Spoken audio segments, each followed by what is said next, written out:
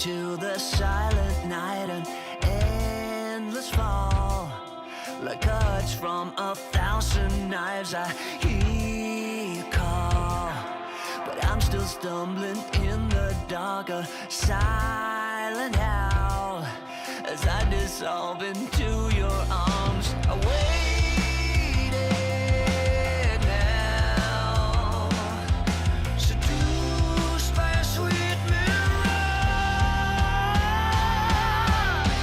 We could leave or we could stay, sedate or stay wide awake. I can't do this anymore, it's hurting like it never has before. We could leave or we could stay, sedate or stay wide awake.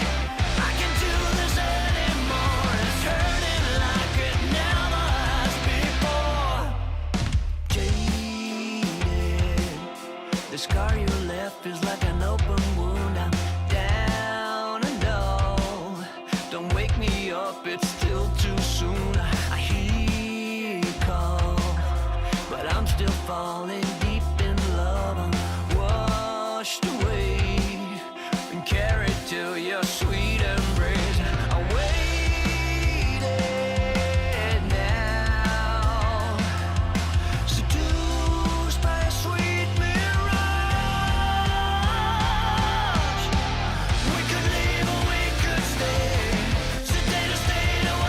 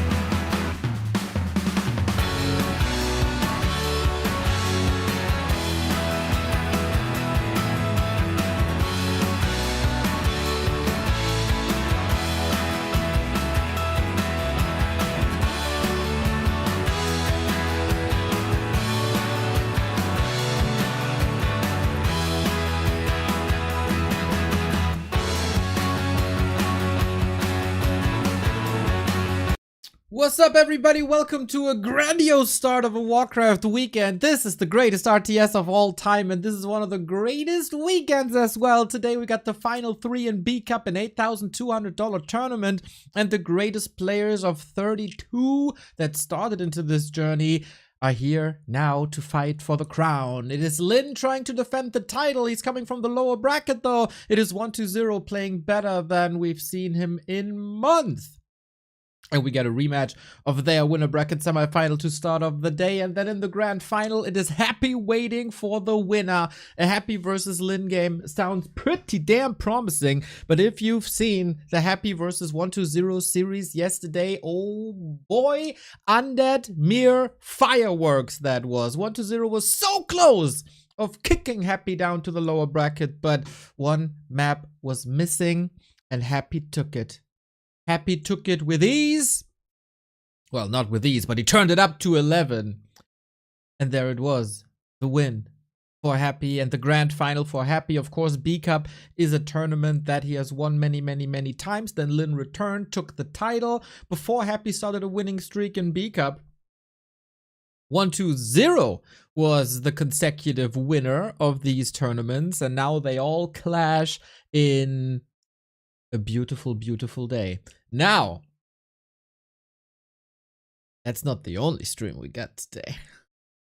We got the W3Champions finals, everybody. I'm prepared already. You know my feeling for the W3Champions finals?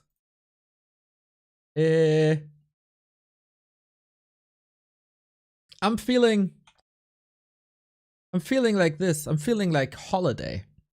Holiday is coming, man. We got Carson coming back here today for the W3Champions finals. We're gonna have Soul 8man back as well under the palm trees at the beach. It's gonna be fantastic as we have so many great gamers. So, the plan for today, Lynn vs 1-0, insane. Winner vs Happy, insane. Starbuck vs Sonic. Death Note vs Pato. Jens vs Tsog. And Cash vs Kraft. And a lower bracket match of W3Champions as well. Boom. That's the schedule for a sunny day. Oh, Ari. What can I say, dude? What can I say? First, subbing himself for 58 months is fantastic. And then 20 gift subs. I know. Your waifu body pillar collection is very important to you, and that you spent that money on subs for us instead of that means the world to me, my friend. Thank you.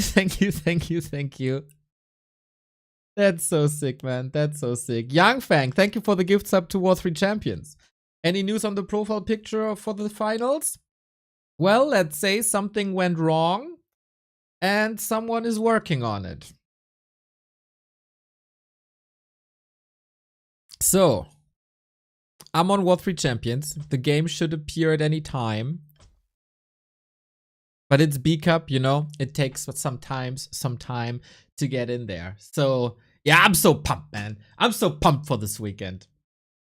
You know, it's my birthday this Sunday.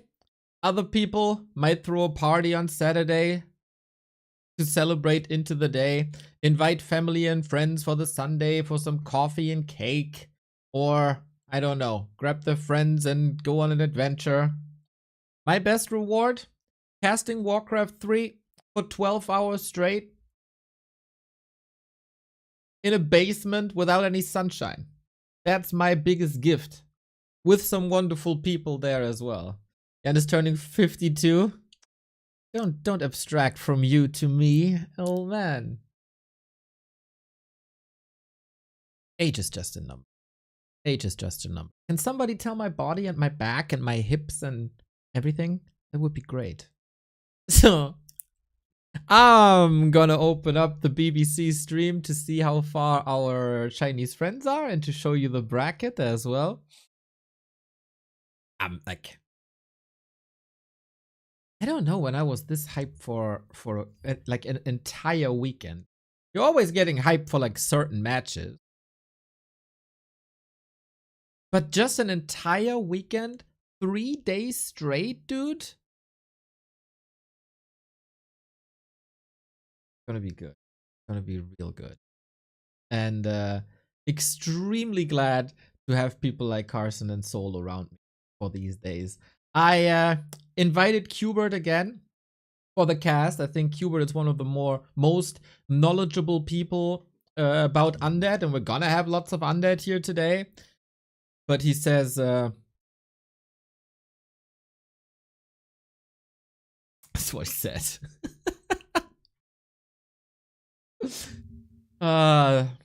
Unbelievable. Unbelievable. So, oh, no, wrong stream.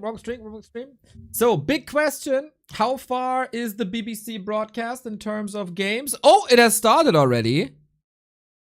Wait a minute. It has started already. Okay, we got to speedrun this a little bit then. Shout out to the BBC broadcast accelerating this a little bit. Then let's take a look. We got Lynn versus 120, and what a match this is. We have the bracket right here. Lynn made it through a group stage against Sini and Tsog. He, of course, was the favorite, went through, no problem. 120 on the other side, dominating this group with cash and focus. In the in the playoff stages then, 120 destroyed the Happy Slayer live, 3-0, easy peasy. Lynn defeated Infi in a banger match, reverse sweep here, sick. And they matched each other already 5 times in the winner bracket semifinal. Now, the rematch, everybody. Will 120 come out on top again as he did in the winner bracket semifinal and challenge Happy again, as we've seen here yesterday in this incredible Undead Mirror? Or will we get the rematch of the last grand final of B Cup 18, which was Happy versus 120? Happy versus Lynn, of course, sorry. On this patch, it is 2-2 between the two. And now, map number 1, everybody. Terraner Stand LV. We're starting off nicely here. Ruffledy Cuts and Dodo with the subs as well. Keep on coming, everybody. Keep on coming. I need a lot of energy for this weekend, and the most energy I can get is via your subs or YouTube memberships when you're watching on YouTube. Here we go. Grand Warcraft, a start to an epic weekend. Oh, little production. You hear? Forge, not public test realm, regular. Here we go. Okay, boom! It is in B Cup. Best of 7. First to 4. Whoever wins 4 maps is in the grand final. Lots of money on the line, lots of bragging rights on the line, and of course, an exclamation mark prior to the Dolphin Super League that is starting tomorrow. Who comes out on top in that regard? We got 120 on the left-hand side versus Lynn on the right-hand side. Lynn, since he was relegated to the lower bracket by 120, has just destroyed people with ease. 3-1 versus Kaho, 4-1 versus Lawliot. There was no chance for anyone in his way. 2 former teammates, Team ELL. The L was eer0 and Lynn, and the other was Lawliot, of course. Also at newbie. But that's a long time ago. We got a DK. We got a ghoul opener. 120 surprised us all. When was it? Wednesday? By playing Tet Fiends versus Lynn. I don't really know if we will see that again. We got Terraner Stand and no Dreadlord. I got no clue how Terraner Stand plays out. I feel like the Blade Master should have a solid time creeping in the middle or just harassing, whatever it is. But yeah, standard opening thus far.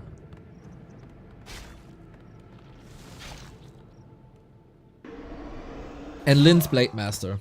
What a force to be reckoned with. To be honest, guys, I think Lynn could have defeated Kaho and Lawliot with Blade Master only. That's how good his Blade Master was. Like, that damn good. If he plays a Blade Master like this versus 120, it's gonna be incredibly difficult for 120 to take this series again. But 120 surprised me many, many times this tournament. He did so in the quarterfinal, in the semifinal. His performance yesterday was also better than expected.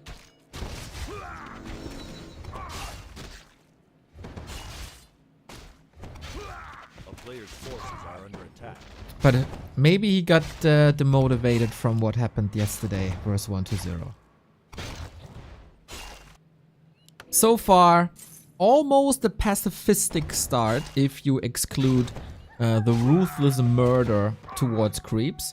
Lynn, I think he very much loves the Blade Master. He sometimes voiced a bit of frustration that it's so item dependent. For now, Gloves of Haste will boost his damage, but nothing for the big red numbers yet. Grunt Scout, last hit, nice attention to detail. 120 clears the big camp for the item, so the Blade Master can't steal it, blasting through the coils, but Lynn is here. And this is exactly what made him so strong in the lower bracket. These timings, reading opponents' creep routes. Oh, snack the Tome of Agility here, eh?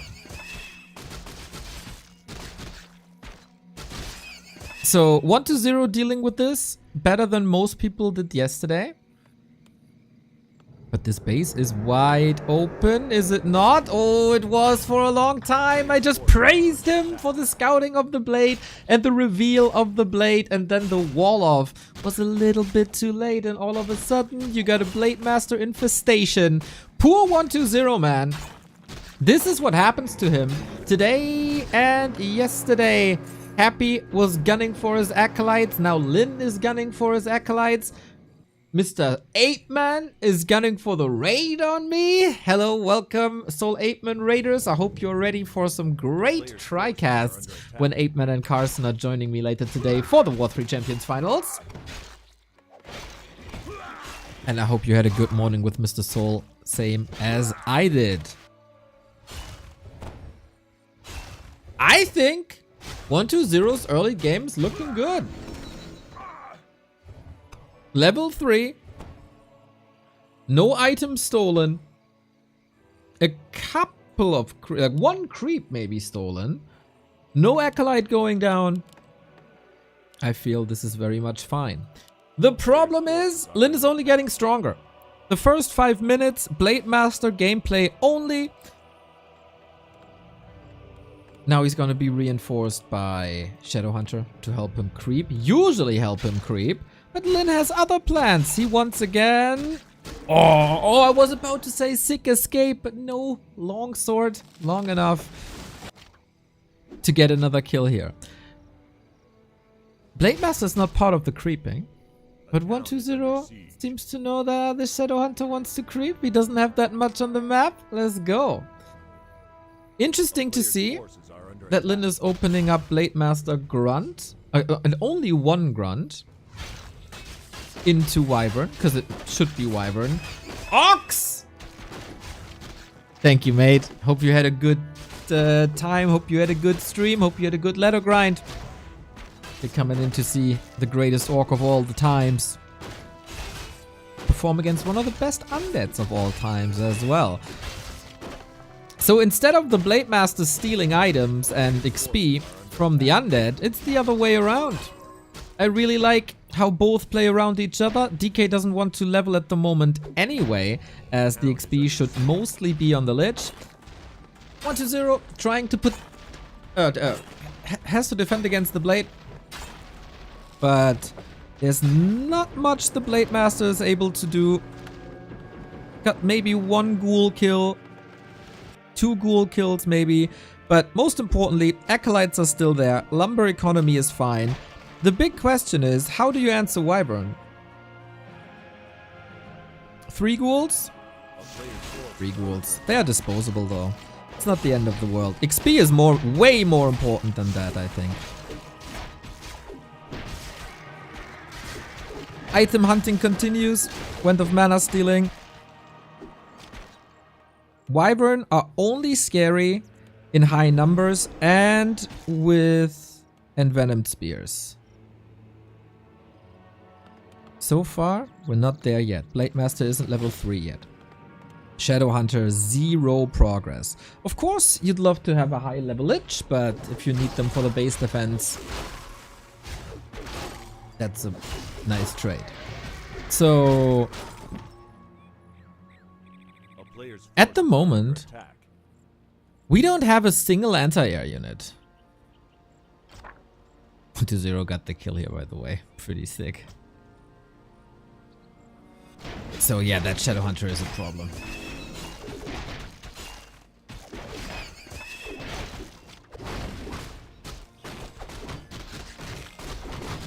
What's the anti-air solution? Just Nova and Destroyers then? Ooh, behind enemy lines. 1-0 is kinda close. Shadowhunter gets Rune Bracers. Amazing defensive item for Lynn. Oh, he's anticipating this. With towers coming in, but he probably anticipated Wyvern. Not a dropping Blade Master, so... Yeah, who stuck you with whom is the question. I think you can see the excellence of both players very, very early on in this series. For the entire day, we will have to raise the question how good Lynn's stamina is. Can he endure 2 long best of 7 series?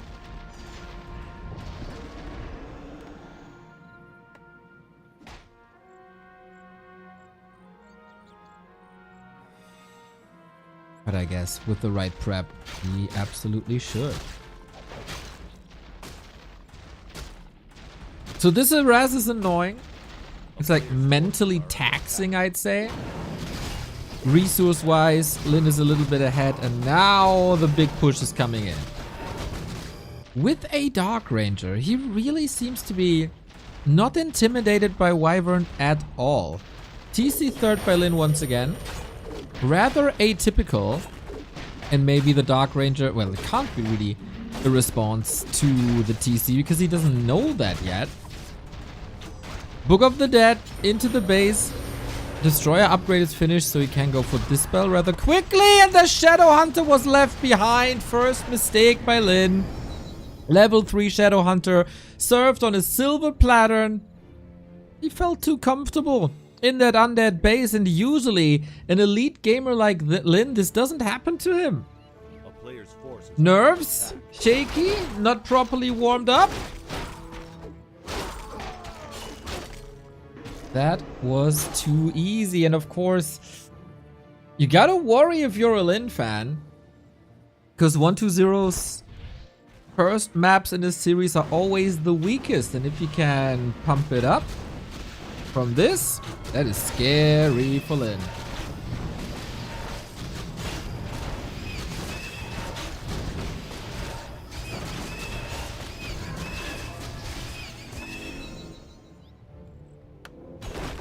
Can you save it somehow?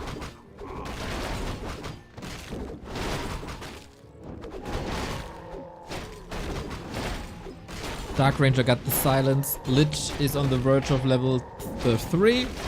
Expansion is coming in. Lynn needs a little bit of a miracle.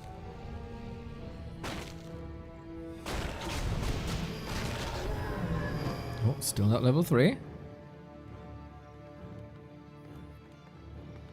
At least there's the cement upgrade Shadowhunter being caught in the altar. That's rough. We have spikes, so ghouls are getting hurt. How fascinating that is. Wyvern on tier 3. One of the best units you can have. And all that apparently 1-2-0 needs is 1 Garg. Oh, split second, but the Shadowhunter, he's trapped. He's trapped. Oh my god. Now the town portal. 1-2-0 realizes he can't get out. Silence though. There is no heal wave, and it is not even a TP. It's only a tele staff. Disastrous game for Lynn to open up the series. And I think nobody could have seen that coming, huh?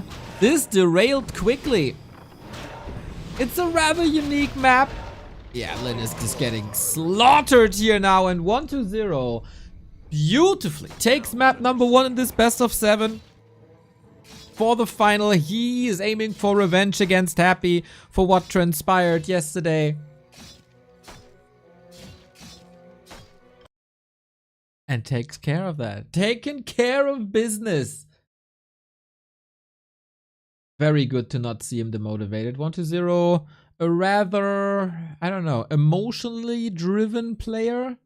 Thriving on momentum. So if things go well, he does outstandingly well. If things don't go his way, he oftentimes falls into a slump for a couple of months. Here, beautiful start to this. Like, outstanding start. Nicely shutting down the Shadowhunter creep. And Lynn not on point yet. Lynn not on point yet at all. But this just been 25% of the way. Maybe it's a bad omen for 1-0 to have a good start, as usually he accelerates the longer the series goes. And surprise to me, we already have the game started. There we go. Yeah, this Shadowhunter was a disaster. And Shadowhunter is a backbone. The Wyvern didn't really do any big economy harasses, nor did they accelerate creeping too much, nor were they able to pick up ghouls. I really like Lynn's Blade Master play. It looks like it's working well, but not well enough. The recent results between them, by the way, 3-2, 3-2, 2 and 1. So whenever they meet each other, they go full distance, at least in recent past. Thank you, by the way, for supporting us with the Opera GX downloads. Sponsor of the month. You appreciate it. You support it. Exclamation mark Opera GX. Well, well, well then. Lynn, of course, has shown the world that he's a comeback monster as well. It was the winner bracket quarterfinal, start of the series, 0-2 versus Infi, and then he just switched it up. And then he just decided, Infi, it's time to die.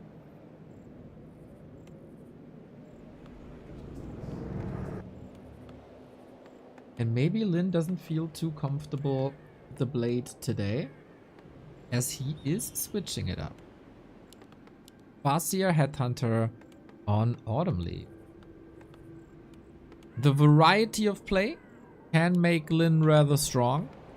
It can just be the same old strat that we have seen before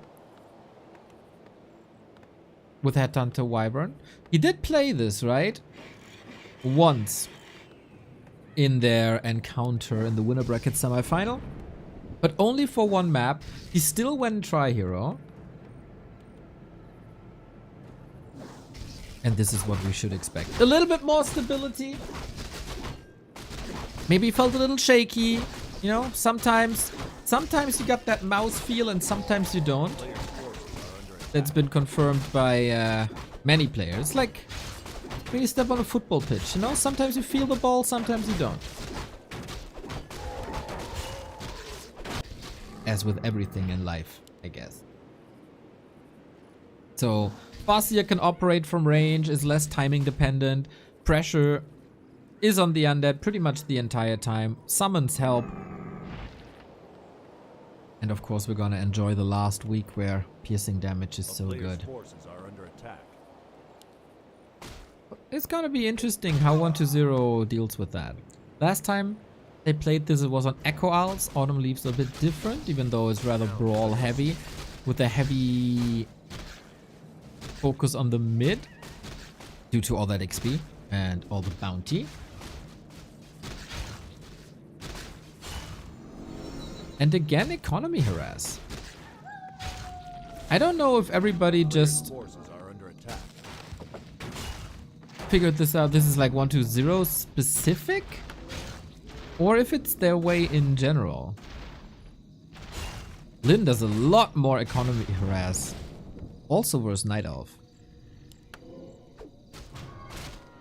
But it's also rather natural. It's just a pattern that stands out recently. Shop edit now, because there's no damage on the Farseer, so you can edit at a convenient time.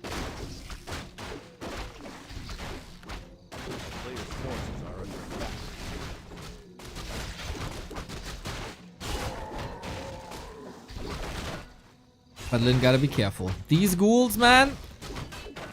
Little mischiefs. Can they get this around? Ooh, with the help of the area of the dudettes of the little Rockies. That's one kill, but Chain Lightning also gets one. Gets two, actually.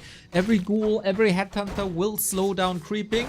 Troll throws an end snare. This happened to 120 yesterday against Happy, where Happy beautifully manipulated the Murloc, no, the Troll also, to throw a net at the most inconvenient time. Heroes are killing each other. Chain Lightning to kill the ghoul before the coil arrives. With that, it's a deny on that side. Don't tell me he saves this one. Has to invest the coil to get the grunt, so that's 200 gold gone, a chunk of experience. But so many ghouls falling. Headhunter grunt as well, but the damage is still on the field for Lynn. Beautifully executed. Farseer is very hurt though. So map control will remain with 120. Can then accelerate to level 3. And if he doubles down with the Dark Ranger. Oh, careful, buddy. If he gets level 3 and throws the coil, Farseer is dead. Didn't get level 3 though. Whoo.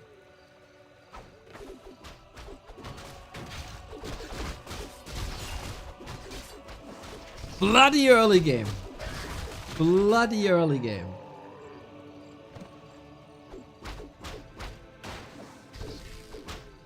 And this is exactly what we want to see from these two, right? Fight forever.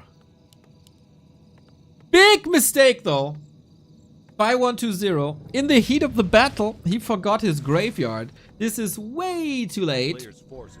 Graveyard means you can't build a slaughterhouse. He prioritized the Lich, no Dark Ranger double down, and he prioritized the tech. But the tech is already at 1/3. That is not good at all. Lynn on the other side, teching to tier 3. And the Shadow Hunter is here for some mid-map creeping, I'd say. Without the Lich, without any support, what can you really do if you're 120? Waltz off now. Waiting for his tier 3 again. Third hero should surely be the Dark Ranger. He's not one to play Alchemist much, from what we've seen.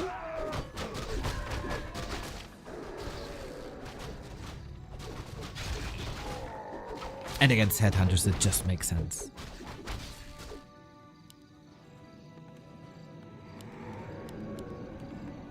We won't have too many ghouls for the Ghoul Frenzy timing. A TC still has a lot to creep.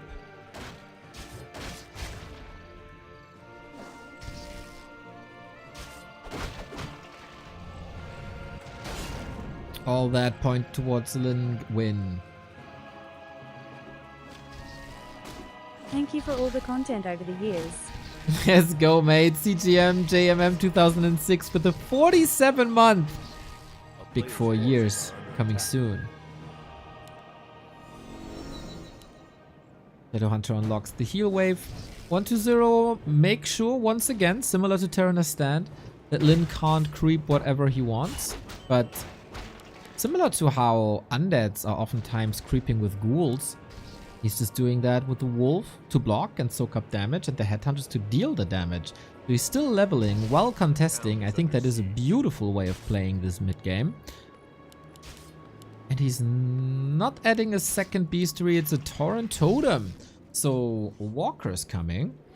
And maybe even Torrent, because tier 3 is unlocked there as well. So if 120 decides that Fiends are good, or even Ghouls, man, anything on the ground should be countered by Lynn.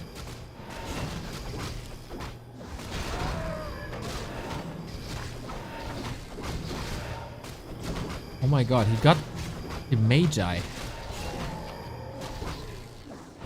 Holy moly, chain lightning. That Lich is very hard.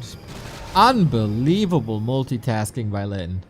Jesus.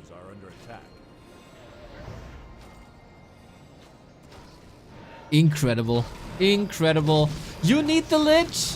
You need the Lich. Keep up the good work. Thank you, Boo Boo. Thank you for the 4 months. Yeah, you need the Lich on a high level. Dark Ranger trying to salvage things now. We got the first Wyvern for the damage, and he is indeed going Tauren. No Pulverize just yet, but they always have their built-in mini Pulverize. So, AoE damage from Tauren, TC, and Farseer on the ground against ghouls. I think you have to go for, like, you have to go heavy into Destroyers and then pray. That's what you can do. It is looking extraordinary for Lynn. Both games that we've seen, rather one-sided. Here comes the Tauren. And how do you successfully deal with that when you don't have that many Destroyers, when you don't have a high-level Coil Nova?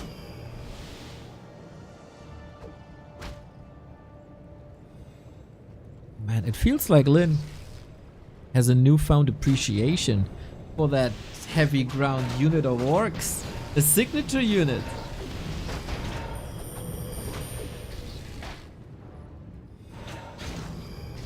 Good to see Lynn striking back. In dominant fashion. Man, I know, like a lot of people, me included, probably fancy Blade Master play more. It's just more explosive. Big red numbers. More elegant. Like the sword dance style that a lot of people like. But this Farseer play worked out really well. From start to finish, really. Level 2, finally. But the TC controls everything. Always threatening a storm. Dark Ranger doesn't have silence yet. There's nothing really happening in the base that 1-0 can look forward to. Now we got the silence. Big level up. Still waiting for the bigger Nova.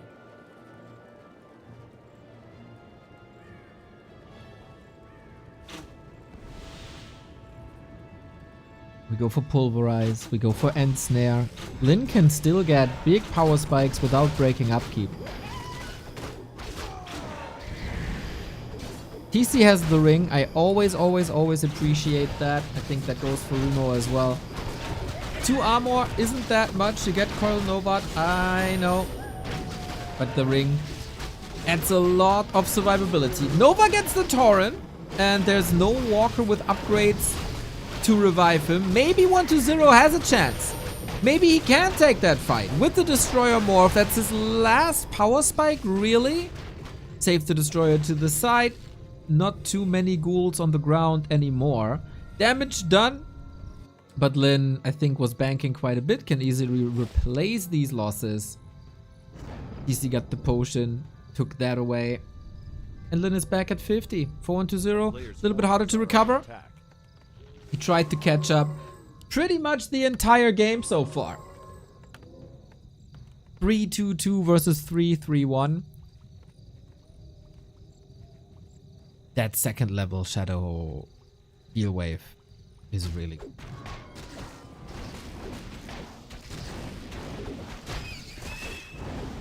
Lynn has a wide variety of interesting builds these days. Mixing in Tauren versus Night Elf, now versus Orc. Switching between Blade Master and Farseer. Oh, Shadow? Not again, brother. Not again.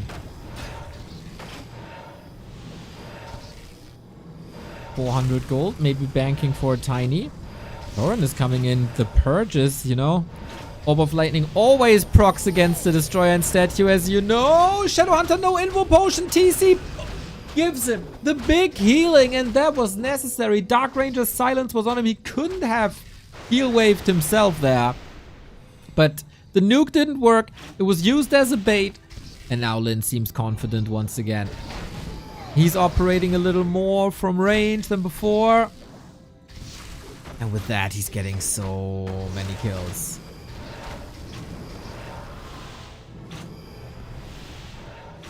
2 ghouls and a statue, I think.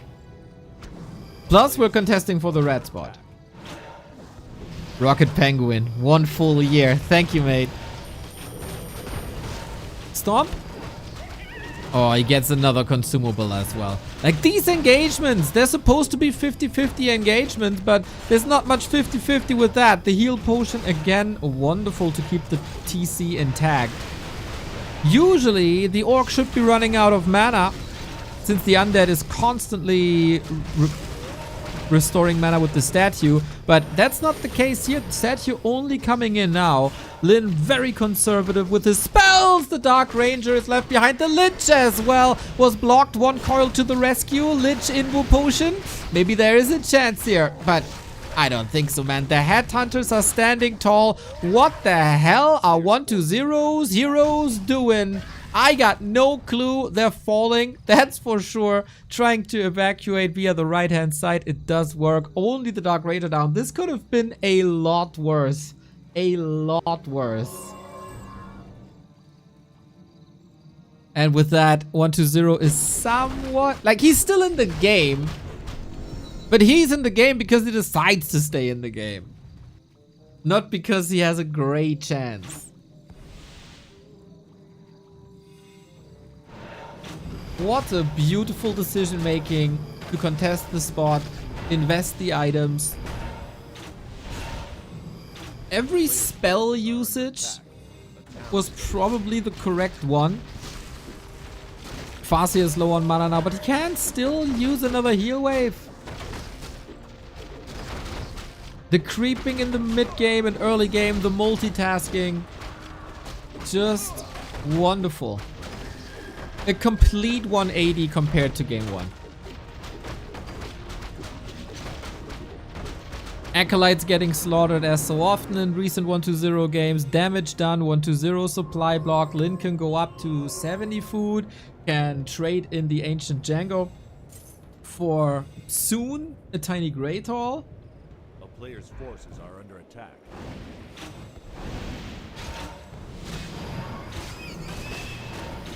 Levels just way above, man.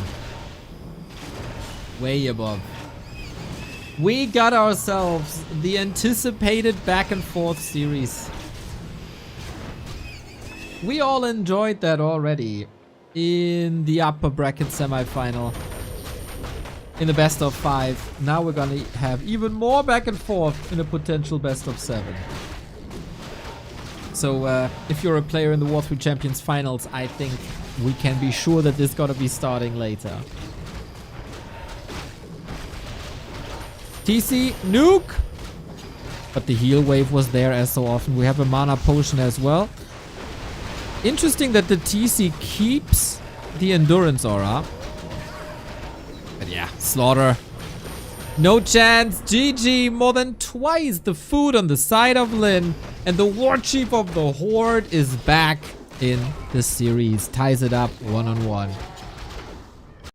Not the greatest 1-2-0 series of all time, but that was just the first loser's pick of Lynn. It was supposed to be a dominant... He found it 10 seconds ago. Oh, I thought it was still the one from before. Sorry. Young Fang, thank you for another 5 gifties. Didn't you say yesterday that you have to stop because you're at 69? You lost that 69. 75 now. IMO. Very good number as well. Truly a backbone recently. Thank you, Young Fang.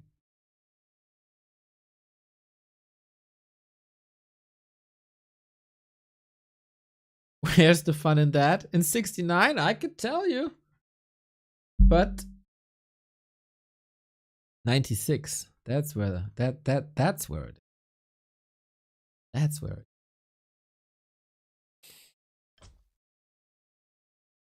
A damn great series. Nicely playing into each other, countering each other. They know each other so well as well. I think they're oftentimes streaming together, practicing together.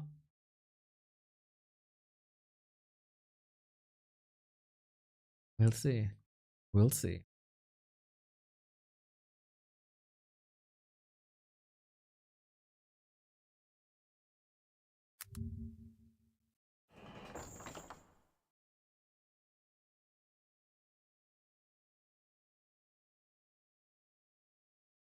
We have a little bit of a prediction game for the War3Champions finals that are coming up later today.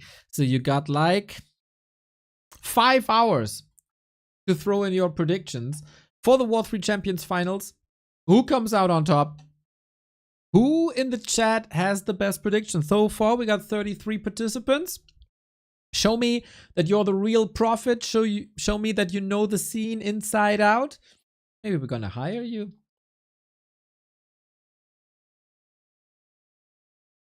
We'll see about that.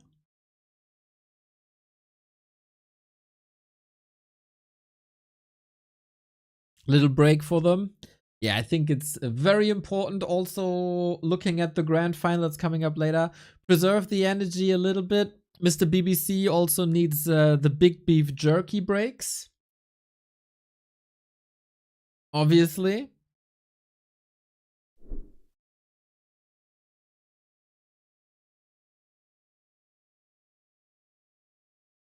Oh, I can report, by the way. Very, very happy to report. Miss Noisy is back for the grand final. She couldn't be bothered for the past 2 days. But Miss Noisy is indeed back for the grand final, as it should be. How can a B Cup have a grand final without Miss Noisy? Welcome back. She seems pleased. And again, the haircut. Absolutely lovely. Mr. Magic Yang is still frowning. Not frowning. Gleeing over Lynn's play here, explaining the plays inside and out. And Mr. BBC is looking forward to his next beef jerky. Mr. Z, thank you for the Prime. Thank you for the 2 month. We love Prime subs. We gladly take your Prime subs. If you have Amazon Prime and it's connected to your Twitch, you can sub to 1 channel per month for free. And if that's us, that's very, very generous. Protects you from ads like this.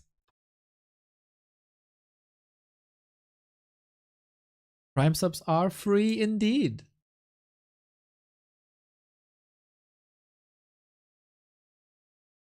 In case you don't know what to do with your Friday, we got you covered. We got you covered with the 2 games here at the B Cup, and we got you covered with 5 games in the War3Champions finals. Starbuck vs Sonic, Pato vs Death Note, as well as that lower bracket round. And then we got Jens vs Tsog, Cash vs Craft. That lower bracket round will be played tomorrow, as we have 3 days of the War3Champions finals with Carson, Soul 8-Man, starting today, 7 p.m. Who's the best player on the War3Champions platform? Western-centric tournament. We'll see. Pan Taco Cat! Much love, mate. No ads for me. How nice. How nice! Some support for me. How nice! Starbuck easy, Starbuck easy. Don't you dare underestimate Jens. eer0 from Chile coming in to counter. Who says Starbuck isn't what? The man is a monster?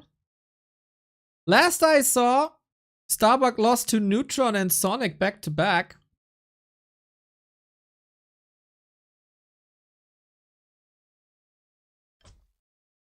That's just what I saw.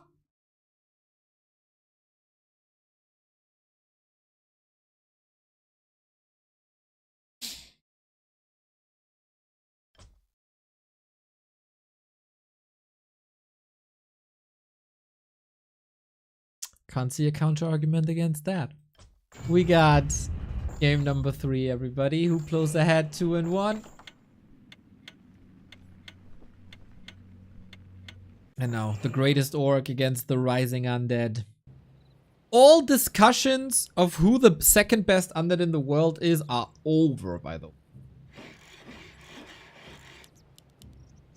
There was a time where Labby was seriously challenging 1-0 for the title. That was a good Labby time and great Labby shape, alongside 1-0 being in a little bit of a slump.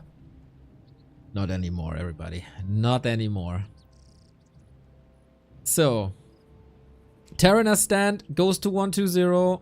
Autumn leaves goes to Lynn. Both win their games in impressive fashion.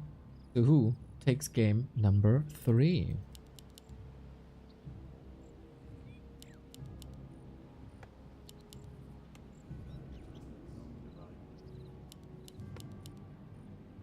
One to 0 right hand side. We always have to be on the lookout on some cheeky, cheesy plays. 1-0 has played Ted Fiends before. It's not unknown for 1-0 to go for a Dreadlord in very specific cases. And a lower bracket final where everything is on the line might be a bit risky for that.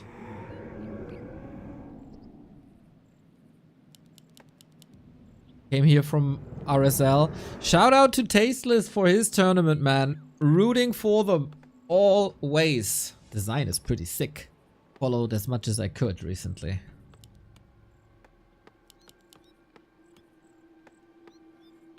So while we have no surprises on 1-0's side and he sticks with the DK and the ghouls, Lynn also sticks with the Farseer and Headhunter. This is something he played in the upper bracket versus 1-2-0.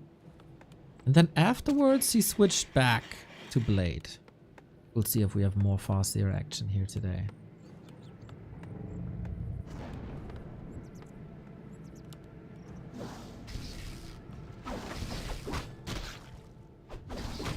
Ooh, Expo play.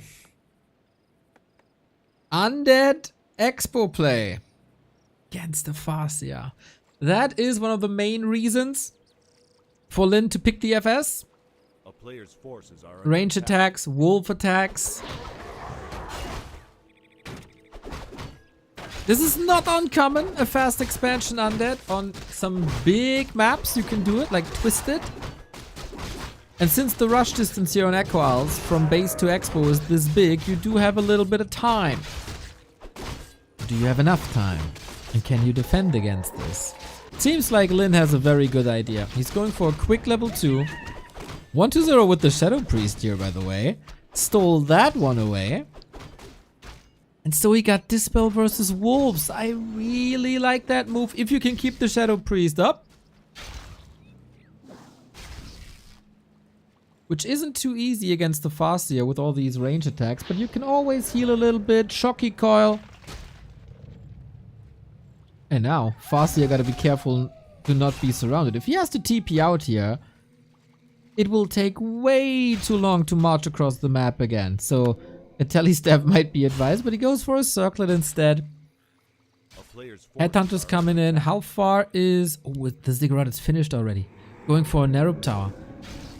The prime target is, of course, the gold mine. But with the Farseer this hurt, how much can you really do? Constantly tag in the Farseer, so no damage coming out from there. Grunt almost dead. Headhunter not much damage. The main unit is the wolves at the moment, and these wolves might just be enough, and it is. At what cost? Grunt down. Headhunter chased as well. 2 units. Farseer health also down the dumpster. And the Haunted was just started, right?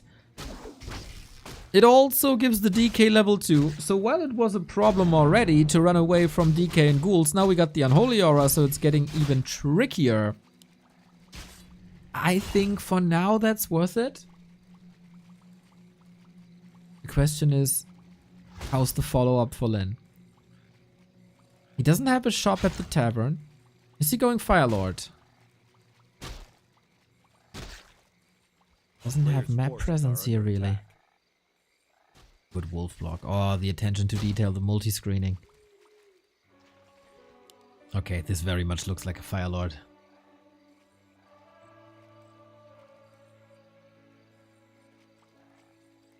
Off we go. Oh man, does it hurt 1-0 that his Shadow Priest is gone. But it cost Lynn a Chain Lightning and a lot of time, so... Yes, it's worth it. Can the ghouls defend here now?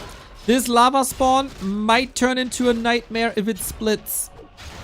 Farseer Still has a TP. Coil slowed. Frostborn hungers. Farseer gone, but he needs to cancel the expansion a second time. And he will. There is a lot of ghouls, but again, the question at what cost? You can't get the Fire Lord out here. Surrounded, killed, extra XP.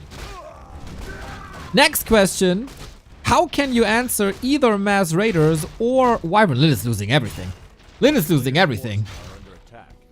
These Headhunters, again, easy kills.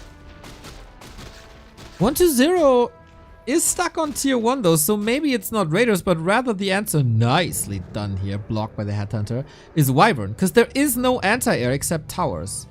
That's probably the only thing that Lynn has left. But he's seriously saving this. A town is under siege.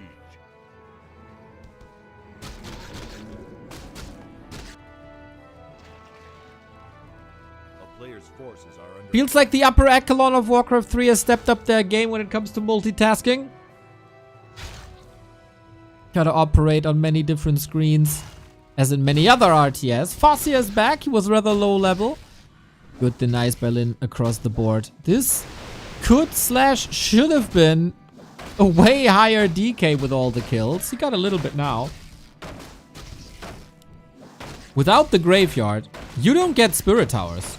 And without spirit towers, you really have no damage against air. Lynn can still win this with Wyvern.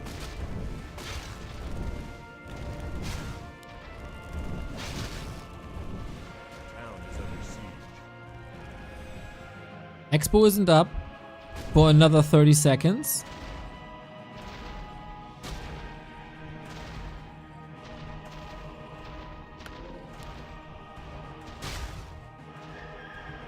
We only got 2 though.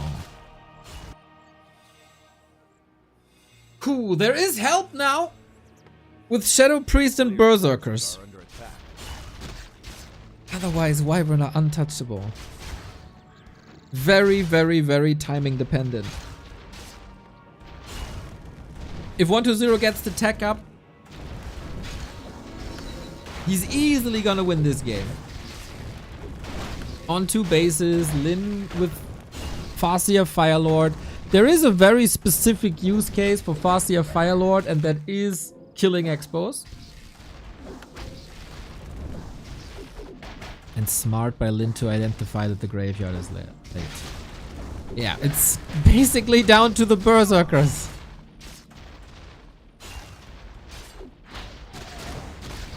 Can they be sniped from Lynn's side? First Wyvern down. I feel like that shouldn't really happen. But it's level 2 coil now. Graveyard again. Actually surprised that he didn't build it at the expo. And 120 is stabilizing. Clock is ticking. A town is under siege.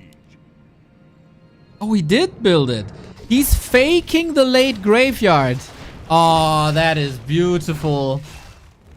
Nice little mind games between them. Helps to wall off a bit as well, I reckon. That is incredible. And Yellen is falling for it. He's sacrificing so much damage on that graveyard, thinking he can block the tech tree for 120. And then he can't. Great. Like mastermind RTS. A little bit of a charade by both of the players. Or by 120 here in this case. And now Lynn is gonna see, whoops, this up. Can go Gargoyles, can go Wyvern. That can go Wyvern, can go Fiends. Can go Spirit Towers, can go Lich. Phenomenal. Player's forces are under attack. Really good recovery. This game wasn't a knife edge for a little bit, but Lynn had to invest a lot to cancel the expansion the first time. Wolves chasing. Oh, now the combo of Nerup Tower for the slow and Spirit Tower for the damage. Every tower defense player would be pleased to see this. For the second cancel, he had to give up on his heroes. Then there was no third cancel anymore. He did good damage in the main. Try it with Wyvern as much as you can. But yeah, Lich and Fiends it is. As Lynn aiming for the last switch.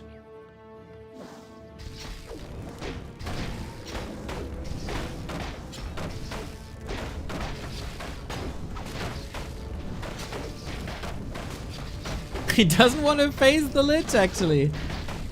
Hold. So much damage by Lynn. Can he hold? He has the resources. And yeah, ghouls are cleaning up the raiders. It is a supply lead for Lynn, but for how long? And how does this scale? He is on 1 base. He's not competitive. He doesn't have tier 3.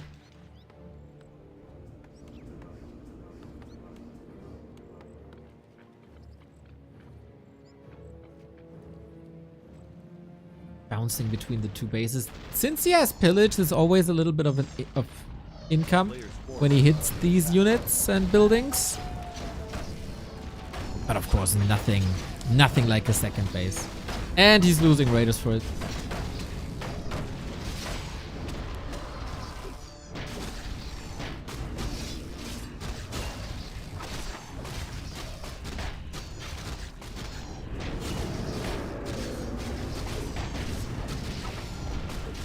And yeah, now that Web is online. Not that Lynn is not getting any kills. But you see the writing on the wall. With a big fat adding. The XXL version.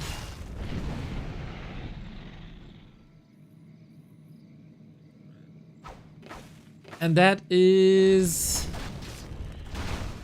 the nature of the series. 1-0 wins the neutral map, then Lynn takes his loser's map. Now 1-0 takes his loser's map. It is fascinating that Lynn is getting so many kills. Ensnare, surround, kill. Strength of the ghouls. Maybe 1-0 should have gone for a wand of negation or something. But yeah, if it's only raiders, you can't outsmart 1-0 in those situations, I feel.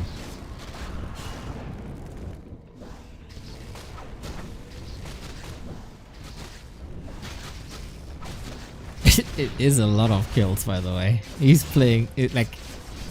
Lynn is doing as good as he can. Lesser orcs would have tapped out. Lesser orcs would have given up already.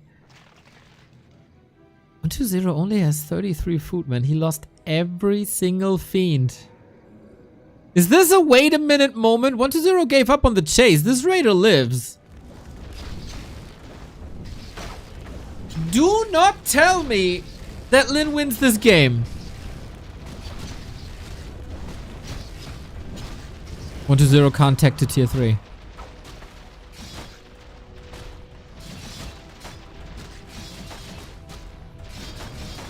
The shop. Ooh, almost gone. Double mana potion. Every ensnare leads to a kill. For the most part. We have frost armor now, which is great to slow down raiders. For the kills. With no shop, you can't get statues. Lich! You gotta save these statues. You can't build them back. Oh my god.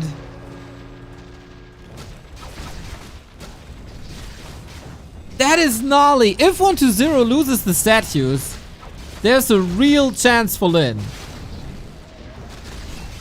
Otherwise, heroes might be able to deal with it. I would love to know how much gold he got with pillage. No more rod, no more potions, no more statues after this one that's alive. And Lynn has a shop up now. I cannot believe my eyes.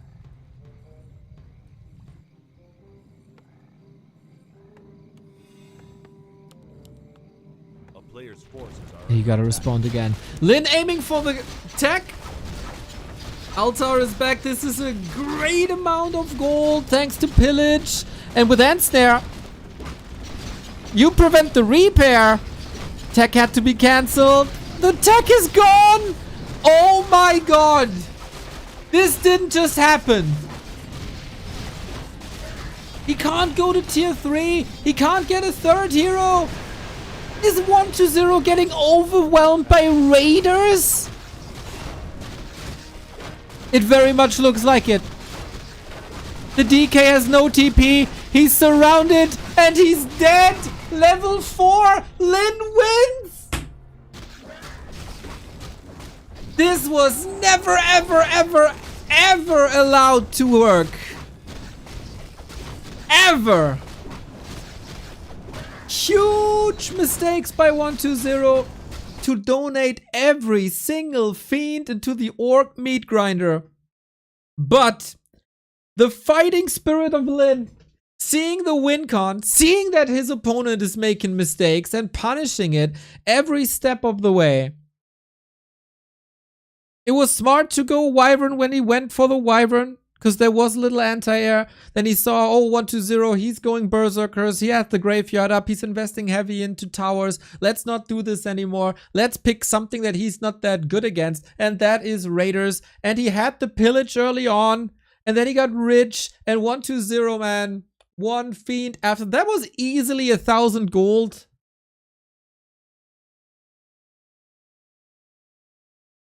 And then he saved so much. And the heroes never spiraled out of control. And Lynn is up 2-1. Huge donation by 120. Thank you, Peanut, for the 180 baht. Entertainment Lynn style. There we go, man. Young Fang with another 5. Holy shit, dude. You're dumping good amounts of money into the channel. Straight to my heart. You know, people say human need like water and oxygen and stuff. I just need sub bombs like this to function. STFU, KK, thanks, bye. Thank you for the 4 years already. 4 Keep it up. years. Freaking great. Goddamn Lynn. No one but Lynn. No orc but Lynn. Grubby in his prime. Grubby in his prime would have done this. Could have done this. But no one else.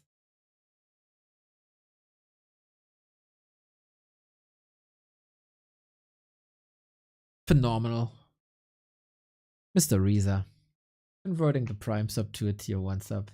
That sounds like you're here to stay, Mr. Reza. Much love. Mirandi, thanks. Thanks for the 3 months. Did you have any success with our DNX Neo. Did you have any success with our pizza sponsorship? That is massively important to me.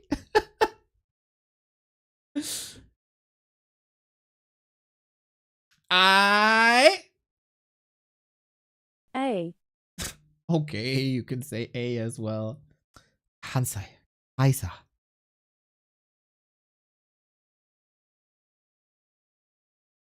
Hey, read that! Miss Lady! Ah, Corn Nuts, thank you for the bits. Dreamy, thank you for the bits. On my way to Europe tomorrow, cutie, if you're free the 18th, go to Amsterdam to meet me. Buskill and Sashaza. Oh, it would be wonderful. It would be wonderful to meet you. Have a good travel. It sounds very tempting. But who wants to meet Buskill? Nah, I'm probably gonna be busy sitting here and yelling at Warcraft people. But you lads in Amsterdam, do some videos, vlog a little bit.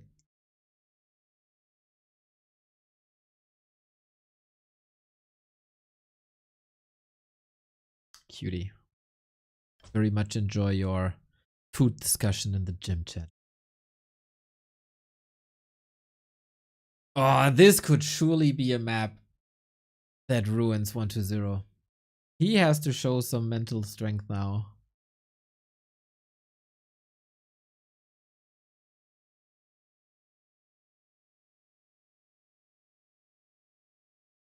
We need a raider emote. You wanted boat emotes for like half a year. And then you got the boat emote and nobody used it.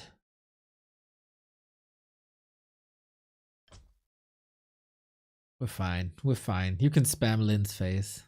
He's never shied away from that playstyle. The good thing is, we will get a great grand final. Happy vs Lynn, happy vs 120, whatever. It's gonna be epic.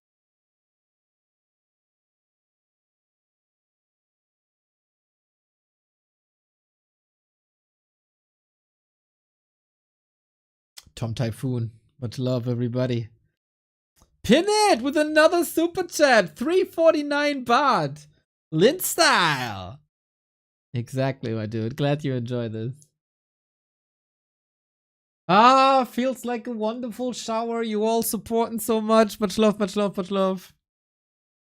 One of the coolest things, we don't have a game. Oh, we have a game. Okay, I was about to say, one of the coolest things in summer.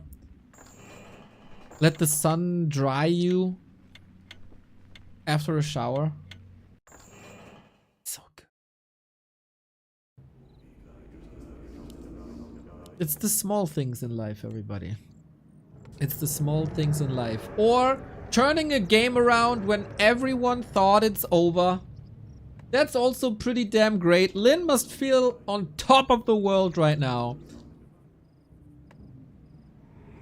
Taking 2 maps back to back, both with the Farseer. So, will he stick with the Farseer, or is this map now an indicator? There we go, Blade Master. We'll see, we'll see, we'll see. Lynn, 2, 120, 1. Let's go, game 4.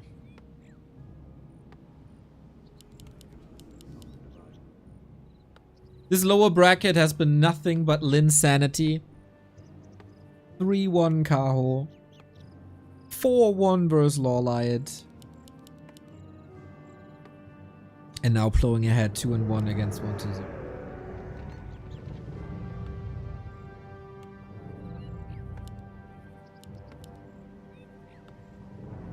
It's another DK. So Lynn is bouncing between Farseer and Blade. Understandable. Always map dependent.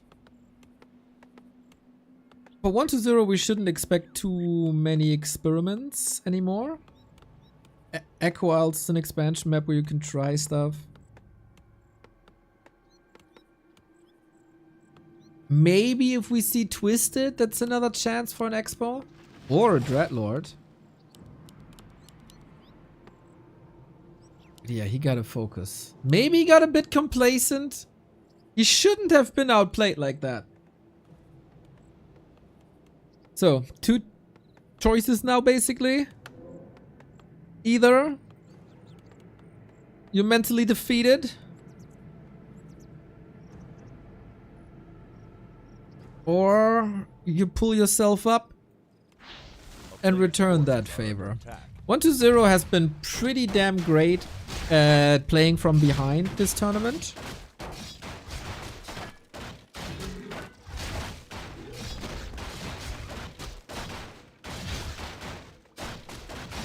And yeah, I said, maybe it's not a good sign that he wins the first map. And it wasn't. But no last hits here for Lynn at the turtle camp. Very nice.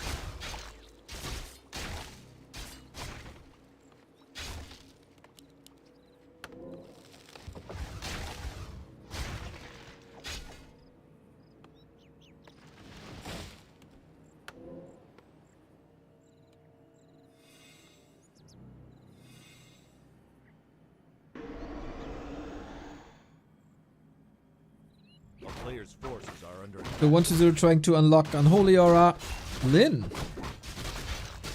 Headhunters. Tech into Headhunters. So far he was not able to get a steal. That is a relatively early commitment to Headhunters, I gotta say. So there might be a reason for this. A lot of players now. Oh, another nice last hit.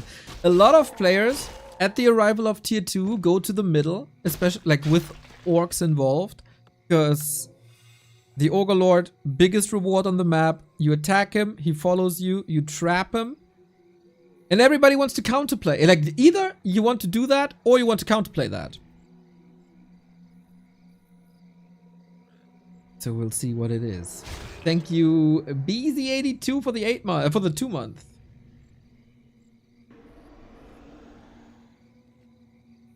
Big push across the map. Lots of ghouls involved.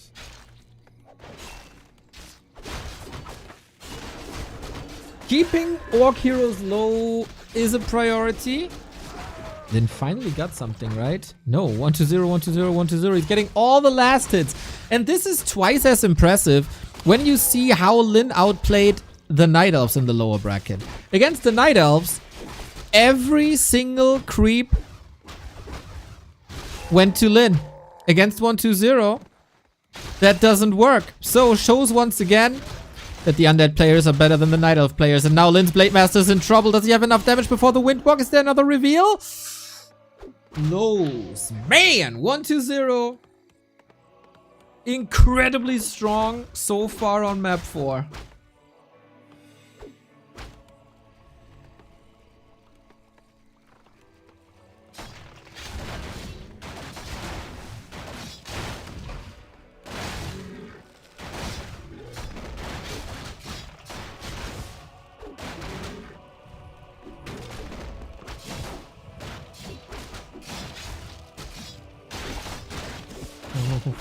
Good heck. So even though there was no last hit by Lynn here, the XP didn't go to the DK either, and that prevents level 3. They are playing a very, very close game here, even though I think 1-2-0 has some solid advantages. This can backfire. Well, the undeads have 13 units, the Night Elves have 4. Well, the Orc has only 1. It can't be an argument then, right?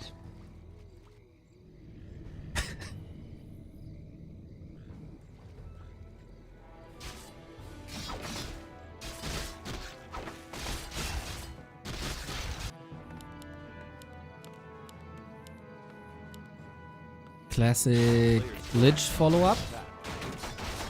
And Lynn? It's an interesting build, isn't it? Headhunter into Wyvern. On this map, Wyvern can give you so much vision. Vision is oftentimes obfuscated by these little tree lines here. When Wyverns are above that, you see a lot. And it's an incredibly disruptive DK. That's the counterplay I mentioned. Like, you really, really, really want the Ogre. But it's so much wasted time. It's 1-1 heroes for Lynn. Forces are under attack. Ridiculous. And now the Lich takes him to the candy shop. Oh no. Not yet. Incredible early game by 1-0.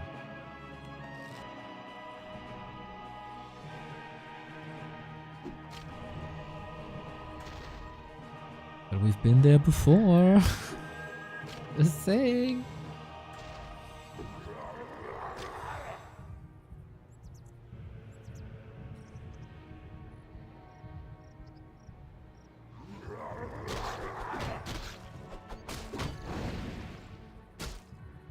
Lynn can't get a foot on the ground here. It's really interesting how they pretty much destroy each other's momentum. In between maps, but also on maps. With one cheeky decision. This is what I mean. Like Wyvern over the tree. So much vision.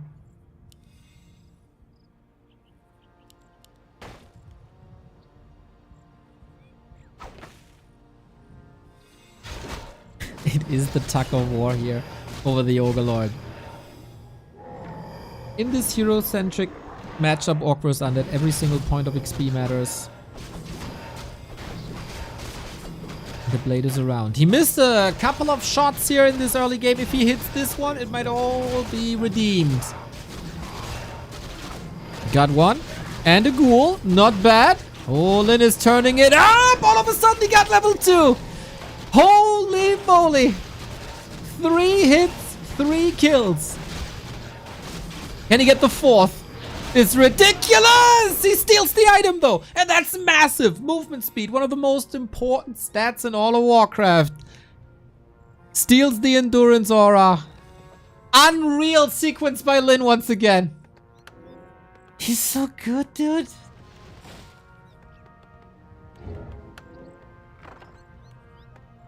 The timings, man.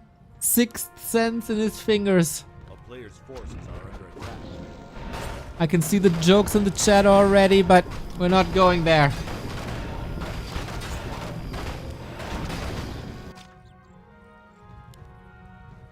Now, we go for the Autumn Leaves build again, huh? Headhunter, Wyvern, Kodo, and Tutoran.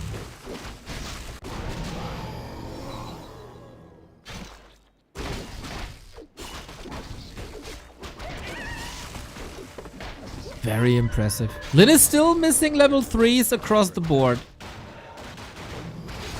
Oh, and he was a little cheap with the reinforced defenses. All of a sudden, great opportunity for 120 to keep Lynn's supply block.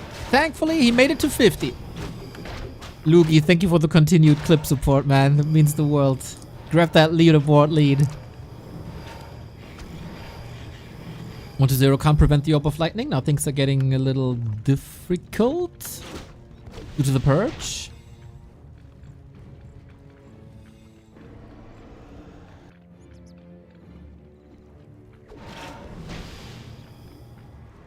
So hero-wise, 120 thanks to the coil 2 should be ahead.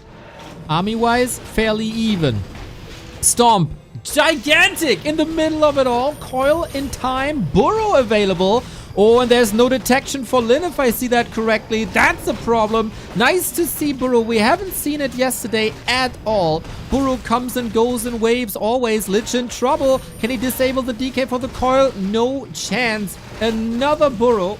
Well, one fiend burrows in the Kodo's back. Statue in the back taken out. Headhunter hurt. Double kill 120. And another web coming out. Silence beautifully placed on the Shadow Hunter, so healing prevented. But now healing is necessary for the Lich. Gets it. Blade Master damage numbers, of course, with critical strike. Not where they want to be. And he's playing cat and mouse with the burrow. Love to see it.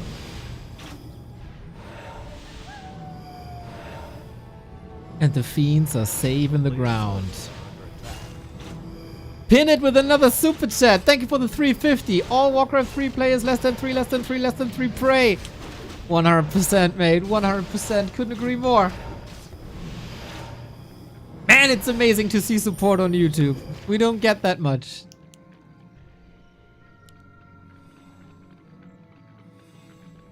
Hell of an exchange by both of the players. Playing around the disables nicely. Dodging shots left and right. 120 ahead now. After getting lots and lots of kills. And again, I have to reiterate. 3 weeks ago, 120 was in competitive no man's land. Round of 8, maybe. And that was the end of the line. Now, looking like one of the best players in the world, which he absolutely is. He's looking like a top 4 player. At least.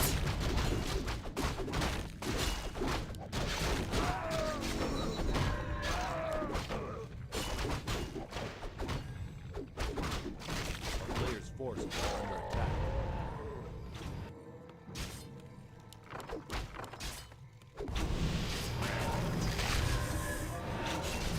We do have level 3s now. It's getting a little sketchy for 120, to be honest. There's not much mana. Lynn's heroes are getting scary, and I love that he appreciates level 2 crit more. So many times I've seen orcs going pretty much nonsensically into Windwalk 2. Sometimes it makes sense, but rarely. When you know that there's a brawl ahead, critical strike is an essential.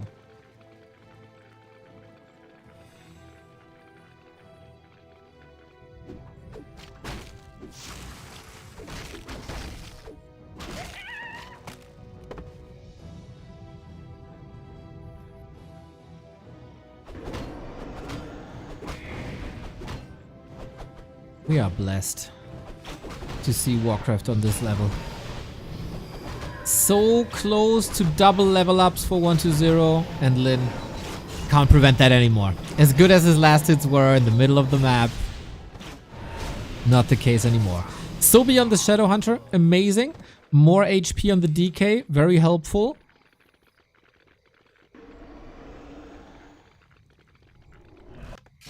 Lynn learned the lesson. He has the cement. He has pulverize. Even working on walkers now. A player's forces are under attack. If this game goes longer, Lynn has a very good shot of taking it. With the late game army comp. Can he land the stomp? Ooh, TC disabled. Nuked! Oh my god, he got him!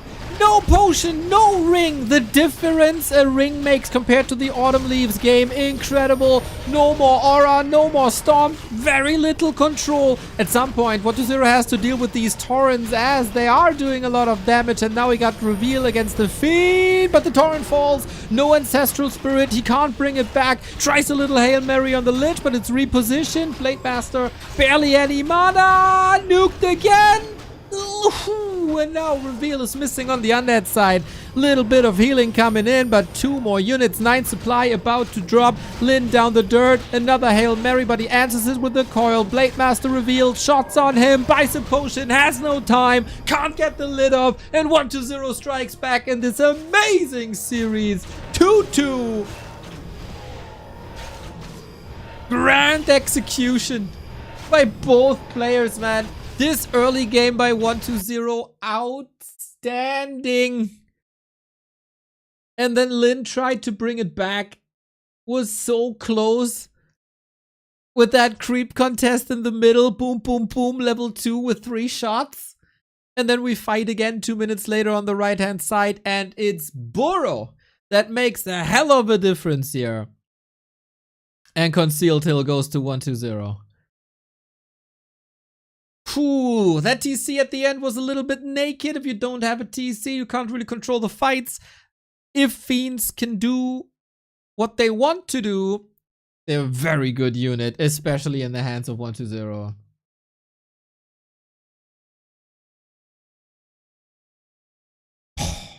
Nasty. Nasty, nasty series. 2 players on eye level for such a long time.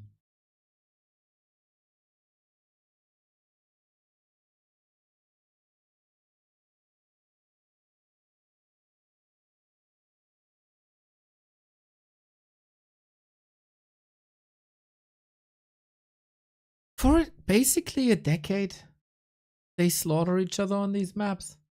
Since the Gold League, it might be 9 years. Lynn was already in 120's way when 120 was on the way to his first World Championship back in 2015, 2016. Eventually 120 overcame, and then in almost every tournament since then, it's these 2 guys. Unreal level of play. Truly appreciate it. I like Lynn's build with the Torrent. I think that's not the mistake. It fights well. It has good sustain. It takes a long time though. And in this game, the early game was just too bad. Do you see that I'm shrinking? My chair lowers a little bit.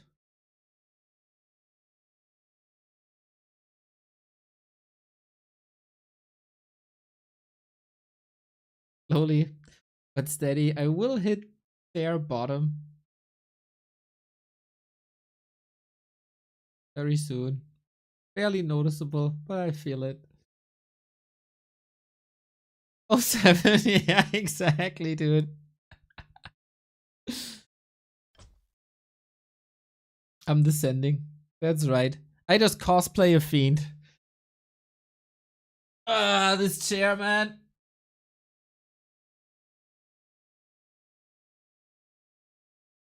After 9 years. slowly giving up on me. It's been a good ride, buddy. It's been a good ride.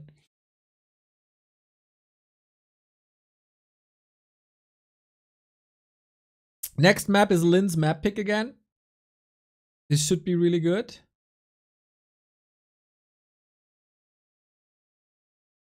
2-2. Whoever claims the next map has match points. But yeah, looks like that is only the first out of 7 series today. And we're off to a good start. Off to a very good start. Since we're streaming a lot today, we need a lot of energy, everybody. And who provides better energy than the sponsor of this month? Rogue Energy. I don't know, guys. Might be a little late for today, but for extended streaming sessions in the future, Rogue Energy got you covered. And you get a 20% discount with the coupon code B2W. Many different flavors. Mix them for all I care. People told me the tiger's blood is really good. I had strawberry kiwi yesterday, cherry before, all the fruits, really nice. Big fan of the hydration formula as well, especially in the summer to give you all the electrolytes you need. And in the evening hours, instead of a little tea, go for the chill formula. Start with a starter kit, get a shaker and some trial packs, and then find your flavor and have it delivered to your doorsteps. Water is good, but if you can add a little flavor and a little bit of power, go try. It's a wonderful partner. We truly appreciate them supporting us in the summer with these long streaming hours. And they're very good lads on the back of this as well. Shout out Rogue, link to that, ! Rogue. And it's very easy to save money. Enter 3 signs B2W and save 20%. Saving money has never been easier, boys.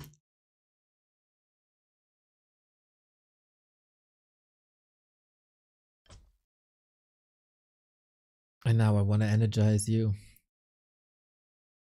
with another game. How about that?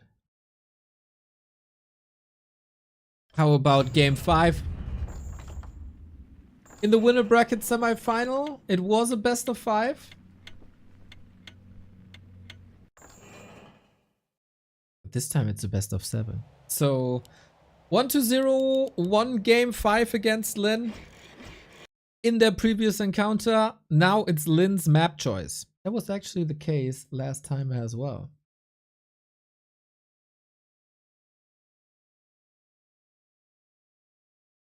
Back-to-back wins. 1-0 had that yesterday.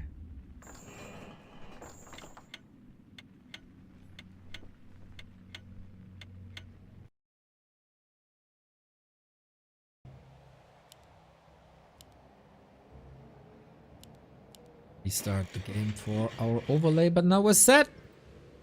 A back and forth series. It comes down to execution on the map. And pretty much nothing else. Who has the better read?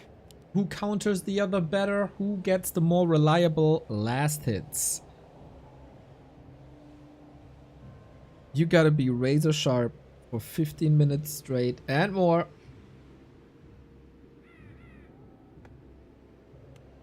First question, what are the heroes? Are we seeing a return to Farseer? That has been the more successful hero today, actually. For 1-0, I don't think any shenanigans are in order. It's really fascinating to see how between them, the mirror is very different compared to the Lynn Happy meta. We don't see any alchemists. We don't see Mass Wyvern, really.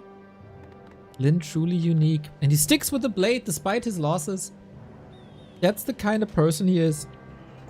Still trust in you when you screwed it up a little bit. It's a good character trait.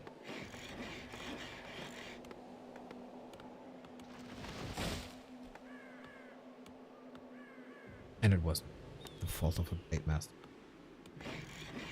We open up with Headhunters this time. So the difference compared to last map is no fast tech. More headhunters, more damage out earlier. Trying to keep the ghouls at bay.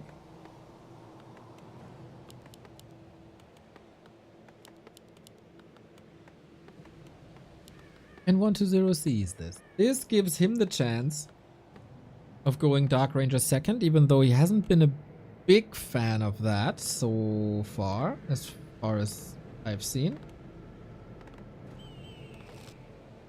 So yeah, it's Blade Master Headhunters, everybody. Players' forces are under attack. Again, without mirror image, actually.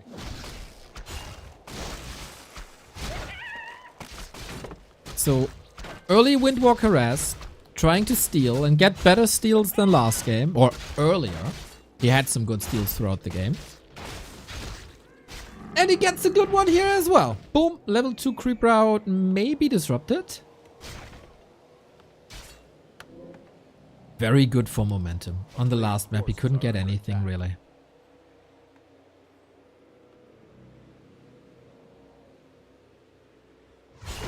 This is gonna be the mini game for the early. In the meantime, we tried to build a little headhunter squad.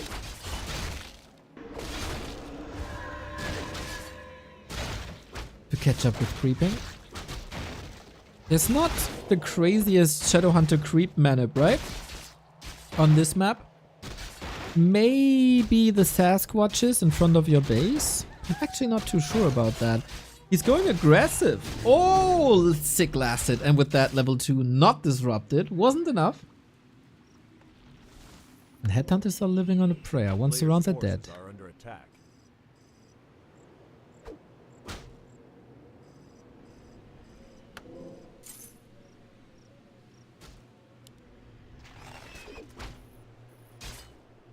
You need headhunters in high numbers. 6 of them, usually the magic number. Lynn stole the item. Yep. That is right.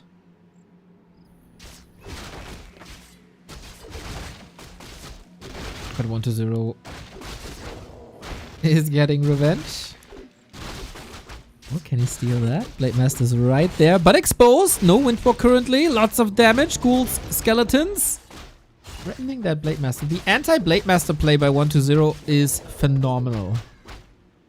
But Lynn got the item again. The stealing magpie. He might not... Oh, wait. He killed the mammoth too. 2 out of 3. Just when I said that it's phenomenal. Lynn shows me, okay, wait a second, buddy. I got some tricks up my sleeve. So yeah, mammoth for Lynn. Items for Lynn. Still level 2.3 on the DK. And early level 3 DK has been his backbone for pretty much the entire tournament. Matchup independent.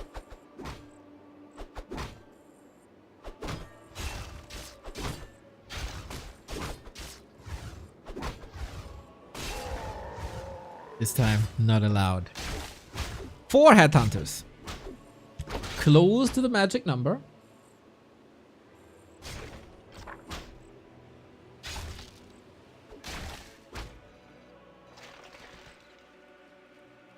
And Shadowhunter is up. Where are we going? What's the camp you want to contest? 120 prioritizes teching. No second hero just yet, while he's not level 3. Under attack.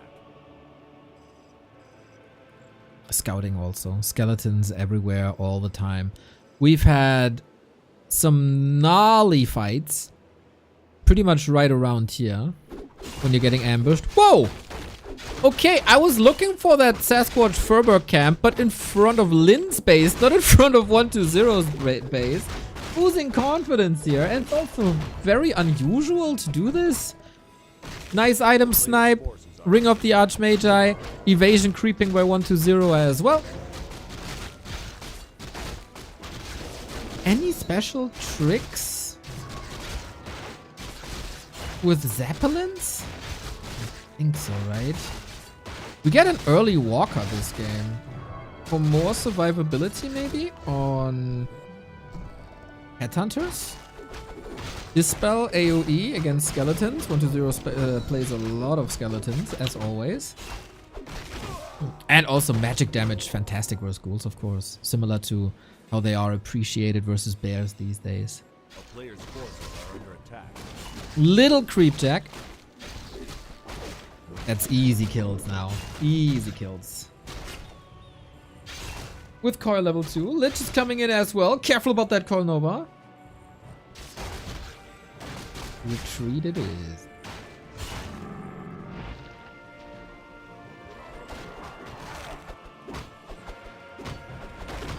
Lynn needs to catch up in levels. Shadowhunter needs to develop some progress as well. And of course we're waiting for the tier 3 on both sides. Isn't it nice when both races are using their full arsenal instead of these tier 2 things that we see in other matchups sometimes? Nonsense. Not a perfect retreat. 1-2-0 cannot... He cannot afford to lose these fiends like he did before. Big mana potion. Super helpful. Shadowhunter makes some progress. Also nice.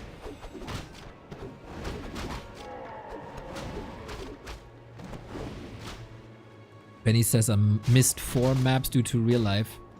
That is a bad excuse. You gotta make sure that when Lynn vs 1-2-0 and Happy are on the menu, there cannot be real life coming in the way. It is poor planning on your part, and I'm personally disappointed in you. Be better. There's 2 months of Super League coming up. You can't be slacking now. Nice last hit. Shadowhunter gets pretty smart. And 1-2-0 aiming for consumables.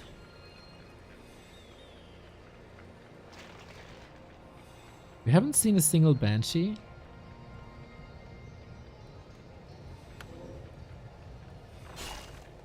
Apparently doesn't need it. Last game, Lynn was crippled a little bit by losing that burrow. There was a chance for doing that now, but it feels like Lynn's build is online a lot earlier.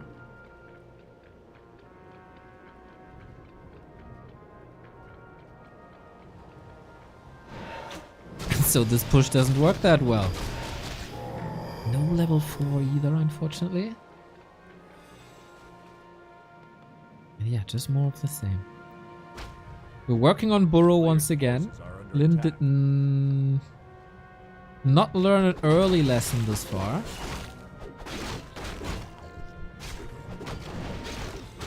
No dust is what I mean by that.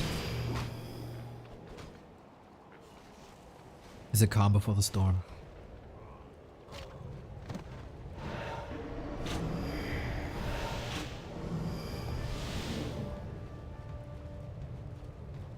Yes, everybody, torrents are meta now. Lynn meta. A player's forces are under attack.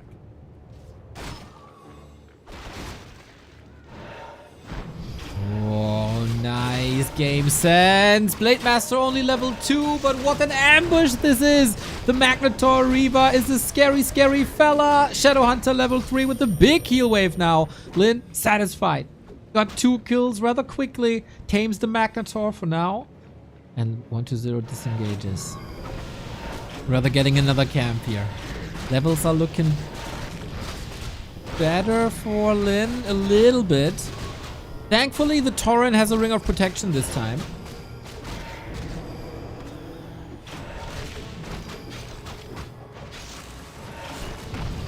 Oh, dodges the stomp with the burrow. Brilliant. Blade Master doesn't have the levels, doesn't have the damage. Being nuked, he is surely the target that's easiest to kill. Position-wise, of course, that is.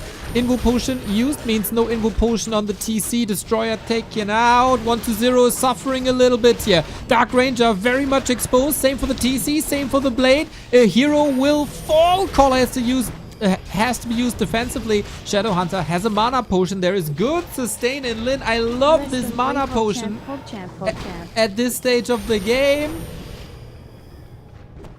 Oh, and 1-2-0 trying to retreat with his tail tucked between the legs. It's not looking great.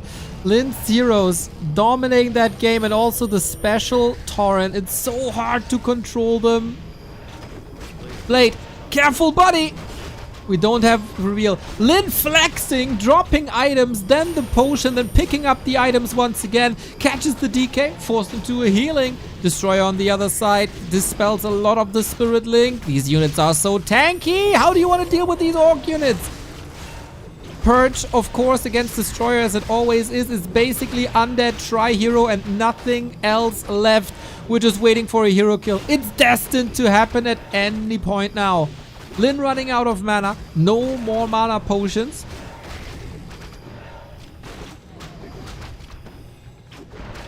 And he gets the better end of the stick. But the Kodo brings a Fiend back. Destroyer suffering here once again. 1-0 getting lots of exit kills, and that's the downside. If you overstay your welcome as an Orc, it's easy to suffer. But he had another Stomp left. One coil onto the Fiend. Critical strike counters that immediately though. And now everything is burrowed and nothing can fight. Dark Ranger presented on a silver platter. We have one coil. Will he use it offensively? Defensively? Blade Master's taking care of the army in the back. Is that enough damage? It is not. The Headhunter blocks at the perfect time and the hero focus doesn't work. Oh, Lynn. What a masterful control. The Blade Master once again. Crit level 2. Fiends healed a little bit. But is this just an all-you-can-eat buffet? Is this now just an all-you-can-eat buffet for Lynn? The control is through the roof, otherworldly, as Orcs are. But both players, man. Both players. Lynn just a tiny bit ahead. A neck-and-neck fight. We do have reveal now. Good improvement compared to that Concealed Hill game. How he keeps the Fiends alive. For the most part. But now it seems like Lynn is overwhelming. Oh, is he overwhelming? Somehow he always has a little bit of mana. Crit for 180. Careful, buddy. Lich still has an Invo Potion. He is so close to level 3. The level 2 Nova could actually change a lot. And now he got it.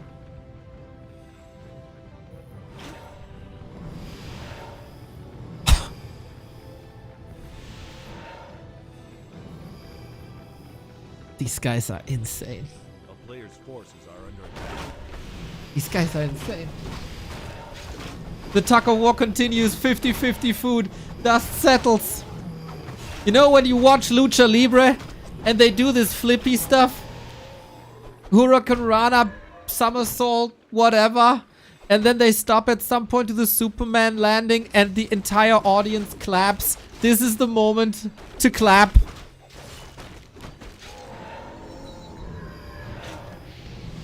But 1-0 isn't done yet. Strength of the statues. 1-0 is facing a brilliant Zora now. On the courtesy of Lynn, he finally got that red spot. This is what was contested pretty much the entire time. And the first fight was hard enough. And now there's constant passive mana regeneration on the Orc side. DK far forward, oftentimes used as the bait. The Fiend micro again. Best in the world. Blade down! Oh my god! B2W rip! At what cost is the question? Oh, this is a problem. Lynn can't get him back from the tavern. Okay, but it's a clear sign of retreat. Ooh, that Coil Nova. Coil Nova out of nowhere. And again, Superman landing of the two. Back at 50 food. The entire north is up for the taking. All the fights happened in the south, so this is juicy, juicy, juicy experience for 1-0 now. Close to 4-4-3 is Lynn. Will Lynn allow these camps for 1-0? Doesn't look like it. Game sense, of course you're going creeping.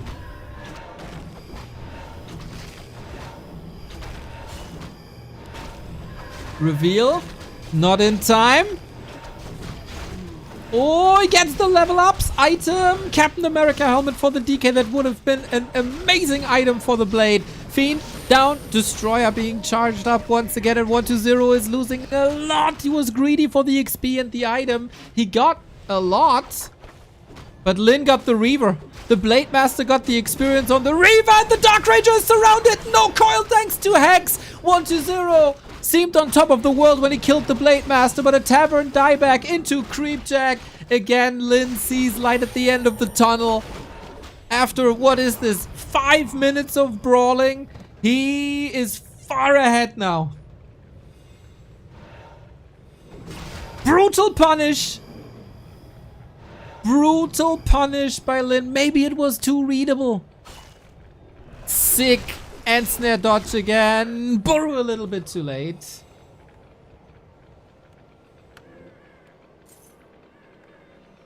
A match of giants. Who crumbles first now? Dark Ranger will not reach level 3. That's a problem. No skeletons level 2. Gotta settle for the small green camp while Lynn is getting the big remainers here. No, this was camp crap before, right? Yeah. Lynn's natural is still up. Both naturals, actually. We got mirror image. We got mirror image 4th.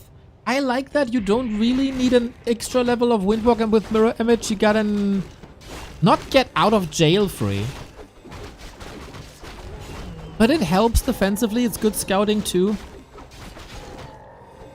And Lynn is breaking up, keep not taking any risks. Dark Ranger is back, but how to get her level 3?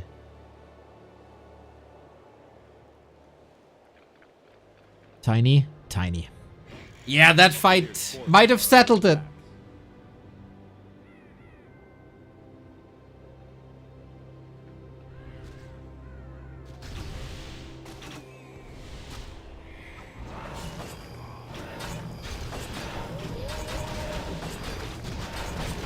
Statue for free as well. That mirror image is really disruptive.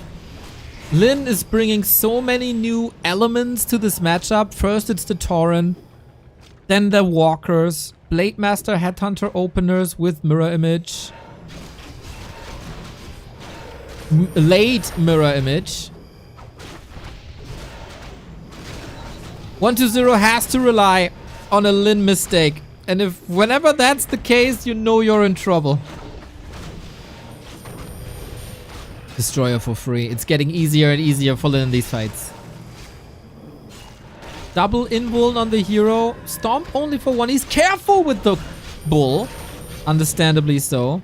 He carries the pipe. You need the pipe. But it feels like it's just a matter of time. 17 food down. Blade under attack. 120 is fighting tooth and nails.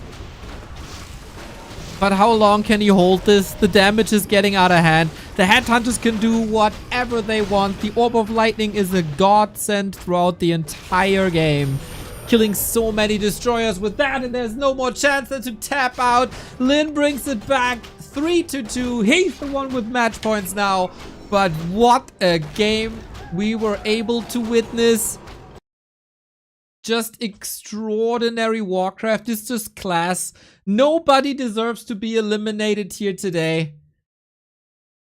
The sheer mental strength of Lynn to suffer a Blade Master loss, which is so crucial at this stage in the game after a 6-7 minute battle.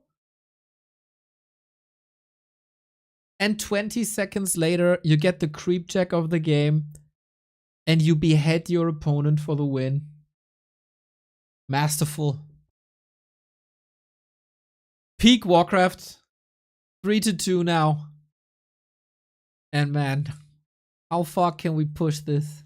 If it's Lynn versus Happy, we're one map away from that.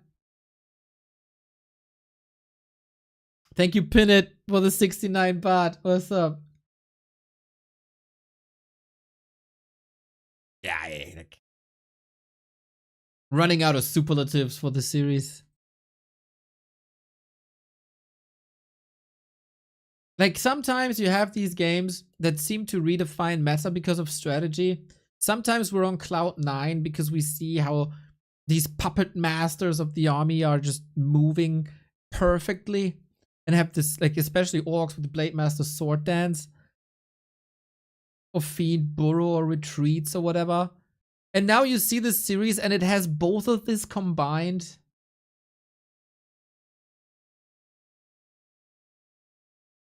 And how can you not be gleeing and smile from ear to ear about what's unfolding in front of our eyes just a week after the 23rd birthday of this game? We're blessed. We're blessed that we have Masters of the Warcraft still competing. on this level.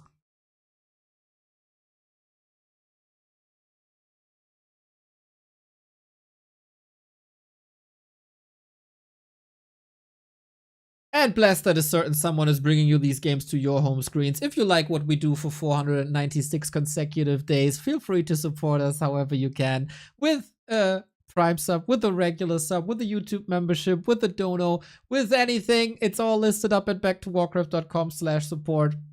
And if money is a little tight right now, do you know how much it matters that you interact with the content, especially on YouTube? Every like, every share, every comment, everything boosts us. And if the algorithm boosts us, that's automatically more views. And if we get more views, it's automatically more ad money, which is automatically freaking great. So we can continue to do what we do, to sit here, pay the bills for the internet, the electricity, pay some War3Champions servers, to run the Back to Warcraft weekly cups, etc., etc., etc. So it helps. It helps a lot. Thank you. Kite was taken for the Prime.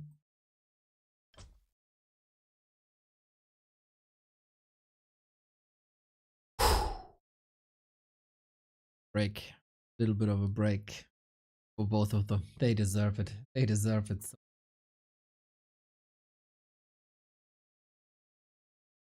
I can only imagine that this is very draining.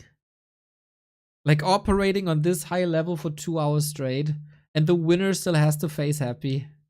That's rough. That is rough.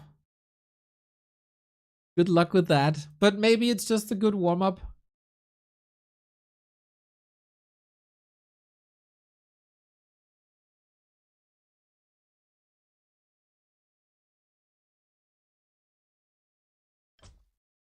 Let's see if our friends of the BBC are as happy as we are.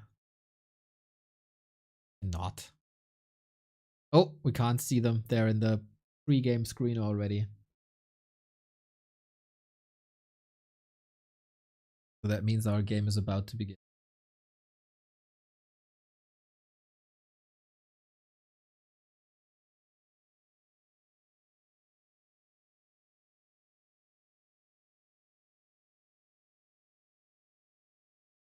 What a start to a weekend.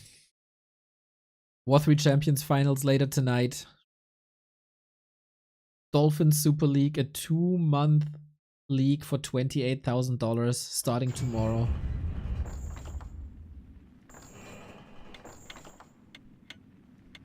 We eating good. We do.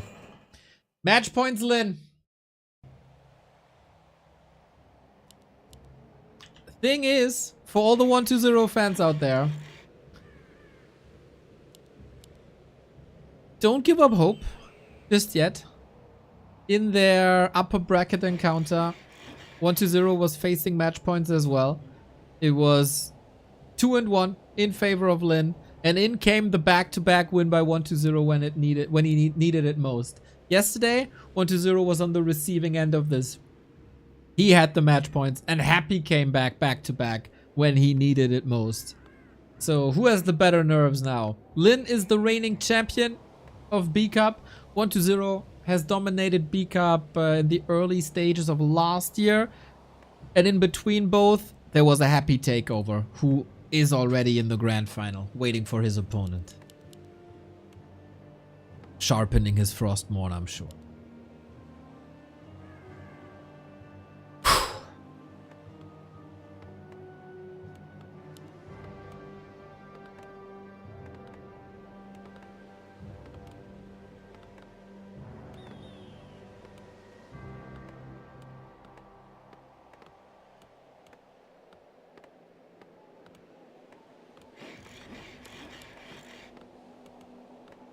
Wait, this is springtime again. How is it springtime again?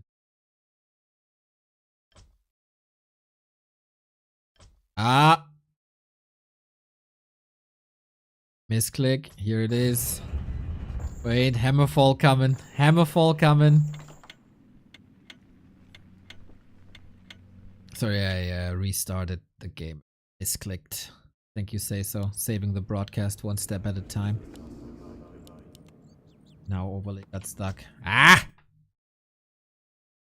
Soon! Soon, guys. Technical difficulty. Stay tuned.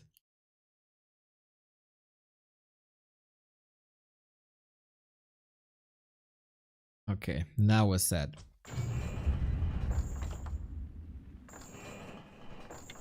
Our overlay always needs a second to realize that the API is running. And if I'm too excited and I click too fast, then it gets stuck.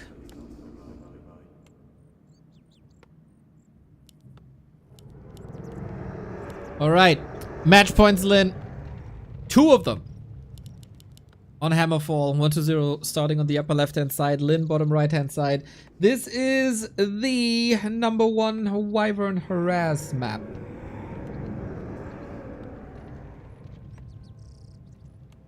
Is this the time to do it? Because we haven't seen that much yet. Might come as a surprise. And I feel like in the winner bracket semifinal, Lynn did surprise 1-0 with that. When no one really should be able to surprise you with that. It's a classic play on this map. Rush distance between the bases is also rather big, so might incentivize tier 3 play. Both had a little bit of a breather, because BBC needed his beef jerky.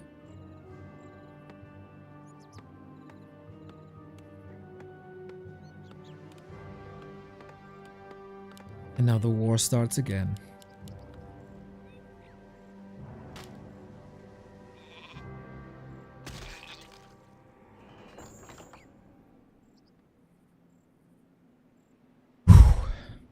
Man, I'm nervous. We got a Blade Master once again, no fuss here. Warmel already. Is it a barracks or is it a scout? Barracks it is.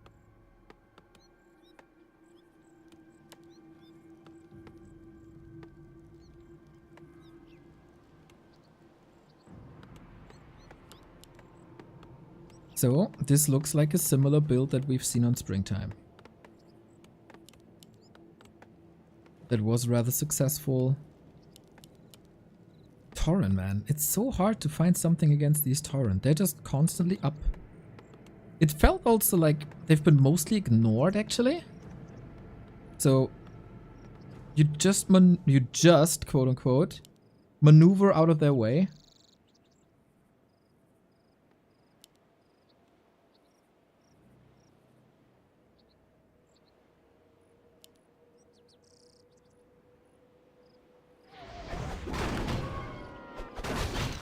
Looks like quite a bit of evasion creeping, huh? Lynn will not find him. It's not the Makrura camp. We go to the shop. Lynn, a bit fooled. Wonder if he's still in time to snack something here. He is in time. No reveal. Oh, that's big. That's so much XP. That's level 2. And he gets it. Ooh, yeah.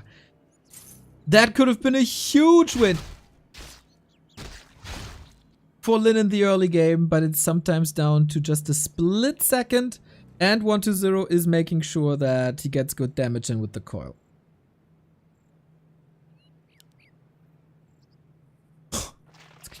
So close. Okay. Disaster averted. Level 2 unlocked. Headhunters are coming in, spreading some damage. 1-0 truly no friend of the Dark Ranger, and since we know that it goes late game and it goes Tauren, maybe that is a good choice to rely on the good old Lich as a second hero and then add the Dark Ranger third.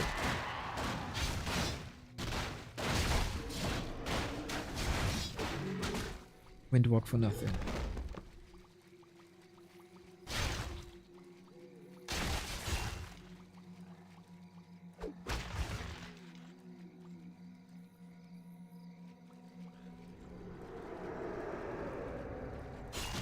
Zero feels confident, I think. He takes on the creep camps, knowing that the blade is here.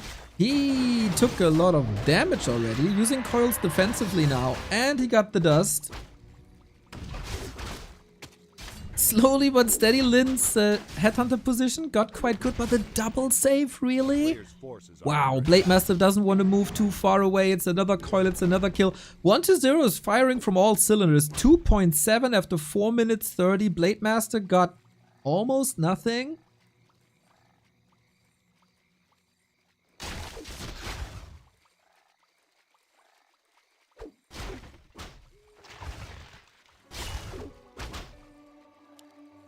Problematic situation for Lynn. But we all know the Orc strength unfolds on tier 2 and especially tier 3. Creeping here at the same time. Multitasking, man. They really stepped it up, right? The Lyns, the Happies, the 1-2-0s. That still didn't get. But level 3 is unlocked.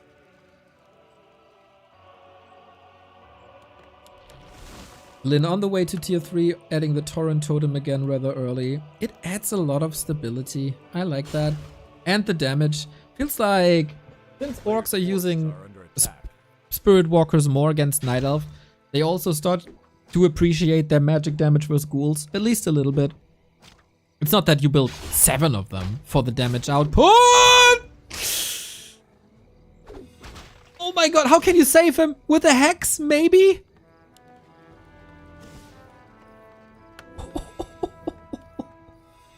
Only a level 1 hero, but a dead hero can't level.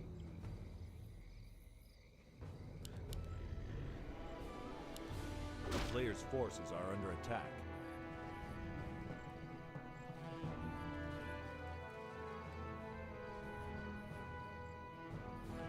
Lynn in the ropes. Miss Nairo, thank you for the prime. 68 going for the 100 less than 3.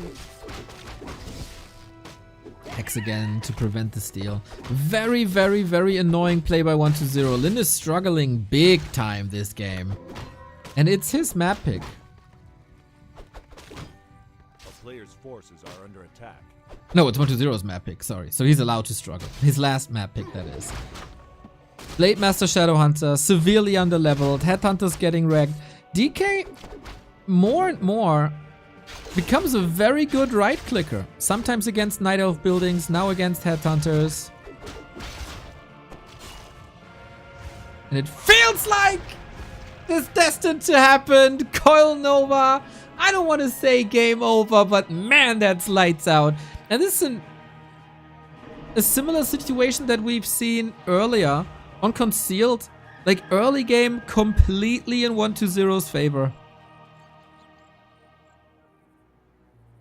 3-1. Blade Master almost fell before. And Lynn tried to wiggle out of that situation a little bit. Went for smaller camps, but when you fight a level 3 DK 4 minutes 30 in, that's just trouble city.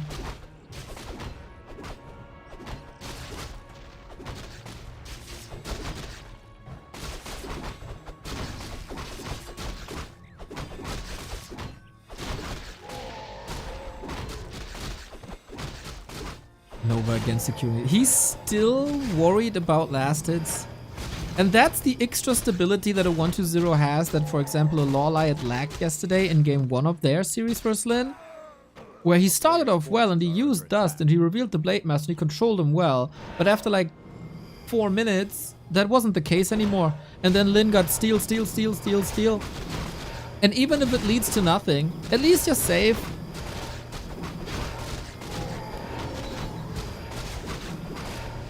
Great progress.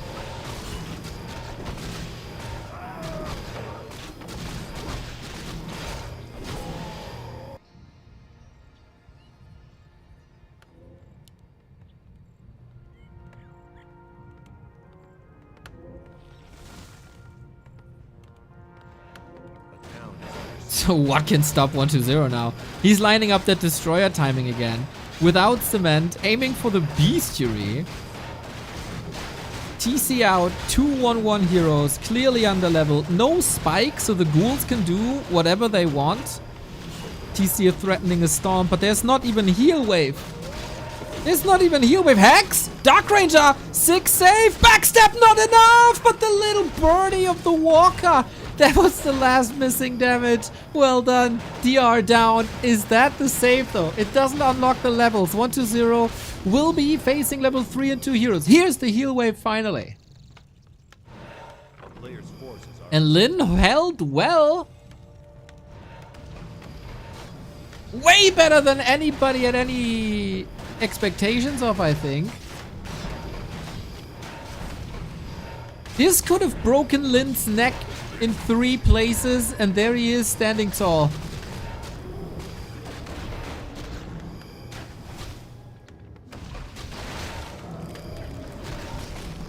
Blake getting close to 3. Shout out Warcraft III Champions, by the way, that they fixed the last hit log. It always cut off at like 6:30 or something after a certain amount of rows. Now we're blessed to see last hits at the 10-minute mark. a player's forces are under attack. You're all legends.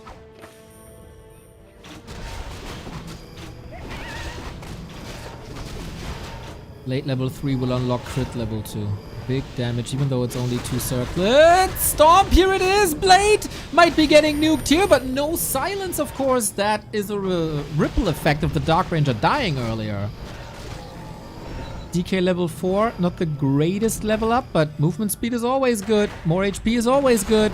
Won't hurt him. But Lynn's army is coming together. Lynn's levels are coming together. And how well does 1-0 scale? Level 2 Nova, big and necessary. But that Lynn is alive is half a miracle. And maybe not the right call to go for the Beastery. Should have been Burrows instead, maybe. But if you have the chance to prevent Kodos and Raiders, maybe you want to go for it. And you didn't risk too much with positioning to dive deep into orc bases. 1-0 is incredibly oppressive, by the way. How much experience is left on his map? Like, even if they retreat and dust settles, 1-0 can conveniently fall back and then Lynn has to move across the entire map to get something done.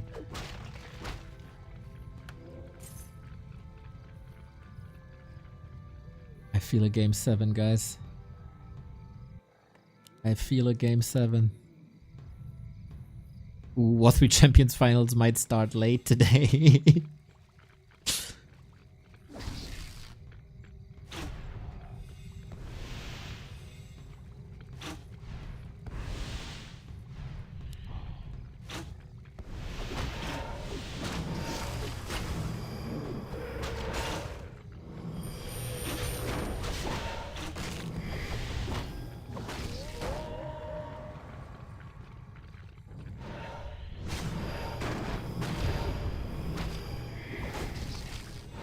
Well, the gang's all here. 60 food. Lynn is trying to catch up. Some good destroyer shots without risking too much on Torrent. I don't really feel the impact of Torrent. Now they died. Do we have Ancestral Spirit coming back soon? Oh, maybe with that upgrade, there's a chance you can't resurrect that TC though. That one's dead. Blade Master versus DK. Who has the sharper sword and more sustain is the question. Curl Nova again. When in doubt, he gets a double kill. 1-0 forces game 7 and we go full distance. Similar to their winner bracket semifinal, where we had a best of 5 and went all the way. Now we go all the way in a best of 7.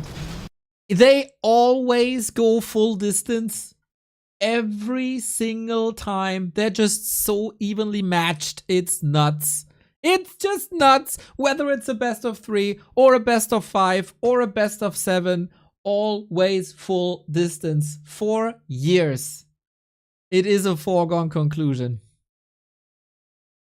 Hammerfall was dominance, front to back.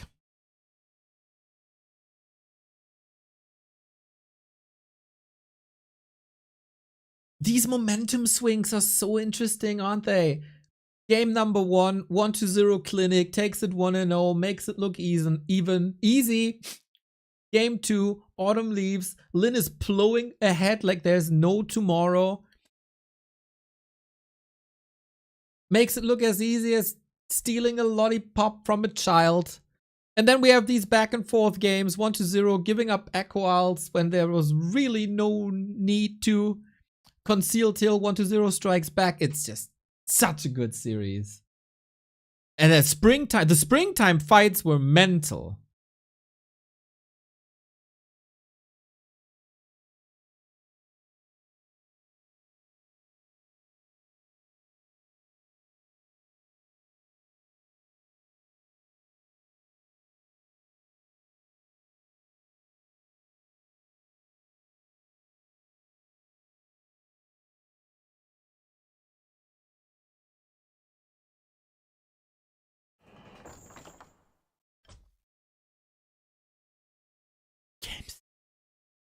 Winner face is happy.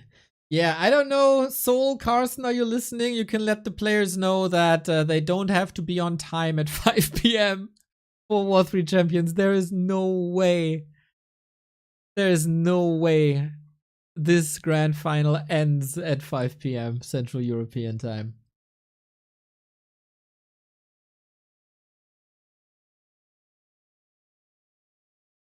Now, will Lynn bounce back, or is it gonna be the history repeating from the winner bracket? Lynn versus Happy was the grand final at B Cup 18.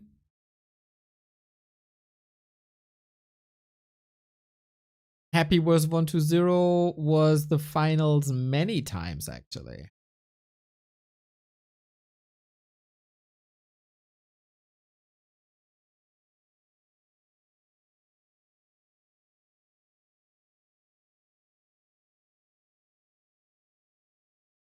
So we had Happy versus Lynn twice in the finals. Happy was 1-0 3 times in a row. Late summer last year.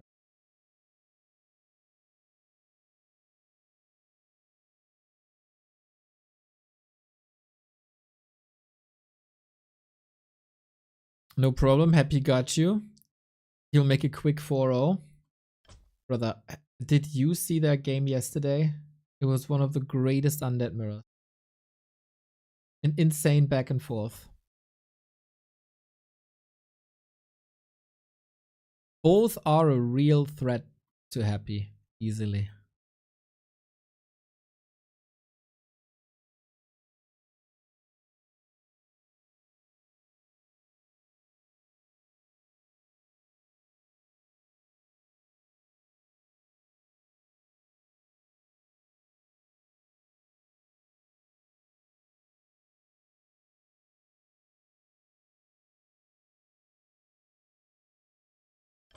Oh my god. I just saw the last map. I just realized it's Twisted Meadows. The greatest map besides this series.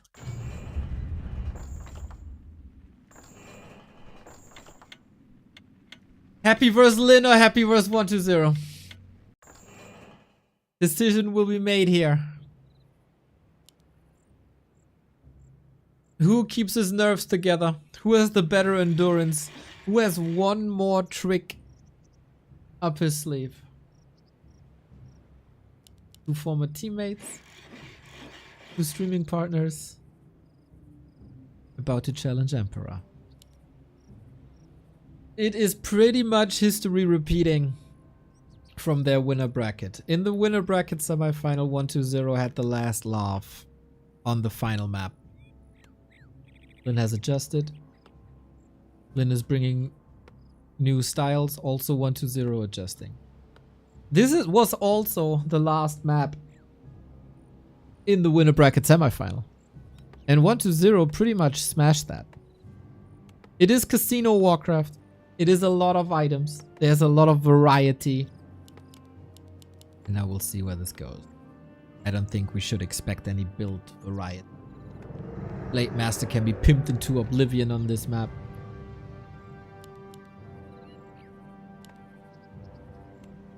This could go long.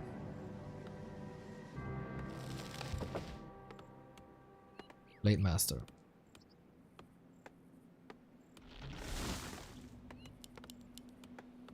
With the shop first, so heavy harass. Not even outside the base, just in the base. No headhunters, no more. Feel like 1-2-0 got better and better at countering that throughout the series. So switching it up, I don't mind. Oh, 1-2-0 already preparing for Wyvern harass with the Ziggurat far in the back.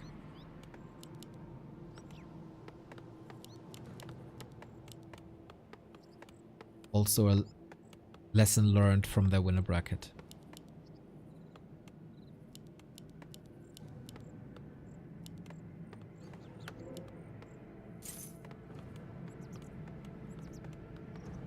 Where do you start? Where do you go? I guess Lynn. Grabbing up a circlet. Is it Expo or not? No, that backfired a bit on Echo Owls. There was an off chance for 1-2-0 to play Expo here. It's a lot about creep routes. It's a bit of a guessing game. Educational guesses, of course. And Windwalk duration is over, so no surprise element from this Blade Harass. 1-2-0 knows pretty much exactly what's up. Gonna be a little stalemate. It's gonna be that last hit game again. But 1-2-0 comes prepared with the dust, as you should.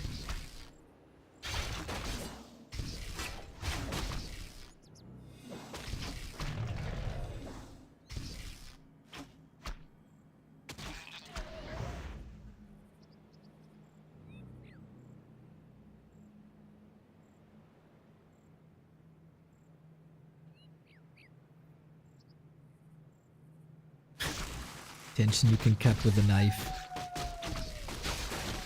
Oh, that coil would be too late. No, he still gets it. Saves the ghoul long distance.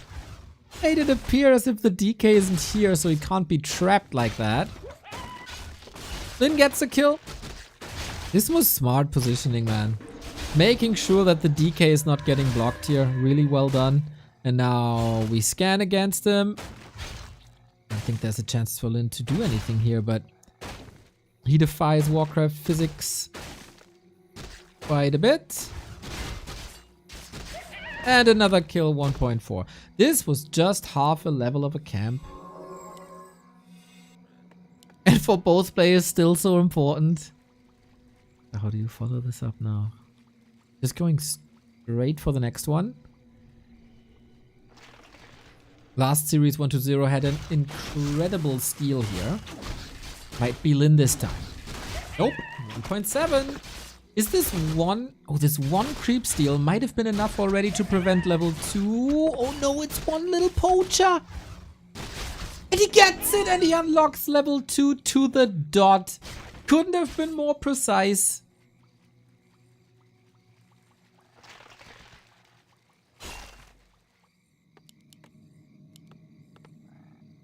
And Lynn didn't get much done, but he's resorting to Wyvern once again. When in doubt, go Wyvern. The Torrent play is nice. Build variety is super good. But now that the entire tournament and his title is on the line, bust in the...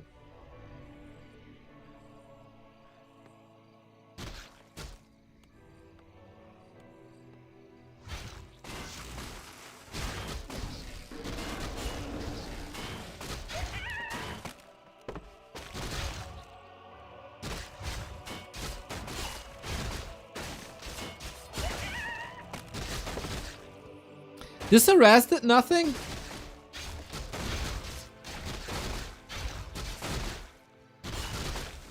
A player's forces are under attack. Shadowhunter has to do some heavy lifting with the creeping here. But he's just going aggressive. Shouldn't the Wand of Negation fix all issues here?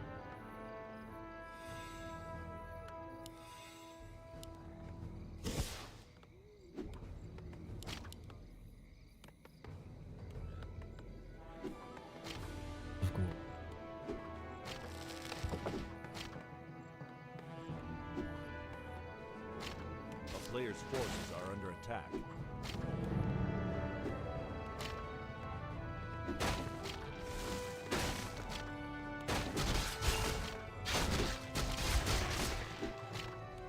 And here's the first Wyvern. So far, no anti-air.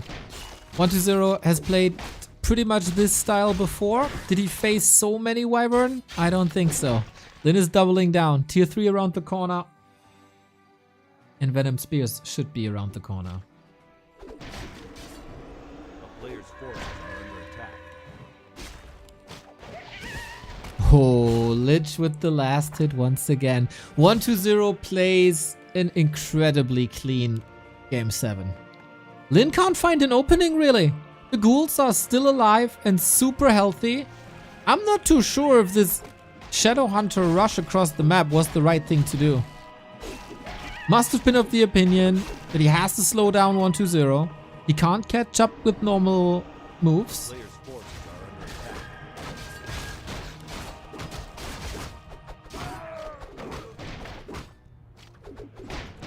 And that's where the Wyvern shine. Okay, little bit of an exclamation mark by Lynn, but in the end only one ghoul.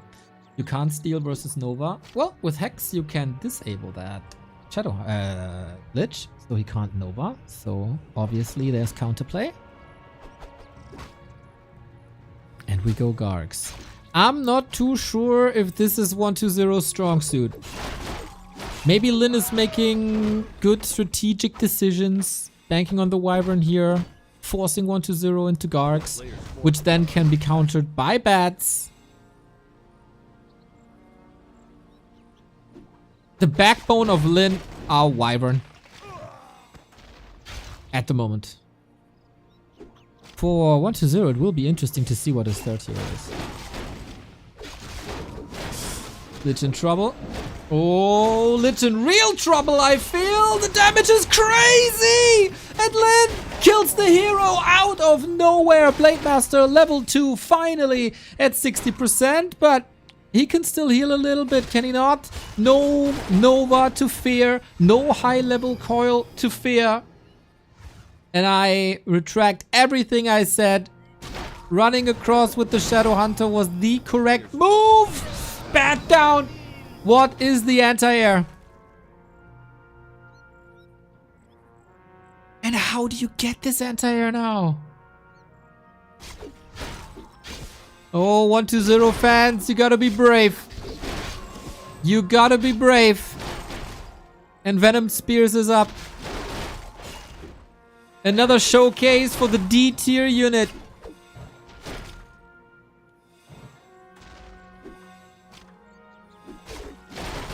Dark Ranger doesn't really help against mass air. 120 in the ropes. No Alchemist. And for that, because of that, there's no reason for Lynn to rotate out of Wyvern. Invo Potion and Heal Scroll for Lynn as well. He might get back-to-back Grand Finals if he's not making any big mistakes. Shadowhunter is healed. He gets the coil. Oh, he can't heal himself. The Invo Potion stayed with the blade. Shadowhunter benched. 120 finds a moment. A little bit of hope. DK lives. And maybe he can go on to a killing spree now. Living on a prayer. Has to go for a potion. Both are draining lots of resources for consumables. And the creeps are helping. Troll trappers. Throwing end snares. Shadowhunter still benched for 50 seconds. Is it maybe a mistake to not get him back from the tavern? He would come back hurt and without mana, so is he really a help? Lynn got a retreat. 120 bouncing back with that hero kill. There was a huge shot in the arm. Still, he got to deal with Wyvern at some point.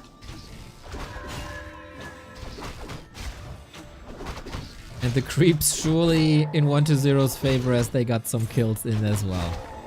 And end snares. Still working on that level 3 DK though. This is all so late. Both players have lots to creep. This map is huge.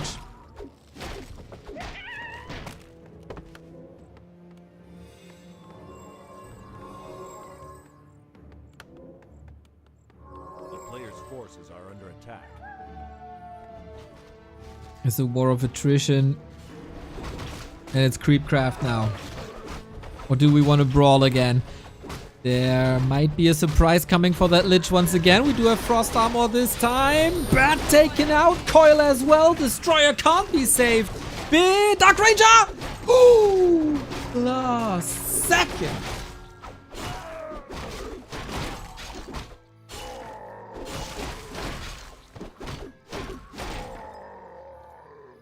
A player's forces are under. And then we can go for the lab, for an expo, maybe red spot.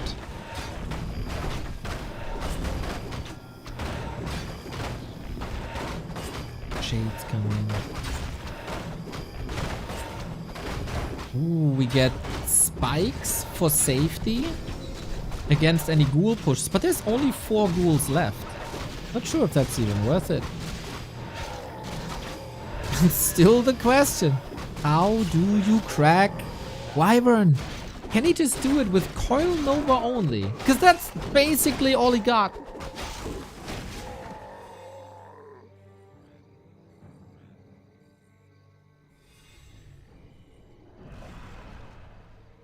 He is trying though.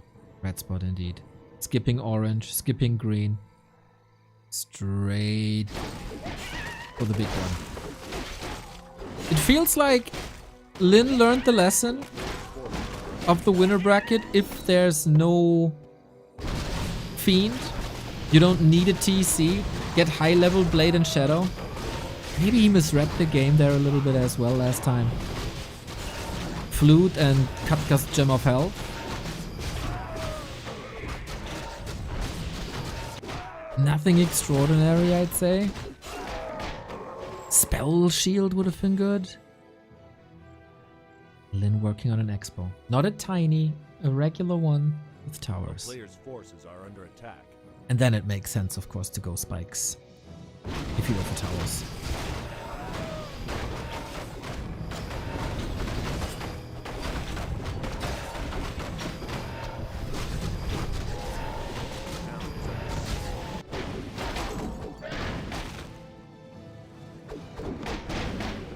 And 120 was preparing for that.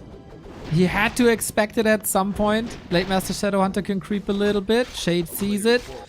Wyvern are near. Lynn now knows that there's a Shade somewhere. Ooh, I feel like I've seen this before. Counter Expo. Oh, we're going long, boys. Warlow! Thank you for the 30 month.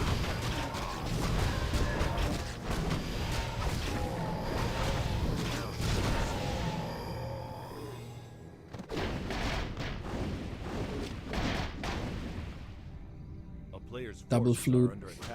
Unfortunately doesn't stack.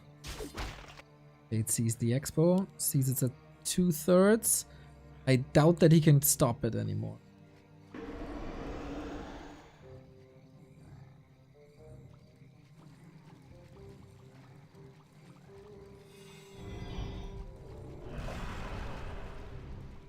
Both play a economically conservative game. Not building big armies, investing in items, upgrades, expos. 120 of the opinion that he can still do something about the Great Hall. Then it's in position though. There's nothing he can gain here really. Except Lynn is making positioning mistakes. And as long as 120 is sieging here, Lynn can't go across the map to break the Undead Expo.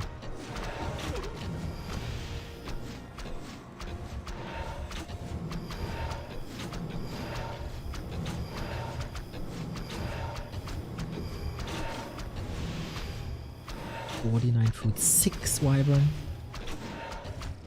240 damage per volley without poison.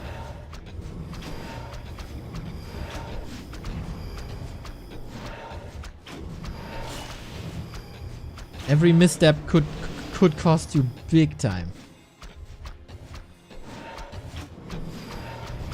One tower down. It is a lot of time. Oh, we engage now. Nova.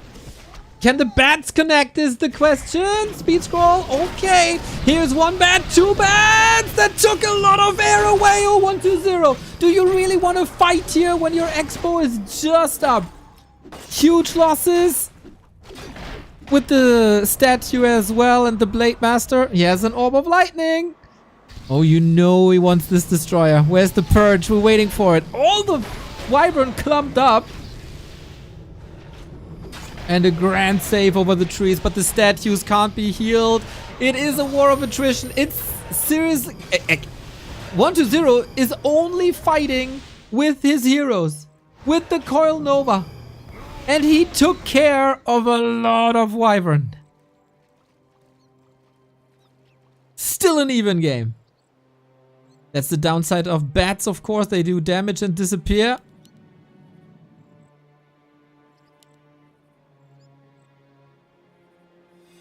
Lich making sure that Blade Master can't do anything here. A player's forces are under attack. Destroyer saved for now. 4-3-3. Wyvern don't give that much XP anymore. Biggest downside for Undead this patch, I guess. Hero's not out of control yet. But my god. DK Lich Dark Ranger. Backbone. Backbone of 1-0.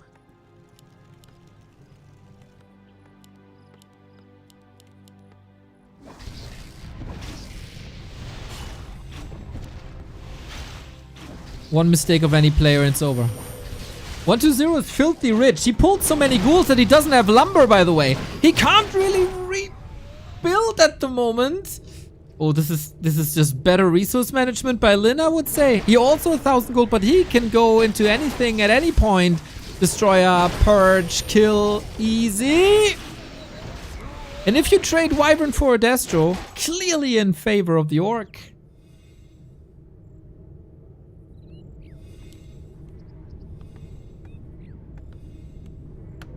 Zero needs a lot of lumber.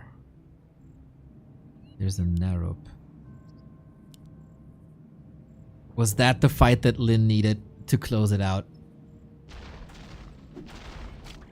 Acolytes will suffer.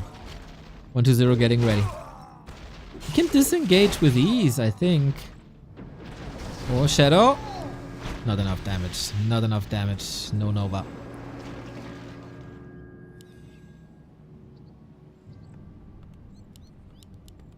Double crit gargoyles now. A player's forces are under attack.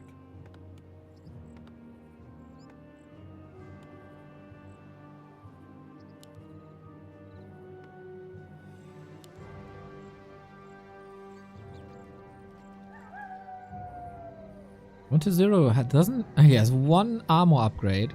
Should surely work on more, but also for that you need lumber.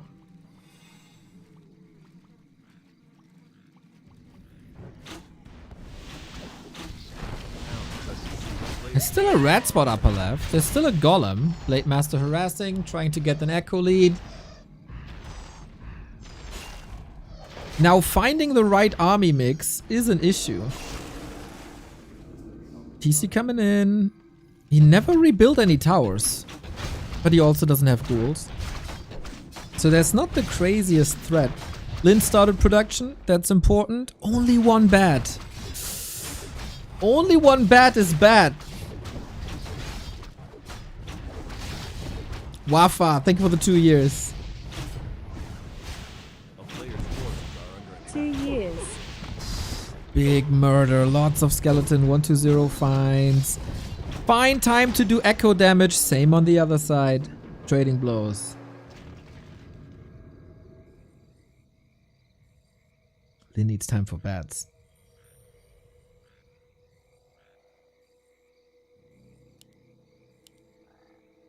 Blade close to 5. Never underestimate this hero. I think the Garg switch came just right in time.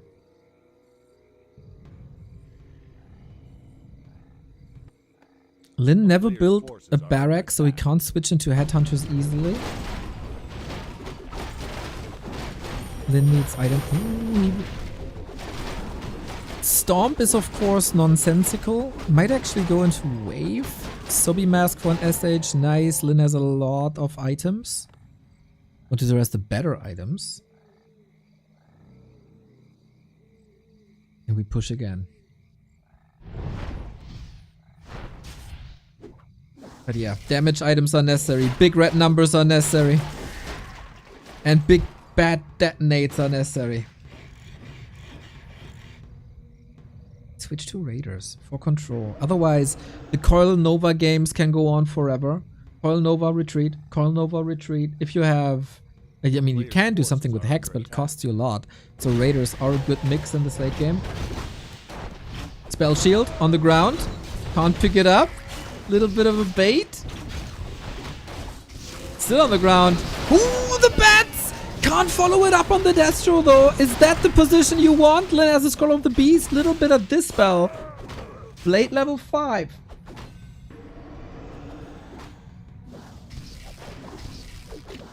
We still have Gargs here though. Never air superiority, and Lynn needs more bats now. That also means, of course, that 120 is not getting that much XP from this. But yeah, the bats are missing. That's bad. That's so bad. Wyvern are falling left and right. Destroyer still in the air. Another Coil Nova heal wave clutch. But now he takes out. There's so much mana still. Destroyers are falling. That's 10 food for 120 gone. Neck and neck fight. Who has the better hero statues? Out of the fight.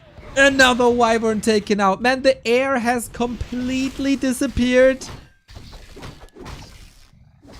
They both are neutralizing each other on the ground and in the air. Thank you for the 7 month. Lich and Snare. Stomp. Crit. W hot. Can he get this done? Can the Blade Master take care of this? Or will 120 go into his first grand final in a long time? Expo still running on both sides. Dark Ranger threatened. But we still have that mana. There's always mana. There's always mana potions as well. Can we make the grand final a triple threat maybe? Just to reward them for this show. Who has the better late game? Stomp. Always be careful of that Coil Nova. Who loses the first hero loses the game. Very sure. 244 crit without any damage boost. TC gets healing. Invul on the Lich. Can't go through. Coil Nova. Not even a Nova. Just the Coil. The TC dies before level 3. Is that the nail in the coffin and 120's way to glory? Or at least to the grand final?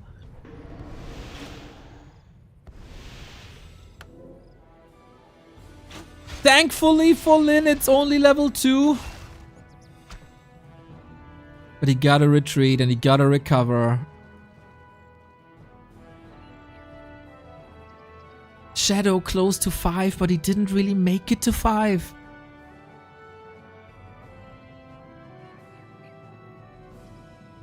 Oh, it's a relatively easy read here. Do you want to fight under the towers? Absolutely not. Shadowhunter has to TP rather quickly. He wanted level 5 so bad, but he couldn't get it, could he? One last hit. And you're right, Finrod. The TC died with an invul. That is unacceptable in a game 7. It is unacceptable. You have a lot of things to do in these fights, but dying with an invul potion Forces are under attack. is a grave mistake. We criticize the Night Elves for it, and we have to criticize everyone for it.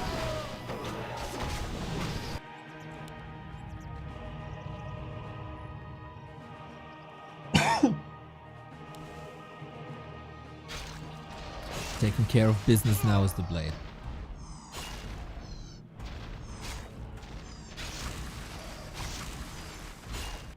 Main base is empty. We see a rare Banshee transition for Curse. Anti-magic shell also protects from poison. Next. Lynn is mining. 120 only limited. Lynn has the bigger army again.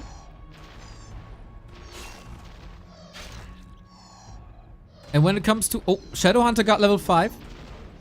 But the Blade is missing. He has a staff, trying to retreat. Now we're here. When it comes to ultimates, Lynn has phenomenal base raise ultimates.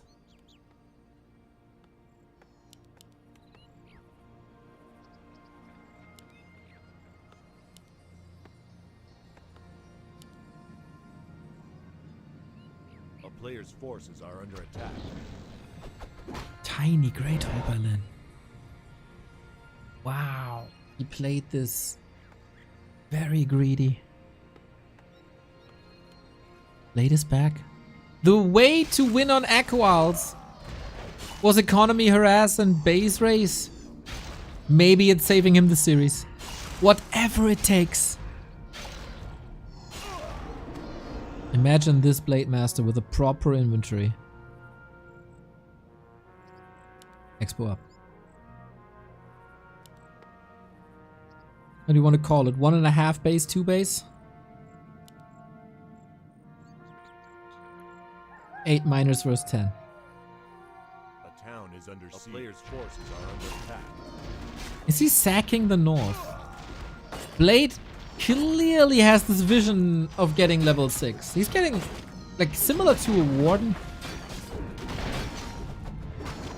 Getting threatened here. And we trade bases, huh? No TP on Lynn. The shades should have seen the bottom left, I'm pretty sure. Also, towers, experience. This is all experience. A player's forces are under attack. And so far, a fair 1-to-1 trade. Who does this benefit? DK level 5. Lich? Not yet. Spell shield against Hex can be big.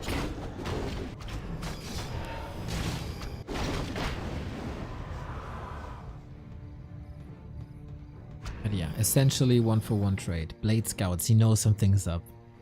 You didn't TP? You have a backup? Okay, let's figure out where and how. Lynn has still no TP.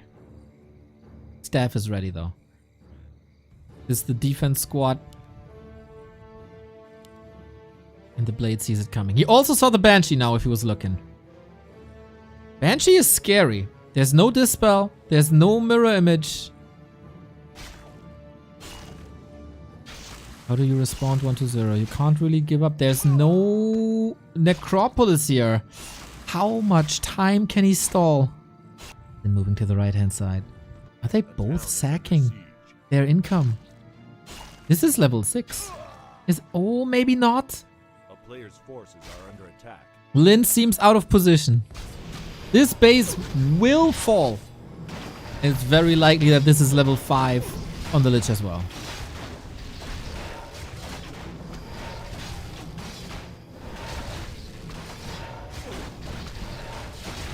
An epic series comes to an end.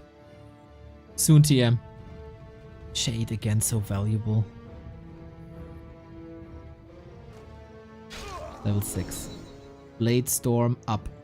One of the best base race ultimates. 1-0, willing to defend.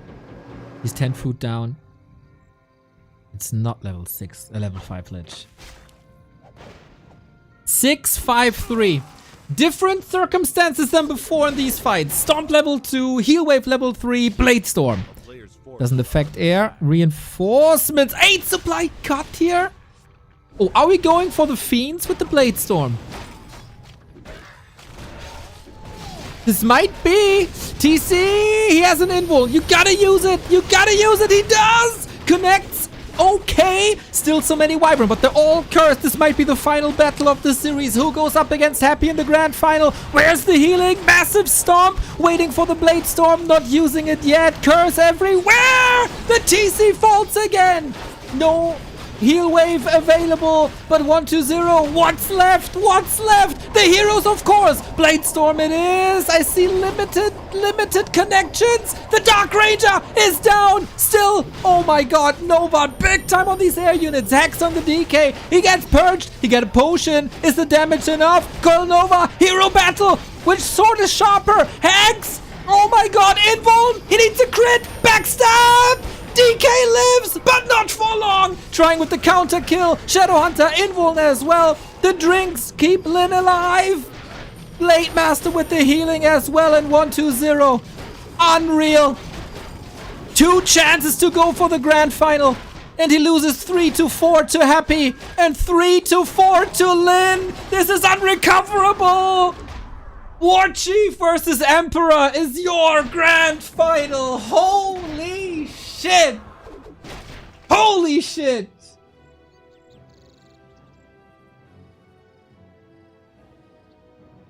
Five-star Warcraft on display. It doesn't get better. It doesn't get more even.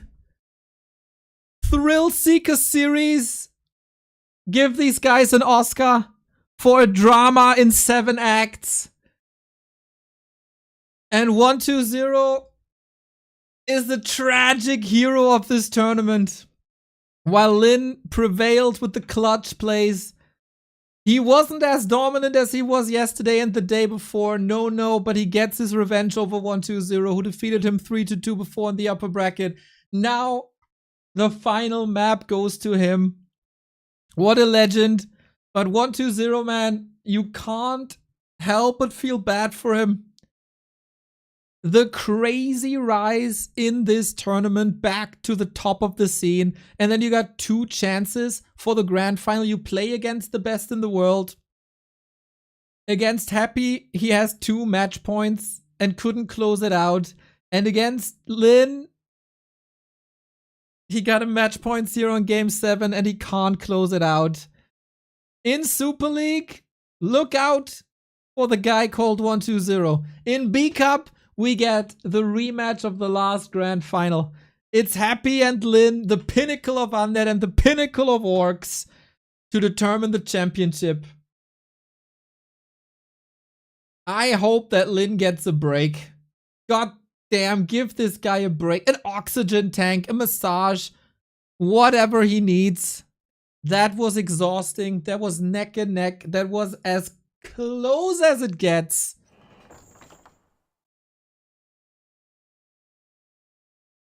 My God.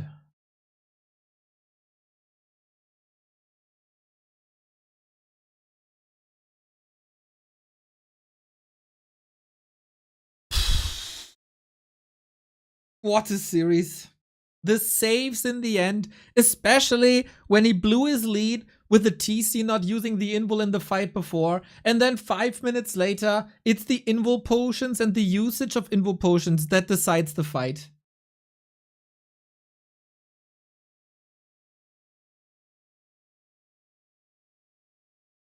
One coil missed the Dark Ranger.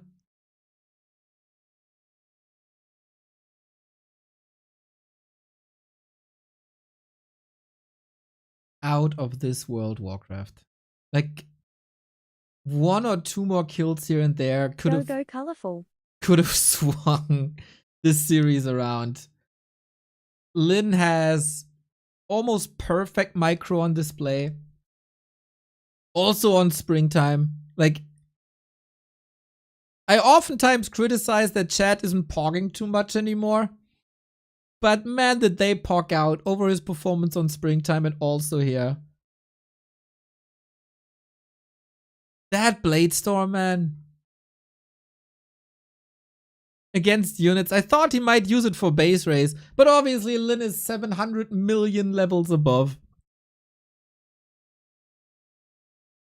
And gets this unstoppable force in the last remaining fight. And end with the Bladestorm. Couldn't have been much better. And now, just do it again. Just do it again versus Happy.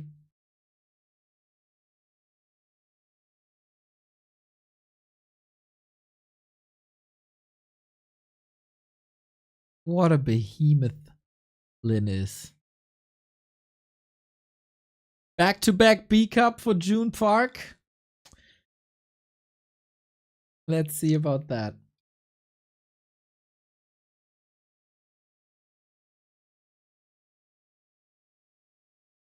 Let's see about that.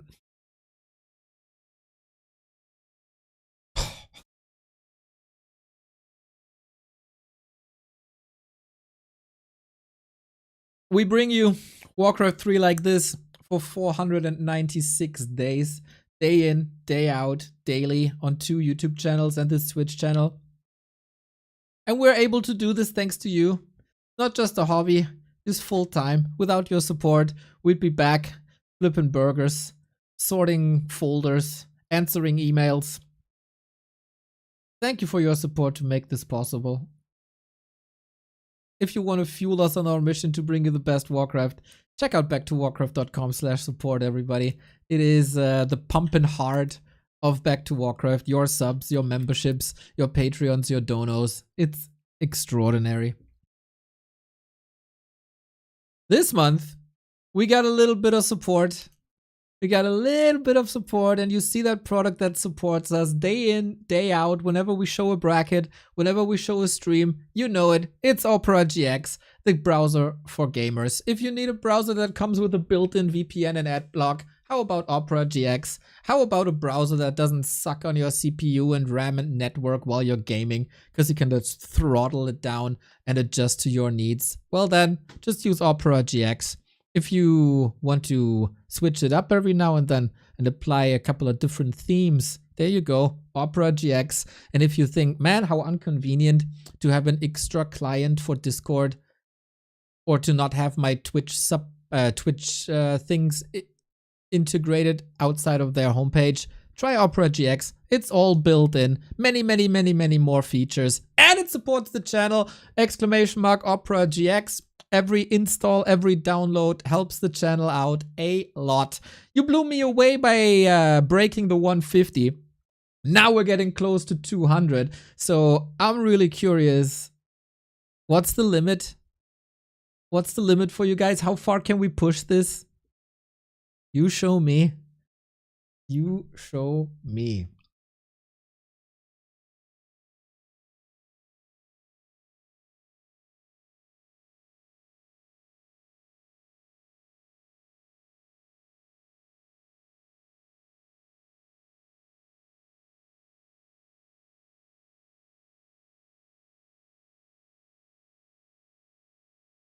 Is this the missed coil on the Dark Ranger? Wait.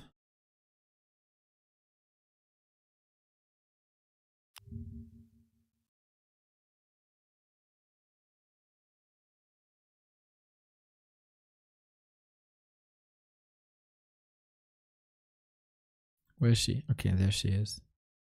Lich dies. Okay, sacrificial bull. Here comes the Blade Storm, which was a lot of damage on the heroes. Oh my god!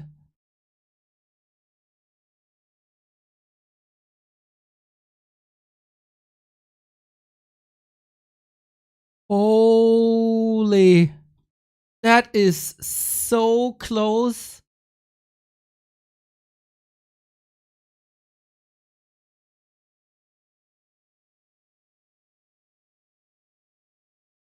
He has the right instincts.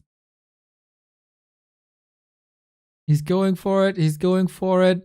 The last shot coming in now. That was 0.6 seconds. Oh, no, 0.15. That's the level of play, everybody. That's the level of play. I'm really curious how much time they give Lynn to recover.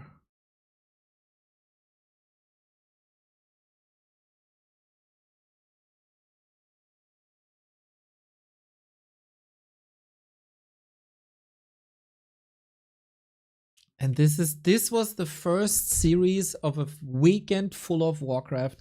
7 series today, if things still work out that way.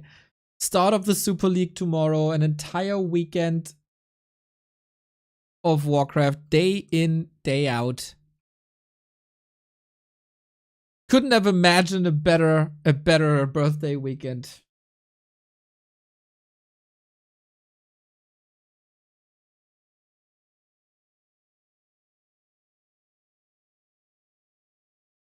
And just like, that's just poetry to end it with a Blade Storm, isn't it?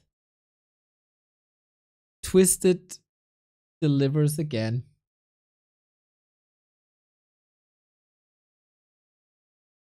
Okay, seems like they start at the top of the hour.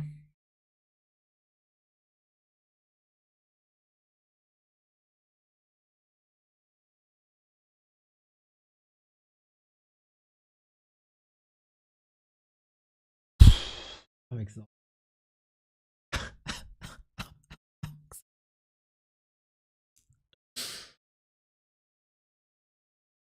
These are just god gamers. Mr. Magic Yang has to rest as well. Probably went for a little nap. Well, here. I need a little snack. I'll be right back.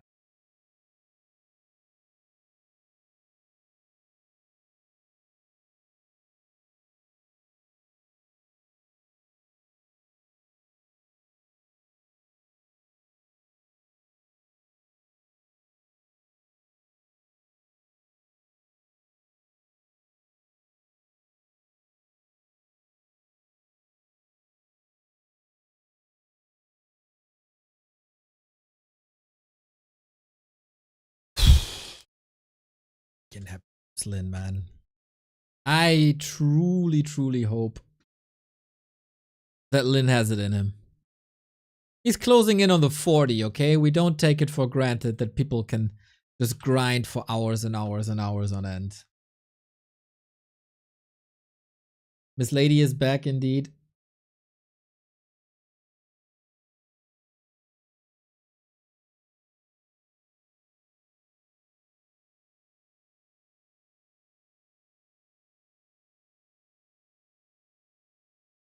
Who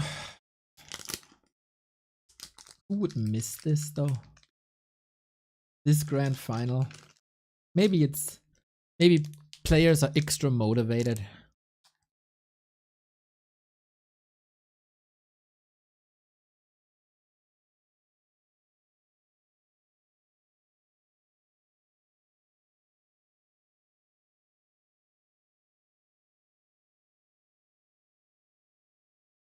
I logged on and thought Lynn was going to wipe the floor with 1-2-0. Didn't expect to see a 4-3. Always expect a full distance in Happy vs. Lynn. Always.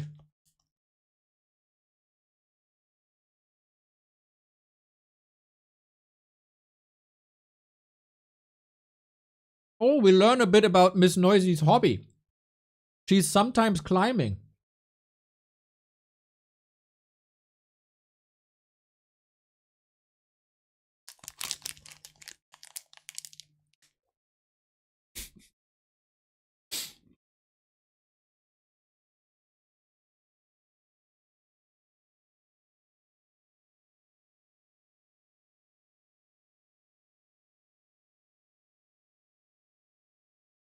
They have this mousepad in celebration of orcs, of Lynn's win last time. That's amazing.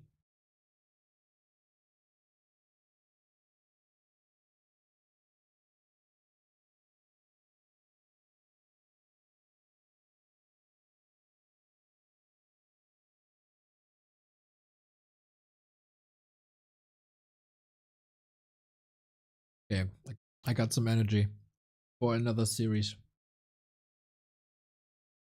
Just like I get my energy from Rogue Energy. If you want to get that as well, coupon code B2W.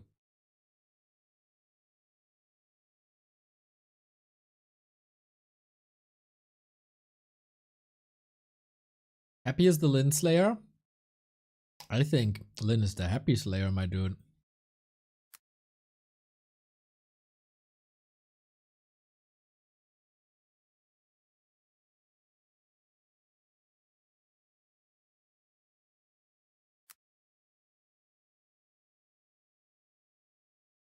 Boom, boom, boom, boom.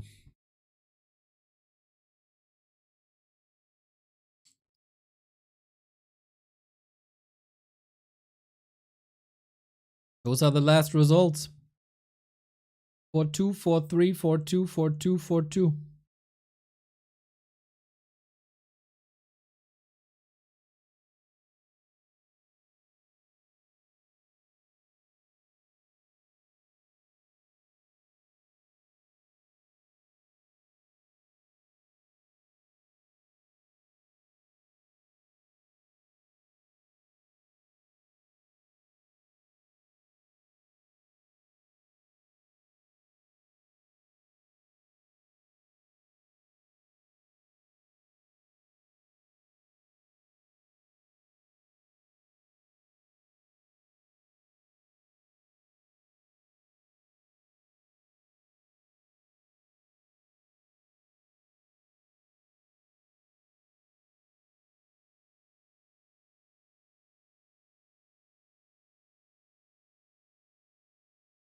Lynn's probably so drained already. Like, it's only 7 maps, right? People have been through the ringer in these tournaments and played 3 series, 4 series. They ladder all the time anyway. It should still be fine, especially since he's giving breaks in between maps also. I think that is really healthy.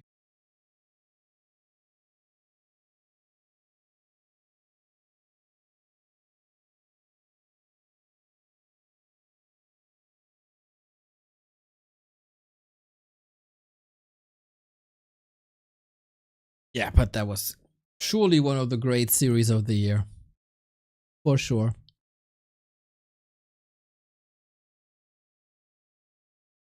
Is Lynn a harder opponent for Happy in the final? I mean, it was a 4-3 between Happy and 1-0 yesterday. So I don't know if any of these opponents is easy.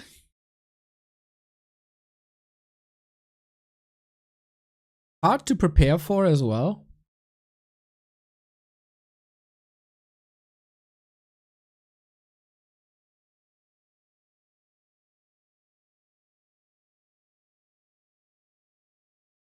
Do they play video games 16 hours a day? It's a difference if you play a grand final or final day of a tournament where everything is full focus, or if you're just casually playing ladder. Ladder can be fun. You can take your own breaks. You can take breaks after a loss. You don't care too much. It's not anything that's about. Tournaments are different.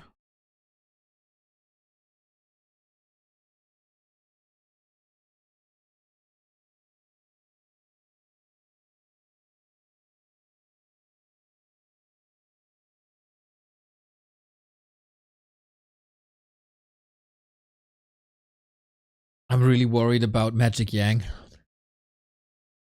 Haven't seen Magic Yang in a long time.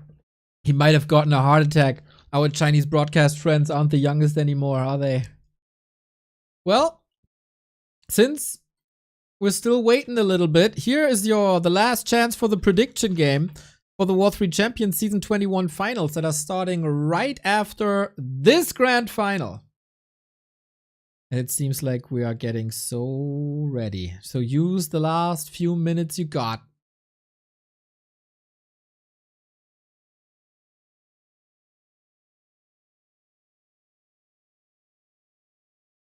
Tell my co-casters.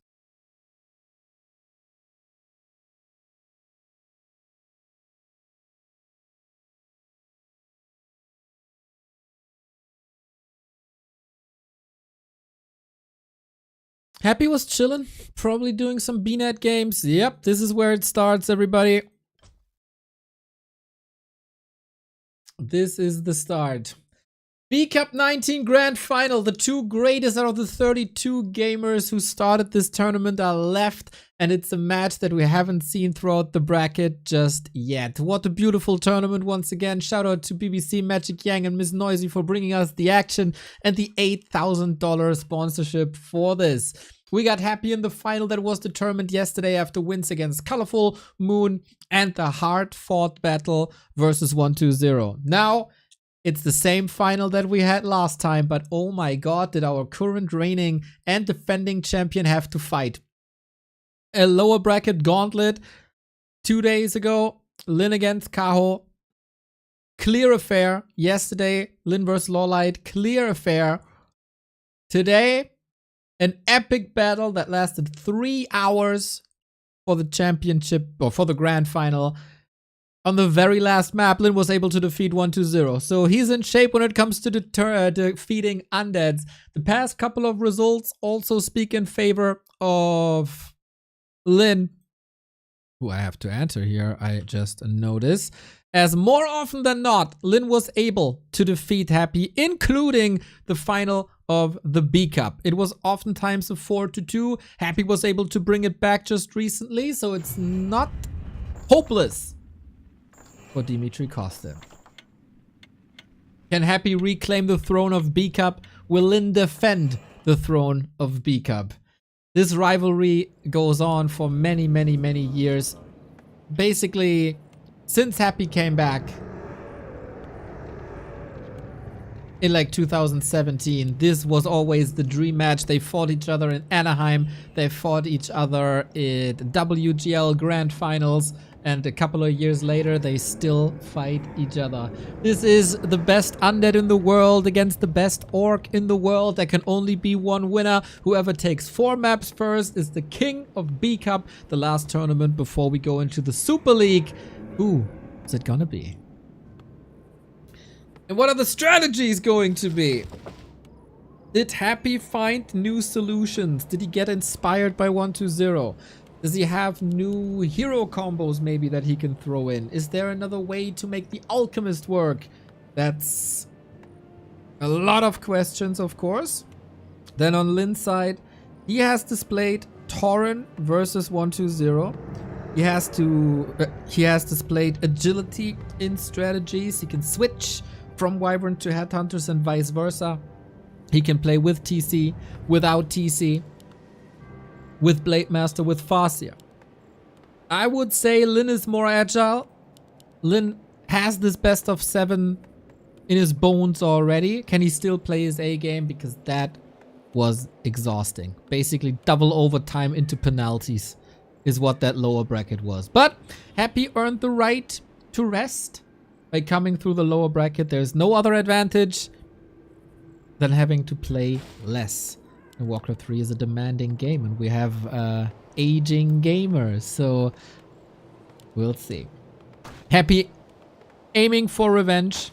He's been playing a very, very clean winner bracket semifinal versus Moon, even though that wasn't uncontested. In every other series in these playoffs, he had some problems, whether that's against Colorful or, of course, yesterday versus 120. But what stood out yesterday is once again, he finds answer throughout the series and he can adjust within a series. And he found his clutch plays again. He defended 2 match points yesterday, and that is something that didn't really happen in the past 7 to 8 weeks, maybe even longer. He lost a lot of game 5s, game 7s. When historically, he was the big bout machine.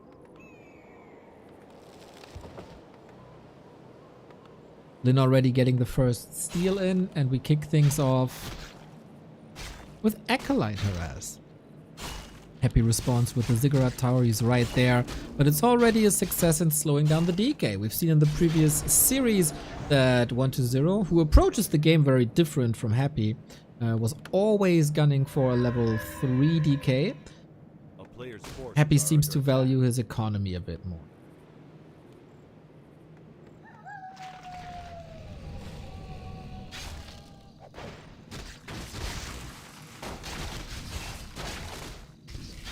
Every last hit matters, every item matters. We got a circlet for Lynn already. So far, I think this is really not the game Happy likes. Being distracted early, competing for last hits with a little bit of RNG involved.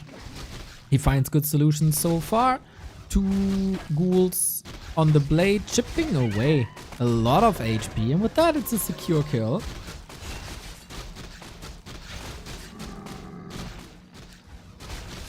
But Blade Master can also heal as the ghouls don't follow him anymore.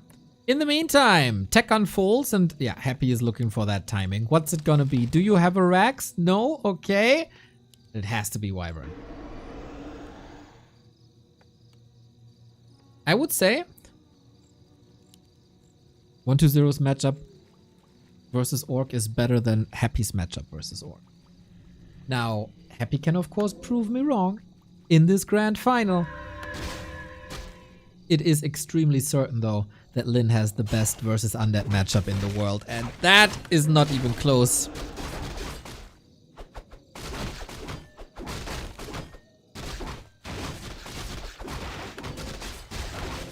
It's gonna be the most interesting how Happy is trying to shut down the mid-game creeping of Lynn. Because Lynn is sacrificing a lot of XP now to delay the level 3, and it's gonna be about the Sasquatch once again. We are next to the shop, the dust is on cooldown, 10 seconds. But also... Oh, dust is still on. With the oil that, yeah, should be a guaranteed kill. And it is! Double claw for Happy as well. Lynn boosts his damage with the second circlet. And unlike against 1-2-0, I don't expect a tier 3 play. This is very similar to what Happy played again, to what Lynn played against 1-2-0 on Twisted. Shadowhunter Blade Master. Harass across the map. You can't deny level 3 anymore. The Shadowhunter just a second too late. We do have Hex, and it seems like it's rotating out of meta for orcs to go for the big camps in the middle to push him back as people get better at punishing that. But the Wyvern are coming, and we all know the Wyvern are incredibly important. So Happy had a clean early game, very few steals, very good items. He didn't get his circlets. We all know that Happy's a little princess and loves to wear the diadem. And this is the Hex creep. But Happy is right there. So far, he seems to be a little fresher, steals the item, steals the XP. Well done. Well done. An extraordinary early game for Happy. He did all his homework. We haven't seen a big test of Happy in this matchup all tournament. So for Lynn, he had to focus on 1-2-0, of course. Where he had the game tape from game 1 in the winner bracket. Against Happy, their last encounter was in B Cup. And that's a long time ago. Since then, a lot of things have changed, especially on Lynn's side. So I'd say Lynn's in trouble. But obviously, he has the skills to turn it around. One hero focus in this matchup can always change everything. Was it a great start? No. Was it an abysmal start? Also not really. It shows that Happy knows what he has to do, and we see that Happy is also abandoning Gargs. We've only seen it once by 1-2-0 in the series. Like, reliably.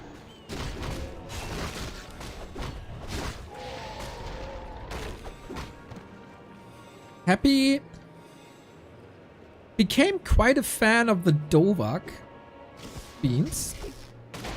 A mix of ghoul and fiends.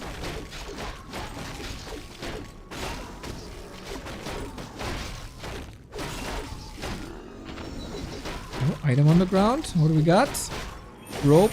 More mana. Interesting to see that Happy is not trying to do anything about these creeps anymore. Lynn ends up with one of the big spots in the middle. Well, it's just an expansion.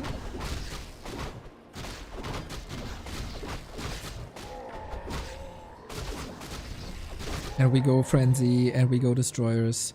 How much can Lynn soak up? How much of the map? Well, Happy is still comparatively fragile. That didn't work too well, did it? The Scroll of the Beast for the Blade. Happy got the null. That is... Lynn slowed down significantly. But, when in doubt, use the Wyvern. Is Happy ready for this? I'm not sure. Lynn has to dodge a lot of bullets here in the north. Happy will have to respond to this. We do have towers, but they're on the other side. Lynn needs levels. He's going TC early. One Acolyte kill already. Atypical. Second Acolyte also not put back onto the mine. But Lynn is missing 4 Wyvern in a big defense. 5 Acolytes back. Less action-packed, less brawly. Happy as web. Lynn is trying to force Happy back, but it doesn't seem to be working. Happy looks rock solid. Happy looks rather dominant. It feels like Happy's game plan and early game execution has big ripple effects. And Lynn didn't really find an answer just yet. He's sacrificing quite a bit. He is supply stuck at 51. That hurts. So the little bit of economy damage that he did to Happy is evened out by being stuck in upkeep. And now Lynn needs a humongous fight.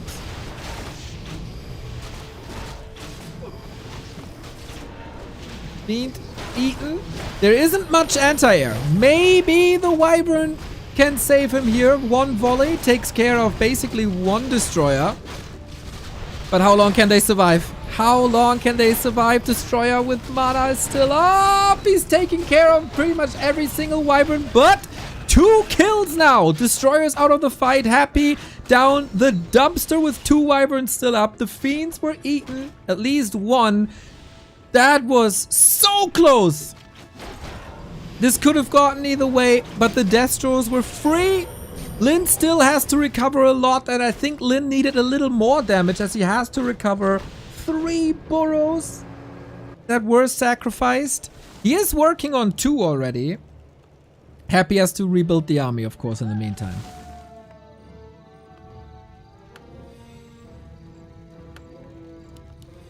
A player's forces are under attack.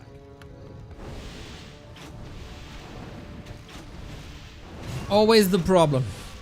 How do you control the Wyvern? Feels like a lot of attention was on the ground and not in the air when it's all about air superiority.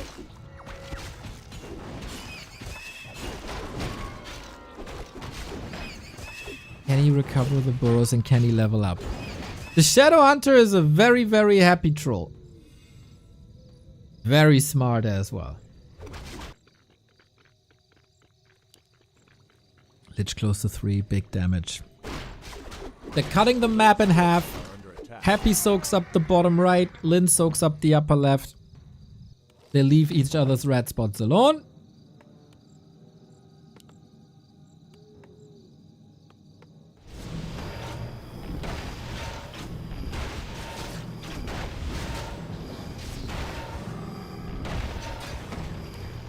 And who gets the better item here? Brilliance Aura, of course, fantastic for the Orc. Movement speed, I guess, best for Happy, or damage. TC gets level 3 soon, huh? And don't forget, TC is the hard counter for these Fiends. We get Battle Drums, very unfortunate for Lynn. We get movement speed and attack speed for Happy, which is fantastic.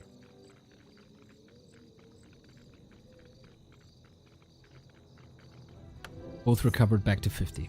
Item situation. Big healing for Happy. Invo Potion heal scroll for Lynn.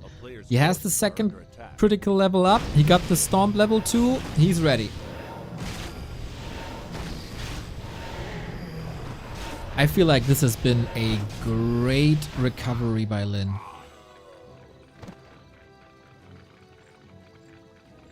This time we have 4 Fiends though. More control against Wyvern.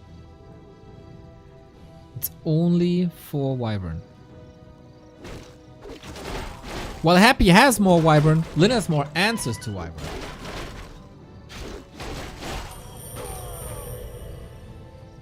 Metal Drum sold. Lightning on top. Heal scroll for Happy as well. No invuln. TC on the other side, no ring of protection, which hurts a little. Map's empty, more or less.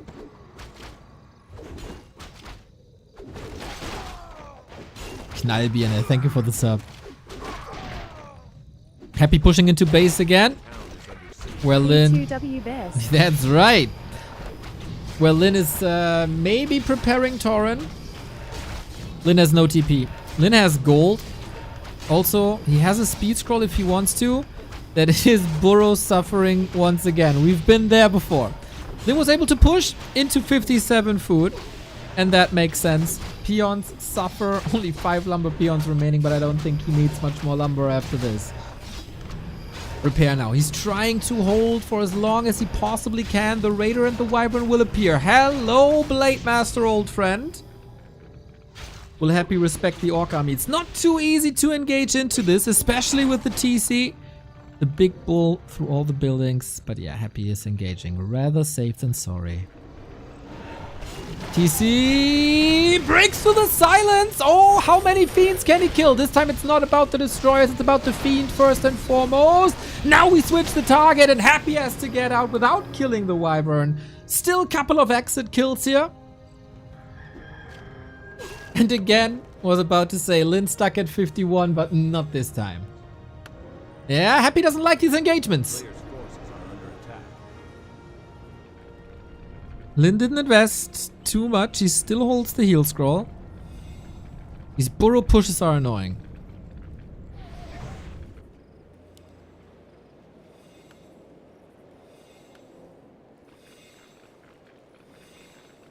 I think damage was done indeed.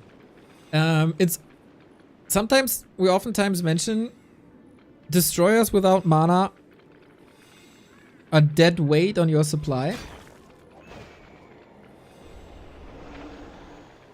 A player's forces are under attack. So you gotta drain these statues, and then the statues are of course without mana. Very, very tough to find the perfect balance there. Still, I'd say Happy in a bit of a better spot. Lynn with better longevity. Problem for Lynn, TC has no invuln. Doesn't matter if he's focused or not, he can heal against that. But he can't break through the silence as he did before. Oh, Perch. Carefully positioning with the wyvern. Still, this is a different fight. There's very little mana. TC needs to be saved, is saved, gets the heal potion. Wyvern all getting caught with very, very, very defensive position for these destroyers. It's looking great. TC needs more healing. He gets the storm buff, but it's so fragile. Getting more raiders in. Happy is looking better. For how long? Can the Blade Master carry this fight? He has to. TC is out. Needs to heal. More end snares are coming in. But the damage outside the blade has disappeared. Does it matter? Apparently not. Stomp. Disengage. No coil. Nova.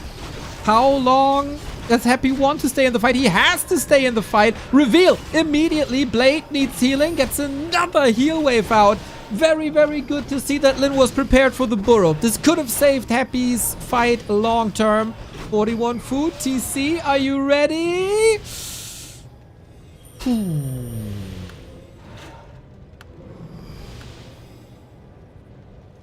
Dust settles. Even food.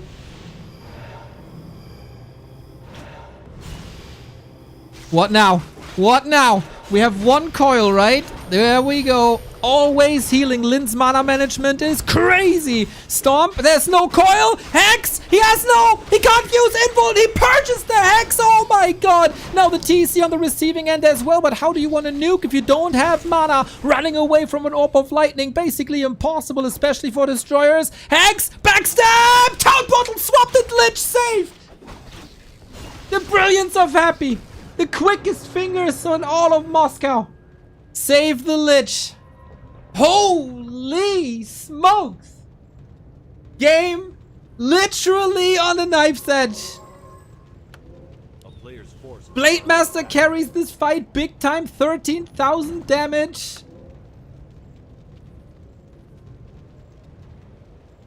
And I think we have something promising here.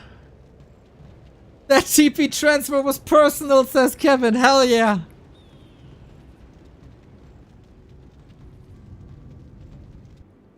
That could have been Happy breaking here. Love to see you puck out. The Wyvern are gone. How do you replace them? With Tauren? With Tauren you do. 19 minutes. 2 minutes of mining. Can Lynn claim a tiny Great Hall? Forces are under attack.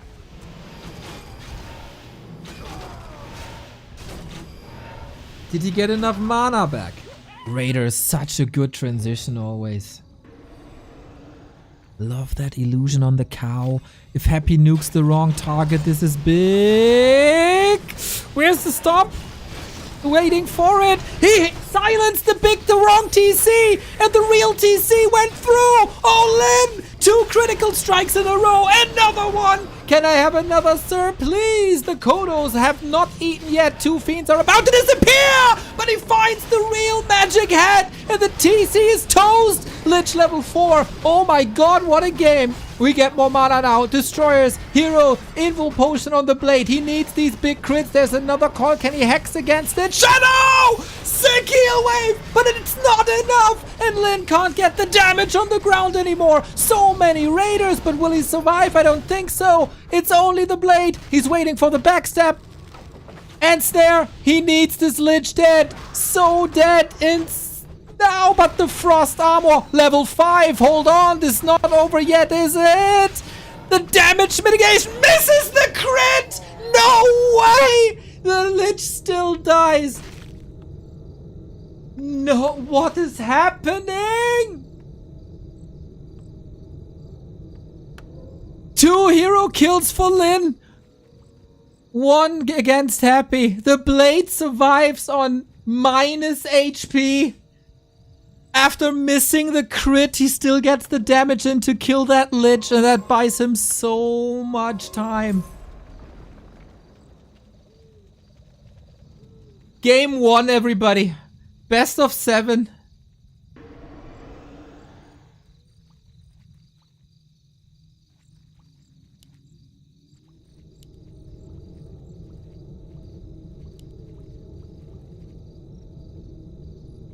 Unreal. Lady Dispel, thank you for the 30 months. Next fight, Tauren in. Shadowhunter still not. Eric, thank you.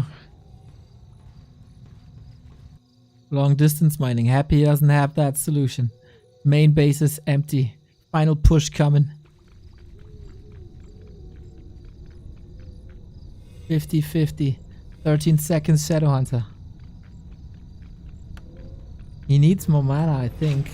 Doesn't have the resources. Kodo caught. Destroyer perched, of course. First coil drained. There's very little mana on Happy. Destroyers also. He's going for the statues right away. TC silence. This time the right one. Dispel.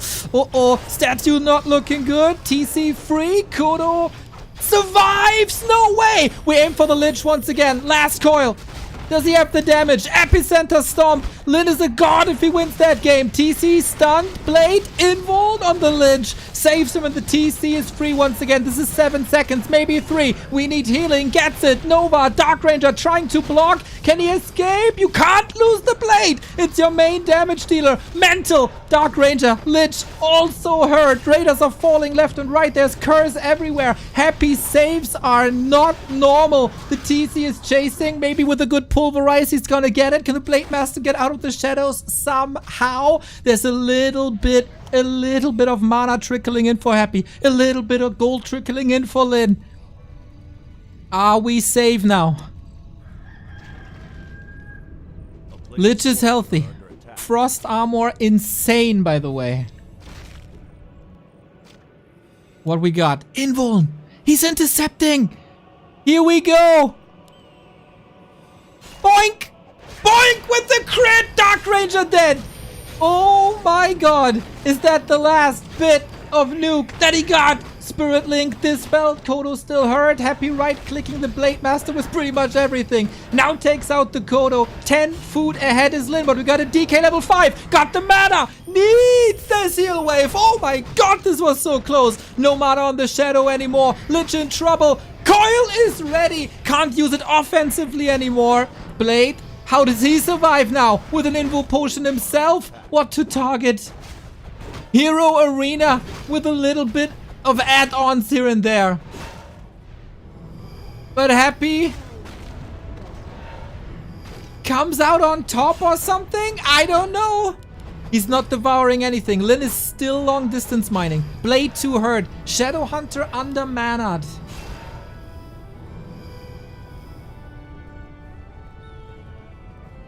The W3Champions finals are postponed until like 10 PM if this continues this way.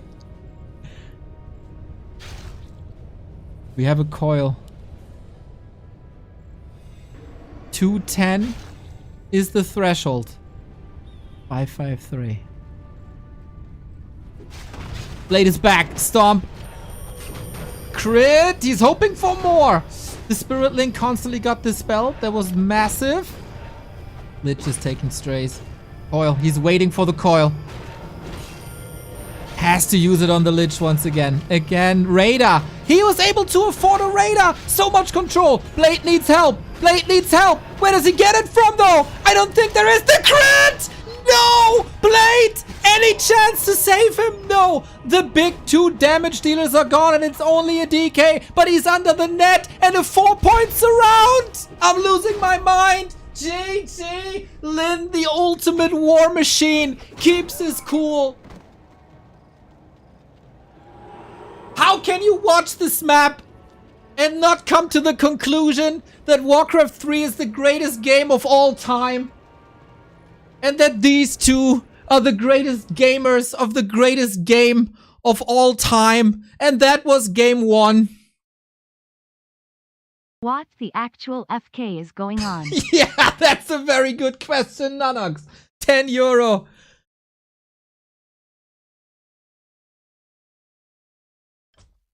This is outstanding. Viewers in chat report that they need a break from the action. I'm out of gas already, and these guys have to go 6 more ideally.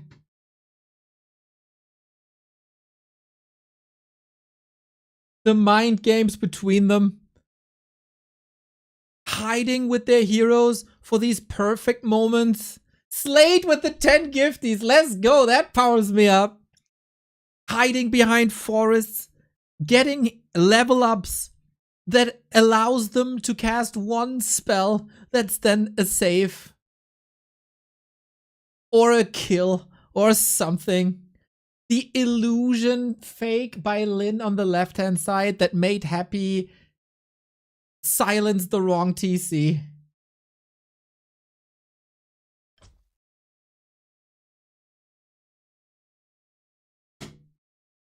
How far can you push this even? Also on the other side, like Happy's freaking TP transfer with 0.1 seconds left on the clock. Don't worry, BBC got you with a 10-minute break. But...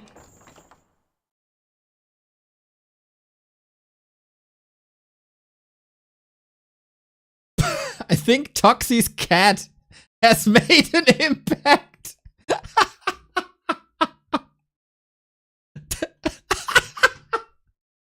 I don't know what that was, Toxie. If he spilled something? Who knows? Who cares?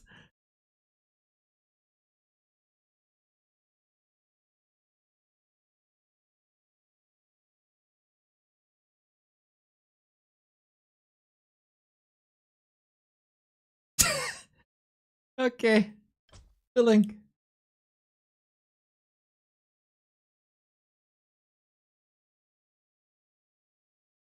Spilling water on the keyboard. Alright. Oh, snap. God damn, that Lynn is able to pull this off after an already full out best of 7 versus first 1-2-0 is mental. That guy is just on another level.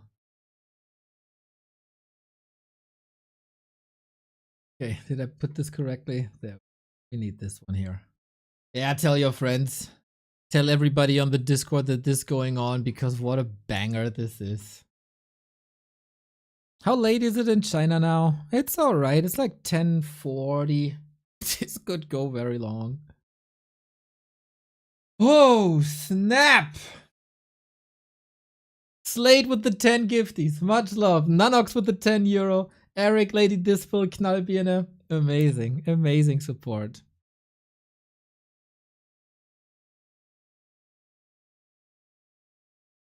Brain FCK also with the 16-month. Awesome. B2W high. P2W high yourself. Yeah, I guess Lynn is getting the proper breaks that we all need here.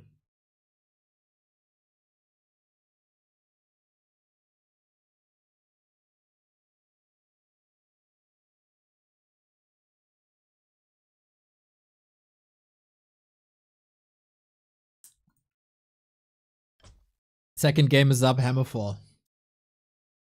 Which map pick was it? First map is always neutral map. From here on out, it's loser's choice.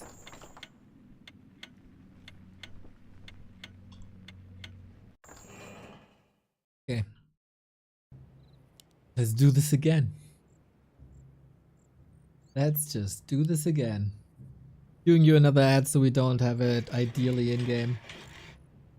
And of course, ka-ching. Thousands of eyes on June Park and Dmitry Kostin. Happy trailing. His old nemesis is back in shape. And he got a new tool. A new favorite toy. And that is a tier 3 torrent transition. And now we can mix these puzzle pieces. Happy, you need an answer.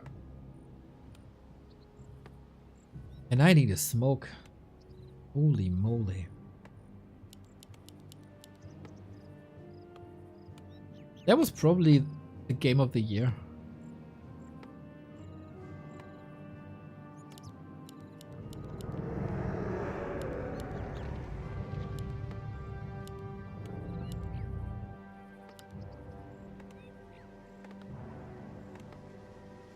We got a Blade Master once again. We got a DK once again. 120 was able to counter Lynn here quite a bit. It's another chance for Wyvern Harass. You should be ready for this.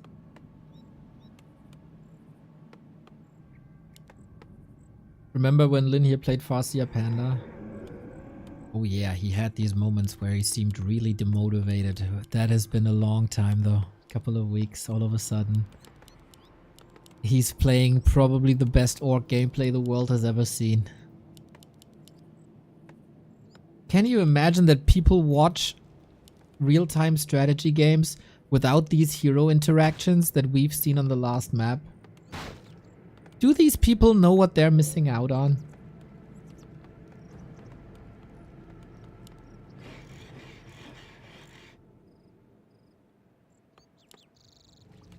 Happy DK Ghoul build order.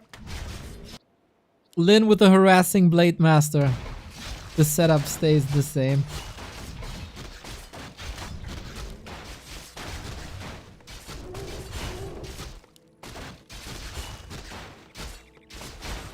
One blade for the Makura.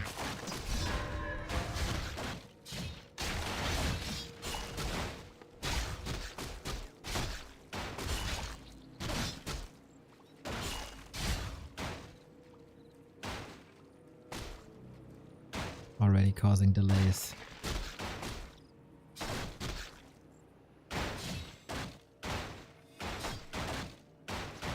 And that is all time for Lynn to tech. Happy cannot allow this to go to Lynn. And he doesn't. Claws also. Okay.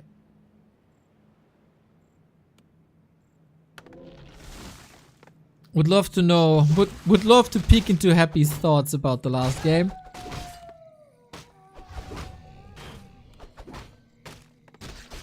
And how he processes it in these breaks. Can only imagine Happy is... Oh, he might get trapped here. Doesn't get the last hit, but item. And so much damage on the blade that it's no chance for more hits. Can only imagine Happy is the biggest opponent of these breaks in between maps. Every second not in a Warcraft game is pain for Happy.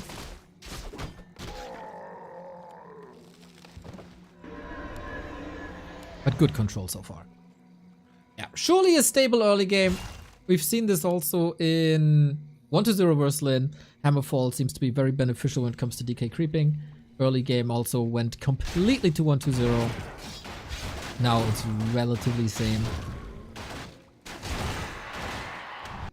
But as we've seen, no solution that Lynn can't fix.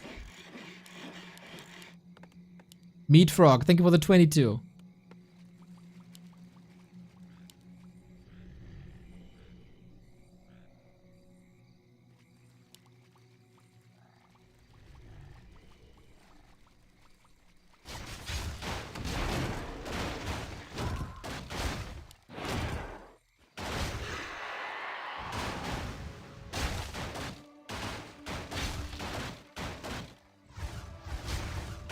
Bit too early. Happy level 3, double claw. That is not a good early game for Lynn at all. At least he got the staff to get out of these surrounds. But yeah, level 3 versus level 1. This is the happy show, everybody. But tier 3 Wyvern are coming. Forces are under attack. Interesting thus far. It's very early in the series, but interesting thus far that against 1-2-0, we've seen Farseers mixed in. We've seen Headhunter openings mixed in. That is not the case versus Happy. It's Blade, Shadow, Wyvern.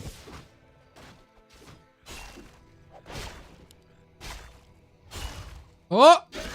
Undershoots the damage a little bit. First ghoul kill of the game. Probably just a low damage roll. A player's forces are under attack.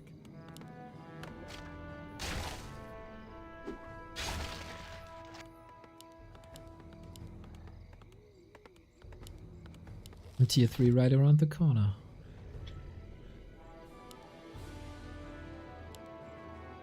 Still looking for targets here.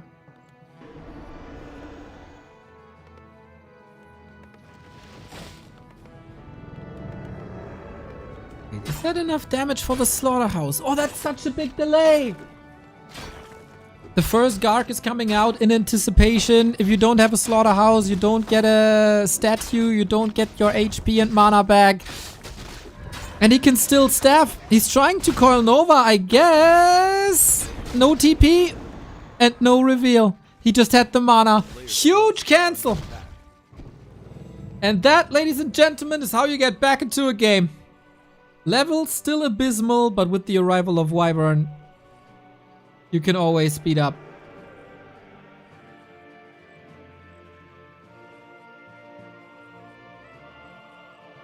And he does it again. He does it again.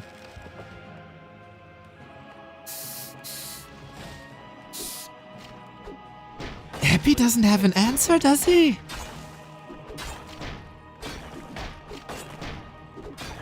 This is the second slaughterhouse cancel. This is probably a sack pit cancel. Oh, he's not too interested in that. Doesn't want to risk it. But yeah, statues are now a minute late. At least.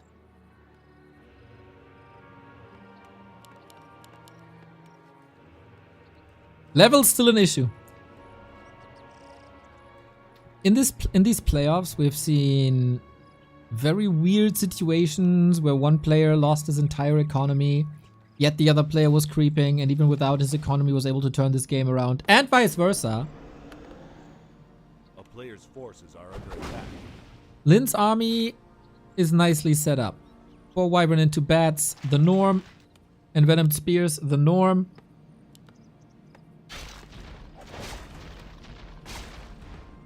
The heroes is what matters. Oh, Happy is not even reacting. Careful, buddy. Yeah, he's... Oh! Big detonate. Gargoyle safe to the side. Sasquatch. Easy kill. Okay. Wyvern are suffering, though, against Nova. There's more possible. Blade Master can staff back at any time, but Happy's economy is struggling. Ghouls taken out. He's at 290. Stuck. Shadowhunter on the other side. How do you save yourself? Town is under siege. With healing. There's a coil that can cancel it. Run, run, run, run, run, run, run, run, run. An interesting situation. Oh yeah, we do have a 1 of negation against the hexes. Something that 1-0 also didn't use at all. And Lynn stops running for a second. And there you go. The Lich was waiting for a Nova there as well for a last hit. In the meantime, how much damage did the Blade Master do? I don't think Acolytes suffered. The Ghouls did. The Ghouls did big time. How much mining? 150. A very asymmetric game.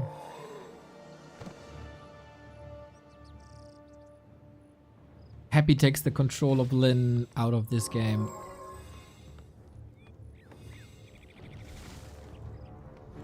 A player's forces are under attack. Level 4 DK. Still, only one guard.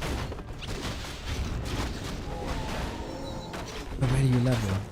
The entire upper squadron is up for the taking. You shouldn't be able to catch up, huh? Having this level 2 movement speed is amazing. He starts with the green. At least for a little bit of heal wave. He's hero focus somehow. Not really great coil on the Garg. Ghouls all clicked on the blade. And a 1-for-1 trade, but a 1-for-1 trade is favoring the undead. Might even be a chance to delay this TC. Yeah, happy not deterred from the slaughterhouse. Cancelled at all. That looked a little desperate on Lynn's side. He's able to play some mind tricks here. Take the pressure of the base. Heal up.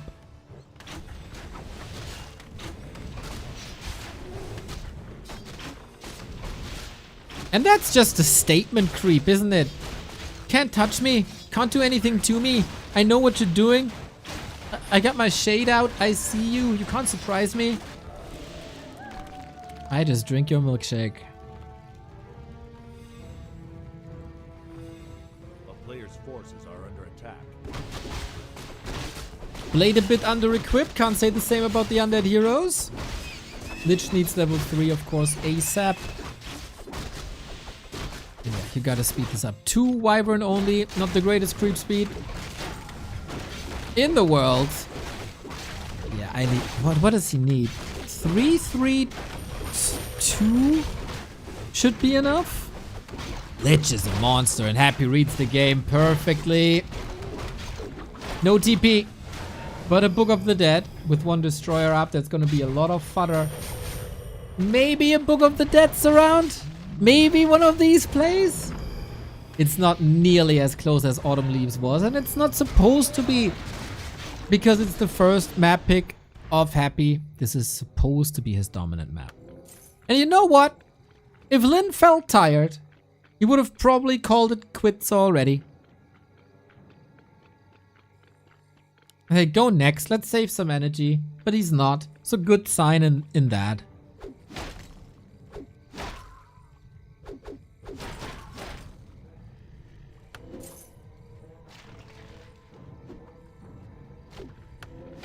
We still have a wand of negation. I like that. Big fan.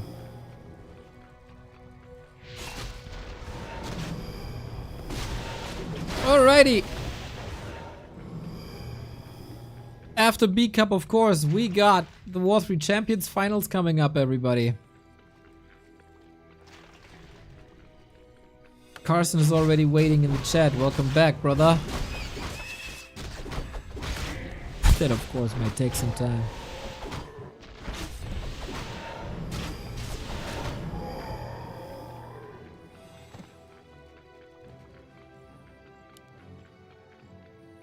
A player's forces are under attack.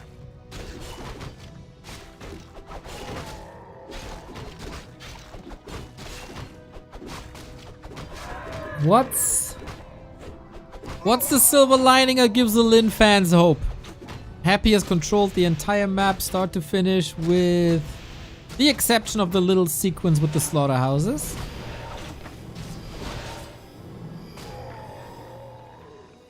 A town is under siege. But I never count Lynn out. He's already preparing for his torrent transition, eh?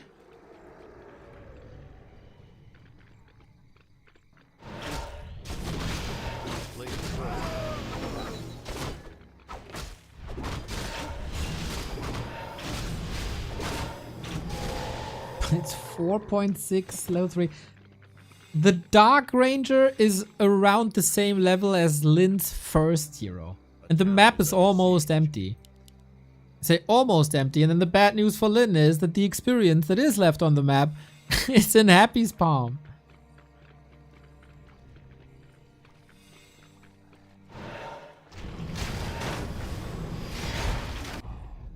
Wyvern are trying to do some damage. But there's a Spirit Tower already. Can't really get the kills. It drains a few resources.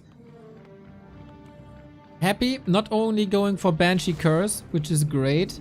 Oh, I like that follow-up. 1, 2, 3. Nice, nice, nice. But also anti-magic. As we all know, poison damage is magic in Warcraft. Oh, the staff works on 19 HP. Woohoo! And now we got 50-50 food. Still, the heroes. The heroes are an issue.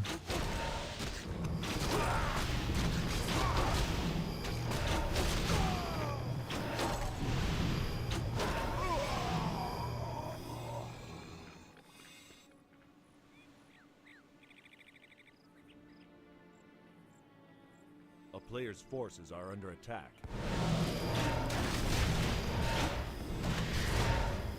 Happy's tech was expensive.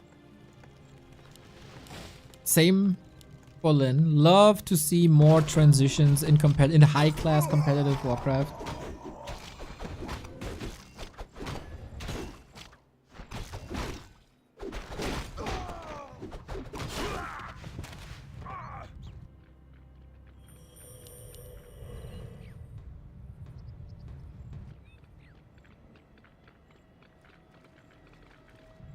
Another 20-minute game, huh?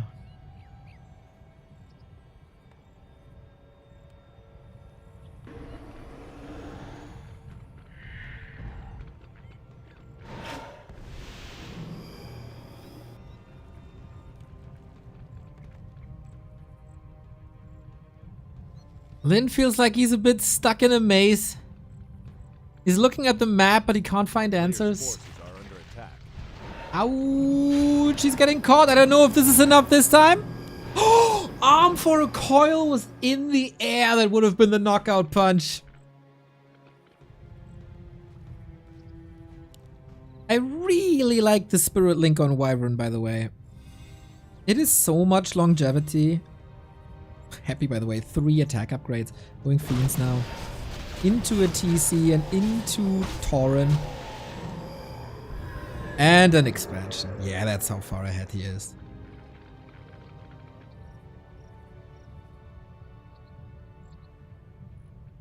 How freaking dull was this matchup for so long?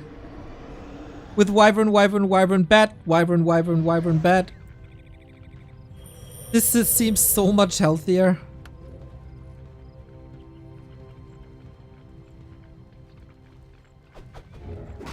Not for Lynn though, in this specific case. This might be the final one. We have 2 heal scrolls on Lynn's side. Level 2, Wyvern disappear quickly. We're gonna heal 1 in the back. If he takes out Destroyers quick, maybe there's a chance, but that heal ward goes on for a very, very, very long time. Shadowhunter nuked into oblivion. Absolutely no chance for Lynn. The setup was there from minute 4 on, basically, for this fight to go this way. And Happy absolutely shatters Lynn. He's still trying with his heroes, but without healing, without Hex. He might get a couple of kills here and there. But if the blade falls, this is the end. The Torrent gives some hope. But there we go. A cow on his own, and that doesn't work. The slaughterhouse kills weren't enough. Happy's jumpstart onto level 3 with the Lich paves the way. And it snowballs hard. Great control dictates the game. Keeps Lynn in check. And Emperor strikes back on map number 2. So we're down to a best of 5, everybody. Hammerfall seems to be the undead territory in this tournament versus Orc. The economy harass didn't really work that well. The Blade Master Ghoul harass didn't really work that well. Level 3 DK is really, really punishing.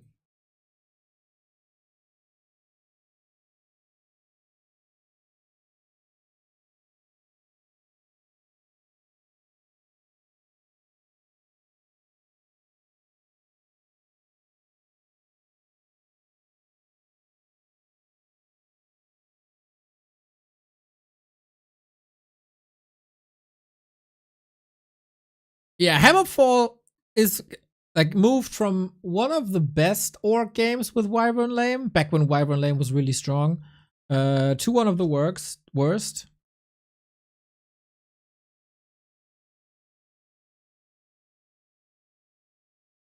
Good punishes by Happy Man across the board, really. 1-1. Good for us. Good for us. Can you possess Tauren? Not anymore. They have received Resistance Skin as a passive ability last patch. Got a little more expensive instead. So possession doesn't work. Curse is really good, so the entire army misses a lot. And against Wyvern damage, Anti-Magic Shell prevents damage as if it would have been a spell. So, poison is magic, and Wyvern poison damage is a lot.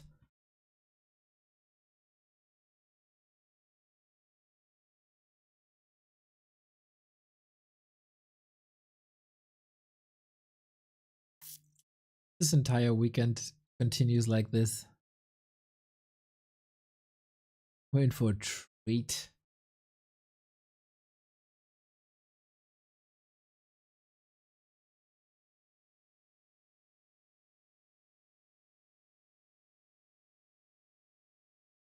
So now we put the shoe on the other foot.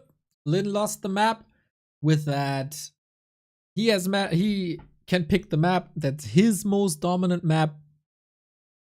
Gonna be interesting to see if it's any different from the series against 1-2-0.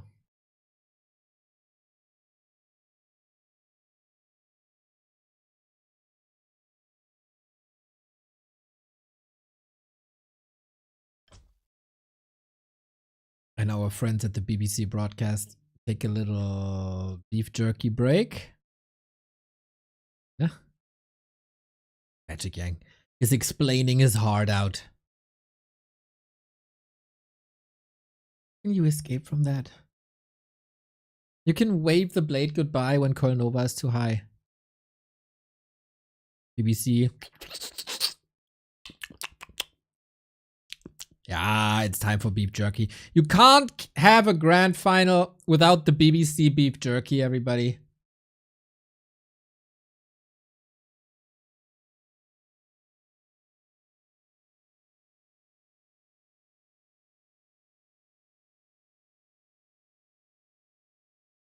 Not in the loop. What's up for the weekend?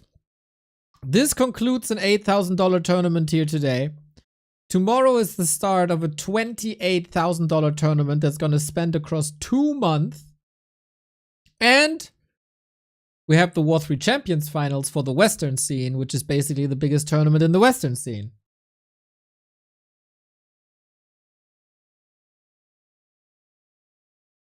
So this is one of the most outstanding weekends we're gonna have all year, most likely. So you're tuning in at the perfect time.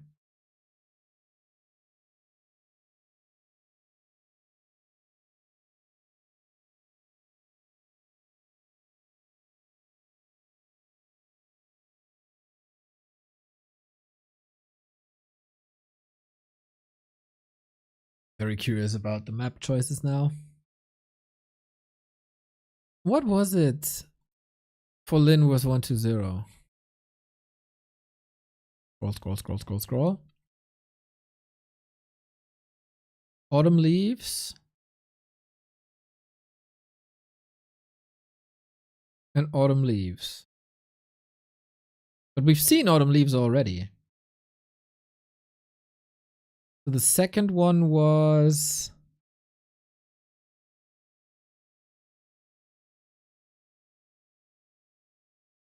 Hammerfall, interestingly. Oh no, that was 1-2-0's pick. Twisted.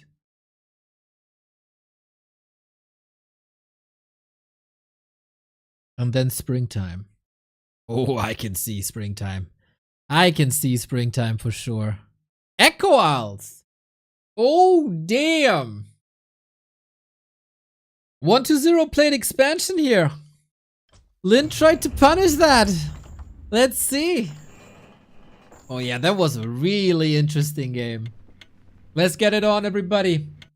Who takes the lead in the B Cup Grand Final?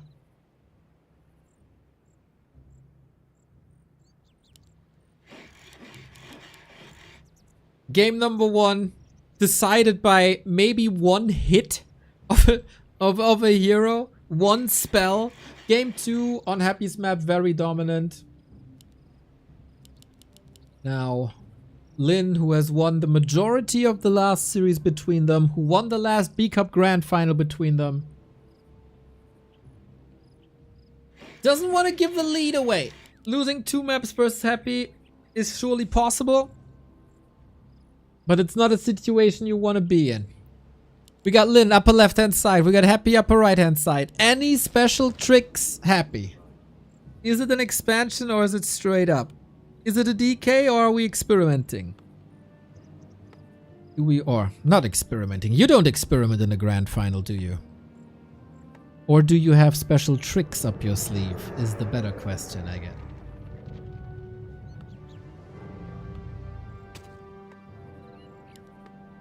Hero will tell us. It should be DK ghouls.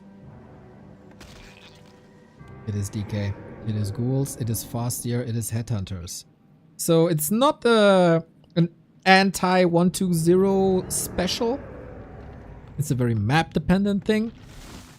And Lynn is probably expecting an expansion as well. Happy was one of the first to play expansions on bigger maps, on certain maps. Twisted is one of them.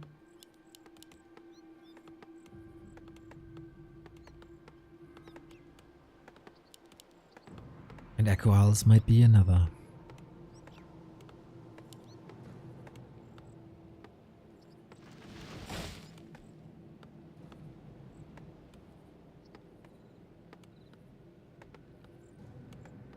It felt like 120 had this game done here when he played against Lynn.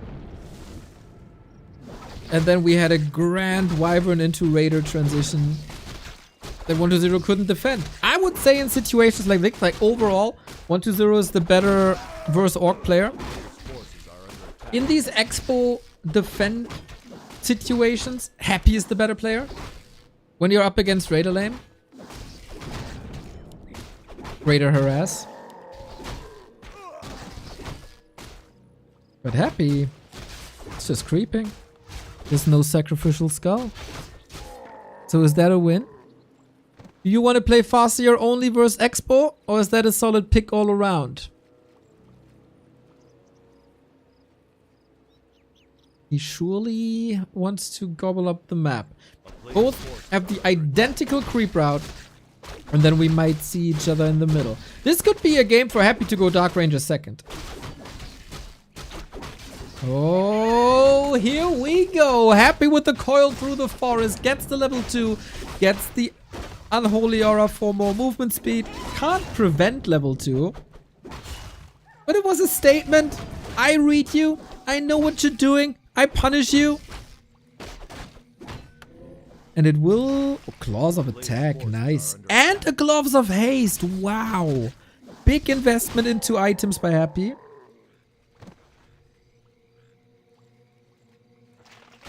And was it Lynn vs 120 Wednesday where they fought over this camp and 120 lost a lot of ghouls? Because the item dropped and it gave him mana and that turned into a disaster. A player's forces are under attack. Lynn trying to force Happy back. Goes for Acolytes with Chain Lightning. Alright, if Happy loses an Acolyte here, that's a lot of lost gold. 1/3. This will result in a town portal. He would love to have one more Chain Lightning or one more Acolyte. He takes them off the grid. That's already a problem. Coil, ready. Ooh, one hit! Needs to TP. Yeah, pump fake to save the mana. Expertly done. But there was gold. There was a lot of gold. Nick, thank you for the sub. Currently 250. Plus he has to replace an Acolyte. Makes it 225. But still, for quite some time, 4 Acolytes only.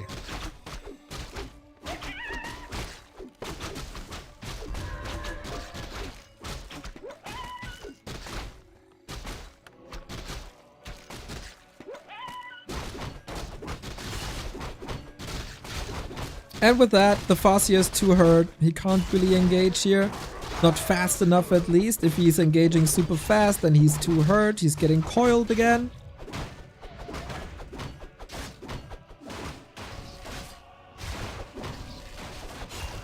But it's only a level 1 coil, so 70 damage. You should be able to play around this. A player's forces are under attack. Oh my god, I didn't even realize. There is no graveyard. No slaughterhouse. For a long time. Happy gets the big mana potion, that's huge.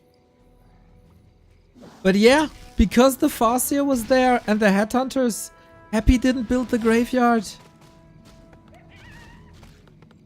A player's forces He are can under go attack. tech and second hero. But yeah, late stat use is not necessarily what you want because you are reliant on destroyers always.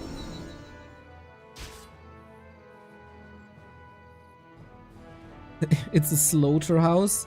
Strong, Flowduke. Strong.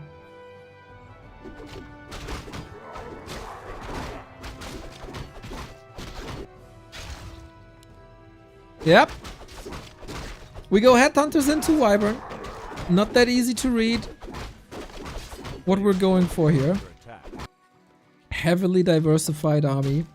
It is a Lich once again. It truly feels like Dark Ranger has fizzled out.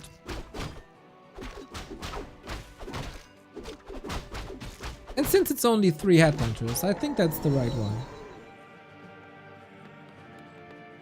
Lynn, already better levels than in game 2. He goes Torrent Totem already as well. He doesn't need a big army right now. He has enough to creep. He got good damage. He's harassing, it's fine.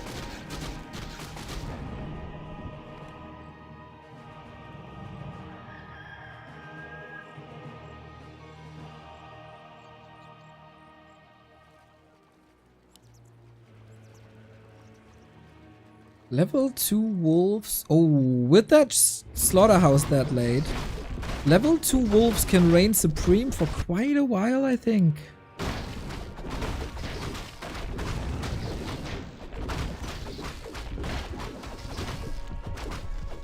We got rings. We got an ambush. First Headhunter down. Didn't get the upgrade yet. Happy's getting kills in. With a little bit of a creep jack that will lead into an underdeveloped Lich. A player's forces are under attack. Is Lynn building a burrow? Yes, he is. Scared for a second. No important levels for Lynn yet, though. Happy with his first statue now. It's actually not that bad, right? I mean, ideally you'd love to go for Destroy upgrade now. Especially to take care of wolves. Worst case, you go Wand of Negation.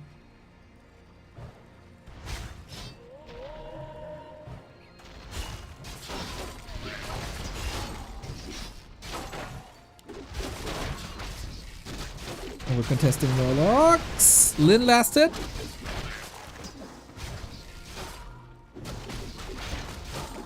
Another. Goes to level 3.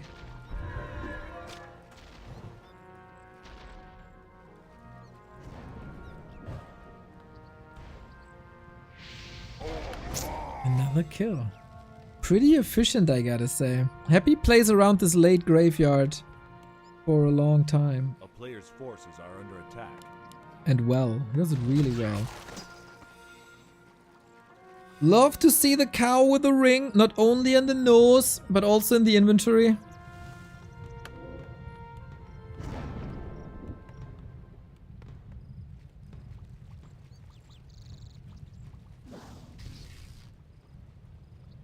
And Tauren are coming early this time. There's little on the field for Happy. It's just Ghouls Destroyers. We have a Wyvern. It can roam free. But there's also no need for anti-air. That's a new layer of Orc vs Undead that I truly appreciate. The variance in army compositions.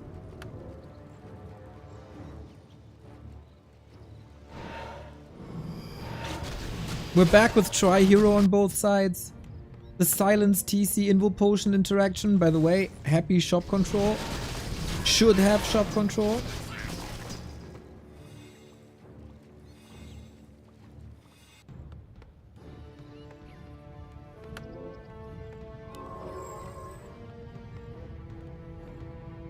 A player's forces are under attack. Happy's level progress scares me.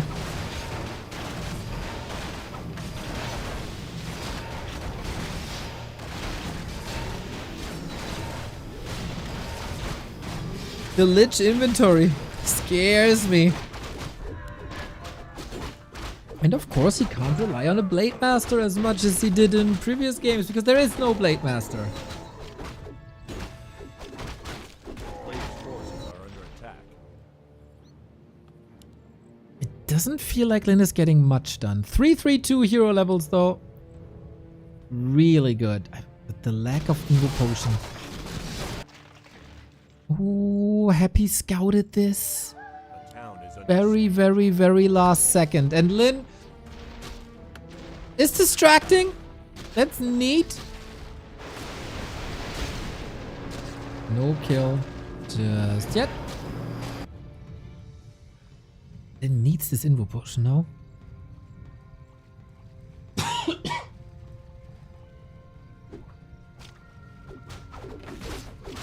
player's forces are under attack. Only now Happy's getting his Merkin. Interesting. Another claw. Jesus Christ, these damages. On Dark Ranger as well, close to level 3. Is this good for Lynn? It's not even an expo. It's just a burrow.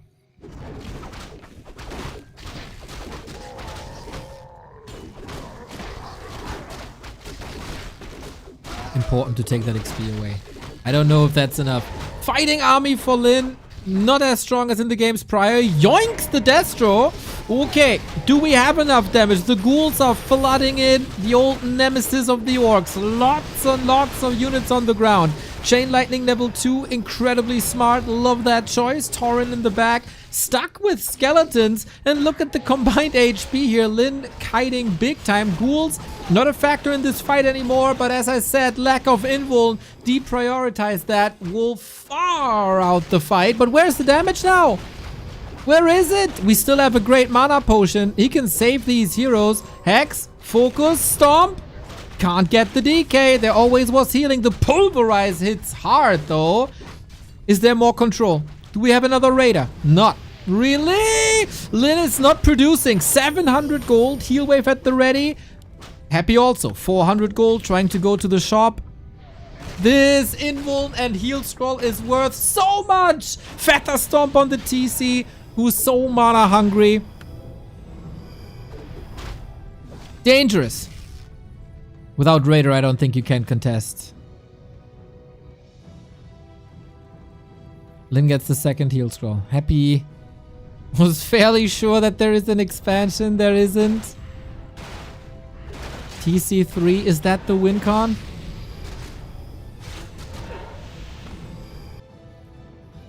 Needs a bit of mana. If he has a Raider in the last moments of the fight, that's such a different game. Statue's working overtime. Kodo hasn't eaten. Mana potion on the Shadow Hunter. We see it more and more. Love it. Lich plus 17. Dark Ranger plus 10.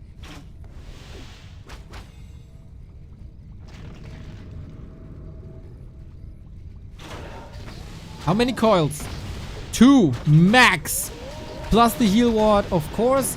Raider's always the first target. Chain Lightning countered by heal scroll.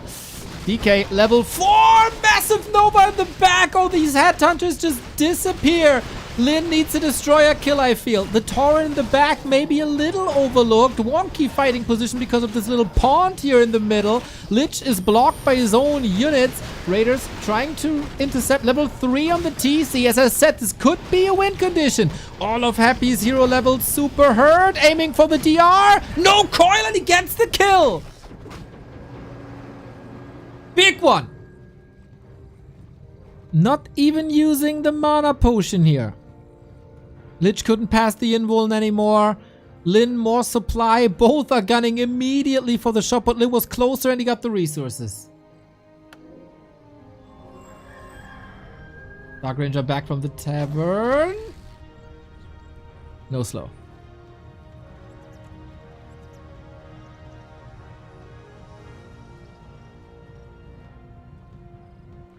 The addition of Tauren is such a game changer. They soak up the entire ground. They are the solution against the old plague, as it seems.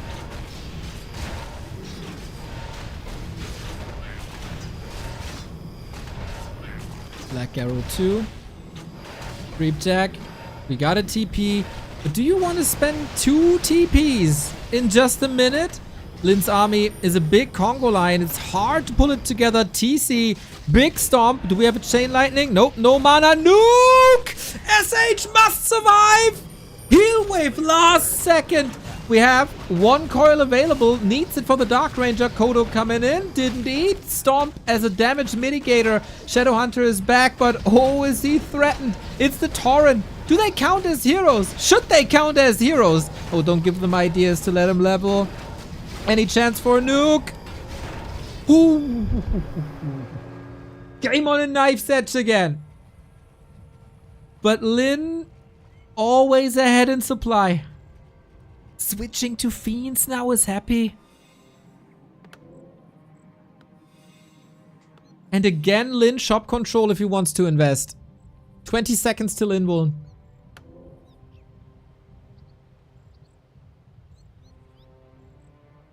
Doesn't wait. Only necessary on the TC, it feels.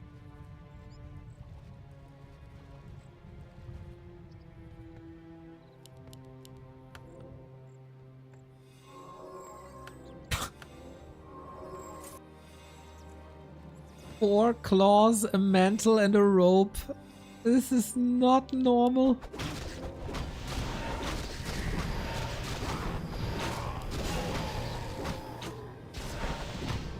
Inventory is out of this.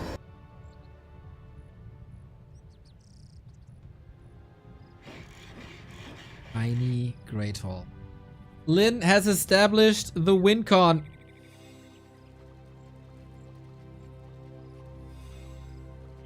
It feels like Happy has this decisive fight ahead of him. Very, very, very good items. Destroyers must take care of Tauren. Oh, the Shadowhunter is already knowing. Ah, there's a Coil Nova with my name on it. Massive fight with the Destroyers in the air. He got 1 out of the air. Raider saved, but the rest of the army is just running. Farseer next on the line. Hex to prevent the coil. Important. We're playing around the heal wave. Ring around the Rosie as it seems. TC fights the DK. Mano a mano. Lich has an invo potion. That was readable, I think. Farseer far, far, far behind. Happy with the takeover. Lynn was investing 600 gold into the second base, but Happy rips his head off. And unlike 1-0, he's not giving that game up anymore. Not going for an expo was the right call. Lynn too strong for that. Anticipating that. The Mass Destroyers. What can stop them now? TC, Nuke, Lich survived. There is no coil anymore. And maybe a Chain Lightning, but what's left? Where's the control? Where's the damage? Where's anything? It was greedy to go for the 19-minute expo. If it's not scouted, if you're not prepared, this can win you the game. But Happy is happy. He's got his eyes everywhere. And now Magic Trick turning peons into skeletons. And I'm pretty sure that at least 1 hero will fall.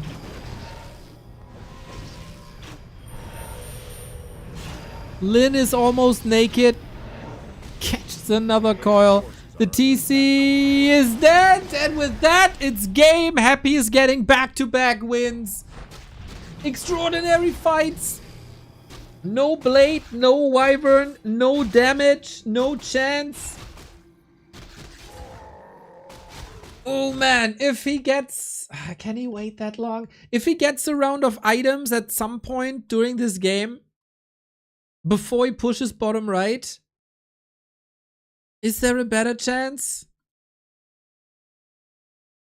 Happy getting an invuln and the heal scroll after that fight seemed huge.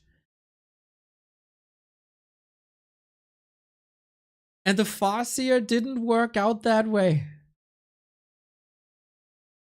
Not as good as against 1-0. Lynn has won back-to-back games against 1-0 with the Farseer. It's not that this hero doesn't work. It didn't work against Happy.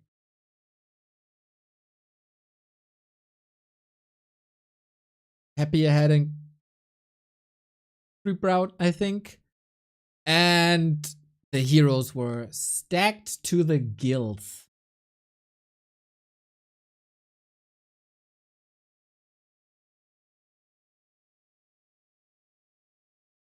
That was rough. And then he couldn't catch up anymore. Not enough control on the Destros, it seems.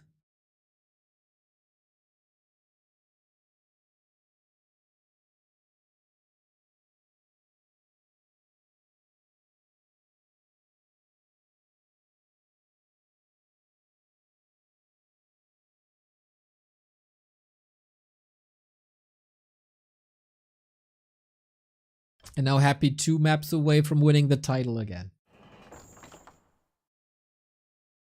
And yes, it was super close.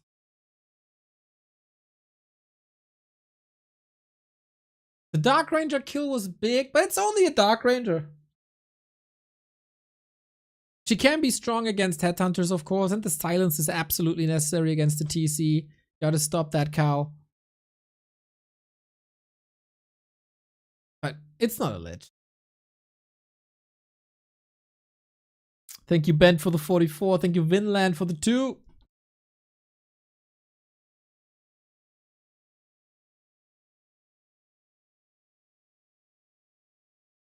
People were asking, does the TC have a ring?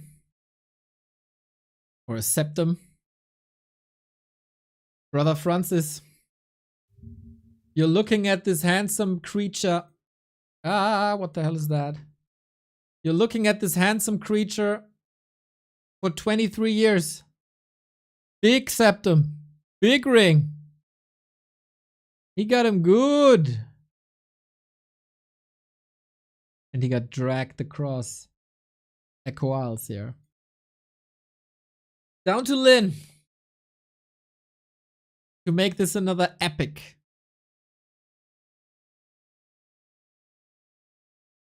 Against 1-2-0, he also lost map. No, he won map 2 and 3.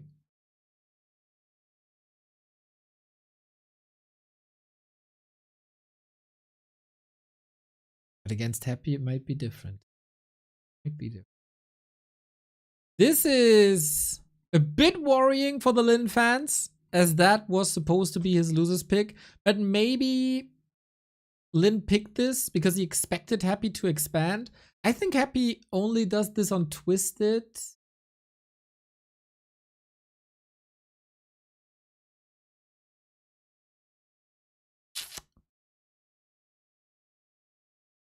Maybe a bit of a wrong call. But then he found so few items, it didn't really matter. Blade Master wouldn't have dictated this game either.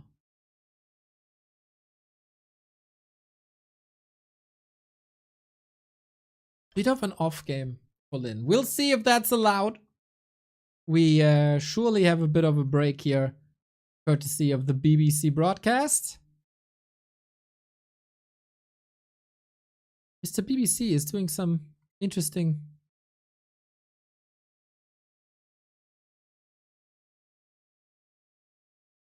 connection to the Chinese. Not the greatest today, unfortunately. After this tournament, we got the W3Champions finals. Carson and Soul already waiting. Shout out to the players who are very cooperative. We wanted to start earlier this season finals. That won't work.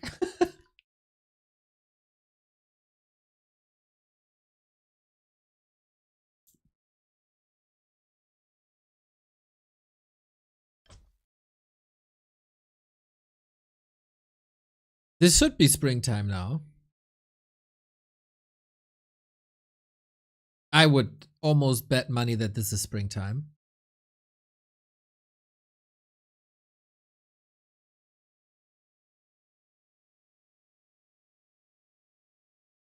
I don't know.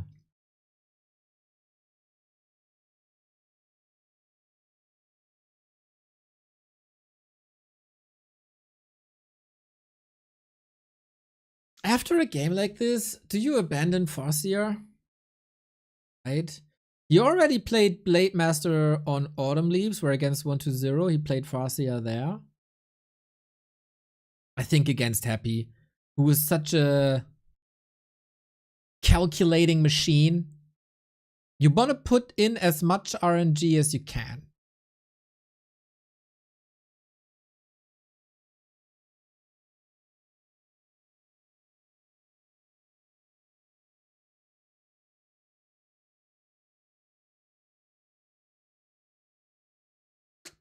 We'll see.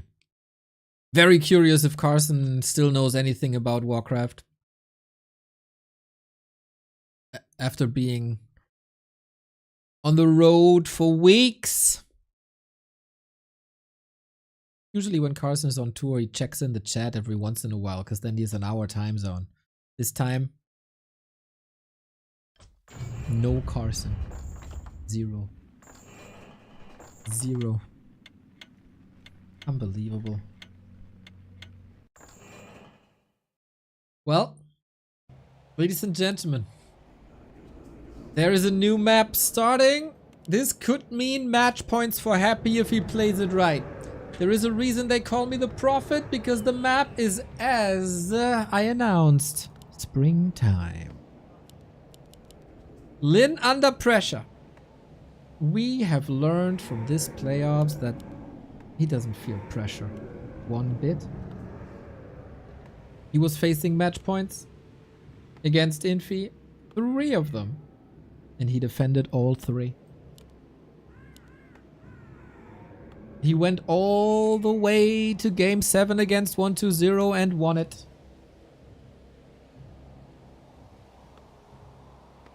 And it's up against Happy. Happy who found his clutchness again.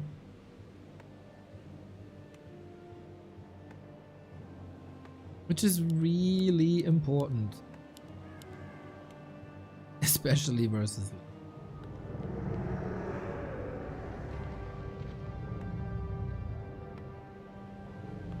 The past few series between Happy and Lynn were 4-2, 4-2, 4-2 in favor of Lynn. Time to step it up now then.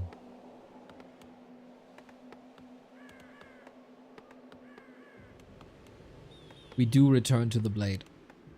This was the outstanding map in the lower bracket final between 1-0 and Lynn. Crazy, crazy, crazy fights. I always wonder, did Happy see that? I feel if you have his brain, it's not fast enough. He only works with replays, probably.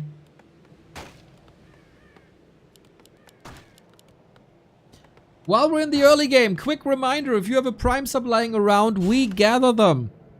If you have Amazon Prime and it's connected to your Twitch, you get 1 free sub per month. Supports the channel, gets rid of ads, steals money away from Amazon. Win, win, win.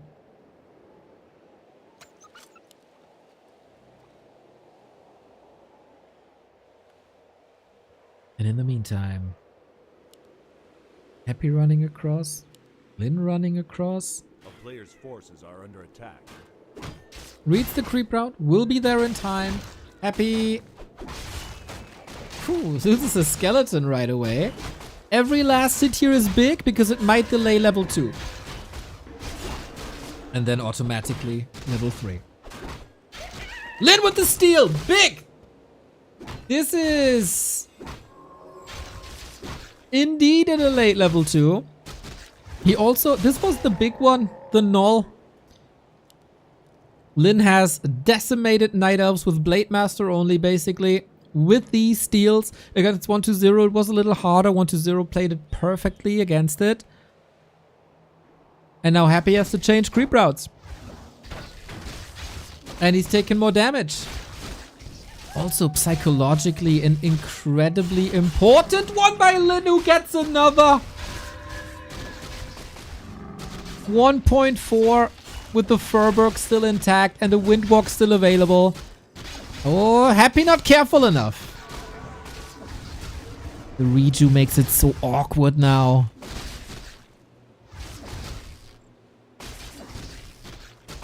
Oh, look at it go. Blade Master also. Sketchy. And Reju again. This is so much wasted time. Crystal Ball. Oh, not bad for reveals. 2 minutes and he's not level 2.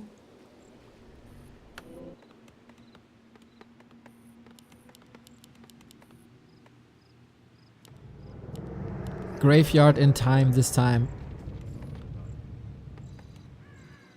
Happy saved the coil in that engagement, exactly. And now we creep the mammoth without stealing items here. Happy also got the ring, which is very nice. Happy, Lynn got the ring, which is nice. Oh, and again a bit careless, isn't it? Oh, Lynn, the nice level 2! Unreal! Gets 2 out of 3. Unlocks the crit before Happy gets aura. Talking about a comeback.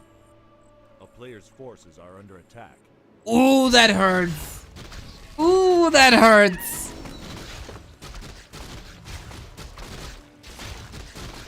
Just when you lost your first losers pick, coming out swinging. Acolyte makes this creep a little weird.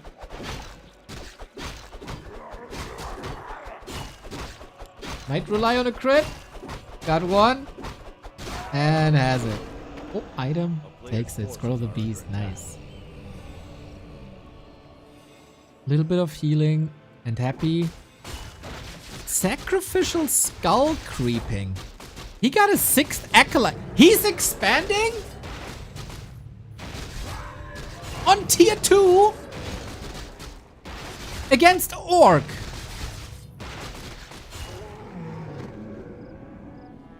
What? A player's forces are under attack. Did I miss something? I have never seen this before. By Happy.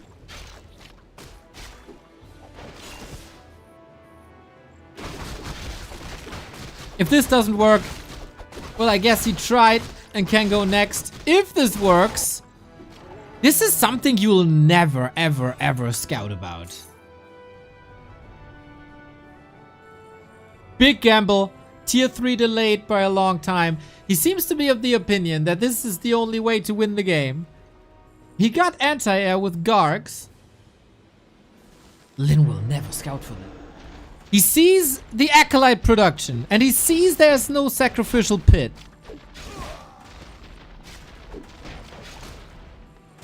Oh, what's going through Lynn's mind now? It's so interesting.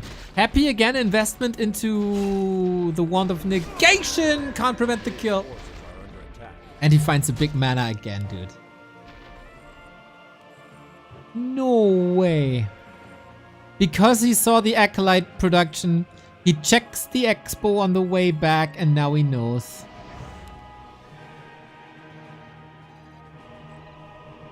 Hate today. Thank you for the 7 month.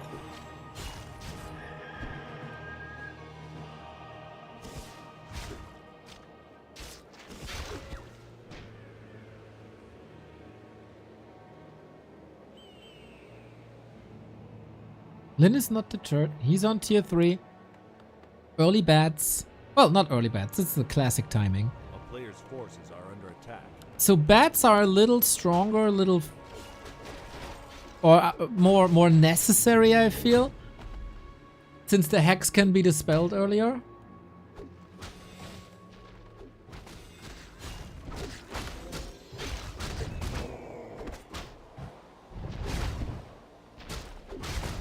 Wow, the plan B by Happy is mental. But Lynn must know. He saw the blight. He saw the Acolyte production. He's smart. He knows. No Orb, no Dark Ranger. I think no Dark Ranger is not a big deal. But no Orb. No Frenzy. No Destroyers.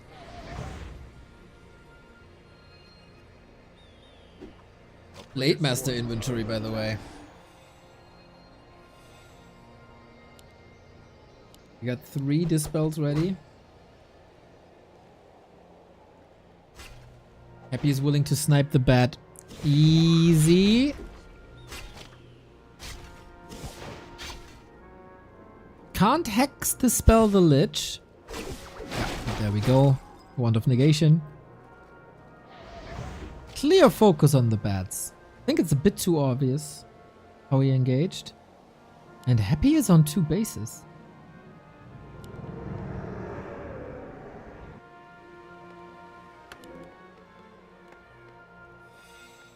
It doesn't feel like he sees the urgency. He's expanding into the time when Orc heroes are weak. Tier 3 has started. More Gargs are coming.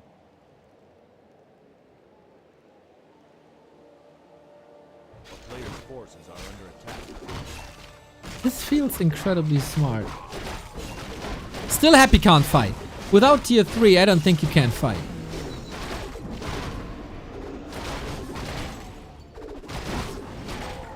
And now he saves the money. He gets a tiny, and then it's 2 base, tier 3 at pretty much the same time. Yeah, he knows. It's just that he's not pushing. He's counter expanding. And then we play it 2 base. A player's forces are under attack.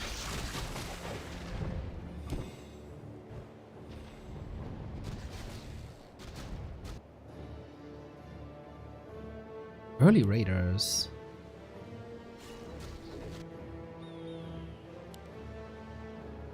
So, tier 2 here, tier 3 here.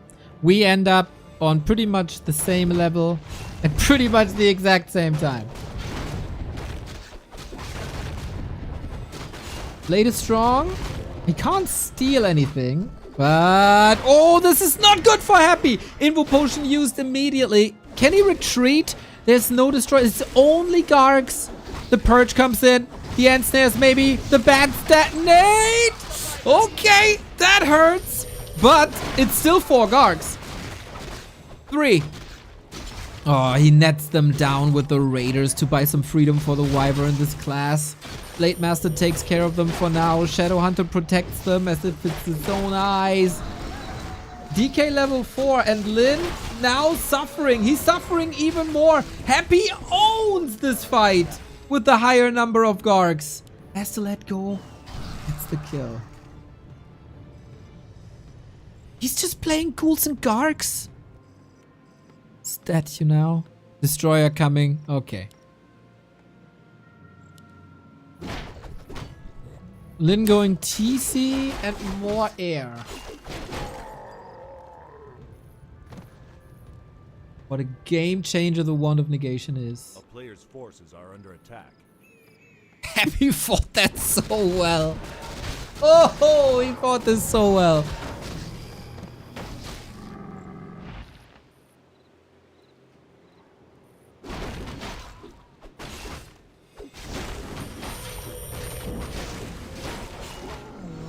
This last fight, we didn't have crit 2. Now we do. Torrent switch on the way. Another circlet. A player's forces Damage are under output attack. will be a lot higher. We don't have cement, but interesting situation. Happy pushes. Lynn backstabs with the TC. He got aura, no stomp. Lynn can't really invest. The bat, nice. He needs to pump. Like, there's no tomorrow. Blade! 15 HP! Lynn is struggling, man. It feels like he's running out of gas. And he can't swing up a new round of production because the Torrent Totem is only now finishing. He needs burrows yesterday. There's another Coil Nova. He can't dodge it. Goes into the air though. Bat still detonating. He got a 2 for 1. Not bad. 3 Wyvern, 1 guard. If he can take out the guard, the air is his. As long as the Blade Master survives, that is. But the ghouls are getting a good connection. The lack of torrent noticeable. Shadow Hunter needs to retreat. Coil for another Wyvern. Ooh, big damage. But he gets the Destroyer eventually. Huge move. Huge save. Good levels. Expo up. And now the world is your oyster on the left-hand side.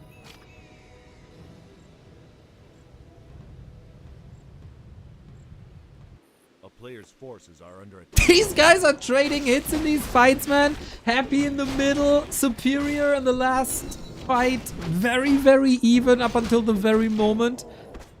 The last moment where the Destroyer fell, I think that made the difference.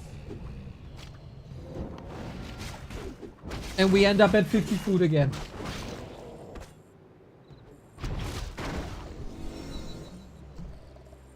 It's just about who does it better.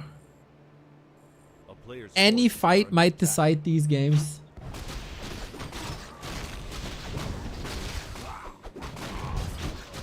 Again, I can't underestimate, or you can't underestimate the importance of a Ring of Protection on the TC. What's the next item? What's the big item?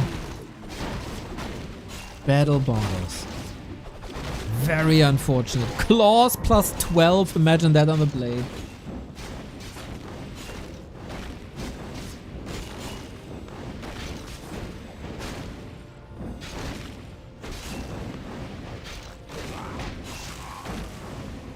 Level 4. He wanted level 5 on the blade and level 3 on the TC, and instead he gets level 4. More bats. Walkers now as well. Lynn pushing. Happy pushing. Big push coming. Double heal scroll on Lynn. Zilch on Happy.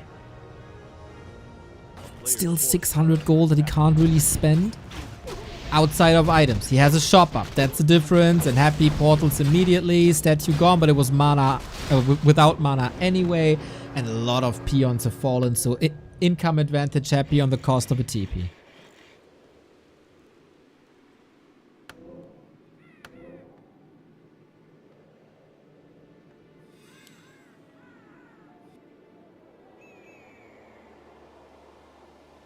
Chat says lack of shade. True.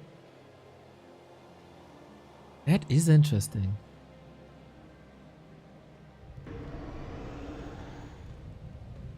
Four bats, huh? First Tauren now.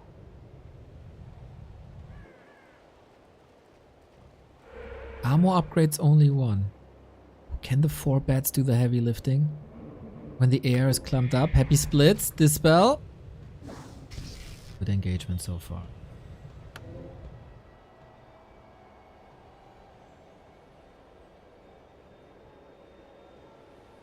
Five lumber peons on.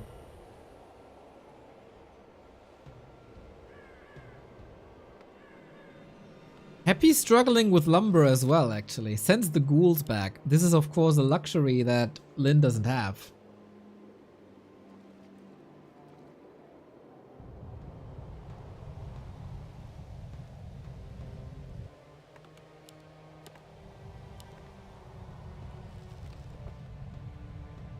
We have that Mercam still up? No. Map is empty, right? The lack of level 5 and 3 truly hurt. We gotta fight. Also, the guts on Lynn to play without cement.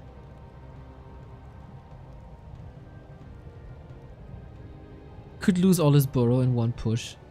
On the cost of a town portal. Nope, doesn't care. And he has no lumber, which really hurts. No invuln on the TC is something he surely could afford. They are available.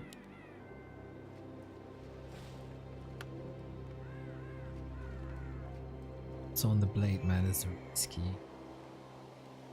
Heavy emphasis on heal scrolls over invuln. Boneyard. No effort.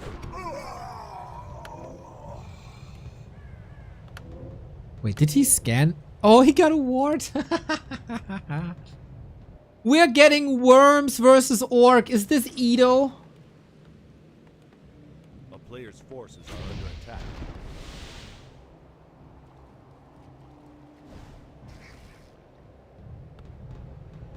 There's not too many wyvern.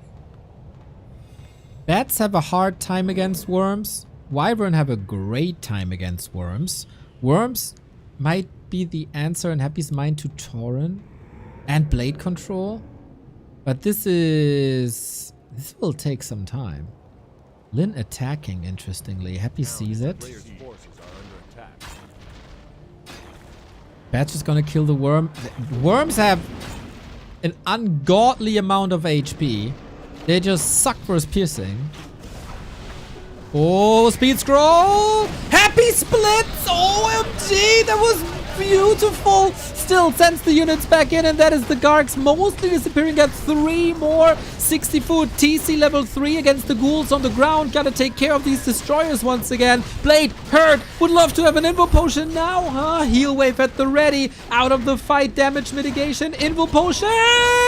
Can't use it in time because he was slot starved.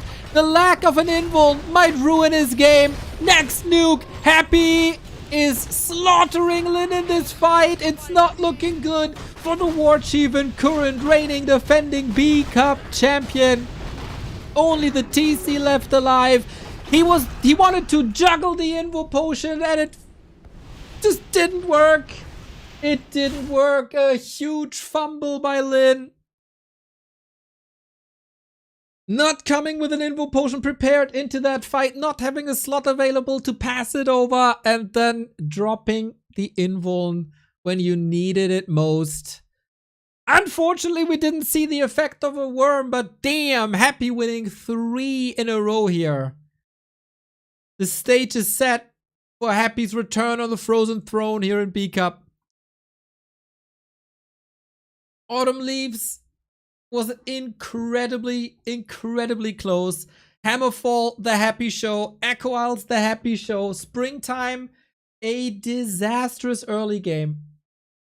With level 2 delayed for a very long time.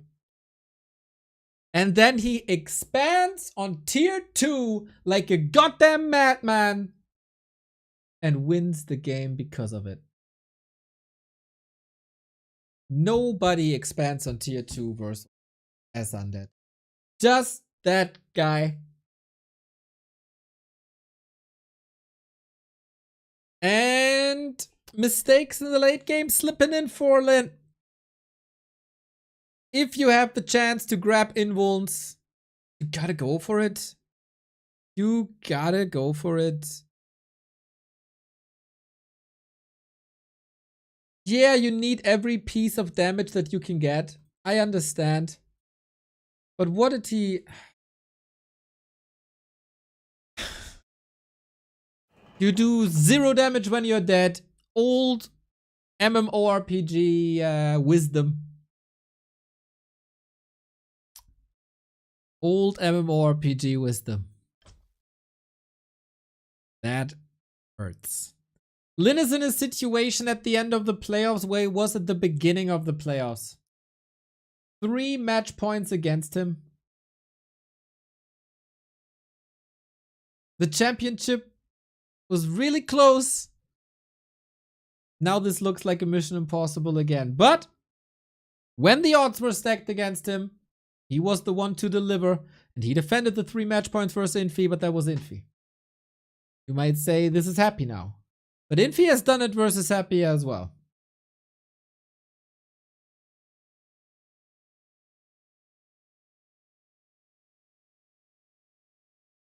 Then if you're tired, I recommend our sponsor Rogue Energy. You even get 20% off with the coupon code B2W.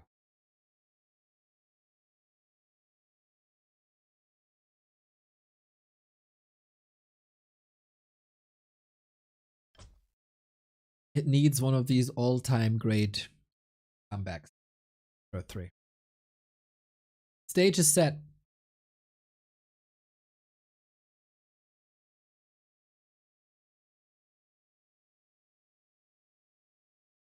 Did they get the script right?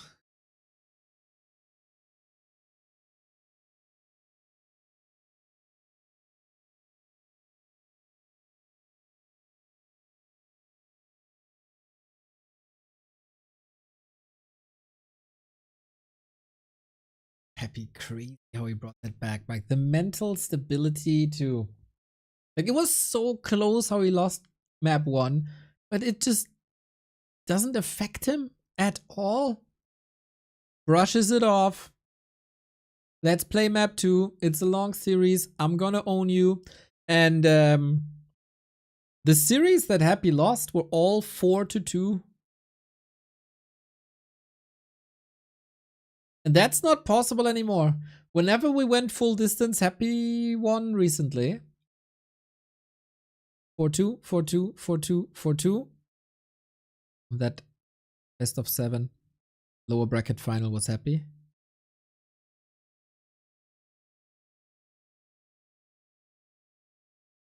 Usually they trade a lot of games back and forth. Can Lynn find the answer? You see, he has done it before. 4 in a row. That was the last grand final. Just do it again. Just do it again. But you can see how different the meta was. Alchemist 3rd, we don't see that. Crypt Lord 3rd, we don't see that. These stats, by the way, brought to you by Warcraft3.info and our second sponsor of the month, Opera GX. Every download helps the channel a lot. Getting paid by the download here. Exclamation mark Opera GX if you want the browser for gamers. Comes with a built-in VPN and adblock. Which, of course, you disable at the Back to Warcraft channels. Don't have to mention that. That gave you hope? Rightfully so.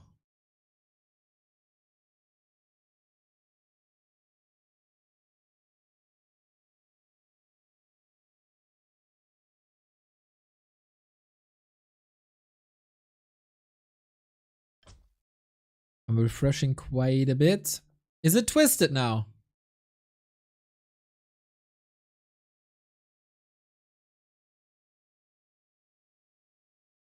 Feels like it should be twisted, Meadows.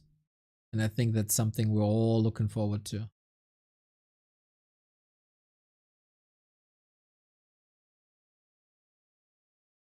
Yep.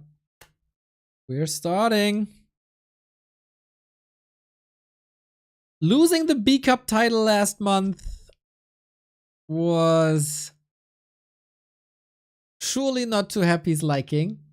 Losing it in a way that he gets defeated 4 times in a row wasn't to his liking.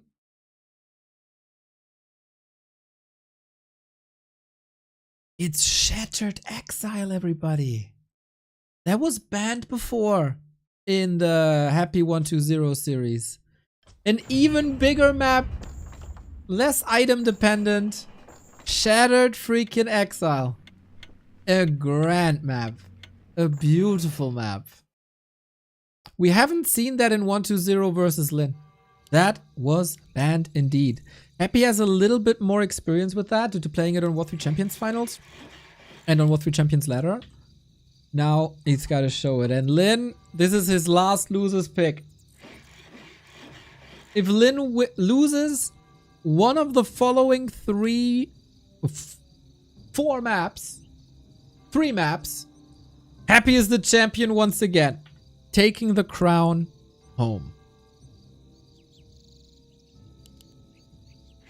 Lynn, you gotta show your effing A game now. This is a map where you can expand, and maybe this is what Lynn is banking. This is a very twisted-esque map. So it seems like Lynn wants Happy to expand, to punish him with Farseer, Headhunter, Firelord, and play the game he played so wonderfully against 1-0.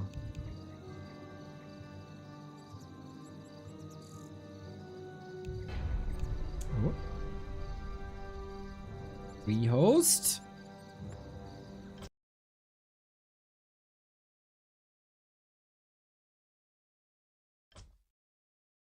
Hopefully they stick with the map though. Well, since we're here in B Cup, we also have War3Champions finals coming up right after, with Carson, with Soul 8man, with Starbuck versus Sonic, Patu versus Death Note, Jens versus Tsog, and Kraft versus Cash. We are looking for the profit of the community. Here we go on challenge. Predict the bracket. Get your votes in and tell me who's gonna win. Who's gonna be second? Who's gonna be third? Who's gonna be eliminated today? You always have a big mouth. You always say that Twitch chat knows everything. Approve it. It's time for the next.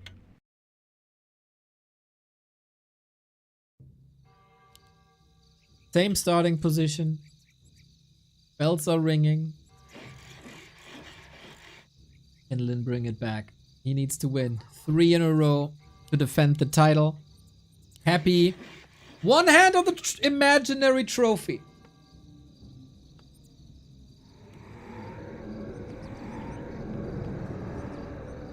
I said this earlier. Shattered Exile is an expansion map. It is close-ish to the base. It is easy to creep.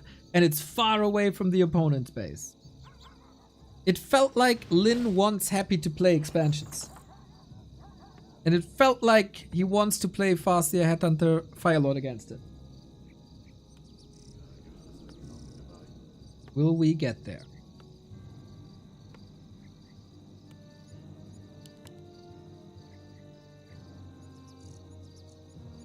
Yo, Coloss, thanks, mate.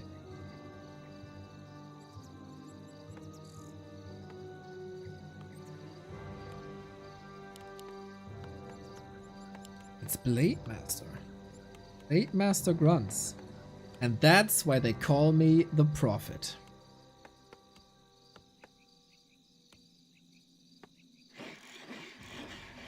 Master.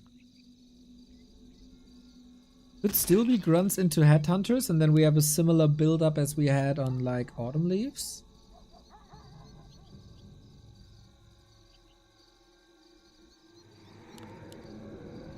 Happy doesn't switch anything up.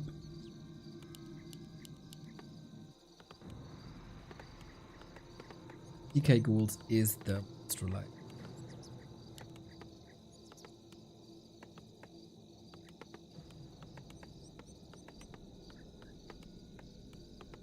Okay, Happy sees this.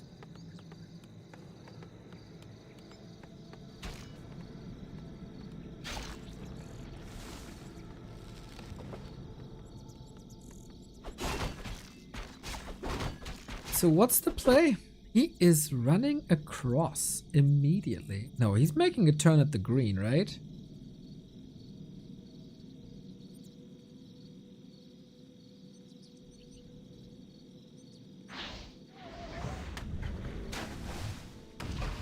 I feel like throughout the week someone got heavily creep-jacked here.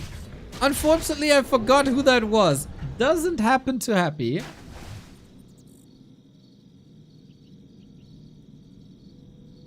That was not that efficient on either side. Ring of... Wait, you can do that? Bro, Blade Masters can do anything these days. None of that I'm complaining. Obviously, this could be easily punished.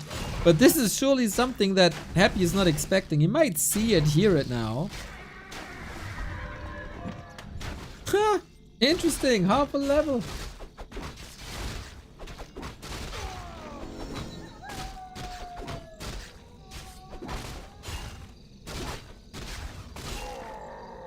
And another steal. Wow.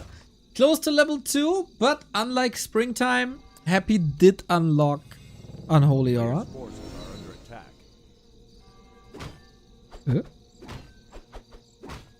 What did he kill that he got level 2? Isn't this only 3 creeps?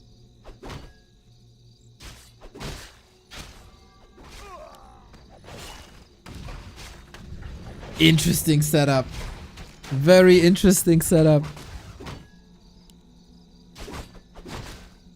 We do get a Warmill. We have some grunts. He killed the... Yeah, he killed... But he killed something before. Happy didn't have 7 acolytes.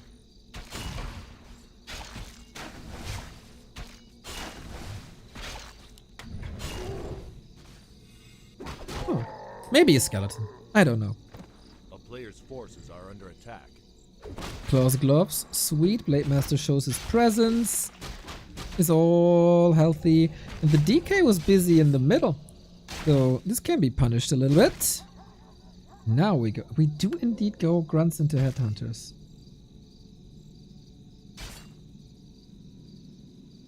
A variation of sorts. With low empathy on tier 1. Happy didn't see a single headhunter just yet.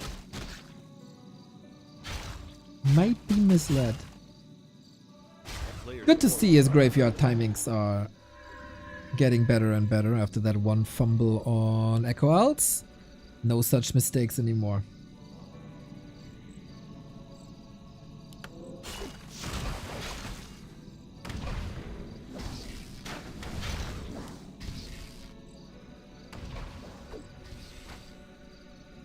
Wow, in the previous series it really looked like Happy has no chance.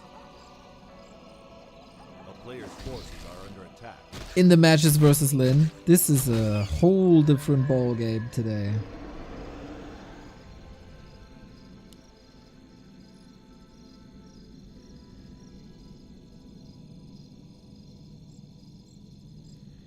So far we're not playing into the specialties of Shattered Exile too much. We are creeping now. 1 foot after the next. A player's forces Relatively tame, this entire endeavor.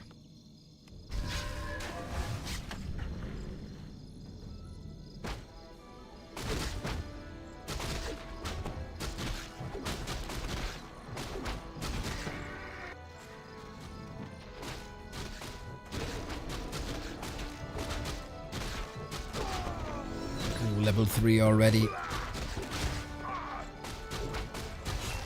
Level 3 already, and Happy stole a little bit of a... He got everything here, man.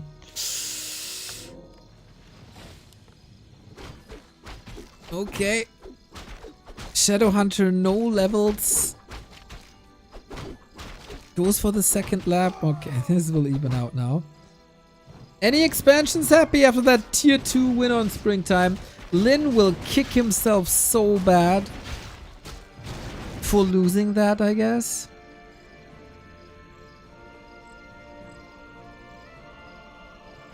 Wyvern Kodo tier 3, no totem yet, but only 1 beastery, so there will be a torrent transition again. Yeah, there it is. Just started it. So Lynn is trying to cut the map more or less in half by taking the 12 o'clock. Happy is not moving too far away from his base, probably always anticipating Wyvern arrest the way the Ziggurats are positioned. Zombie Mask, nice.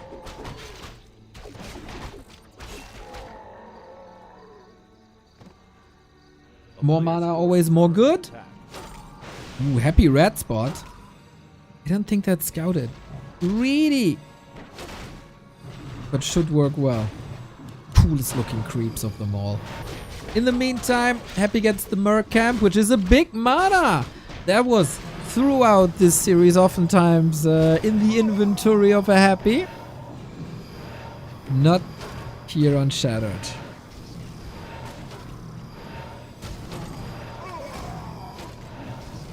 Invid Potion. Okay, learning from the mistakes of Springtime. Shh, definitely noticeable. Lich quite far away from 3. Shadowhunter needs this tiny little camp that he is level 3. And then we're also getting close to 50 food. Did he get it? Not even... don't think so. He missed it. Okay. TC out. Torrent coming. Slippers for the blade up in the top left. That one was a steal though. And here's the SH. But the army, what's the TC doing? Zeppelin maybe? TC is misrallied? No? Oh my god. He might come in as a surprise to backstab. Is it an error? Or is it genius?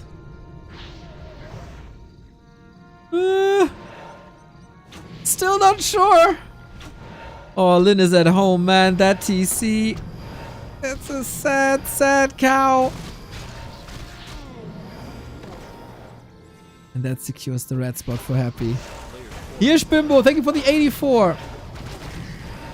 Uh-oh. That's not great. With that, Lich gets level 3. Wait a minute. Lynn got it! Item as well. Are you kidding me? Are you kidding me? Are you kidding me?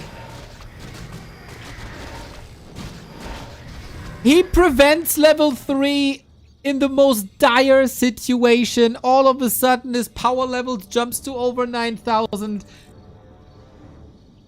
Life-saving snipe.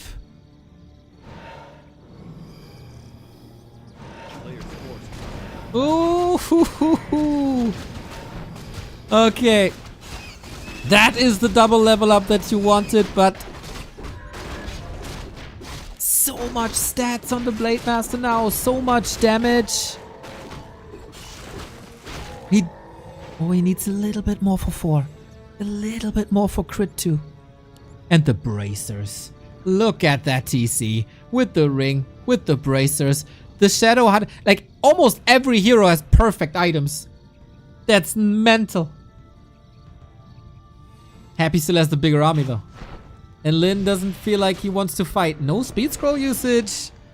It's level 4 before, right? Looks like it. Sweet silence by Happy just as the fight starts. Heal ward. He needs that invul on the TC. He loses him again. And the lack of level 2 crit is not good. Lynn fighting for survival. Happy fighting for the championship. This could decide it all. As this fight was not a great start. Only now the first kill for Lynn. But everything is mincemeat already. The level 2 crit now. He didn't even skill it yet. Here we go. Needs a Hail Mary. He needs the big kills. He needs the big red numbers. If not, this B Cup is over with a 4-1 statement win for Lynn. Against Lynn. You know what I mean. Oh boy. Destroyers getting rarer and rarer. More and more crits coming in. You can't see crit numbers against air units. Lynn is alive, but barely. Can the Blade Master carry this now? This was also the big mana. The TC not having an invuln is again an oversight, I feel. But Happy was just hunting him.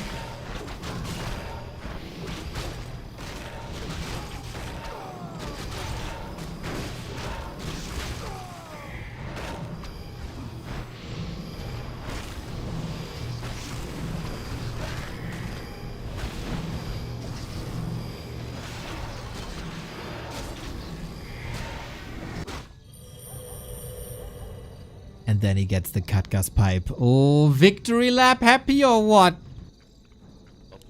We have a Fiend transition. Done.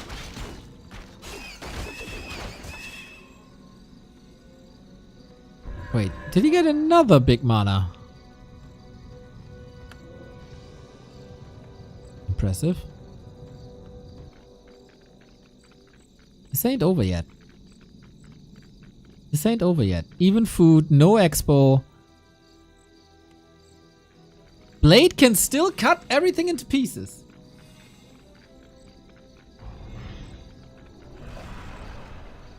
And the items are sick. 195. What's the mask on the Blade Master? +5 strength, +5 agility. So more HP, more damage, more armor. It is perfect for him. We crapped out Shadowed Exile. He gets level 2.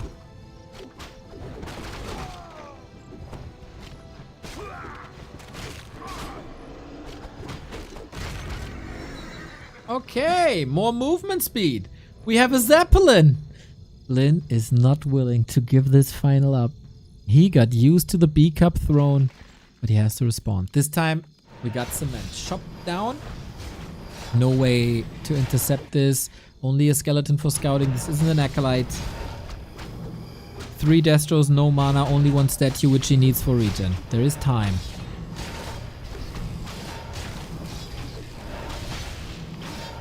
Happy has a TP. I'm pretty sure he's gonna use that. Is he confident in taking this when he has 800 gold? Nah. He's pushing. And Lynn didn't lose the burrow that makes it so that he can push into upkeep. A player's forces are under attack.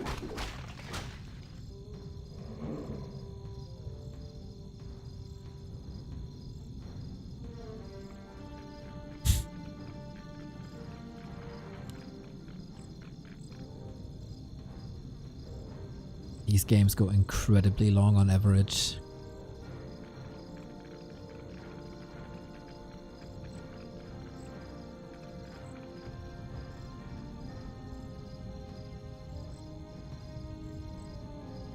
We get Web late. Even an assassin invested. Okay, Lynn is indeed pushing into upkeep. He's scouting the corners. He sees the army perfectly. There is no shade. He can check the inventory. Yeah, he can distract, hope for crits, but that shouldn't really work. Blade also dusted. And now he knows what he's up against at least. A player's forces are under attack. Happy investing more. 65. TC and Blade have an invuln. Shadowhunter has the big mana and the Sobi.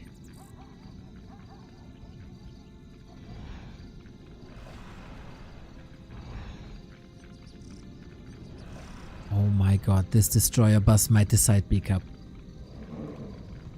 Can Lynn get a better opening to the fight? He needs it. The TC cannot die. Raider nuke, silence on the TC. I feel the stomp wasn't there yet. Where's the stomp? We're missing it. All focus on the destroyer, but destroyers stand true to their name. Lynn is disintegrating, and it's all on the shoulders of the Blade to carry it. The TC highly ineffective. SH the only hero without an invul potion, and Happy dissects the orc army like it's nothing, just a paper tiger. Destroyers lose mana, but it doesn't matter anymore. The healer, the disabler is gone. We need a million big red numbers. They're getting bigger and bigger. 284. Can Lynn turn this around with only a blade? He can. Destroyer falls. Supply is even. TC comes in. He only takes care of these destroyers. But the nuke! A kingdom for a heal wave. It's not available. Are under attack. Can Happy clean this up? Neck and neck results here. New skeleton. Shadowhunter back. Did he get the potion? He kept the potion as it seems. And now can you run? Can you TP? You don't have any gold. Can sell something maybe. Are you willing to fight this? Fiend back. Kodo down. Second one still alive. Mega important for the damage buff. Heal wave used. 300 crit. Lynn Saint Sword. We need you. Here we go, another crit invuln, 7 safety soon, Shadowhunter might need it. Oh no, he passed the invuln but couldn't click. GG, Happy is your B-Cup champion again. After losing season 18 in a reverse sweep to Lynn, this was his to take without dropping a series. Clutch against Colorful. Destroying Moon, clutch against 120, and the Emperor reigns over B-Cup once again. Left Lynn no chance. The most one-sided match between Happy and Lynn in a long time. Maybe Lynn was a little gassed out from the lower bracket final that took everything from him. Maybe Happy was just the better player. Game 1. The standout match for sure. Happy where he belongs, on top of the world. And what a run it was. What a tournament it was. Lynn vs 120, outstanding. Lynn vs Infi, really great. Happy versus 120. Holy shit. Both series of Lynn vs 120. 120 versus Happy. Necromancer back 1000%. Absolute threat for the Super League that's starting tomorrow. Moon in solid shape. Lawlight with the top 4 run. 120 as good as he was.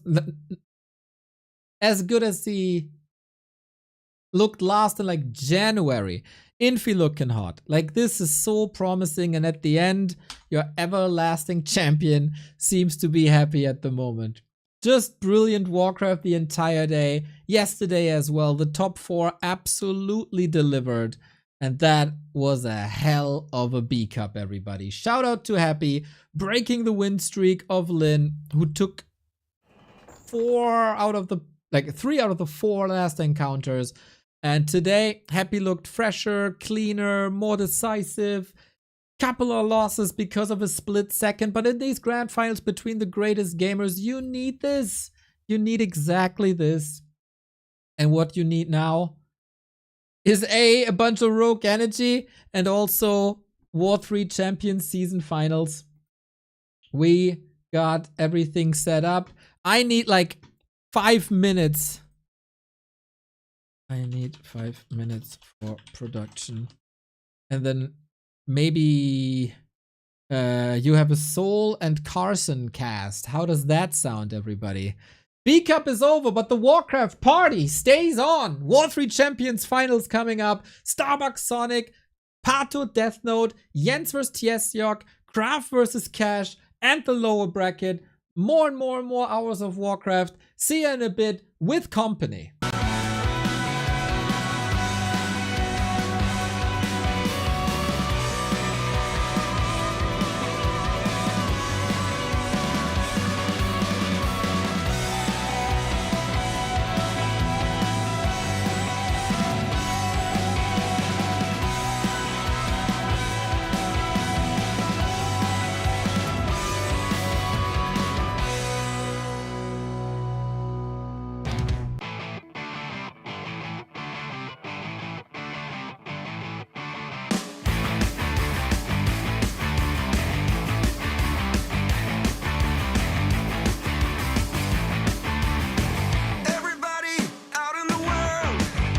Messing around, calling all you freaks and nerds. You're just missing what you want.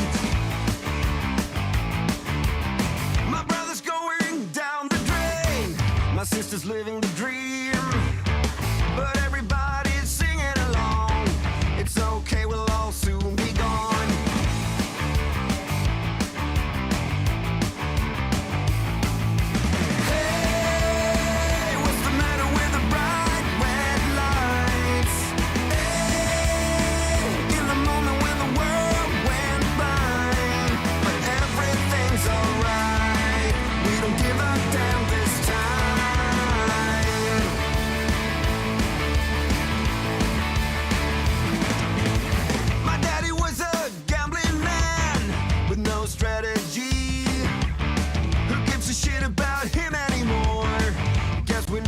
Settle the score.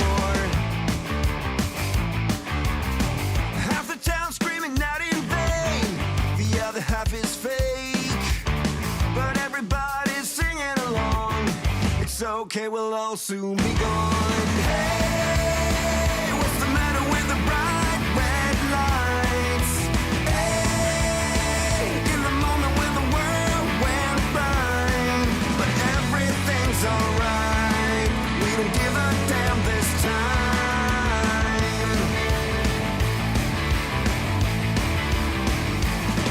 Yeah!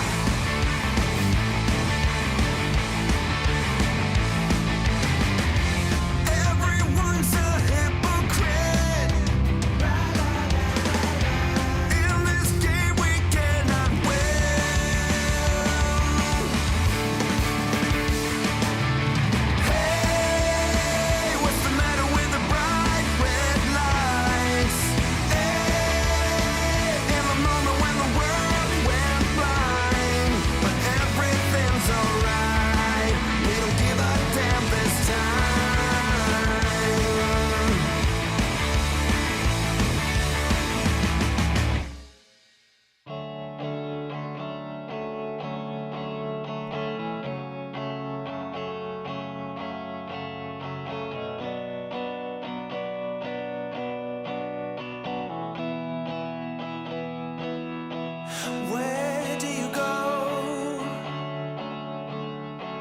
So sleep at night. Say it ain't so. Please say it ain't so. Where do you go for divine delight? Is it someone I know? Someone from before?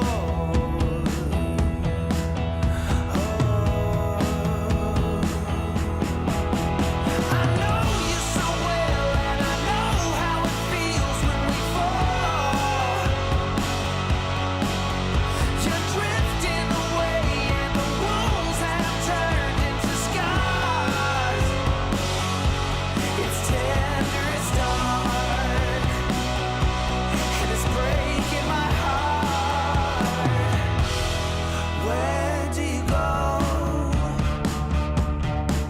In whose arms do you fall? Say it ain't so. Please say it ain't so. You know, forever ago, you were in my arms. We used to juggle with those who would know where to go.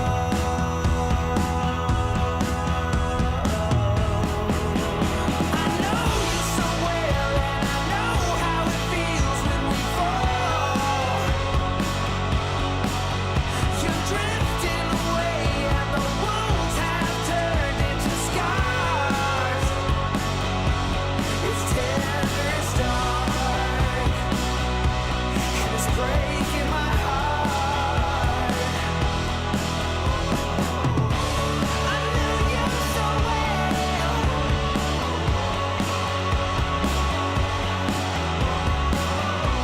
We all forgot.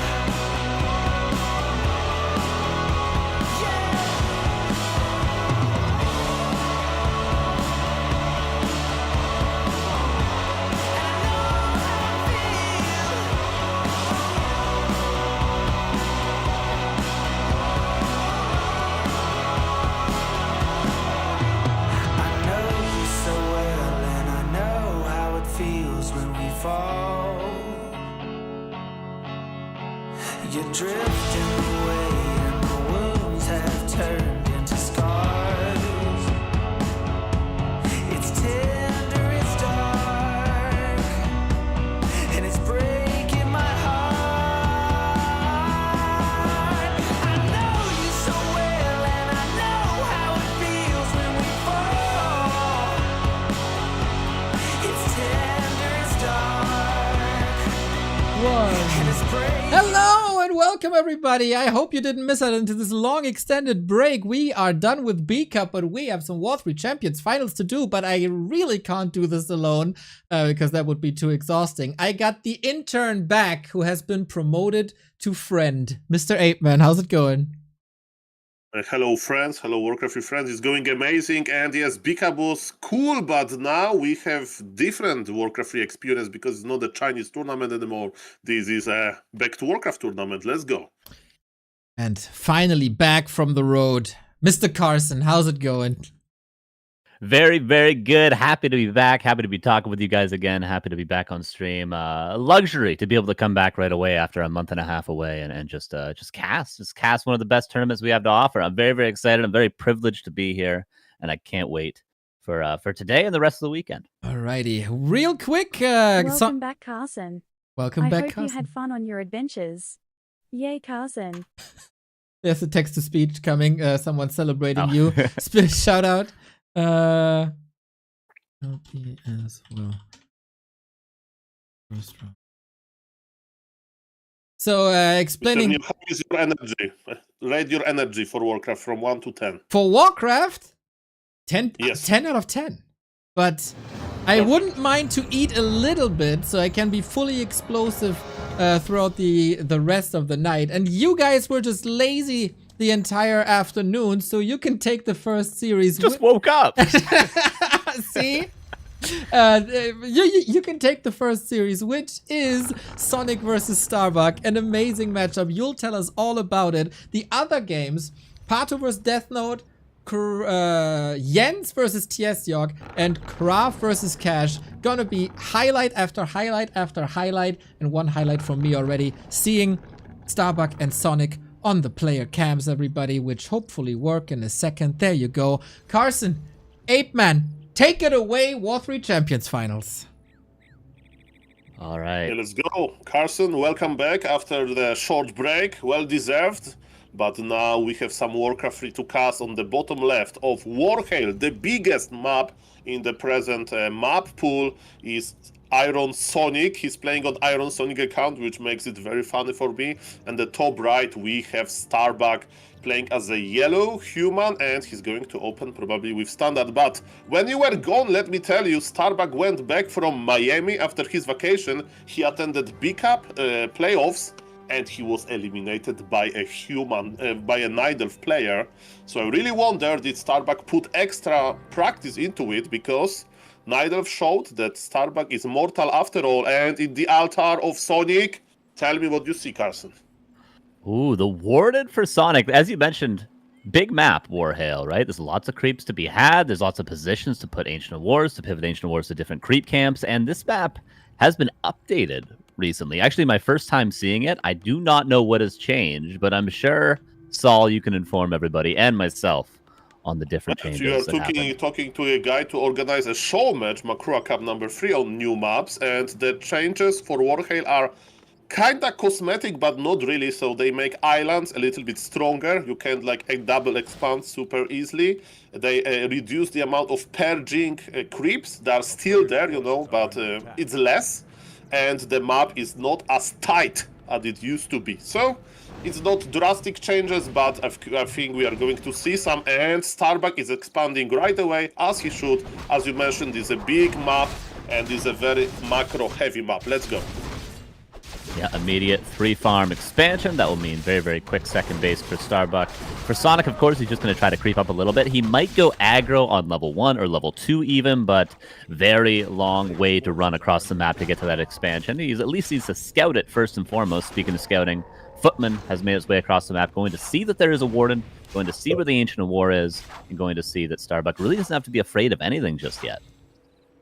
Yeah, and I remember when a Grabby tournament was running around, there was a player called Lakari, a big streamer from United States of America, and he was playing Warden Hunt, and I was like, oh my god, Warden Hunt is the real strategy. And Carson, do you see what is in Mr. Iron Sonic base? Yeah, I think it's going to be Warden Hunt indeed.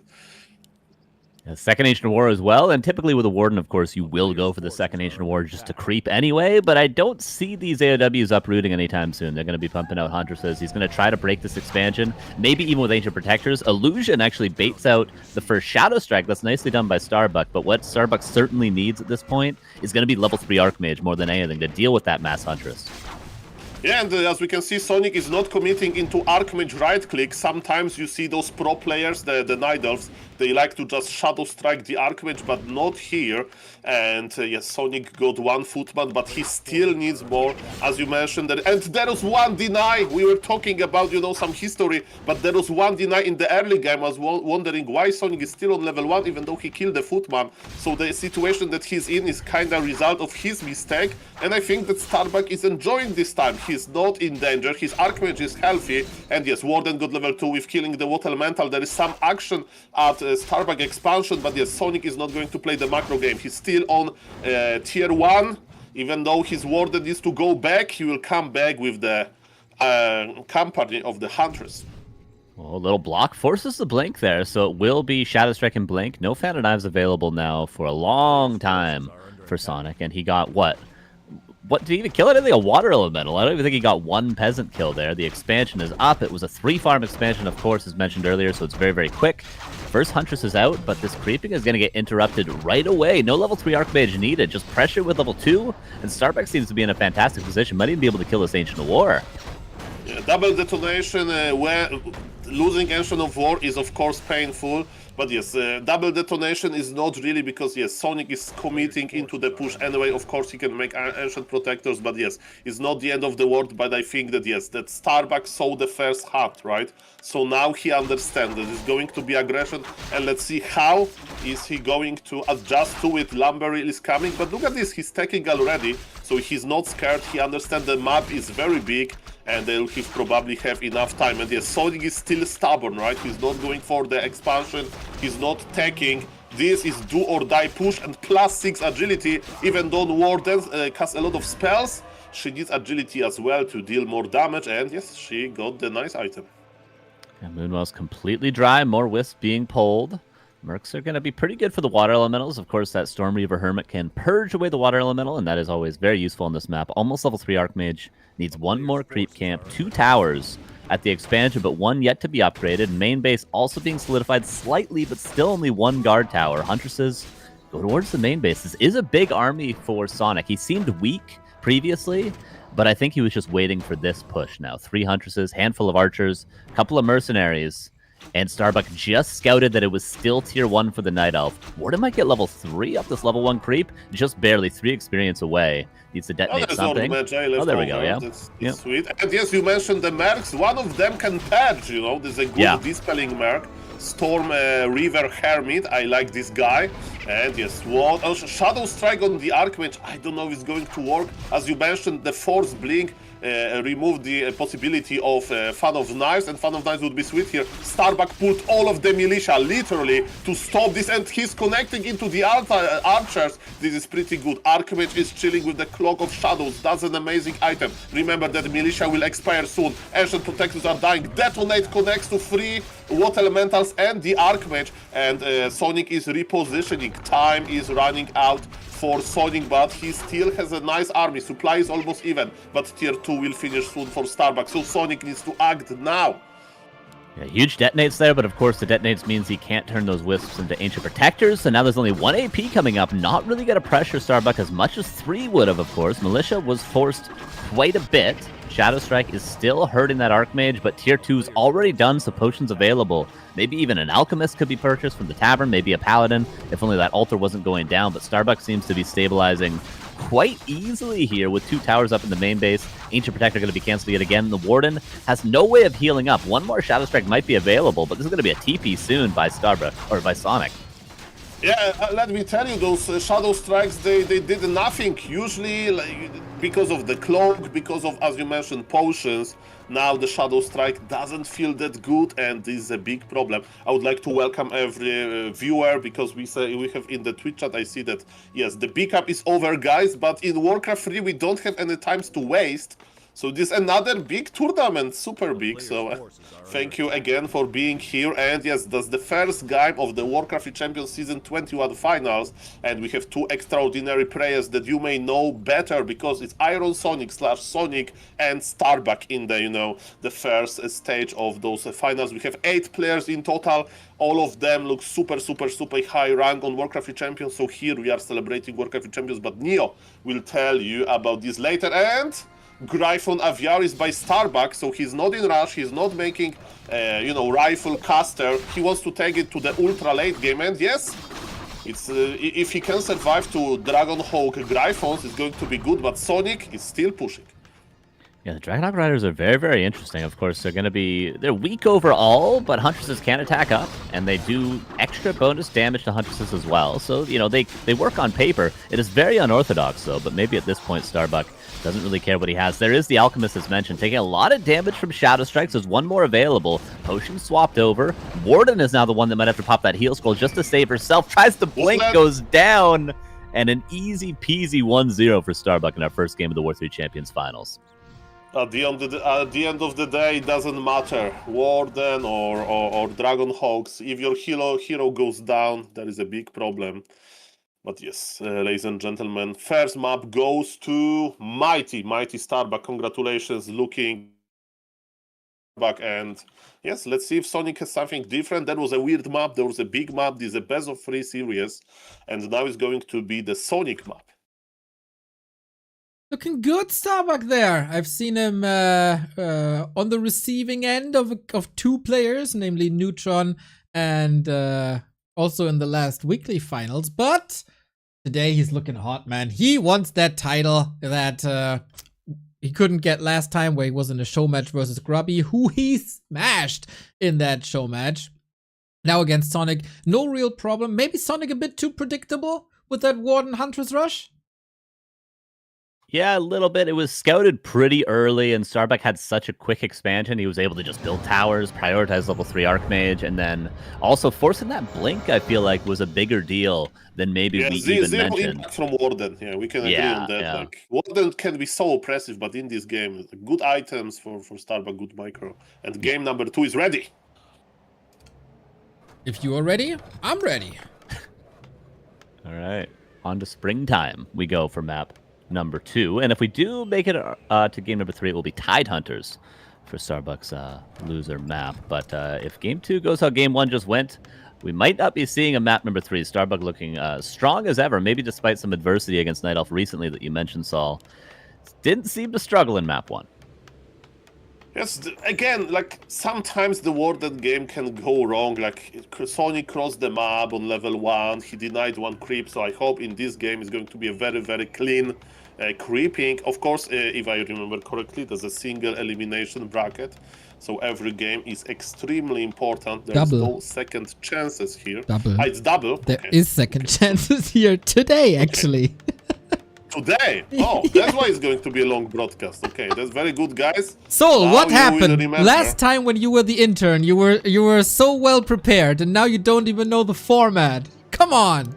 No, well, Mr. Neo, wait a moment. You know, that's your fault, because you promoted me too early. As you can see, I wasn't ready. Big true. Demoted again. Thank you, thank you. Okay, Mr. Carson, thank you. Look at this. There is Ancient of War, adds the big camp again, and in the altar we have Demon Hunter, much more standard approach. And I wonder what Starbuck will do with this information. Of course, this is scouts, because on springtime you can expand as well, but maybe will be one base play. Fortitude recently showed us the way, you know, the human players, how to play one base versus Night Elf. There is a lot of details to it, but he won versus Lolliot multiple times with it, so one base is playable. Yes, we'll take a while for Sonic to creep, of course, with the Demon Hunter. So Starbuck might have the availability to go for that expansion right away, that 3-farm expo he just showed in the last map, but also he could play passive, he could go, you know, aggressive with a level 1 Archmage here to play one base. It seems like he's going to do neither of those things, just goes for the immediate Mammoth camp. The standard way maybe goes towards the center to secure that level 2 before the Demon Hunter can do anything. Sonic with Immolation, I do like to see Sonic playing Demon Hunter as opposed to, like, you know, a Fire Lord or a Warden or something weird that he tends to play, you know, more often than not. I think Demon Hunter is really what he tends to win with more often than not. Yes, this is true. Springtime is one of the very special maps that creeping level 2 requires you go to the middle, literally, and that's what this Starbuck is doing. He likes this creep road. He will have level 2, but the question is, what is the follow-up here? I see 3 farms, and I don't see him producing more, so it looks like one base to me. But let's see if I'm wrong again. Yes, Starbuck is taking already, and his militia creeping something, which is going to be the Mer camp. So it's like Mr. Neo says, this is creepcraft, but again, Footman on the bottom right scouted the early Hunter's Hall. Sonic plan for this game is pure aggression. Yeah, just the blind Huntress Hall. I mean, maybe the meta's changed slightly. Huntresses obviously are stronger, at least on tier 2 these days than they used to be, so maybe Sonic has a follow-up plan if there is no expansion. But for now, he's very, very delayed on his tier 2 tech. He did get a ring +5 from that mercenary camp, so that's quite nice, but yeah, Starbuck continues to scout everything. Love the footman positioning, love that he's seeing everything on the map and just continues to creep because he knows he's not pressured to do anything at all because Sonic's not teching. Yeah, the problem is, okay, casual caster tech cares, Sonic decided to Techs take immediately.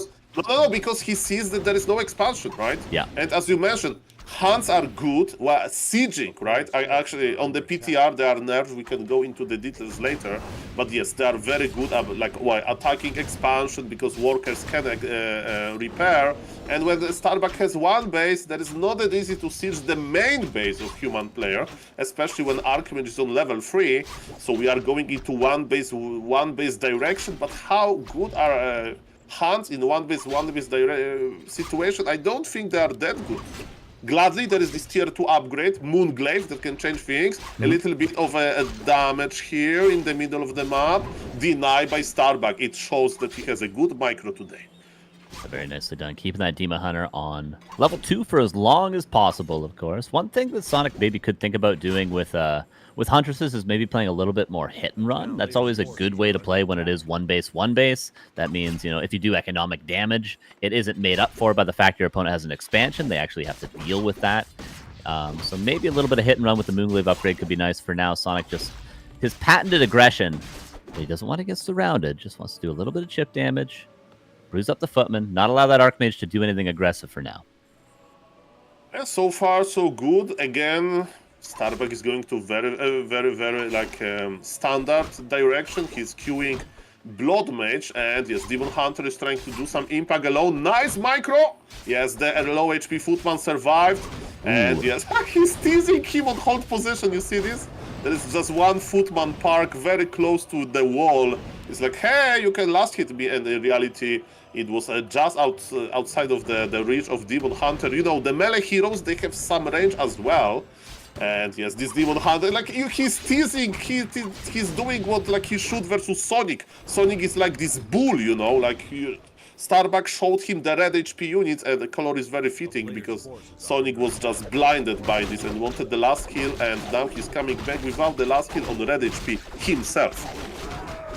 Really nicely done from Starbuck there, always controlling the game. Demon Hunter's got to be careful. The Warden was sloppily lost last game. One more auto attack. Barely makes it out. Ring +5. Lots of value already, but has to certainly go back to those Moonwells. In the meantime, though, the Panda getting some nice value. Already going to be level 2. A Potion of Invulnerability from the shop as well. Starbuck is creeping himself.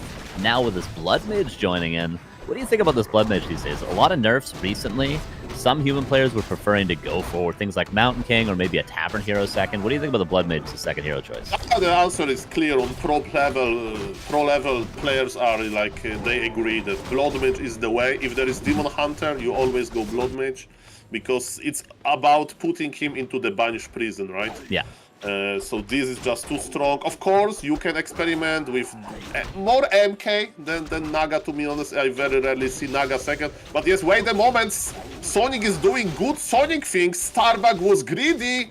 Do you see the Arcane Tower? I don't think so. And there is small, but, you know, meaningful economic damage inside of the main base and the only base of Starbuck. And look at this. This time is Sonic teasing Starbuck. Look at this. He killed a lot. And it's a small move, of course, I agree. And Demon can reach and TP swapped. There's actually invul. Sonic wants to stay as long as possible. He has big invul on the Panda. TP on the Panda, and Demon Hunter is like, who can stop me? Who can stop me? Okay, he saved the invul and he's teleporting right now. And that was very necessary for Sonic because he bought him some time. Yeah, nice move. And actually didn't lose any units in the meantime. The Priest lived. The Berserker was slowed, but Sonic detonated a Wisp to get that Berserker away.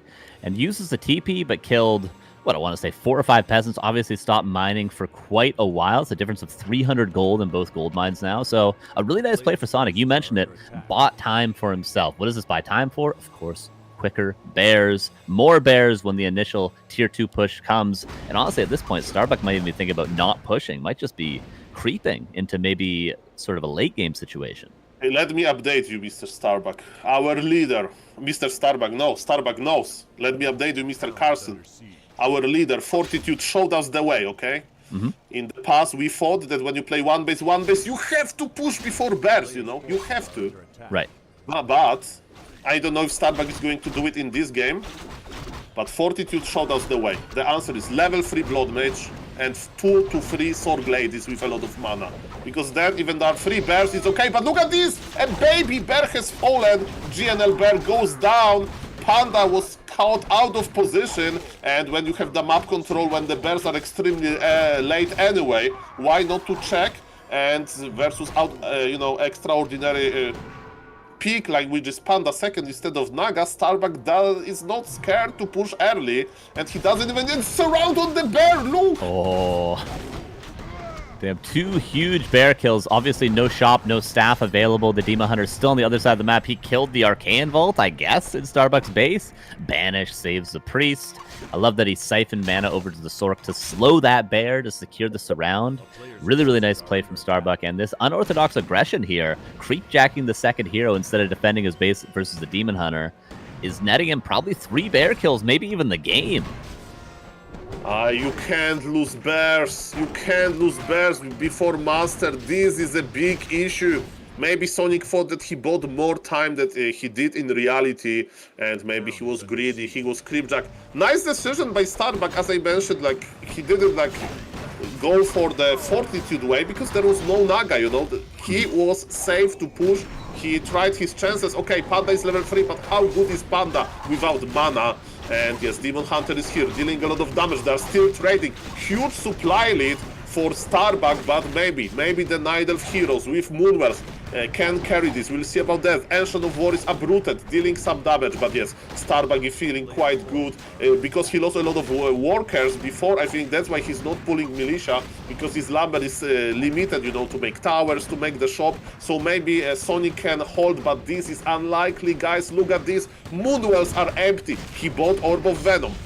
And yes, now he'll start spreading the poison. But the problem with Panda is a melee hero, right? Panda needs to get in range and so on. And the rifle caster efficiency with Priest healing, with Brilliance Aura is present. And Starbuck is not going anyway.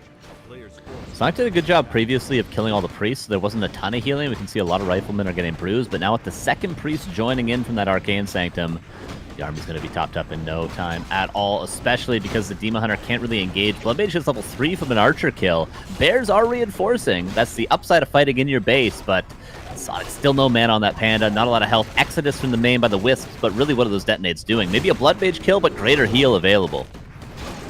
Yeah, removing Blood Mage is extremely hard. We'll see about that. And yes, guys, imagine this game with 3 more bears in important moment. But amazing, like, surrounds by Starbuck. Demon Hunter goes down, GG is called. And ladies and gentlemen, Starbuck is the winner of the first series of Warcraft Season 21 finals. Let's go. Boom! Makes it look easy, huh? Who would have thought he came into this as the big favorite? He dominated the entire season. And he also dominated the first one here. He will be challenged a little more, I'm sure, throughout this tournament. For example, by maybe Jens in the next round. But for today, he's done. He did well. Very clean, I gotta say. Nothing to complain about, really. GG, well played. Yeah, and I would like to use this opportunity to say big thank you for both Sonic and Starbuck for being patient, to understand that, you know, the schedule in Warcraft 3 is tight, that there was amazing final of B-Cup. So thank you guys for being patient. And yes, thank you for delivering cool Warcraft. And Sonic was doing Sonic things, early Hunter Soul in every game. that was something. Yeah, Neo didn't even have time to finish his food. That's how quick that series was. Starbuck How do you showing up to know? play today. How do you know? I can hear it a little bit. Hear the panic and the... I know that sound. True. Mr. Neo, you need to be like BBC, okay? Is he scared to eat on stream? Just prepare a big container of food and just eat it and let us do the talking, okay? Okay. You do the talking. Do we have Bucky in the interview section today? We could. I could ask. He's if there we would already, like. isn't he? He's there. Oh, there he is. The man, the myth, the legend, the winner of Series 1, Starbuck, clean as a whistle. GG. GG's. Oh, thank God it was clean, because I feel like I'm washed a bit. You washed I lost a to bit. Pato yesterday in solo, so yeah, I'm washed. You lost to Pato? Of course. Damn it. You just want to make him feel good for the match against Death Note. Death Note, yeah. I think honestly that Papi is feeling confident. I also concur his skill right now is scary. Scary opponent. And then the new servers So, yeah. on top. Oh yeah, I mean, imagine training with like 20 kilogram weights all your life, and then it gets taken off, and now you have to sting like a bee and fly like a bird, or I forgot. Like a bee, maybe. Yeah. So yeah, Papi weights off, full try hard. I think he can make it all the way to the finals.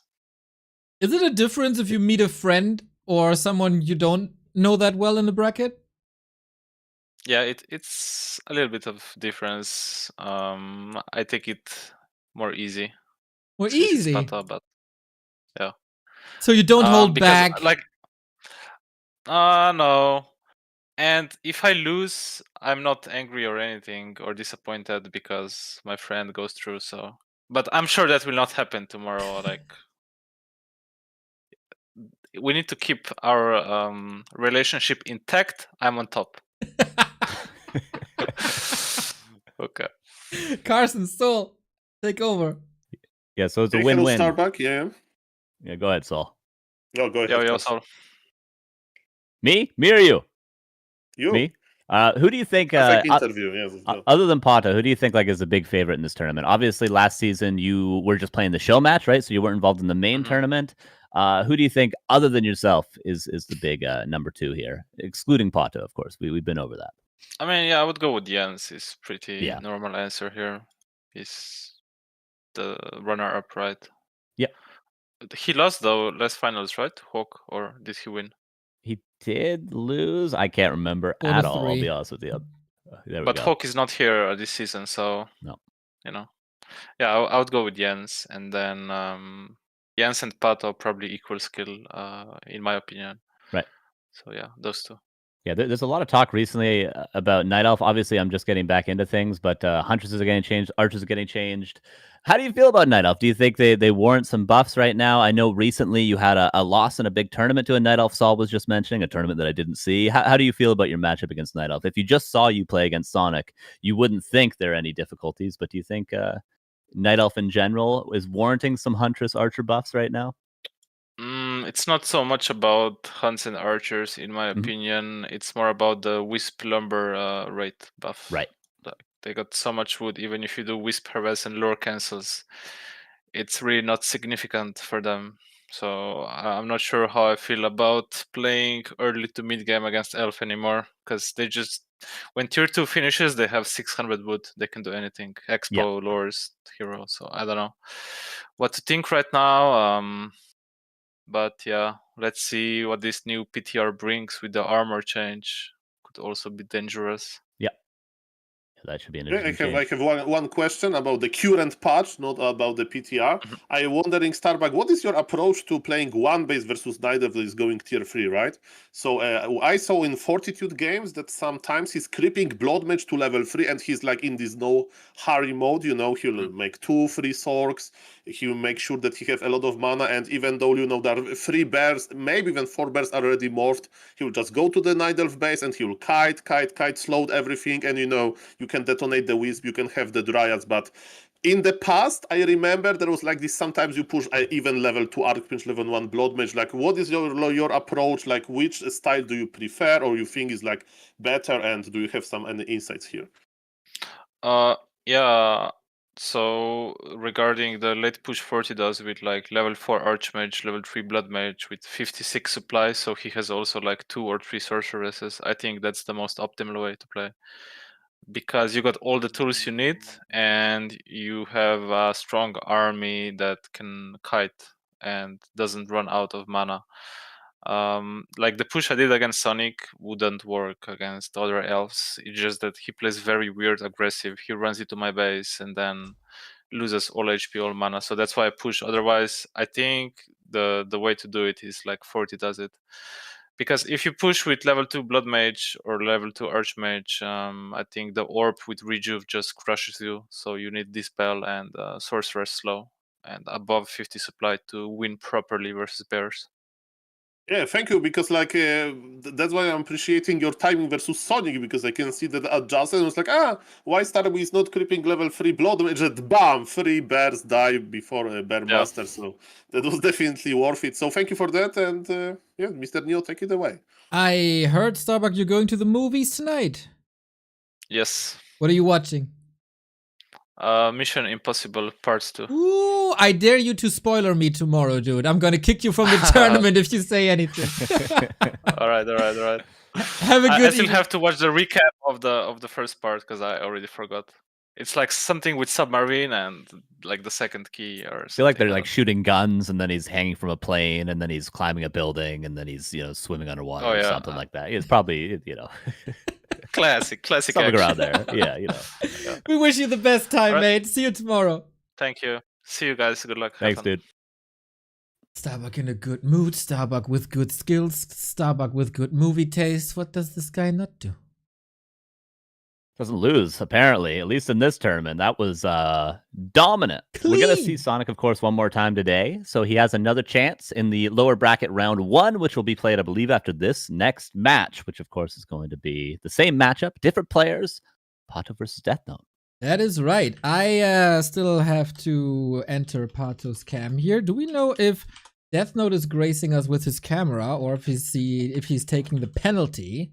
Last time he wasn't comfortable doing that, which is totally fine. You just have to eat the fees that will then be used for future tournaments, for servers. Oh, look at that. We got Patosito. Such a handsome guy. He must be so over the moon. I don't know if we talked about this a lot. Warcraft was working on the server infrastructure and the routing. And you know, many companies, they tend to forget the South America region, but not Warcraft, everybody. We cherish our friends from Brazil and Argentina and Chile, and they got a new server line between Portugal and northern Brazil. So for the first time, Brazil is properly connected to Europe, to proper culture, not just the North Americans, and way better conditions now for Pato and Jens.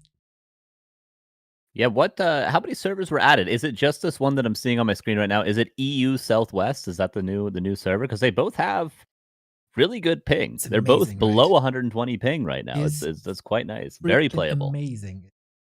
Yeah. Yeah. It's called suffering from success. You have so many good servers that it's hard to choose from. And yes, also now you have this auto sort feature. I don't know if you were around, Carson, when it was added. So this time you have like auto with this, like you click a button and the game tells you the best server. So this that was the most stressful part before about doing this, about like the hosting and the adminning. It sorts them from the best to the worst. So you amazing. You just need to check 2, for example, and you go. Yeah. So it's amazing. Speaking of go, do we want to go? Or we can go. Yeah, I think if the players are ready, we have info about Death Note that yes, he will take the penalty, no camera. Of course, he'll open for the interview if he wins, right? Because we're doing winner interviews. Players are saying ready. Pato is 1 minute, and I'm hype about Pato performance. As Starbucks said, I don't know their practice, but I see that Pato is active on ladder, and it's cool that Starbucks had the Night Elf opponent, Pato has the human opponent, so they were mentally locked in the same matchup, so that's definitely help as well. And yes, that's the matchup they know and understand. Yeah, both really good players in this. As Starbuck mentioned, imagine you're working out your entire life with weights. Imagine working out, right, gamer boys? I don't know how that feels, but we kind of like Goku, basically. Like Goku on that one planet before he went into the Super Saiyan. I want to see Super Saiyan Pato this tournament. Yeah, I can't remember the last time. I mean, I guess it would have had to been like an all South American tournament. I don't even know what his ping was to NA in the past. I don't know if I've seen him on this low of ping before, honestly. I feel like it's always been 150, 160 at best. So this should be nice to see Pato in full form. And not just to mention Pato, but also Jens in full form will be in a couple of matches. So very excited for these new changes. All right. Now the map is loading. There's only one question left. Who's casting? I don't know. Saul, you want this one or should I? Give me this. Go ahead. Alrighty. We're taking turns here, of course, to get big variety. All the best to Remo as well, who's recovering. Feels a little under the weather at the moment, but he will, of course, be back. But now, back Death Note, who was in the finals last time and did a wonderful job there for the most part, but he always felt like that he's a bit nervous when it comes to these competitions, and hopefully he learned a little bit and it was an experience, and now the nerves are less and less throughout the tournament. Death Note versus Pato, best of 3. The winner challenges Starbuck. Well said, Neo. I don't know, nervous or not, but it's his second appearance in Warcraft Champions in finals after the break, and he's one of the most active ladder players. So yes, Death Note is definitely a super giga experienced player, and I hope that Mr. Pato got his like you know when Starbucks says that somebody is in a good shape, I think you know that it means a lot. So I'm excited about this. And yes, we have the standard opener. Concealed Hill map is a very hard expand map, right? So it's going to be 1v1 most likely, but also I have seen Death Note opening on this map with expansion, of course, as a third camp, as a part of level 3 creep road. And the Death Note has his secret. He always takes 8 militia to creep the expo. I don't know it's going to happen in this game, but yes, this expo is so hard. Demon Hunter will be there, that at some point he may take that man. We'll see about that. Let's go. Yeah, I like that. We get some insights here. I know you did a little bit of coaching with Death Note, and he taught you some tricks, and you know a little bit about his playstyle. It's gonna be cool to see. We, of course, have the entirety of South America cheering for Pato, and the Ents, they're always very loud, they're always very vocal. They're probably watching at Fox's stream, and already noticeable, the new servers for Pato. No immediate creep deny for the Ancient of War. Off to a good start. Pato Unchained. That's perfect. Shout out to Warcraft III Champions team for, you know, keeping good care about the servers. And it's going to be passive creep road by Pato, because yes, he has his Wisp lurking at Mr. Death Note. And yes, it looks like expansion. He's creeping very close to the expo. After getting the turtles, a human player will, as I mentioned, pull 8 militia. That's my bet, Neo. Are you ready? Of it's course. Going to be 8. I know, Soul Prediction Man, you've been wrong so many times, almost as often as I was, and they still call me the pro. Counting. You're counting? Okay. 1. 8. Oh my god, I'm so good at Warcraft. Soul Count Man. It's beautiful. And Demon Hunter is out of position, so Pato is taking it slow. I'm a little bit surprised, because on this map you can creep the crab camp, you know, there is a green camp in the middle, but Demon Hunter probably used the Moonwells, so he'll be a little bit late. But ladies and gentlemen, this is important. Pato is crossing the map, he's getting ready, maybe he'll detonate the Wisp, we'll see about that. And yes, it's going to be still a fight over Gnoll Overseer, maybe not, he was out of position a lot, so look at this, Gnoll Overseer is dead, item is so-so, like Archmage doesn't care about armor that much, because Demon Hunter has other fragile target to attack for, and when you pulled 8 militia, you can afford losing some, and you still can power build your main. So yes, Demon Hunter is doing what Demon Hunter does the best, attacking the, you know, low HP units, chasing them, but left expansion is going up, so that's quite good for the human. Alrighty, Pato, of course, different time zone than the Europeans. It's earlier for him, but for his harass, he was a little late. Also, Wisp not detonating against the Water Elemental, unfortunately. Otherwise, he could have been a little higher. Now, defense continues. Archers join. Footman falls. And this harass looks a lot better on the cost of HP. Could pick up the tome. You were right there. Ah, here we go. Little extra XP. HP. Yeah. Successful run by Pato, but he needs more, right? He needs more. As we can see, he's not counter-expanding yet. That will be probably a little bit too early for that, okay. But yes, his plan, he will soon play versus 2-base human. It means aggression. He's stuffing back to his Moonwells, full mana, full HP. Demon Hunter is coming back, and it's minute number 5 almost. It means the Naga soon will be available, so we may notice see the next wave of aggression. But yes, I think that's the plan. Ooh, he will creep for level 3. Level 3 Demon Hunter at this stage of the game. I like it. Okay, yeah, that's gonna be way more powerful. Enabled by earlier success. Also a little bit more mana, a little bit more fuel. Staff was used. Here it is, level 3, and that should worry Death Note a little bit. He used his last bit of mana for that Water Elemental. Naga coming in for a bit of control, and Death Note's Arcane Tower is not finished yet. Yeah, it's all about the Arcane Tower. Demon Hunter is scary, but there is one thing that Demon Hunter is afraid of, and it's Arcane Tower. For real, because, yes, you don't want to lose your mana for nothing, because then you can't heal your Demon Hunter, and look at this, it's like garlic versus vampires, basically. I think he will pull back soon, or actually not, Mr. Pato can eat the garlic. Okay, let's go. Who doesn't like garlic? For me, maniacs. But yeah, we've seen this more and more. Nobody is afraid of these arcane towers anymore. If you still get the right clicks in, that might help you. In the meantime, Pato has arrived on tier 2 and Death Note finds a super good timing as well. Because as long as this Archmage is here, you can't build your lores. Yeah, but exactly, Demon Hunter is okay, stuffing back. He will, you know, he will drink from the Moonwells, and as you mentioned, now it's Nidelf needs to make sure that Randbys from Archmage can't stop his lore for too long. He needs the, you know, power spike. He needs the bear kicker, and yes, look at this. Look at the lore position. This is a very extraordinary position to hide them, but it also can backfire, you know, because like. They can't be cancelled, but we'll Def not know about this. We'll see about that. He's healing for free. Concealed Heals is a very special map where during the night you can heal for free. And yes, it's kind of good for single target healing like Archmage, right? Scroll of Healing is amazing, but you know, it's not that good for single target. So far, cancellation by human, only the Nidelf shop with this A-OK. But yes, the time is running out, but still. Human has started his tech. The game is still open, but we can agree that lords are a little bit late, and that's what worries me. But tier 3 is on the way. That's nice. Demon Hunter's looking fine. Naga stutter stepping with the orb also looked very fine. Shout out to the new servers. And now we'll see what Death Note can do with his footies. They're oftentimes a little disposable. You gotta get their value while you can. I was getting excited about the ship block because ship was blocking the Archmage. And look, Death Note just wants to be annoying, just spawn the Water Elemental, but look at this.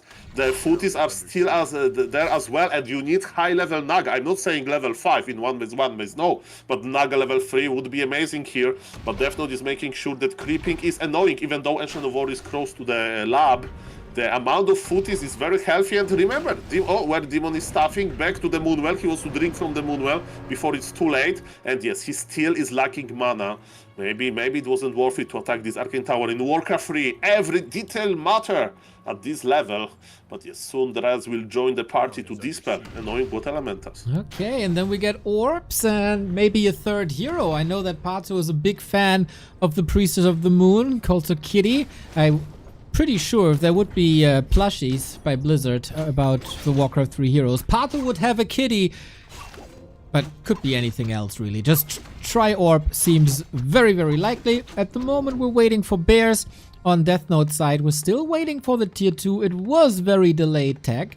So Pato working on bears, Death Note working on rifle casters, and then we'll see if that 2-base play works out. A player's forces are under attack. The guard tower is going up on Death Note Expo. That's very good, right? Dryads have terrible time against towers. But yes, as you mentioned about the third hero, Mr. Neo, to be honest, Pit Lord is more standard if you want to go for third hero, but I think it's not going to be possible in 1 base versus 2 base. But maybe you will prove that you know Pato much better than I do. Let's see if he's go for the kitty. I know it takes 7 Dryads to kill a Spirit Tower, but how many Dryads does it take to kill a Guard Tower? Exactly, that sounds like a perfect content idea, ladies and gentlemen. And yes, what Human is doing. Human is like, okay, the push is probably coming. And to be honest, Death Note is wasting his time a little bit, right? He's just waiting for the push. And okay, he was right, Pato is coming. But look, Guard Tower is ready. And guys, believe me or not, when you build your base in a nice way, like Death Note did, you have farms in front, you have a blacksmith as a part of the wall. Look at this! Nidelf is going away, he's scared! Well, only of that base on the right-hand side. Demon Hunter isn't scared of anything. Siphon mana doesn't do much because the Demon Hunter already has no mana. 1 redo might be available. No Dispel on Death Note side. TP. He's teleporting to keep the Blood Mage alive. Can he do it? Yes, in the safety on his base. That was a funny TP just to move the Blood Mage. I love it. Safety first. Not for Pato though, who moves his Ancient of War into the creeps for the 2nd time. That's quite funny. Pato 420 moment. All the Starbucks subs know what to do. But if you can't get the one on the right-hand side, just take the lab on the left-hand side for one of the biggest consumables. We get the first orb up. Naga is leveling closer to the Fork Lightning that you mentioned already. And so far, I was wrong with my prediction. No third hero just yet. But the Scroll of the Beast, which is of course essentially useless. But the good thing is you can trade one scroll for another Beast Scroll against the Healing Scroll or another Invuln. But the thing is, Death Note is, his army is getting bigger and bigger. Yeah, Mr. Neo, I will present you the options that Pato has. Option number 1, push, do or die the expansion, or what he's doing now, creep entire map on 50 supply and then transition to MGs. It has been known to happen. It can be a crazy game because for the viewers, MGs are big, right? They have a lot of HP, 1400 or 1600 to be exact, probably 1600, and then you can heal them at the fountains, but it's a very late game plan. So far, Death Note wants to creep Jack. This is going to work. He gets 2 Sorg Ladies. Soon the bears will be slowed down. And yes, you have Dryads, but in order to dispel everything is going to be quite hard. Militia is coming. Pato needs to pull back. And one thing is certain, Pato is not going to break Death Note expansion. This fight is not looking too juicy. Surround on the Naga. Naga is in trouble, surrounded by Militia. Demon Hunter is trying to help, but Naga has fallen on level 3. Doesn't look too great for Pato, does it? No way out, no TP, no Invo Potion. That hurts, man. Breakers in the mix as well to steal the Reju. Huge army. Death Note is looking cleaner and more ready for this game 1. Yeah, army size was okay, but how many? It was like 10 militia, you know? Fighting versus 10 militia is quite hard, so I wonder why Pato didn't kite a little bit, but of course it's easier said than done. No, the Naga, no! No! Oh. Dieback from the tavern, such an amazing hero, also on level 3, can't be used for 106 seconds. That's a long time when you're under pressure. It's nighttime, you do have the moon wells, but it's on the back of a demon hunter now. Oh, that was not the best tavern revive that I saw in my life. And ladies and gentlemen, yes, let's try to be positive here, but I think Death Note with 78 supply versus 53 supply of Mr. Pato is just pushing him to break him, and he has the plan B. He can go back, no problem, but he wants to finish this game now. There is no MGs coming, there is not big upgrades. Demon Hunter is level 5, but how good is Demon Hunter that goes to Banish Prison over and over again? Yep, not that great. We don't have any Dryads for the Dispel. Demon Hunter went Immolation level 3 on empty mana. Maybe Evasion would have been better. Pato is saving a lot of units. It's not half bad, but you know, these units can't fight anymore because they're way too hurt, and they feed the Archmage and they feed the Blood Mage. The Blonde Devil has lost a little bit of his step in today's meta, but here in this game he came in clutch. Lots and lots of towers. First they saved Death Note defensively, now they seal the deal offensively.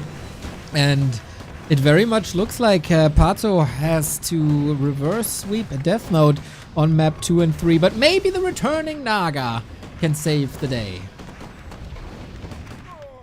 Or maybe she'll be surrounded immediately and die. Let's see. Well, No, she escapes. It's good. so many towers, Look. bro. Yeah, exactly. It's like it's making a snake. A little bit. Going. Do you know night elves? They are about nature. Snakes are nature. So welcome this snake. That's probably the thinking behind this. One anti-magic, one last hurrah. But yeah, lots of GNL bears that don't have the mana to morph. Nighttime is over soon too. And nothing you can do against all these towers. It's a lot of arcane towers. Mana will be burned everywhere. Feedback damage increases, of course, if it hits something. This is mass arcane tower. Yeah. I thought that there was No. That's a message. No mana for arcane you. towers are- exactly, arcane. But can you drain mana from the Moonwell with arcane tower? Probably not, right? You can. You can. You can? Yeah. It's a statement against the Moonwell. Death Note, man, very convincing games. Rock solid, barely any mistakes. Tech maybe a little later than necessary, but very good defense. And from there on out, when there is a human expo and you don't harass it, it's looking bleak for you. Very well played. Very well done. Nice timing. That was what, 13 minutes and 80 supply in your opponent's base. Really solid. But most importantly, Neil, you can burn Moonwell mana with an Arcane Tower. That is news to me. Is that a newly discovered thing? I've never heard that in my life. I'm That is 99.9% sure because the drain Wow. rate was changed in like patch 1.36.9 or something, right? And oh my god. someone sent me a video of how fast an arcane tower drains a moonwell. What the hell? Maybe it was deep fake AI, you know. That's amazing. Maybe it is. Somebody I'm sent pretty me sure. a video of rifle being still playable in this server season. It was deep fake for sure. I'm all for it. I respect it. Does that mean that also, though, a breaker attacking a Moonwell would drain it because it's the same It should be the same. effect? It should be the They same. should mana burn the Moonwell in a mirror, Nidel's mirror. True. Detonate the wisps at the Moonwells. That's Yeah. the Oh man, yeah. I'm. Mhm. Please correct me if I'm wrong, but the chat doesn't believe me. I'm fairly sure. I'm fairly sure. Sometimes I do talk shit though, so it is. I believe you. I've just never heard it before. That's It's because news you to never me. listen to me when we cast together. Okay, I'll make a point of it today then. Today is the day of listening. Tomorrow, ears are off. No active listening tomorrow. But today I will listen. You have earned that right with this new information bestowed upon me. Okay? Dude, maybe I didn't earn it yet until we have proven that it's true. Yeah, true. Let's find out first.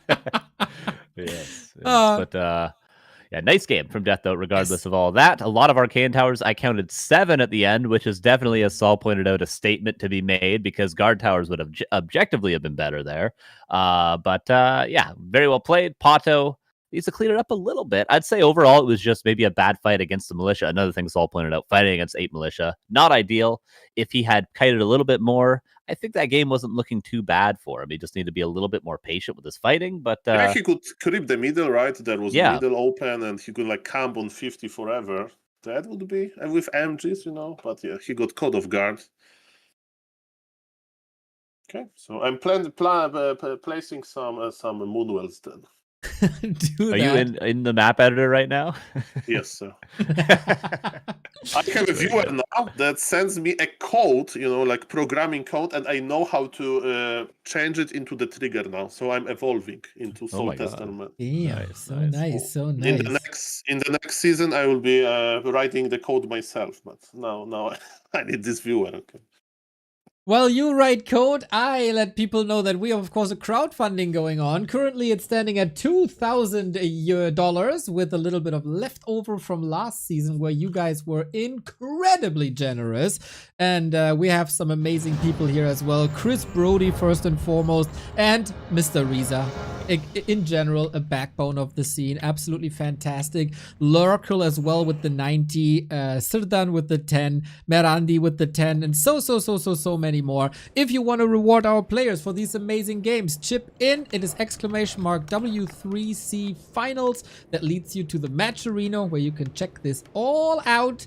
And now we check out if Kato can bounce back and we're not getting the duel, if we keep the chances alive of the duel of the Phantom Aces brothers in Starbuck and Pato, or if Death Note is going to ruin the party and forces us into a human mirror and sends Pato into the Night Elf mirror later today. Carson, dual cast. Yes, sir. Sounds Wonderful. like a plan. Wonderful.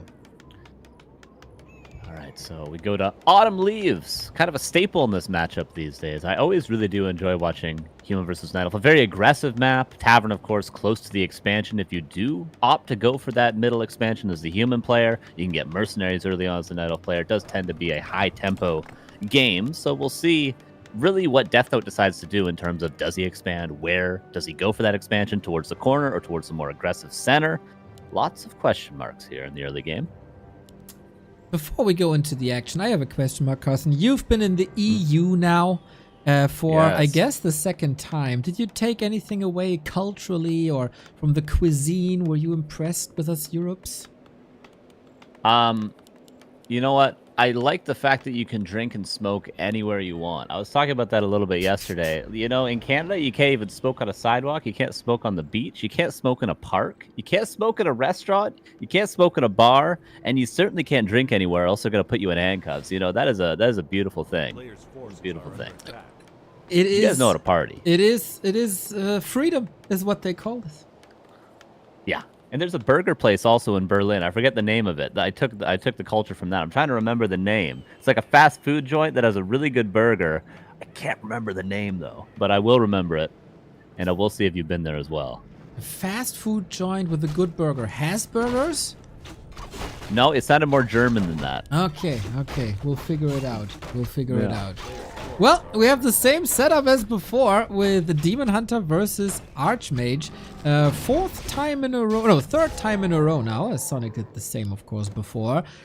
Pato, do you think Pato is a guy who needs a little time to warm up, or is he the one with all this experience that is nervous in these competitions? Yeah, it's a good question because you mentioned already earlier that Pato, of course, being in the South American time zone is a little bit earlier for him, so maybe he's got to wake up a tiny bit. I mean, it's not that early for him, but certainly hasn't had as much time to maybe grind games. I imagine Death Note's been playing ladder for the last 5 hours to prepare for this. So, maybe he needs a game or two. That is true. It is worth pointing out that, even if he loses here, he'll have some more games to warm up as well. But it remains to be seen. We'll see how this early game goes for him. And importantly, how this harass goes for him if it is an expansion. Here we go. Autumn Leaves always strikes me as a bit of a human map, or that human likes to play. Except against Night Elf, where you're forced into these brawls. And when it is a brawl-heavy map, it usually tends to favor the Demon Hunter.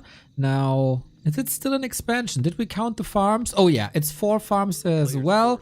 This time 6 militia, but Demon Hunter is right there. He's not too late this game. Yep, 1 water elemental could be last hit, but I don't think he got it. No, he did not. And now Militia gonna go for that with a water elemental 2 tanks. So far, nicely controlled by Death Note. He's been very patient, so he is delayed here, but he isn't taking significant damage because of how delayed he made this. Mercenary should be pulled as soon as possible, but the Demon Hunter for now tries to get a last hit, doesn't secure it, does get the item, and it's a cloak, which he utilizes immediately. Well, that is super annoying, of course, as everything is hidden and you don't have reveal at this point in the game. Walking out of that, I thought it's a surround maybe, but the memory skills of Death Note not as good as they should have been. So Pato, very hurt, burned through a lot of his mana. It is nighttime now, still trying to get a kill, but Death Note, Again. Even denying, dude. I thought might be a low damage roll, so he doesn't get the deny, but then Pato turns around. A little bit, like 50-50 situations tend to go Death Note's way. Demon Hunter goes to get some items from the shop, then can heal up. Then it will time out well with the tier 2 to grab maybe a Naga into pressure with those mercenaries. I do have information from the chat, though. Burgermeister is the name of it. Delicious burgers. That is a nice play on words. It's almost the same word as mayor, but the dots above the U are missing. So very, very creative. Glad you enjoy burgers in the EU coming from North America.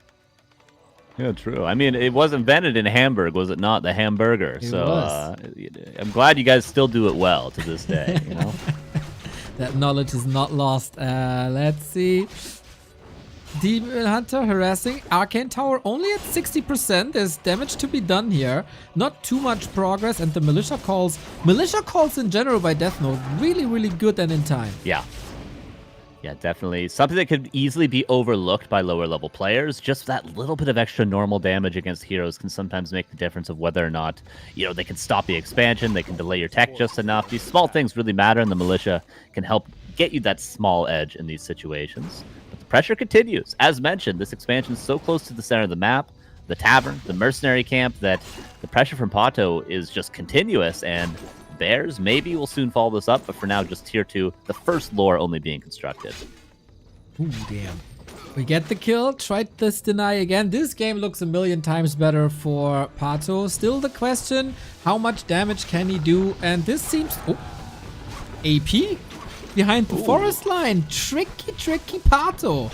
He, as a Brazilian, knows a thing or two about forests and how to get rid of them. So this Ancient Protector will get rid of that tree line and then continue to push.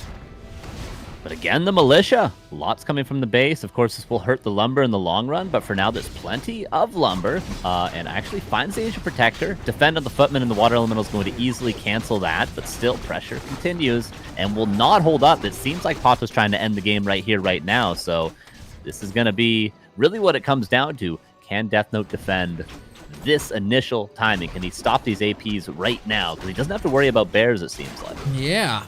This is courtesy of Life, I think, who introduced this play. To my knowledge, Pato, of course, has his eyes and ears everywhere when it comes to Night Elf strategies.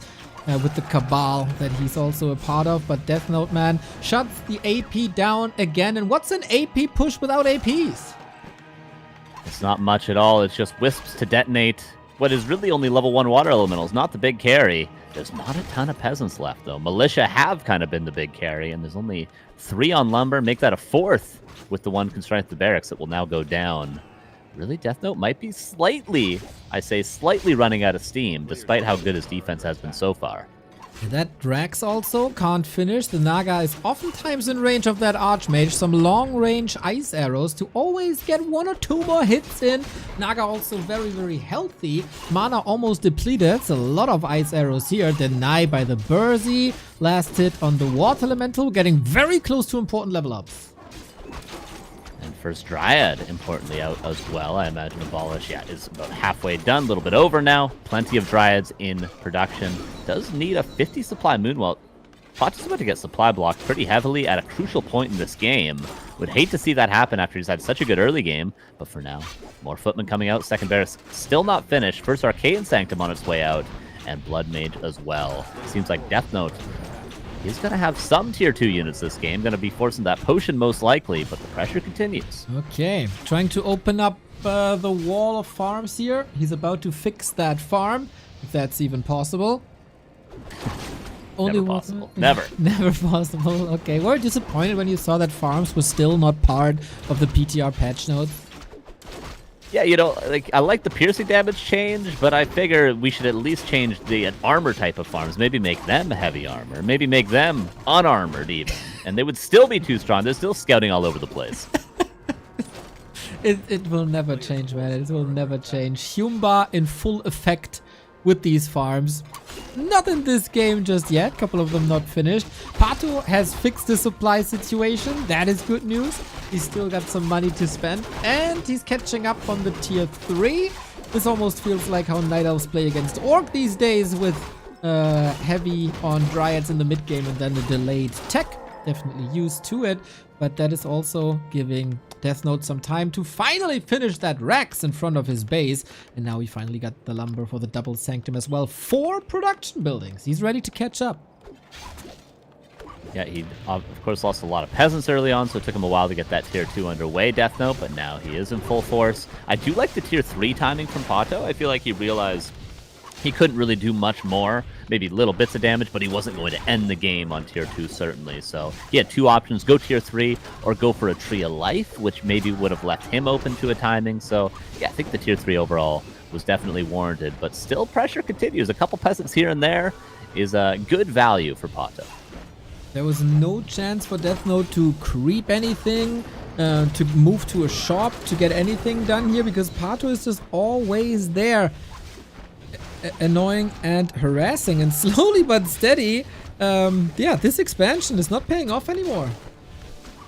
Demon Hunter's so tanky with the ring, the gauntlets, the circlet, can just soak up the damage from those towers forever and ever, and really shuts down the mining of that expansion. Now gonna staff back, waiting for a couple more bears, some more rejuves, and of course can get that staff and that orb, importantly, from the Ancient of Wonders that just finished. There we see it now. Pato only getting stronger as he now will keep creeping. Death Note still yet to start a camp. Alrighty, yeah, we're getting close to dangerous hero levels. With level 2 evasion, we already got the level 2 fork lightning. Second orb might come as well. Finds a flute, which is obviously great. But Death Note finally able to get level 3 on his Archmage as well, as he creeps the left-hand side. So there will be a ton of human units in just a little bit. Question is, how much damage can Pato do until then? Yeah, it seems like it will be a lot. Tower's going to be pressured. There's a couple of bears on the field. We come back with that Scroll of the Beast. Maybe could pop it and try to defend. If only there was some more militia to be called, but it seems like there's not a ton of extra peasants right now for Death Note. He's going to have to defend with what he has. Breaks upkeep, 60 supply versus 49. But Death Note does need those units that are in production right now. He's not actually 60 supply on the field, just in the upper right. That is a bit of an issue, of course. The bears start to connect, but Army a little bit dissected here. Blood Mage very hurt. Fork Lightning, right click, Blonde Devil deleted. Players' forces are under attack. Yeah, nice find there. Of course, only level 1, and if that's all Pato gets done with this fight, maybe Death Note will be happy about that, but still gonna struggle to get any sort of levels on really either hero this game, Death Note. Pato is kind of backing up. Maybe he's gonna creep that mercenary camp, or will he continue the pressure? Heals up the Demon Hunter and goes forward. Yet again, Scroll the Beast hasn't run out yet for Death Note, so he's still maybe in fighting shape. And 2 base is now finally paying off for the human. Yeah. Pato playing a lot better than in game 1. Question is, will it be enough against Humba? The army is looking stronger and stronger. Blood Mage level still an issue. You don't have Banish Prison. Maybe creepjacking now. There is a chance. Pato has eyes on the map, but also Death Note. Let this little dwarf peek into the north and you see maybe it's not the greatest idea to commit so much. Or maybe it is. Here we go. Creepjack, the TA supply. Decent positioning right now for Pato as he pressures the Blood Mage into a potion right away. One Rifleman caught out, one Breaker also slowed by the Dryads. That one will fall. Maybe they should be called from the main, even the few that he has, just to be able to hold on a little bit longer. Trying to creep a little bit at the same time, maybe not the most efficient way to do things. Second Rifleman going to go down now. Dryad's being pressured, not micro right away, but the heal scroll saves the Dryad's life. Water Elemental's not a ton of value, but looking like a good fight for Pato. Okay, let's see for how long the breakers are falling. That might open up the way for more redo, but we're not there yet. Naga untouched, but also out of mana, courtesy of the Blood Mage now. Demon Hunter was banished, and Pato, how much longevity is there? There's more and more roar on the rifles. He's trying to get this pesky Blood Mage, but he can't really connect too much on the other side. Rifles really exposed to the bears, who are, alongside the banished Demon Hunter, the backbone of this fight. Even supply, but that's obviously not a good sign for the player that's on tier 2 versus tier 3 right now as we hear another Rifleman fall. Breaker also going to die, perhaps if there is some sort of auto attack there. No, trying to get back into his base, but it's looking like it might be a tied up series in a second. Demon Hunter level 5, Naga soon to be level 5, with the Blood Mage struggling on just level 2. Barely seen any banishes this whole game. Can Death Note hold on one final time? Doesn't seem likely. Blood Mage, one more auto attack. Banish saves them for now, but there's no items on either hero to save them. Okay, the Demon Hunter can of course be staffed out. Naga gets level 4 at the same time, and Pato puts his name on the board, ties up the series. 1-1, baby.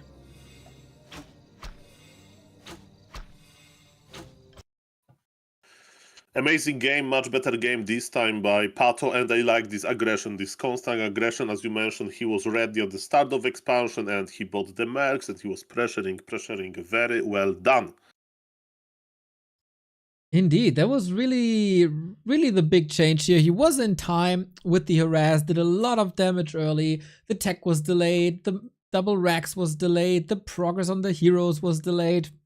And there was just a game according to plan for Pato, and it's looking good. Yeah, it's what you like to see on Autumn Leaves. Just that very, very aggressive play, pulling those mercs, getting the Naga early on, just continuing to pressure that expansion. It makes it look like the bottom right is the better expansion to go for, but of course that makes the game very, very different. It's a different tempo. It's a different creep route for the human. It's different overall. So Death Note chose the choice of the expansion towards the tavern, and he paid the price. But now we go into Secret Valley for map number 3, which is a map I don't see too often, but seems like it might be okay for human. Not sure. Yeah, this is a bit uncharted waters, right? We don't really know too much about Secret Valley. Yeah. It's been played here and there, and it finds a lot of playtime in our weekly cups and also Inferno and stuff, but it's not that we see it on super high pro level, so it's a little bit of adaptation necessary. As you mentioned, this Warcraft III Champions finals, and we are using Warcraft III Champions maps that are in the map pool for the season 21 on season 22.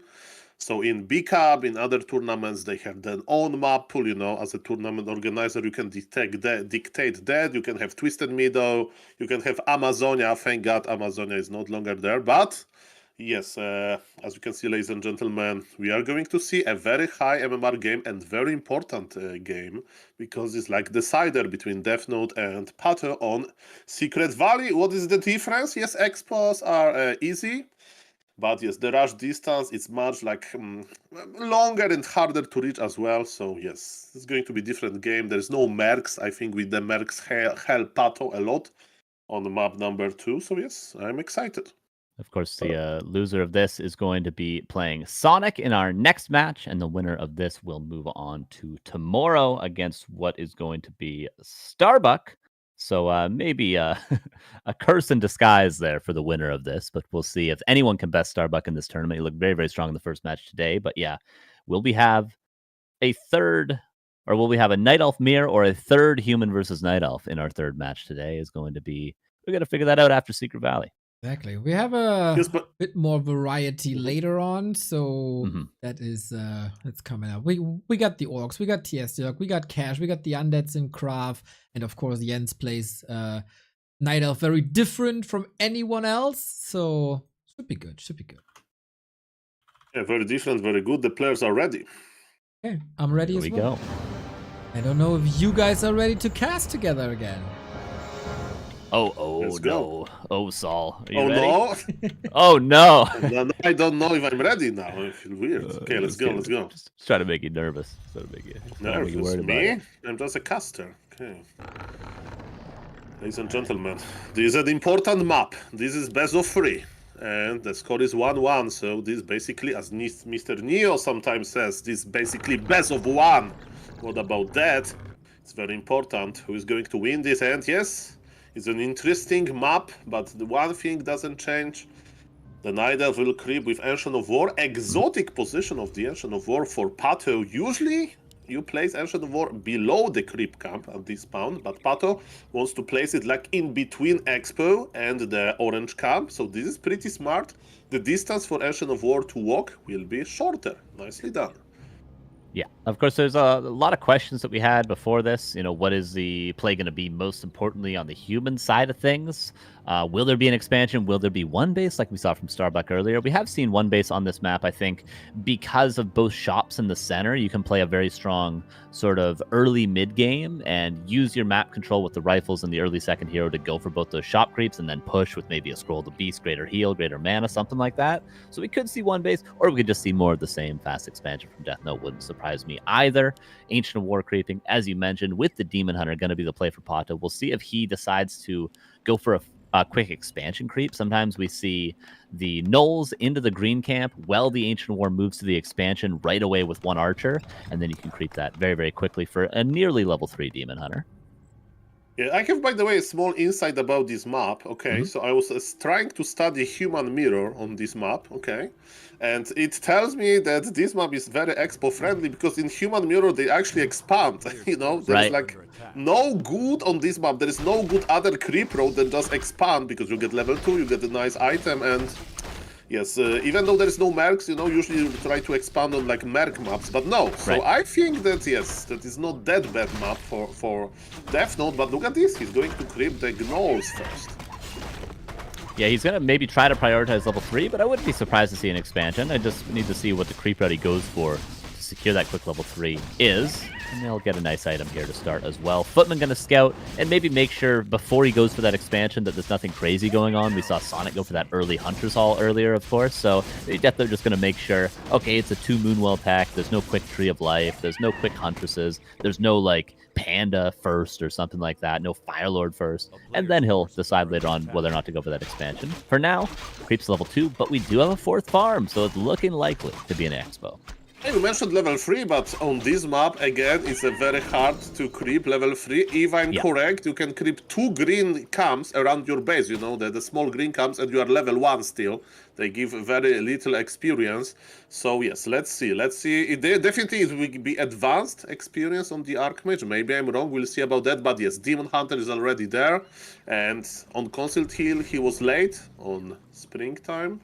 He's just on time, and is definitely going to play one base. I know that he loves to expand, and look at this. He's producing more workers. He will expand. Let's go. Eventually, yeah, we're seeing the advantage of going for that expansion right away, like you mentioned. That means the Demon Hunter is busy creeping his own camp with the Ancient of War and won't harass the Expo. Because Death Note chose to go for the Null himself, now he has to creep this Expo in the face of the Demon Hunter with Immolation, which is very difficult. Detonate hits both Water Lilies and the Archmage. This is tough already for Death Note. Yes, he's run out of energy. Archers are in position. Demon Hunter is healthy with good items as well. Of course, it's not going to be a game-ending aggression by Pato, but Pato wants to slow him and kill as many peasants and other units as possible. Demon Hunter is on the edge and he's slowly losing his HP. How good is a dead Demon Hunter? Not that good. And Death Note is forcing the TP. Oh, last moment TP. Nice. It went better than I expected, right? Yeah, that was pretty good for Death, though. Nice defense. I feel like Pato was thinking about tanking that last hit, but then maybe he saw the claws on the Archmage. Is like, nope, not going to be able to survive on 23 HP. Pennant of Energy, but importantly, Archmage very close to level 3. Yeah, not going to get it. Needs pretty much any kill on the map to get it, but expansion coming up and positioned very well against the trees. Those peasants are going to be quite safe, but here comes the Demon Hunter again. Full HP, Staff of Teleportation, Boots of Speed. This guy is dangerous, and let me tell you, Arcane Tower is far, far, far away. Staff of Teleportation gives him like the freedom of, you know, surviving in the worst case if he goes deep into enemy territory and gets surrounded. And now the question is how many of those workers he can kill. And look at this Sim City! Yeah. One of the workers survived on literally like less than 10 HP, and this aggression, it needs to be supported by Naga now. Okay, now Nidelf has the ultimate map control. At this moment, it's only hide and seek by Death Note. And yes, he wants to get level 3, but as you mentioned, he needs to kill anything, but it's still right. He needs to get the archer, but nice defensive position by Pato, and he's just kiting a little bit to get those extra footies. One of the footies survives, but look at this. Staff of Teleportation is ready, Moonwells are ready, and yes, the next round of aggression will start, but this time, Death Note has the Arcane Tower. Yeah, it was late as mentioned, but it's going to get up. There was almost an opportunity. If Pato was able to make his way to the expansion, that he would be able to cancel that Arcane Tower and make the aggression Archer. much easier to continue. There's the level 3 finally from that Archer kill. Water Elemental level 2. A big help now in this defense because the footman numbers are dwindling slightly. There's still a decent amount of them, I believe. They're somewhere. Yeah, they're all low HP though right now. That's the trade of a good human, right? Keep a lot of footies on low HP to just heal them with Scroll of Regen. But yes, at some point you need some defensive forces. And yes, ultimate map control is there. So yes, the Pato is killing some footies, but there was a nice deny as well. And let me tell you that yes, he needs more. He needs more than that because he's going to face double base human soon. There is no Tree of Life in proxy position. It's going to be one base probably. But look at this at Pato macro. Pato is not teching, right? It's a lot of lumber, I wonder. Yeah, just like last game, right? On Autumn Leaves where he delayed the tech, went for those APs. I mean, it's a weirder map for it because there's no mercenary camp as we were talking about.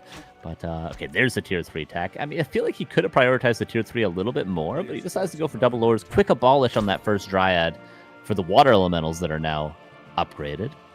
It's a small detail, right? But the timings are quite important. Like, you know, being late with 1 minute with Ghoul Frenzy push, right? Feels bad and stuff like that. And as you mentioned, look at the human expansion. Scroll of Regen feels very juicy, but Demon Hunter is stuffing. And is he brave enough to go into the Arcane Tower range? Maybe he should, because he will ruin this Scroll of Regen. Look at those footies! Oh my god! Is this Archmage locked in here? We'll see about that. Mana on Demon Hunter is going down quickly, but Demon Hunter is still doing a lot. But remember, he can die soon. Is there enough for level up? Not really, but he escapes. More footies are dying. One archer has fallen as well. Level 3 on the Demon Hunter. He'll skill Immolation probably, right? Because he has to. But yes, for now, Death Note can just hide in the tower range because Demon Hunter is low HP. And yes, without Bears, without Riju, to healing Demon Hunter is going to be extremely hard. We are in the middle of the day. There is not that much moon juice, but shop is ready. So maybe emergency potion can be used. But I think that this game is open. Both players are playing very well. Naga got level 2. It opens you know, the Fork of Lightning possibility. Of course, you prefer to still have Cold Arrow on all the time. So yes, I think the game is open, and Death Note is making an amazing wall at his expansion. He's stacking his Arcane Tower at home, and he will start his Blood Mage soon. Death Note using those footmen for what they're meant for, right? He holds on there, doesn't take a ton of economic damage. I think only 1 or 2 peasants died in total. Of course, he lost a bunch of footmen. Of course, it looked scary for a second.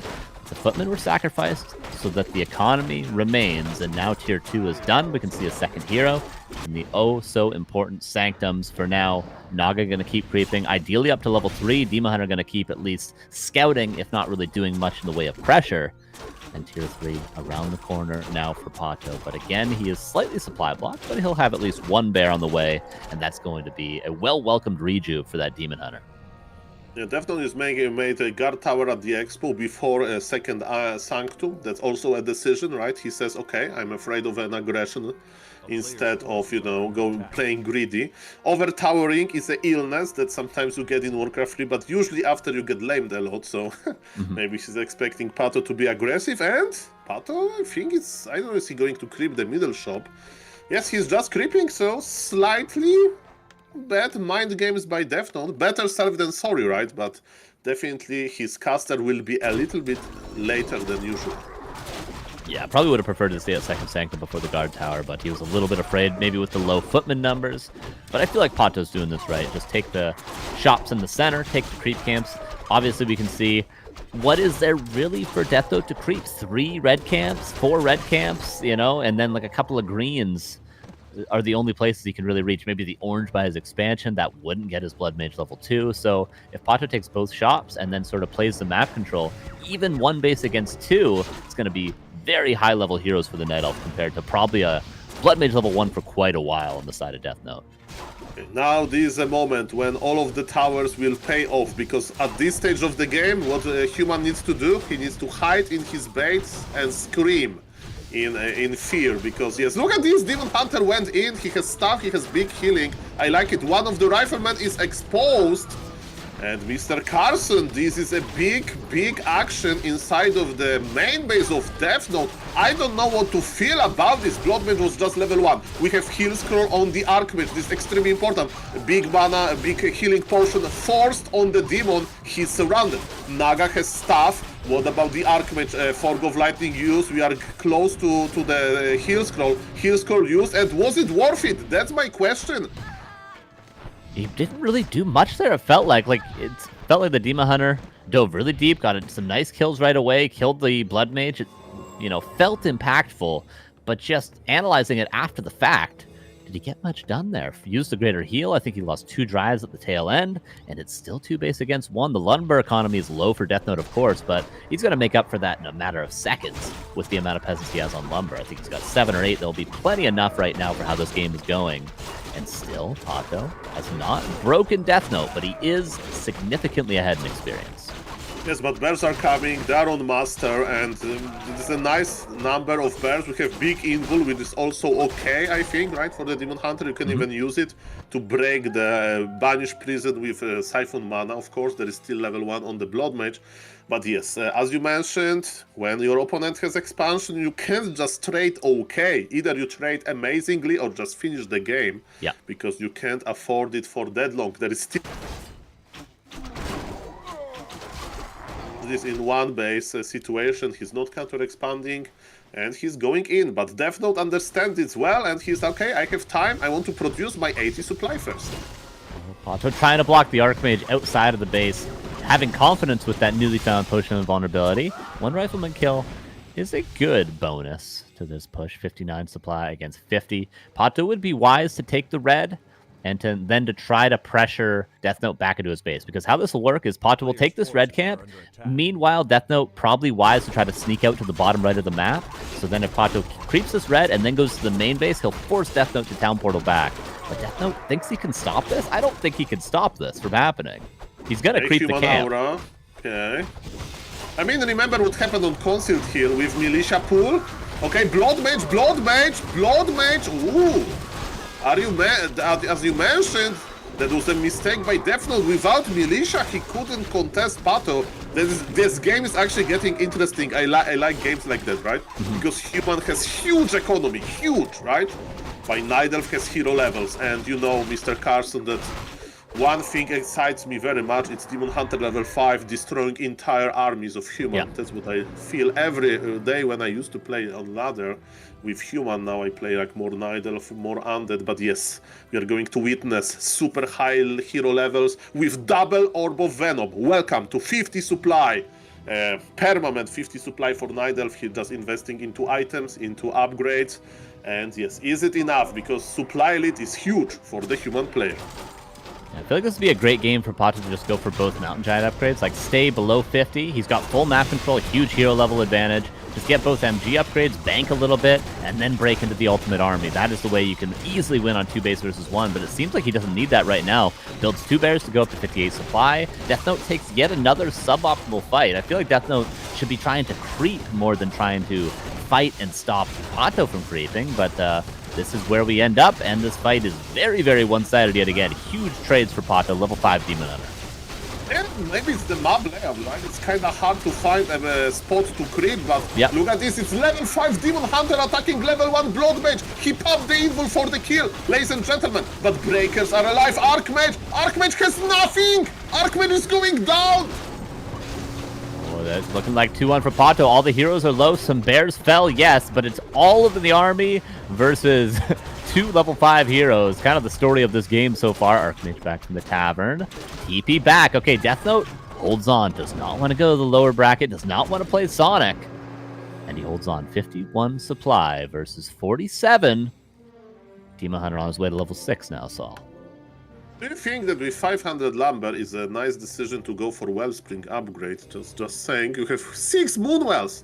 On my stream there is the meme that like I'm obsessed with Moonwell, you know, have you seen the Wellspring? There is this meme, old man yells at the cloud, you know? So I'm usually yelling at the Night Elves that I'm watching. Why you are not going for Wellspring when you have 500 lumber?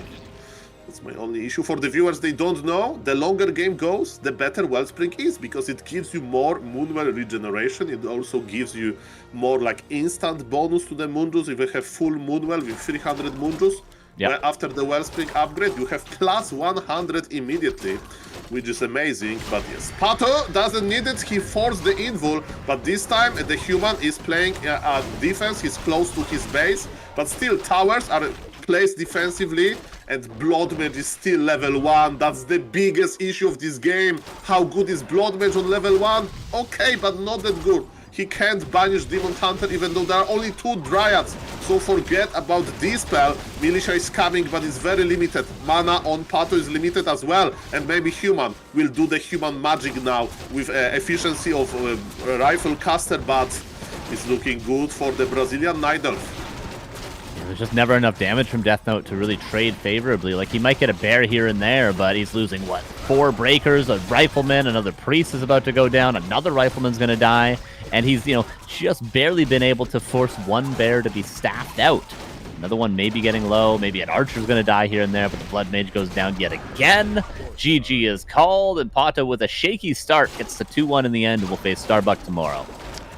And what a bright smile he has on his face, man. Really pleased with himself, as he should be. Pato Unchained, we said it before, the new server connection of W3Champions for the South American players. Showing off. Pato, he wasn't around last time, I think due to scheduling issues. We dearly missed him. Then we did the bracket draw and we completely forgot about him. But here he is, putting on a clinic on map 2 and 3. Demon Hunter, Naga, 1 base, perfection. Very well done. Very well done. Yeah, it was the aggro play that really worked for him, right? The game 1 maybe a little bit too passive, I might say. And then, yeah, just be very aggressive. Stay tier 2 for a while. Get that Naga quickly. And then just keep on running at your opponent. That's the Night Elf specialty these days, I feel like. I was a little bit sad about the Blood Mage level 1. Maybe in Polar Rifle composition, Blood Mage level 1 is okay, but here, Death Note stayed on Blood Mage level 1 forever, and it felt like there was nothing to creep, right? As Mr. Carson said, Death Note made decision to creepjack Pato, right? Pato at the red camp. Maybe he should go to another side of the map to creep level 2 on the Blood Mage. Maybe the game would be different, but I'm very amazed by the efficiency that Mr. Pato was able to keep with double Orb of Venom. Well played. Definitely map number 3, and he is coming for the interview. Hell yeah. It's so good to have him in the tournament. So good to see him play. Pato, GG. Hello, my friends. How are you? Oh, we got an echo from your side, I think. Wait. Oh, that sounded better. I think we're fine. Is my no? I think it's because. Look, can you hear better now? I think it's because it wasn't the Ninja website. Ah, I see. Okay, yeah, perfect, fine. It felt like it took some time for you to get comfortable in the series. It was a rough start, but then an explosive end. Honestly, I think on game 1 I should have won already, but I fucked up with the Naga, right? If I had and I sold my TP. If I didn't sell my TP and TP with Naga there, I think I was in a good spot because I crept all the camps close to his base. It would be so hard for him to creep after that. Okay, you know, of course, a lot better. But I'm just a 1300 MMR observer. you got to 1500, man. I played a bit and I dropped a bit. Doesn't really matter. 1000 MMR more, Neo, and everybody will respect you. Yeah, that will never happen. But it's not about me here. It's about Pato, of course. The first tournament. Come on, everybody respects Neo, man. The prophet. That's what they say. Everything he says, it will happen the contrary. Okay, Pato is unfortunately Just kidding. Unfortunately, not able to play tomorrow. He's but tell me how it feels that we got these improved conditions for the Brazilians and the South Americans in general, because we have seen huge changes and you have a lot better condition. Do you feel a bit unchained right now? I mean, I've been bothering the W3C admins for the last 2 years. And I felt they had enough of me, but then this new admin, Faro, came out, and he's the fucking best, man. I'm sorry, all the others that I like, but Faro's the best. And then he was really trying hard to improve our conditions. He messaged a company here in Brazil, I need your servers right now. And then I had to go into contact with them. Otherwise, the servers wouldn't come up. I had to pay $8 per month. So the investment already paid off. Profits. Exactly, man. Can you? I can pay for 20 months of server yeah, now. let's go, man. Give it back. Can you explain to someone who doesn't play much or someone who never played on high ping what the difference is and how much of a difference that is in the tournament, especially? Especially on the Demo Hunter harass, because you always have to keep hitting and moving at the same time, to optimize every hit that you got. Maybe you get 1 or 2 peasants more, and it makes such a big difference, And I had to Western European players, I have 150, 160. It wasn't that bad, But now versus Russians, which are way more Eastern, I have 120. It makes such a big difference on pro level, I mean, semi-pro level. Feels good. So let's talk about the game. Soul, Carson, any questions? Go ahead, Salt. I wanted to not make it weird, but we did it anyway. Kappa, Mr. Pato, welcome. And I remember about the ping. I spoke with Jens, and he told me that he likes to play Keeper because Keeper is not that ping dependent, right? As Demon Hunter, because as you mentioned with Demon Hunter, this every single move matters, right? You need to reposition. So that was cool. And I have a question about the general approach to this matchup. You all plays one base, right? One base. Is it the style you prefer? Because sometimes you see this counter expansion and to take this into super long games with even Demon Hunter level 6. Why versus Death Note you decided to play one base? Honestly, it's meta to play 2 bases, but I don't feel comfortable very much with it because all the humans are used to play against it now. And it's so macro heavy, and I have 40 games this season, so my macro sleep. You saw some games I didn't move my AOW properly. And meanwhile, the Russians, they play like 1,000 games per month. So I prefer to do something a bit different. So, and like I believe more in my micro than my macro, I'd say, versus human at least. And that was why I went on base. Okay, now you don't need to answer. You can answer, of course, because I know that you went to Miami, right, with Starbuck. And have you talked about Warcraft 3 there as well? As your vacation for the World Cup in this football thing. And how was the practice with Starbuck? Of course, you don't need to like share every important detail, but how was you like co-working with Starbuck, not in a 2v2, but actually preparing for a 1v1 tournament in the same matchup? In Miami, if you look at our match history, we played like tons of 4v4, only 4v4, like having some beers as well. Like I tried to get them out of home, like him and Dark, but they wouldn't leave Warcraft, man. They're fucking addicted. Next time I'm coming with you, okay? I will stay inside with Yeah, exactly. Okay. And like I brought my wife because we were going to New York after like for 11 days to visit my brother.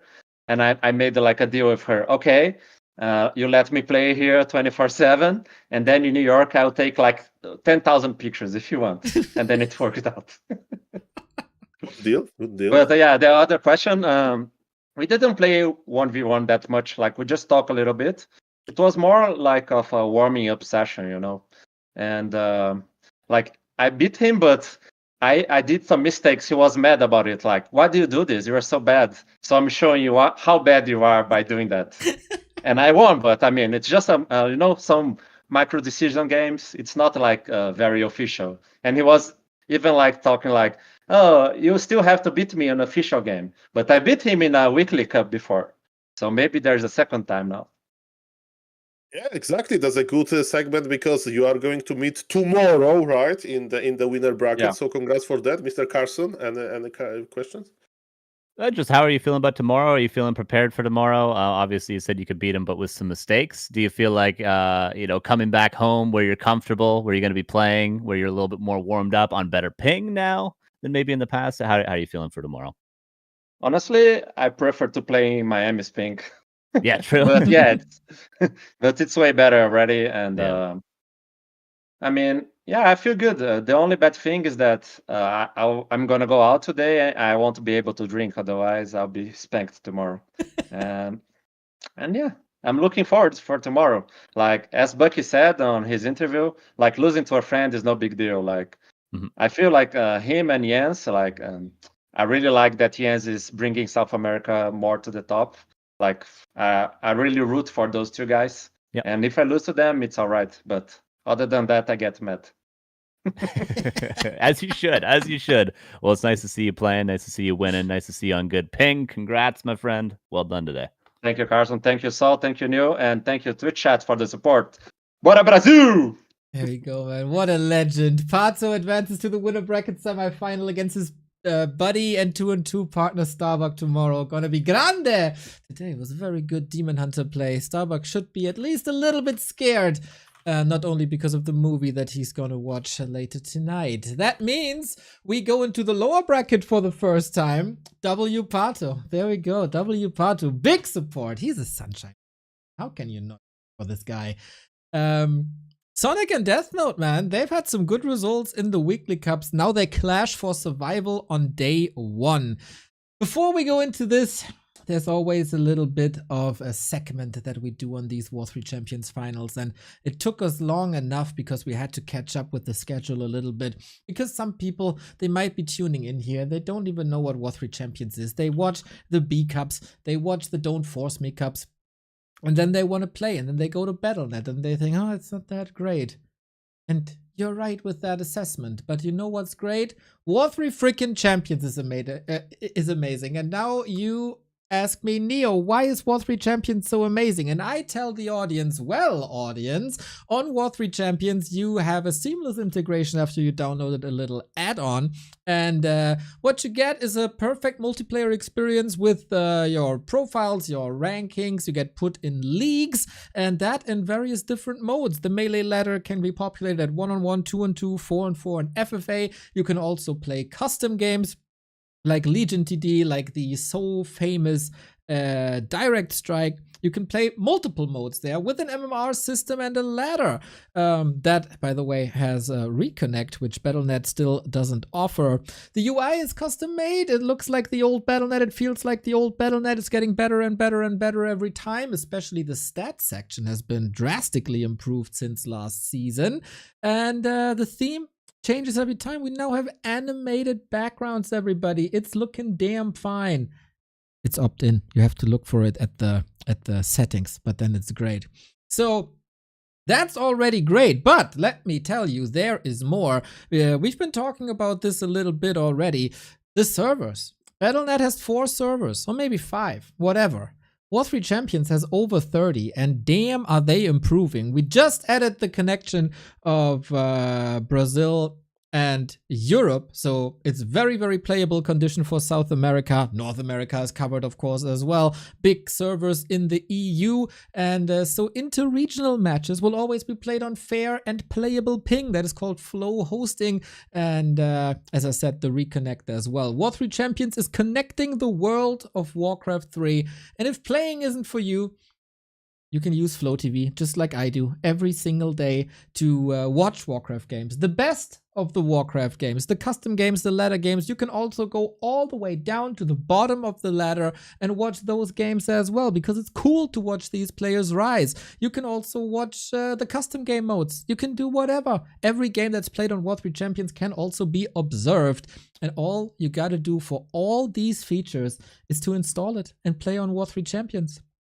If you're a dev and want to support the team, this is done via C#.NET, React, Rust, TypeScript, and Node. We're always looking for improvements. If you want to help increase the network thingies, if you want to go for a better look and feel, if you think they have a feature missing and I want to take care of it, let's go, let's go, let's go. Also, people who want to take care of the social media, please reach out. The graphic designers who can make things look even better. Go for it, go for it, go for it. UI and UX designers as well. There's been an incredible improvement for the system in the past 6 months. And maybe this is a new shout out now for the people. If you checked it out like a year ago and it wasn't to your liking, do it again, because it's even better than it was before. Big deep breath, Neo. Well done. As always, nice to hear all the features. Nice to hear all the new stuff. Always crazy that there's new things every season. I feel like the last time we casted the 3 of us together, it was very, very recently. It feels like just a couple of months, but already the amount of changes that have happened, already the amount of new things to be talked about. It's nice. Nice that we're constantly evolving. The team is very active, and guys, let me tell you, let me be a little bit cocky here, if I can. Guys, like, you know that Warcraft Champions is Warcraft Champions, and in China there is KK platform, and let me tell you, some tournaments, Chinese tournaments, they play on Warcraft Champions. They prefer Warcraft Champions servers and infrastructure. It's very easy, very nice to join, to observe. The same in some other cups. Yesterday I was streaming late. Jens versus Infi happened like 6 a.m. Chinese time, probably because, you know, Infi couldn't find a game on KK platform. So guys, Warcraft Champions is amazing, and the Chinese pro players are still logging every day there. Of course, they're not playing as much, but they're still there. And yes, Warcraft Champions has amazing like low MMR scene and pro MMR scene as well. And if you want to learn Warcraft 3, Warcraft Champions has this replay system. There is a website with replays. How amazing is that? You just download, you double click, and you can watch and learn. Right on. All these praise, all these features. Some of these features cost a little bit, especially when it comes to the server structure. And of course, when we offer all the Flow TV games to be watchable and offer all the replays, that goes, I mean, it's not for free, right? You got to pay the rent for these servers. Thankfully, you can chip in if you want. You know, this project like War3Champions can't really monetize itself. We are reliant on your contributions, and if you want to keep the server alive and the project alive and reward the devs a little bit, they got a support section on the right hand side. Patreon, of course, the best for reoccurring donations. PayPal for one-time donations. Just throw your Bitcoin and Ethereum and Litecoin away, and if you're watching from China, Alipay and WeChat Pay are up as well to keep the thing afloat. Now I want more games. Yes, the game is ready, Mr. Neo, for you to join, and the players look ready as well. Oh, we already got hit by the ... They're always so impatient.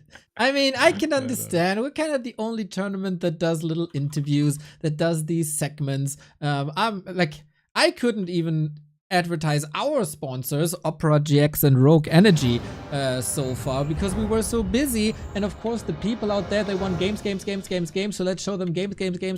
We got Sonic and Death Note fighting for survival. Yet another human versus Night Elf. But Sonic, the bad boy of Warcraft, is gonna be hella on fire here, and Death Note on a little bit of a redemption arc. Let's go. Yes, I think it's time for me and you, Neo, if I'm correct. If not, just say so, not, you are fired. But yes, we'll see about that. And getting excited because, as you mentioned, this is a very important game for both of them. And I like what Pato said. Pato said, that he doesn't play, that much. He plays a lot, he's high ranking. He was very high in the ranking previous season. That's why he's here. But he also mentioned, that other players play much more, and he is very true, very correct with that, because Death Note and Sonic, they play a lot. And before this, I used this amazing website to check their overall score between them in the history, and it's almost 50%, and they played Neo on Warcraft III Champions alone. They played more than 150 games versus each other, so they know each other pretty well. Oh, yeah, it's fascinating, man. Sonic plays so many games, and then you see, oh, he's top BattleNet as well. Oh, he's playing on KK sometimes as well, and then he's playing tournaments. Like, this guy loves Warcraft 3 so much. I always love to bring up that he wrote this book, How to Play Warcraft Bad. I say how to play Warcraft in an entertaining fashion. And this time we see a Keeper of the Grove. 4th game, 3rd different hero for Sonic. Let's see if Death Note runs into nature's meat grinder. Mr. Neo, let's see what is happening in this game. We have Keeper in the altar.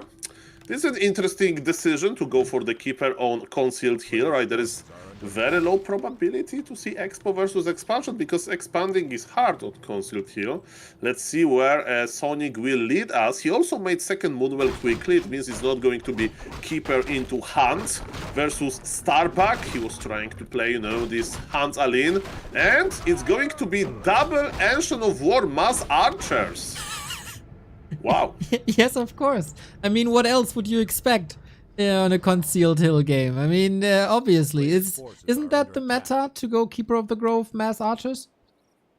Double Ancient, let me tell you, I call myself a humble brag, a chat GPT of Warcraft 3 because I have seen so many games, since like 2 years that I just get, predictions, what is the most obvious choice, and this is definitely not obvious, but look at this. Rock Golem goes to the Death Note, and the last hit as well. Level 2 is already here. The Brilliance Aura is kicking in, and also Archmage got like kinda circled in stats, right? So yes, Sonic was able... Oh, he's trying to aggro the creep as well. He's going to make an ambush for those peasants. Looking good, looking good. He's still got lots of mana for lots of treants. With one more kill, he gets entangled. Deny by Death Note. Amazing timing. Well done, Sonic. Base is wide open, and of course for a Keeper, a wall off is never a problem because he can turn trees into tree-ins. And Death Note now has to defend on 2 sides, but the Archmage and the Fireballs keep the Keeper away. And here, oh my god, that was the sickest frog block I've ever seen. And you are looking at the frog blocks. I'm checking the main base of Sonic, and maybe he has a challenge, maybe like a viewer. Challenge him to not tag in Back to Warcraft Season 21 Warcraft III Champions finals, because, correct me if I'm wrong, but did he even tag versus Starbuck? Maybe once, I don't know, but look at this. In this game, he's not tagging. He made this freaking Hunter's Hall as well. Maybe he'll follow up with Hunt. And yes, when Keeper is back, and he will be back at some point, he will creep a big camp. But look at this! Economy harass is very strong, especially when your opponent is taking already, because there is no option to get more workers. But maybe because Lap is almost cracked, maybe he'll go for the Shredder. Sonic is going in. Sonic is well known for this Davai mode, and he's connecting with more and more peasants. And this is looking good, to be honest. It's looking good for the Ukrainian Night Elf. Ruthless aggression, that's what Sonic is known for. He only knows forward, never backward. Whenever he rebuys a town portal, that's like Christmas and birthday on the same day. And now we creep a little bit. That is already tame and calm for Sonic. But make no mistake about it, he'll be back at Death Note's front door and he'll not be knocking. He'll kick in the door in. Death Note is crossing the map, and I don't know if he even realizes that his opponent is not attacking, and it's important to get the Rock Golem. Rock Golem with the Wand of Mana Stealing is here, and maybe Death Note was trying to cancel the lores, but my question is, which lores? There's no lores. There is tier 1 Archer, and yes, Sonic is stealing the mana, and I think Sonic has a better army. Archer denied by the creeps, lol. But yes, there's a big fight here, another entangle, it means guaranteed kill. Archer is running away to the safety of the Moonwells. The Archer survive for now. That's why we call it nature's meat grinder. Every entangle is a kill. These poor footmen, yes, they are disposable, but so many of them. How are you supposed to creep up to level 3? It's not gonna be that easy. It's classic Sonic.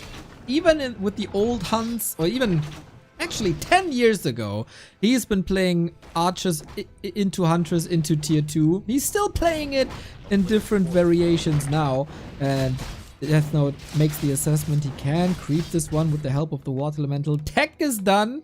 Let's see if he can turn this around.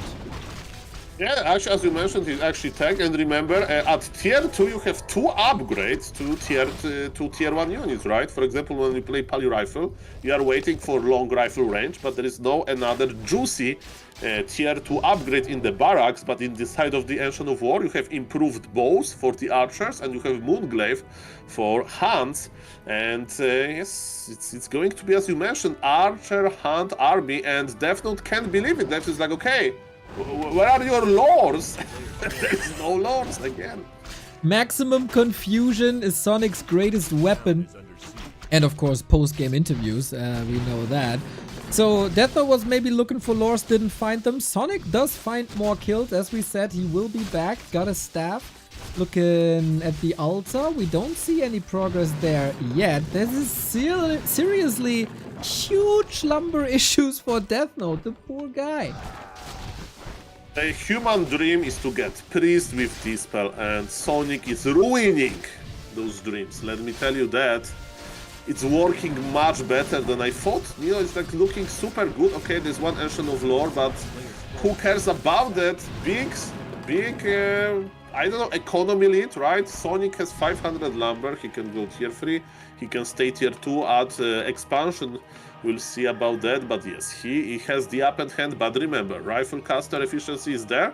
And to be honest, I'm a little bit surprised by the hero choice. There is no Demon Hunter, right? I mean, there is Demon Hunter as a second hero. He's a baby Demon Hunter, just level 1. But instead of playing MK, we see a Blood Mage. Okay, if there is a Demon Hunter, Blood Mage needs to be spawned on the map. That's unwritten rule of Warcraft 3, I guess. Okay, let's see who gets on top here. We can't play rifle casters now. Any upgrades will take a long time. We get another entangle, we get another kill. Huntress now, heavy armor, will not be countered by rifles and water elementals too quickly. Sonic still full map control, and Death Note still can't really get a foot on the ground. The last hit on the Magi would be amazing, but against Hunts it's tricky. Didn't get it. 1.6 on the Demon Hunter already. Yes, and we need Dispel. We need Dispool, as Death Note would say himself. And he is fighting with very little. So far, I like... Demon! There is stuff. Last moment, beautiful. You never know with Sonic, you know that he wants to, like, wait until the last moment. Why? Just for fun. He just enjoys this, and Demon Hunter is coming back, and that's what makes Sonic, basically. So, Mr. Sonic, if it's your thing, do it. I love it. And he's aggressive. There is no expansion. Actually, he's going tier 3. And look at his Ancient of Lore. He's queuing like 2 upgrades in 1 unit. That also looks quite funny to me. It's a good production line, you know, you don't have to care about that for a while now.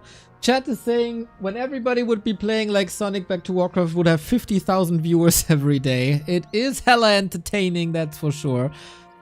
Ooh, okay, time to recover. Something different. It is. Something different. Yeah, and Sonic doesn't change, man. Like, That's what he enjoys, right? It is not Polar Rifle, so nothing to hate here. But yes, that's his way of playing. The lower HP, the better. I love how still after the strategy is long dead, you can still make everything about Pally Rifle. Never changed for.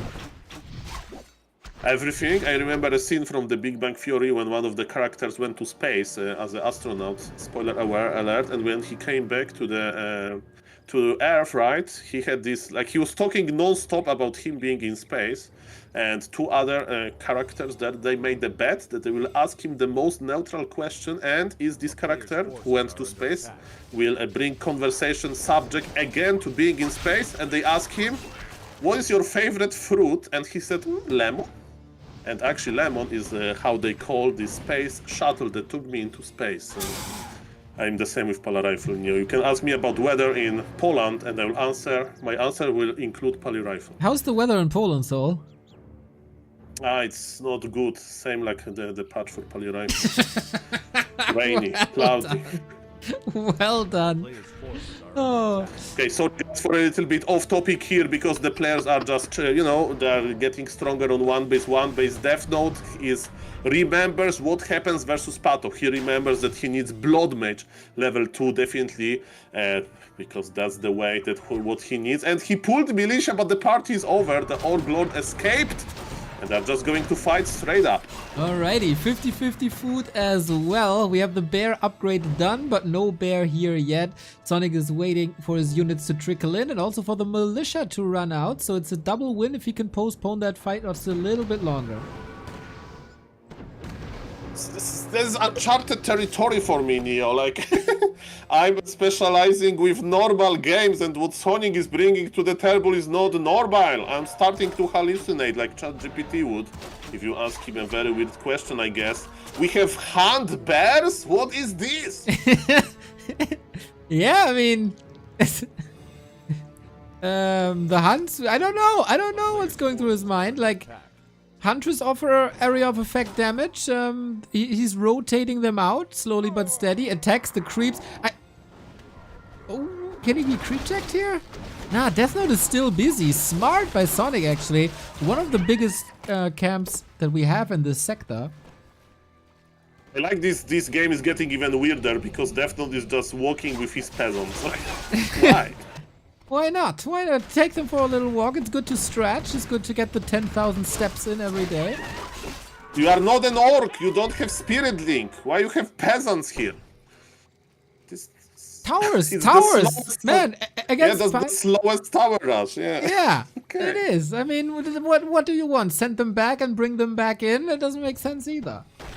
No, that's what usually human players do because they have militia. But okay, let's see how good those towers are going to be. And Sonic is like, okay, you want to make towers in the secret spot? Let's reveal it by removing the trees around. And we are fighting for real. We have Bear Hunt, Dryad, Archer combination versus classic Rifle Caster. Demon Hunter is on level 2, but remember, Demon Hunter was a second hero. 61 supply for human, 58 supplied for Sonic. So it's kinda even, but it's one base situation. You don't have the efficiency, I'm afraid, Mr. Human, but we'll see about that. Is the dispool ready? Are Trians being dispooled? Okay, once only. There is limited amount of priests, and yes, look at those two Ancient of War that are joining the party. This is the most Sonic game ever. That was crazy, man. There was one single rifleman at the tavern, and the Ancient of War and a bear attacked so hard on him. It was ridiculous. Death Note squashed in this fight. 20 food down when the fight started on even supply.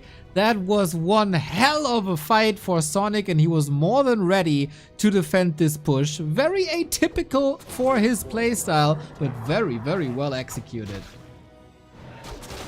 The Hunt's Bear technology works well, and the question is, can he get even more ahead with this Orc Magi, Orc Lord? Last hit for Sonic, item for Sonic, Medallion of Courage, decent. And yes, the rest of the camp goes to the human player, but do we have Wellspring? No, we don't have Wellspring with 600 lumber. I need to stop myself. You know, so Wellspring is a defensive mechanic, and Sonic is not researching that.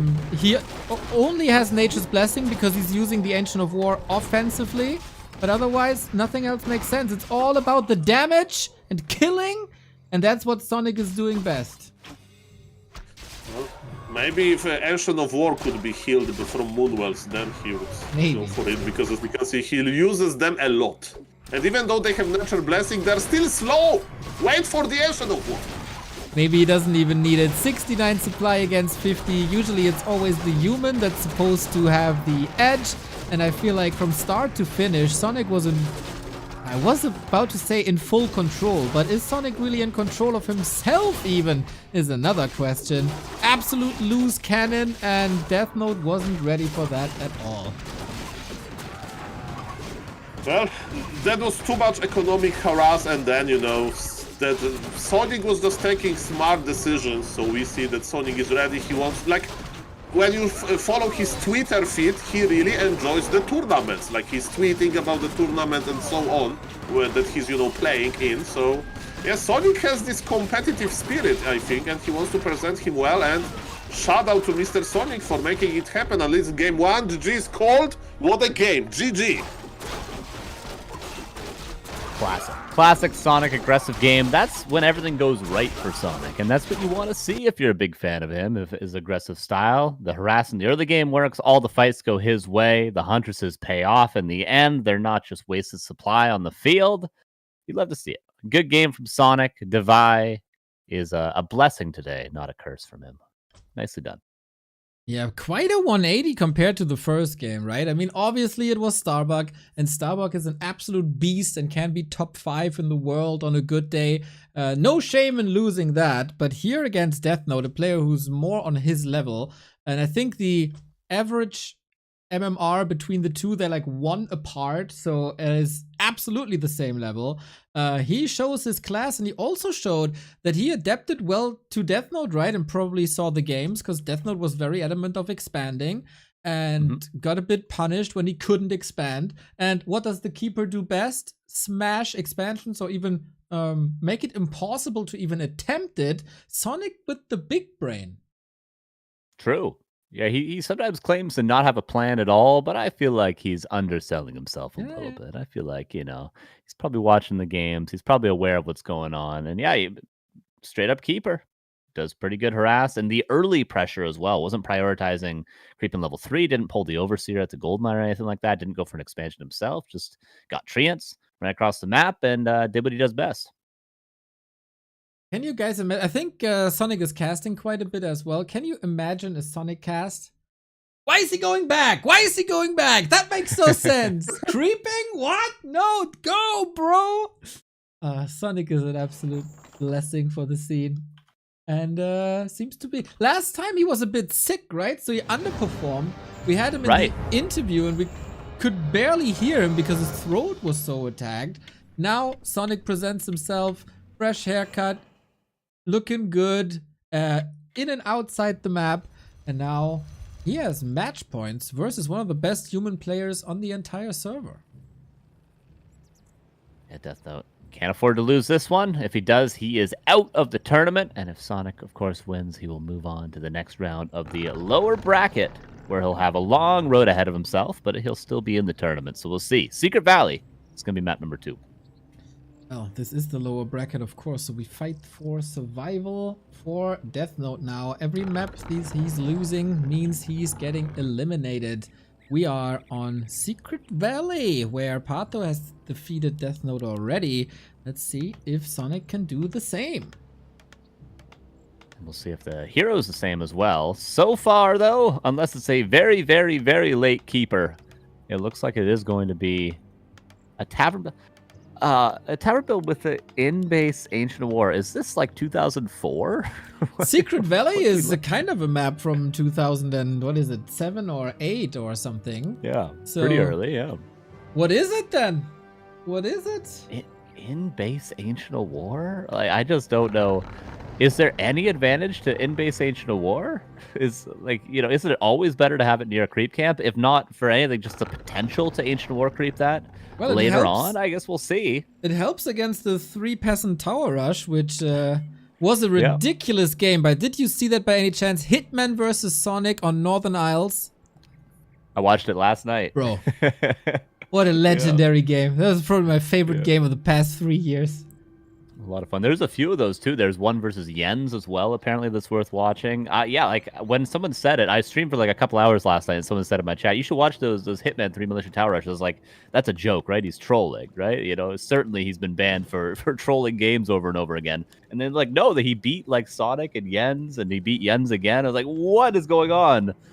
So yeah, maybe it's making a comeback. That strategy. Would love to see it from Death Note, but not this game at least. Not this game. We'll see what the Tavern hero for Sonic is. He's a big fan of the Fire Lord. Yeah, sometimes to a fault, sometimes to varying degrees of success, but it will be the Fire Lord, and maybe this is why he has in base Ancient War. Lava Spawns, you don't really need an Ancient War to creep, do you? These guys can give you some serious momentum in the early game with creeping. Yeah, Lava Spawn split if they hit more often, and that's exactly the goal now. Wisp already scouting, trying to get the detonate, but Death Note moves the Water Elemental outside of detonate range. Otherwise, this could have been a higher level Fire Lord already. And Sonic, man, he just loves the hunts, apparently. Hunter's Hall early this time. Gonna get a transition. Pure aggression. Nice efficiency with that Water Elemental from Death Note you mentioned. He got a lot of auto attacks with that already. 3 Lava Spawns as one has split, but one will also fall. A little bit of experience to that. Archmage, no deny there. 1 Footman might grab back a second one, taking a bunch of damage. This army is huge already because the Archer production pretty much as early as it could possibly be and uninterrupted by having to uproot that Ancient War. So this is as many archers as you could have at this point in the game. Yeah, wants to end it quick and again put full pressure on Death Note, whose original plan was to expand. But if you expand against the Fire Lord with archers and a hunt transition with double Ancient of War, you can just tap out immediately. So Sonic reads the game and his opponent really well. Nice little shadow meld there with the archers. They were getting a little bit out of position, but obviously there's no reveal available on this map, no lab, and dust is difficult to grab. So it's a foolproof way to save the archers for now. Lava Spawn is splitting, luckily for the Fire Lord, because he's out of mana. This will be the last of his summons for now. Shop already coming up. I like that choice for Death Note. Seems like he might be committing to the expansion late rather than never. Ooh, also Lumber Mill to fix any lumber issues introduced by calling militia all the time. He will need a lot of lumber, that's for sure. Lava Spawns, man. There's no Arcane Tower. If they split in the base, Death Note is in big trouble again.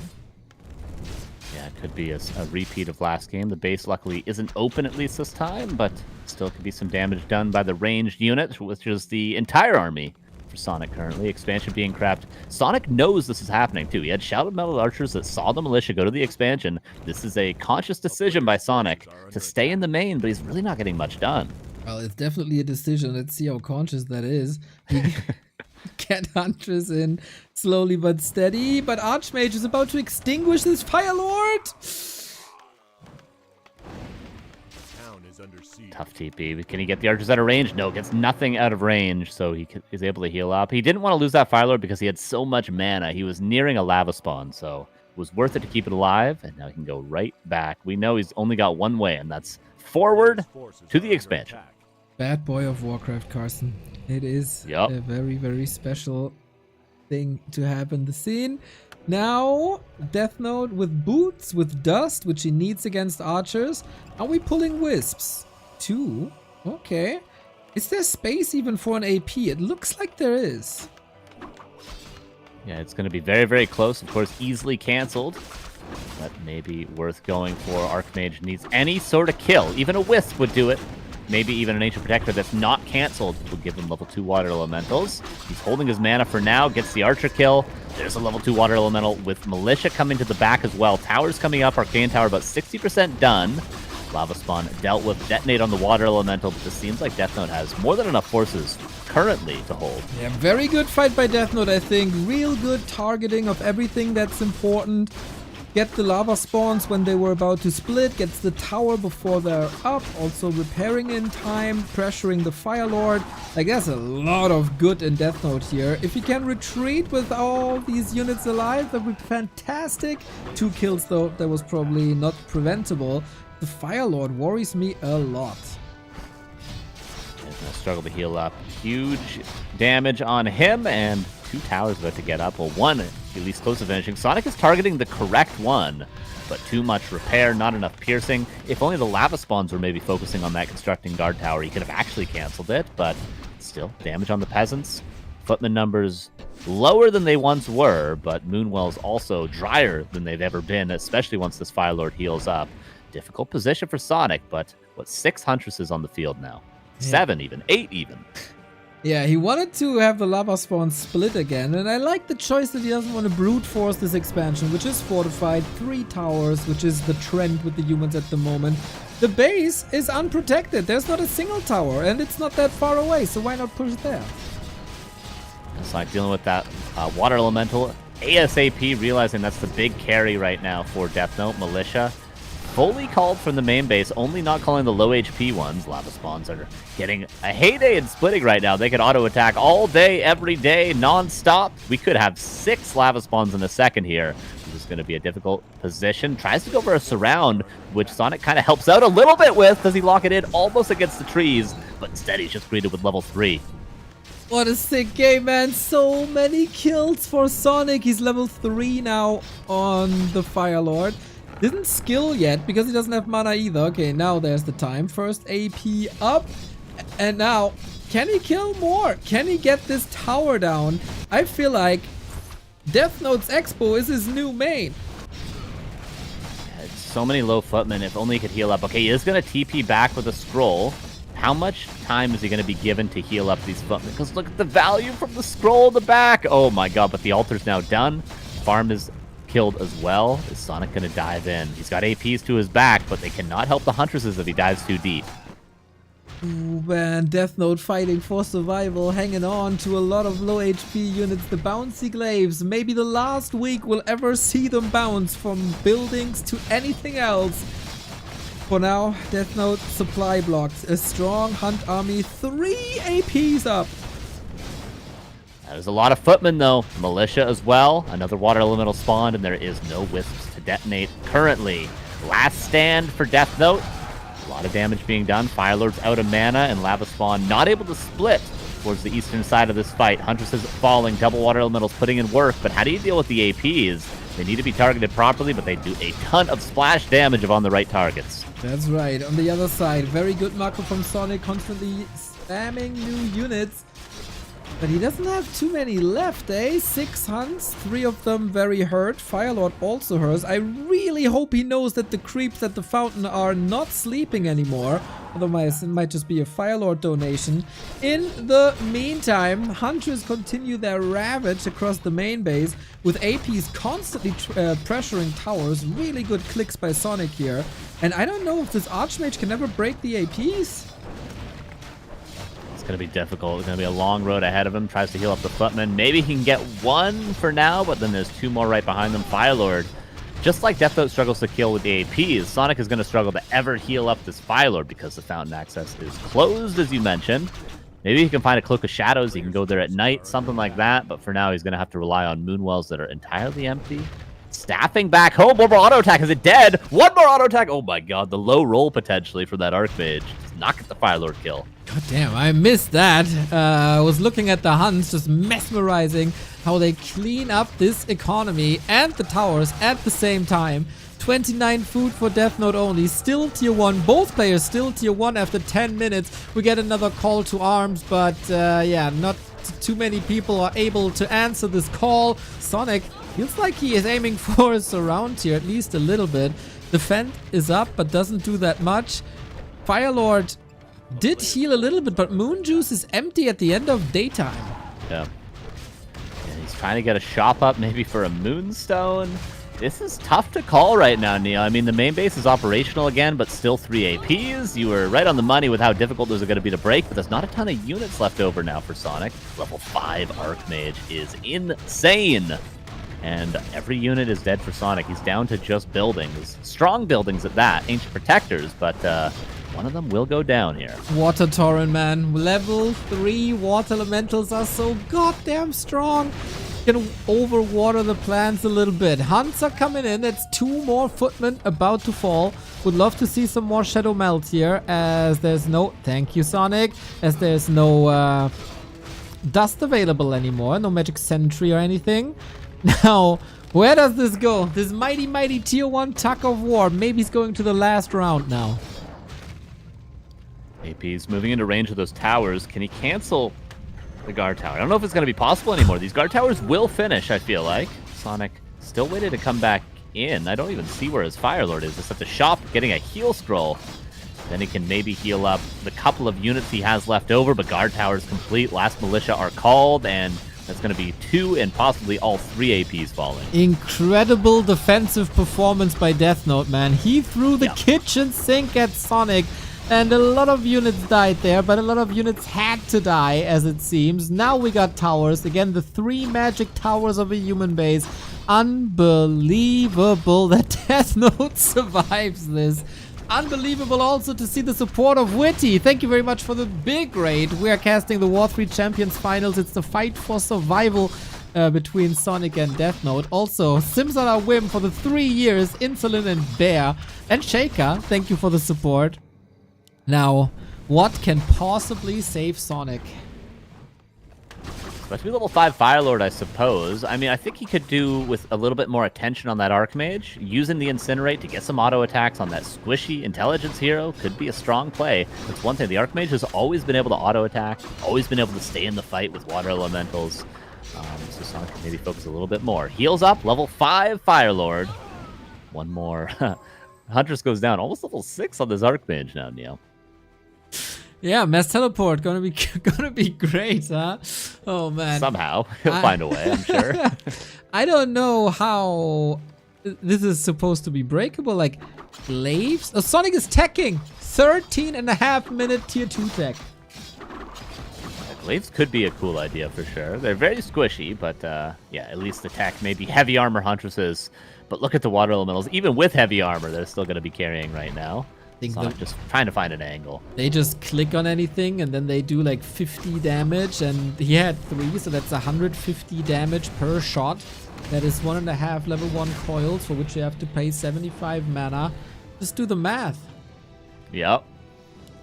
Yeah, big deny as well. I was thinking, hey, maybe the Firelord can work his way up to level 6. Maybe a Volcano could deal with one of the 2 bases, but that's a ways away, especially if Death Note's still denying Footman at this stage. He's still thinking about that experience. He's still thinking about that potential of an ultimate, so it'll be tough for Sonic. He's got a long road ahead of him. He doesn't mind, man. As long as he can fight, I'm sure he will stay in this game. If only he had some Dispel, but if I saw this correctly, not even 3 Wisps are enough to detonate against 1 Water Elemental. That is so inefficient. Very, very tanky. They will give a decent chunk of experience if they are detonated away, but it's going to take a lot to do that. And there's another one summoned. Clarity as well behind this. It's pretty much infinite summons. And the Water Elemental denied again. No experience getting him closer to level 6 at this point. I didn't know that lava spawn damage is also that high. Just the min damage is so low that probably it feels a little weaker. But yeah, these lava spawns, no joke either. And we call them Water Torrent because water elements are so tanky, but lava spawns also 700 HP. Maybe I underestimated level 3 lava spawns all my life, despite seeing them all the time.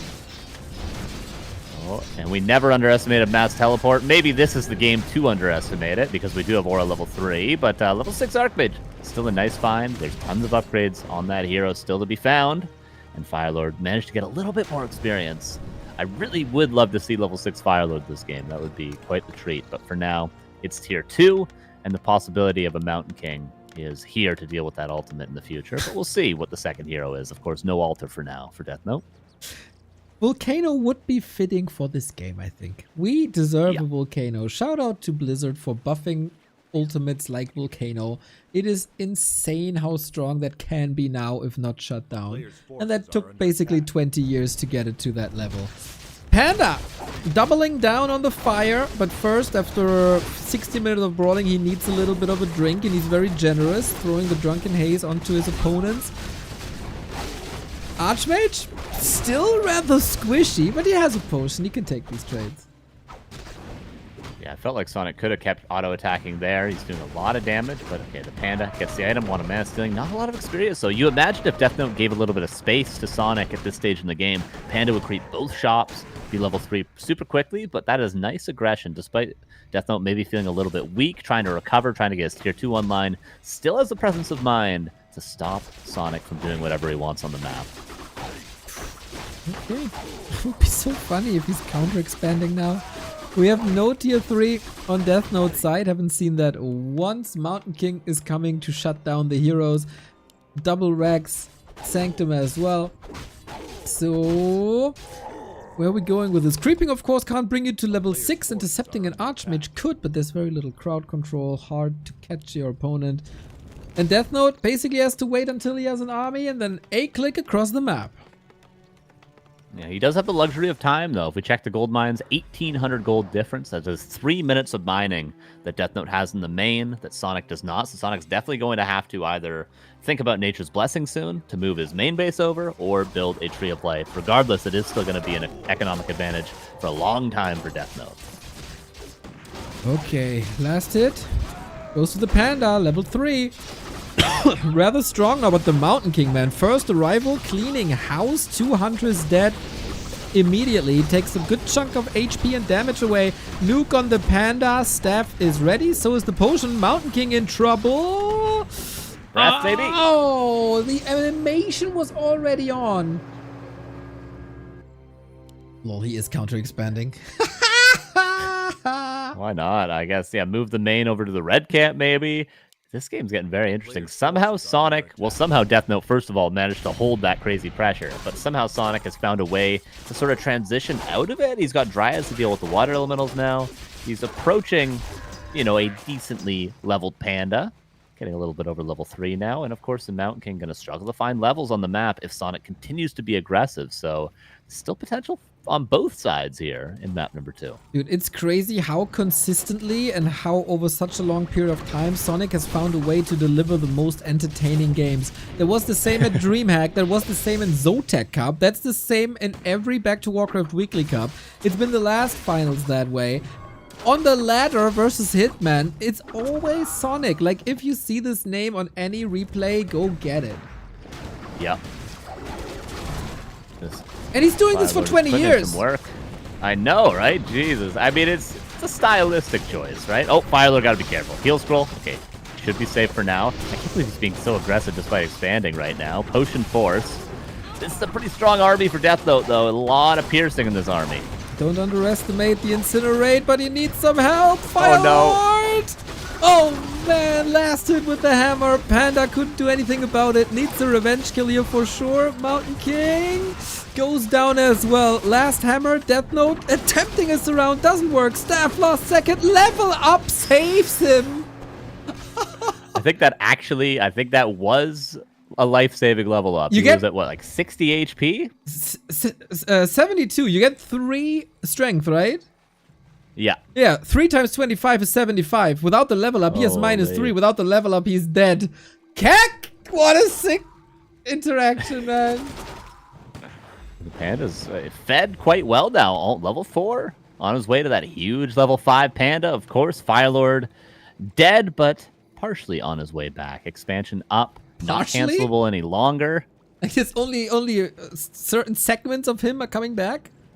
Yeah, exactly. Just the legs. Just the legs. That's the lags. How is he supposed to attack then? You just need lava spawns, you know? Ah, but how do you raise it without the arms? True, you need the animation. Yeah. Right. Well, he might be dead before he comes back anyway. maybe. Neil. As Death Note is indeed crossing the map with double heal scroll now. Dispels are coming in. He's getting still some kills. The Drunken Haze Breath of Fire combo is still going to be very, very good up until next week. And then it's just very good. Everything is burning. Every little dwarf is a little drunk. Lore accurate. But this is going to be the knockout punch for Sonic. Yeah, the double heal scroll. If there was not double heal scroll, this could fall apart for Death Note right now. But the next Haze combo will be dealt with. And the Mountain King is back. Expansion might pay for itself before it goes down, but the main base is out now, and Death Note again has 3 extra minutes of mining there. All he's got to do is kill this Tree of Life, and this game will be his. And then we go game 3. More Warcraft is always more good. Jens, Tsog, Cash, Kraft waiting for their moment. We started a little bit. Oh, the detonates. But against level 3 Brilliance Aura, man, you don't even see the mana disappearing. We are robbed of another Breath of Fire that was interrupted so brilliantly. And then there was so much damage that he had to staff him out. But this Panda is speed running to level 5, by the way. It's pretty impressive. Really, really fast. I mean, this is what probably 5 minutes has been from newly hired to level 5. He's about to get it off that water elemental potentially. Another haze fire combo. Firelord also reaching level 6 pretty soon, but maybe not before the end of this game because the Panda would have died, and Sonic is definitely leaving that game. And Death Note, he must be sweating after that one. Crazy game, guys. What else to say? You said it best. Sonic is able to provide crazy games. And they're entertaining on many levels, right? First thing first, for me, they're hard to understand, but they also look like because it's something different, you know? It's like a challenge for the casters and for the viewers and for myself, because I was viewer in this game, looking at those high-level heroes fighting each other without tech, and that's pretty entertaining as well. Unreal, man. Unreal. We go full distance. The last remaining map for today's lower bracket. We have to say goodbye to one player, and neither deserves it, really. Really good recovery from Death Note, man. He was down and out at certain parts. 3 APs in the base, but he still manages through, man. Really impressive. This feels like a different Death Note than last season. Very sort of cool and calm defense, it feels like. It was chaos. He had to call a lot of militia, but he sort of managed to make it work. It's difficult to make those exact calls at every point in the game when Sonic is doing his very best to make it so chaotic. So nice to see Death Note, you know, a little bit reserved in his defense, knows what he has to do despite all the chaos. And we'll see if Sonic continues this trend in game 3. I think I already know the answer to that, though, to be fair, but... Well, you guys will tell us. Tidehunters, map number 3. Saul, what are you thinking? What are you thinking? Any surprises from Sonic? He's had 2 different heroes. Is he going to go back to the Demon Hunter that I'm a big fan of, or will he try something new again, you think? Sonic is too hard to predict for me. It's like asking a cosmologist about the meaning of, you know, this, like, it's like, I don't know, these astronomical characters that are like in horoscopes, you know. Why? I don't know. I don't know any English name for them, like Gemini, you know.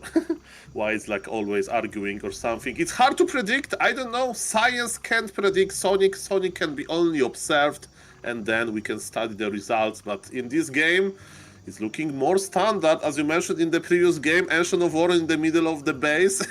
Yeah. Hard to find explanation for that in this situation. We have much more standard game, at least at start. And I said standard. Welcome to the Warden.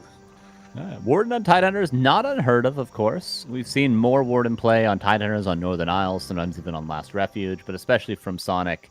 He has no rules, so he's going to go for it. But it is not absolutely unheard of. Second Ancient War can go towards the Null Camp and also can creep that green Murloc where the Wisp is waiting right now to the south of Sonic's base. And for Death Note, will be an expansion, I have to assume. That's what he's been preferring to play. But against Warden, you can see a lot of one base as well. What I can tell you about Death Note is that he understands when to be aggressive, right? And versus Warden, there are important timings to keep Warden away from level 3, right? For as long as possible. Then how to like maneuver around the Night Elf base to cancel Lord and so on. Death Note is very good at this. Death Note is not going, you know, to like be passive when he should be aggressive and other way around. So definitely I'm curious to see how is he going to approach this. And as you mentioned, with double Ancient of War, creeping Warden can be quite good. But remember what happened on Warhail versus Starbuck. Yep. Sonic crossed the map and he did kinda nothing. I hope in this game it's going to work better. So far, no denies for Sonic. Experience on him looks better than in game 1. And he's going towards the expansion to scout a potential second base for Death Note, but so far no signs of that. No fourth farm quite yet. And no extra peasants either, despite having the supply. Wisp is seeing all these things. Sees no glowing town hall, sees no fourth farm. We'll see an Archmage level 2, and Warden will welcome something with a Shadow Strike. I just wonder what it will be. Will it be the Archmage? Or will he try to get a footman kill? He goes for the water elemental, denied by the creeps. Sonic invested into level 2 and even detonation, right? And it didn't pay off. But gladly for him, it's not second Ancient of War, it's second shop actually. Because, you know, the shop is good for creeping those smaller camps. You know, the eer0 ability is the same. The difference is like a lower HP pool and lower damage, basically, for the Ancient of Wonders. And you can use the shop later for clarities. But I think we see the same situation as game versus Starbuck. Warden on level 1 is a little bit disappointing here. Yeah, hard to really find much to do. He might find more success with going Blink first and just blinking into the main base and auto-attacking peasants, because another deny on that footman, and he's out of mana, out of health, and really out of options other than to go back home. Maybe he can buy Staff of Teleportation, boost the speed from the shop, but no, just going to hightail it all the way home. Got to creep a green camp at least in the meantime, as you mentioned, but you might struggle to creep with the shop, especially this next orange camp. If it depends on your lumber, right? Yeah. Yeah, like if you have a lot of lumber, you can take 4 wisps and mass repair shop, but yes, definitely it's not a very comfortable situation to be in. And Sonic is afraid of Death Note. Maybe he, you know, remembered that the Death Note can pressure you, and that's why he decided to creep the green camp first. He's still far away from level 3, and yes, trademark Sonic style, Hunter's Hole at the weird timing. He has to add those few hands just to make it his way. It's like his special recipe, you know? Nobody's adding, I don't know, some strawberries, I don't know, something, not mixing 2 different foods that you usually don't mix, but yeah. Sonic just mix them to just make it his special recipe. And they, you know, they proved to be pretty effective so far today. Obviously, varying degrees of success, but no doubt they have worked. And we see how they can work for Sonic, especially in some other maps played today. But for now, level 2 Warden, not really getting much done. He will start that shop creep, and this would get him, I want to say level 3. It should be level 3 from this Overseer camp, but he does need to repair the shop in order to creep this. I'm just watching HP of the shop, how low he can take it, basically. In the Sonic style, okay, 46 supply HP, there's some rookie numbers, but Archmage is here already. Nice timing by Death Note. Maybe a little bit luck, maybe a little bit of skill, but hands are good versus footies. That's also important. A Warden can go double fan of knives, actually, during the level up, because in this very game there was no forced blink, and Death Note is looking for the last hit to deny the water elemental, and he missed that. Level 3 is here, let's go. Shadow Strike level 2, but on the footies. He's ignoring the Archmage, maybe for the better, you know. Archmage is fun, Death Note has a fast, Death Note has a good Archmage control. And yes, tier 2 is done for the human, and human will finally have his priests. Warden is chasing. Mountain King now coming out, and it is finished. Stormbolt may be available in range. The Arcane Tower nearly, but Warden is out of mana anyway. Has enough for a blink if he really, really needed it to get away, but shouldn't for Look now. at the second hero, what is this? What the hell is going on? Alrighty, I know I've been away for a while. I don't think I missed this big of a meta change, but Mr. Neo is still listening, right? So Mr. Neo, in your free time, can you call somebody from like UFO Discord so he can like try to explain Sonic games, because I think science has a problem with it. Like as a second hero to the Warden, your dream is to add Panda, right? Warden level 5 goes harass the peasant, and Panda can creep entire map because Panda is scaling amazingly. If you are afraid of the human push, you go Warden, not Warden, you go the Naga. Right? Because Naga is a little bit for map control, you can threaten the last hits with Shadow Strike especially. But Beastmaster? What Beastmaster can offer? He offers a bear, dude. Yeah, he summons things. He summons little animals. Okay. Zoo. I like animals, so... Yeah, true. Yeah, especially in Beastmaster second versus Mountain King second. I wonder what's going to scale better. I don't know. It's different, but maybe Sonic is just trying to ride the wave of momentum that he has with this big Huntress army. Maybe he wants to actually end the game quickly. in pure Okay. Sonic fashion. He does need to heal up both heroes, and he has no real elegant way of doing that currently, but he's about to already be Beastmaster level 3. Well, just more stuff, maybe, you know, the prince will be busy healing, and there will be no dispel, but yes, Beastmaster level 3, that's what we need now to make it happen. But Warden is stealing a lot of experience as well, but Beastmaster will be level 3 actually. I just wonder Bear or Boar, level 2 Bear immediately. Okay. As you mentioned, that's maybe the game-ending push. Tier 2 Lynn with a Moonglaive. Do we have Moonglaive? Yes, we have. Sonic is producing more hunts, more Dryads, basically. The first Dryads will join the party. So guys, don't blink, because Warden, Bear, Beastmaster, level 2 Bear is going to siege this human base. Yeah, Sonic gonna try and get some damage done, probably before TPing, then he can heal up, and then he can probably just go again. I feel like he's got to end this game quicker rather than slower. And in the meantime, Death Note trying to get level 3 before immediately TPing, I imagine. Yeah, there it is. Gets level 3 on the MK. And Sonic just TPs himself. Warden too low to risk it. Did get at least the tower kill, if not some peasant kills, one towards the tail end. Now he can finally heal up these two heroes. But what is the next play for Sonic? Creeping Beastmaster for level 5, and Warden and Bear can blink together. I don't understand it. Yes. It's double blink. The synergy. Just for Neo. For if he wins in the interview, he will like open with Neo. How do you like double blink? Did you enjoy it? Double blink, Neo. Bam bam. Blink blink. Me and the bear. Rar rar. That's my interview for you. That's probably pretty much verbatim what he's going to say, but let's see if we can get us across the finish line with this strange hero composition.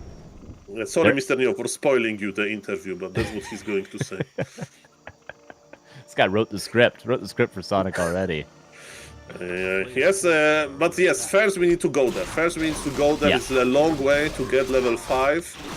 And as you mentioned, MK is getting scary, of course. This is a neutral ground to fight. Sonic has supply lead, but his army is also a tier 2 army, right? Without the caster efficiency. But Death Note, maybe he's also thinking about this Beastmaster, you know? Thinking about Warcraft 3 takes some time. We are missing Sorg ladies, by the way, in the mix. I think that's a mistake at this stage. There is no bears, but you know, there are hunts, and they can be slowed down, and almost entire bottom of the map is already gone, so experience, amount of available creeps is going down. Death Note is crossing the map to the top, and yes, welcome to the Creepcraft. Yeah, maybe there's no Sorks because he wanted to overbuild priests to deal with the bears a little bit easier. I mean, 3 priests, it's barely enough to deal with a couple of summons from the Beastmaster, but the 4th one is going to ensure that Beastmaster really doesn't get much value at all, so maybe that's the idea, but I do agree with you that Sorks are certainly missing. Maybe after some upgrades, he'll break upkeep with those extra casters.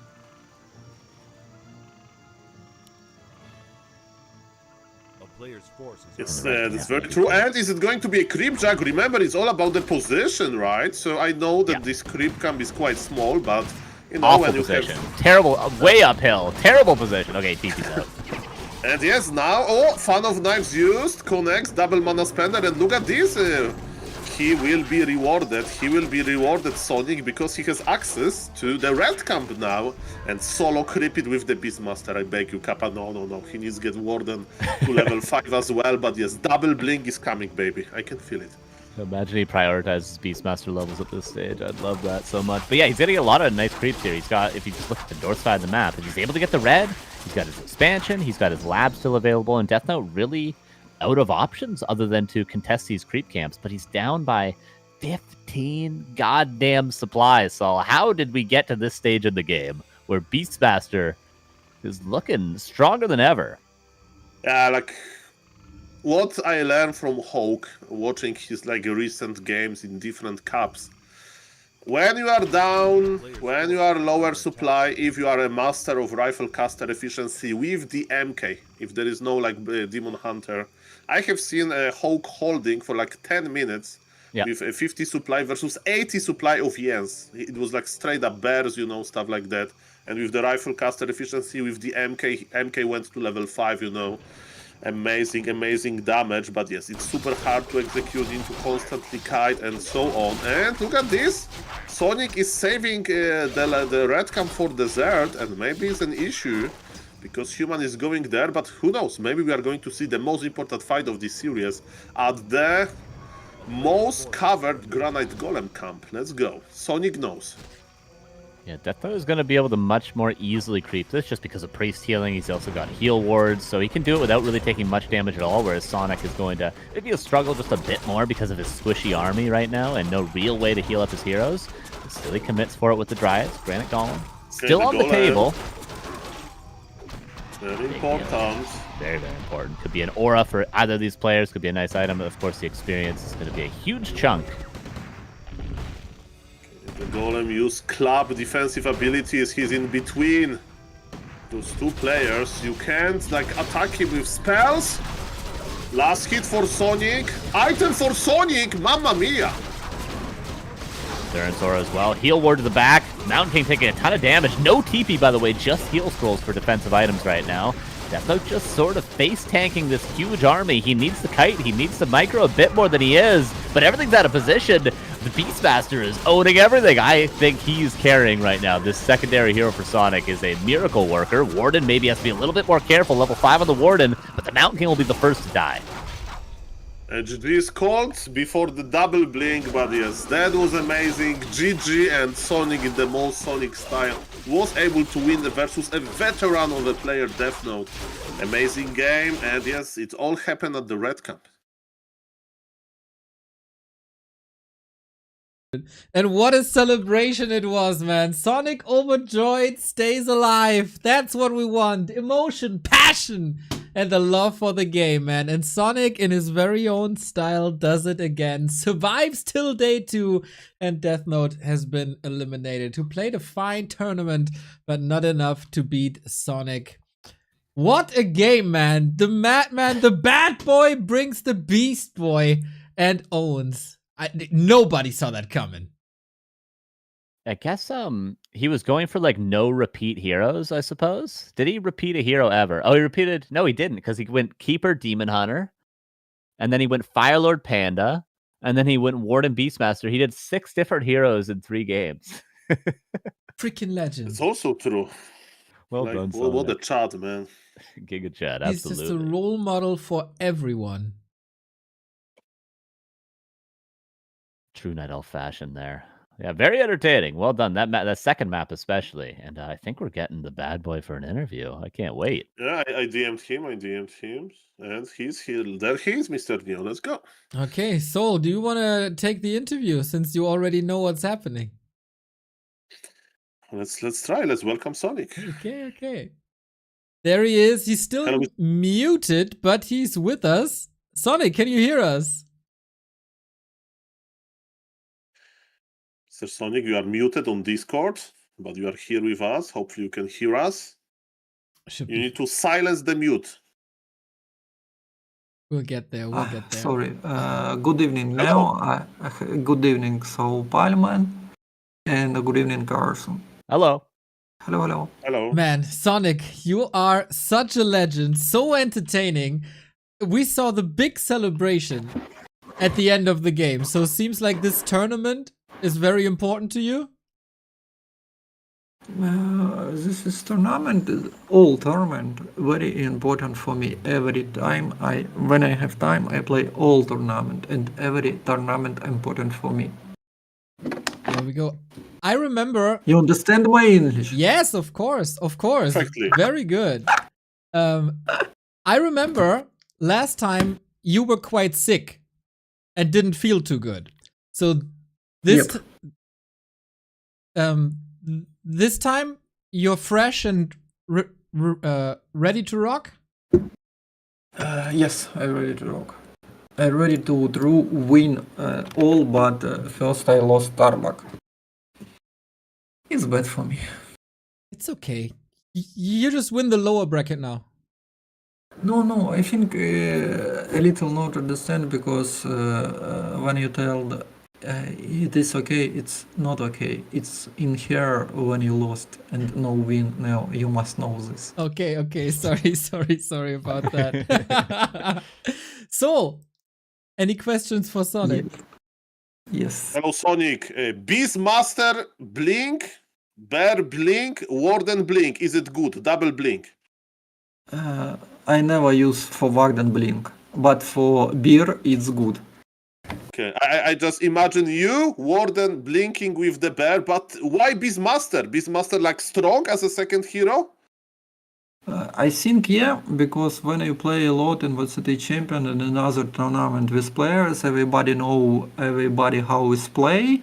And sometime I think when I played in the Hunters, players, I mean humans, play with me and a lot know what sometime I play Warden and if they pick Alchemic level 2, he will have healing, but Beastmaster from beer can bash and no healing. And I need some tank, if you understand. Beastmaster is very strong tank. He have a lot poison. And for my melee army, it's very well tank and nice defense for all. Okay, so now I understand. So you creep Beastmaster level 3, you spawn the bear, and bear can stop the healing from the alchemist. Very nice. Also, you played 6 different heroes, right, in those 3 different games. Like, do you enjoy to like play very different heroes? Because as you mentioned, it's hard to get ready for Sonic, for Iron Sonic. It's impossible to prepare. Yep, very strong, very a lot play, very a lot train, and I buy iron doors. I buy second iron doors, and I create a new clan. Nickname is Iron Giants. So enjoy the Iron Giants, and enjoy this game. Thank you, Sonic. Carson, do you have any follow-up for the Iron Giants? Thank you. Yeah, sorry. What is your favorite animal? Favorite animal? Yes. I think I like a bird. Sokol. Bird? Bird. Do you know Sokol? Germany player? Eagle, yeah, eagle. Okay. Oh, eagle. Okay, yeah, very good. When I second life, if any have, I believe what I can sometime eagle in another from world and fly a lot. I love this. I don't know. No, that's a great favorite animal. What is your favorite food? Food. Favorite food. I think my favorite food is like puree with kotleta. Oh, I haven't heard of that. Is that Ukrainian food? Sometime, yeah. Oh, okay, very good. It's not and the egg. It's like eggs. Oh, okay. Yes. Understood. Very good. Well, well played. We hope you get a lot of eggs. I hope you see many eagles today. Extremely well played, and good luck tomorrow in the lower bracket. Hope we see even more different heroes tomorrow. More bears, more blink. Yes, thank you, Carson. Thank you, Salman. Thank you, Neo. Thank you for doing W3Champions. Some tournament and after this, like almost 25, almost 30 years. Oh, super. Nice. Super. Thank you. Thank you, Sonic. Thank you. See you. Bye, people. See you. Bye. Absolute madman. Absolute legend. How can you not love Sonic, man? It's incredible. Yeah, and in all of this craziness of Sonic, right? He had the perfect explanation, Mr. Neo. I failed you. Exactly. He plays bear because he has bash. You know? That's it. We think he's just improvising, but no, he has a big plan because of it. Because of it. And I love also what he said. Like, you play these guys all the time. Sometimes you just gotta be a little crazy and surprise these guys. And yeah, that's exactly what he did. And Death Note wasn't ready for it. Nobody is ready for Sonic in this lower bracket, I predict. No, yeah, and I wanted to say GG just to Death Note, right? Because now I think finally I will be correct with my bracket reading that was double elimination this time, and Death Note will be the first player to drop out from the tournament. Nice performance. He lost 1-2, 1-2, both series, so very close games. Mr. Death Note, thank you for your participation. Yeah, I said this before. I think he improved a lot compared to last finals, where he actually made it around further. This time, he met two very, very strong players in Pato and Sonic, and wasn't meant to be. Hopefully, he comes back even stronger. But when we talk about last season, guys, there was one standout player. And I'm not talking about anybody who was in the final, and that's a very rare thing to say. The standout player last time was freaking Tsog. 22 years old from Lithuania. We know him for quite some time. One of the most talented players that we got in Europe. And he is going up against Jens now, who made it to the final last time, who's making waves internationally. And I say on my broadcast, someone who influenced Night Elf play unlike any other in 2025. That is the upcoming match. Jens is a terrifying person to play. He has been so solid. I mean, obviously Starbuck is maybe the big favorite in this tournament, but I think Jens is always going to be on our mind if he has a good day, if he has a good start, if he has a good maybe veto into the right maps that he wants. He is unstoppable, it looks like sometimes. He's one of the most impressive players, I feel like, ever from the NASA scene. Maybe, he's even expanded further out than that, than just being a South American player. He is really excellent. So, Tsog has his work cut out for him, but as you mentioned, he had a fantastic performance. He really rose to the occasion last season. So hopefully he could do it again. Alrighty. Do you need any info from me? Do we need anything? No, game is up actually. Cool. Yes, sir. Are the vetoes done as well? Are we just ready to rock? Every veto's been done for about an hour. We're good. About an hour. Carson. Oh, yeah. I'm really freaking proud, man. Well done. Yeah, Mr. Neo, you have one co-caster that makes like vetoes 1 hour ahead, and the other one doesn't know the brackets. Well, it's all right. We still got 2 days, and we got support. We have to look at our match arena where we gather the funds for these tournaments. Once again, if you're entertained by the plays, reward the players. Think about what does a Netflix subscription cost? Like $10, and then you scroll through it and you don't find anything anymore. You get 3 days nonstop entertainment from here, $2,060, and the last 60 are coming from Hold On Old Boy, 45-year-old noob still enjoying this game. Thank you, smiley face. This is gonna be me in 10 years.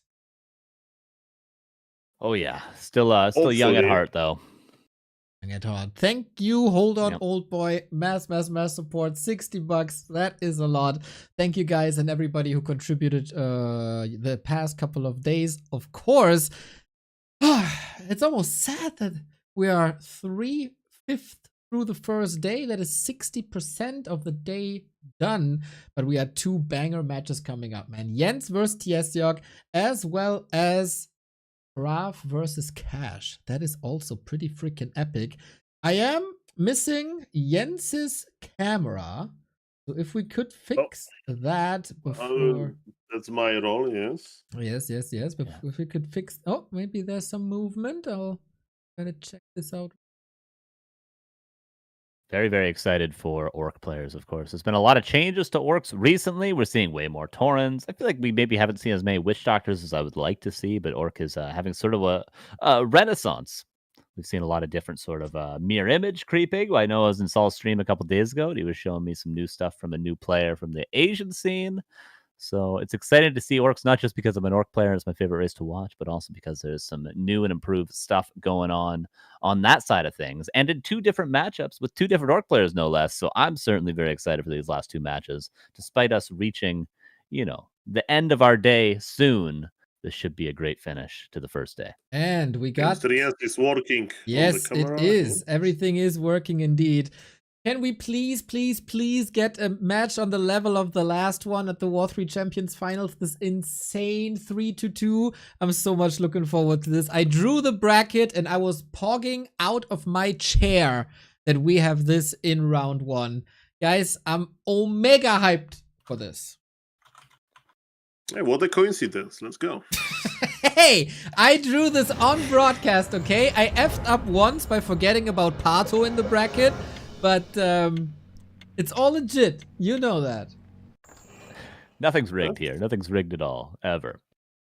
Very nice camera angles, and yes, the game is loading, players are moving, everything is fine. And is it me and you, Mr. Neo, now? I think so. I got I think I got everything. Here we go, everybody.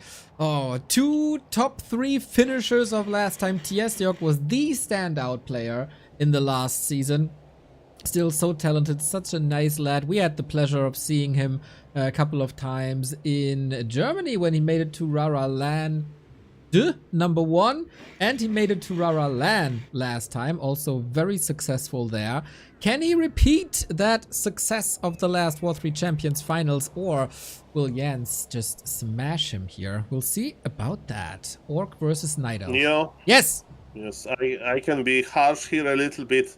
If we judge the improvement from 2 players, I think Jens is just more active. Jens is just putting more, effort into Warcraft 3, so definitely I think that he improved more, but he needs to prove it, nothing comes free in the Warcraft 3 world. He's playing Demon Hunter versus Blade Master, 1 Burrow opener, and Pion is going to scout. In the last series, remember that Tsog was like this guy that could utilize the scouting information very well, and in the post-game interview, if I remember correctly, Jens said, yes, I really prefer to play versus orcs. They don't scout actually, because, I can do some mind games with them.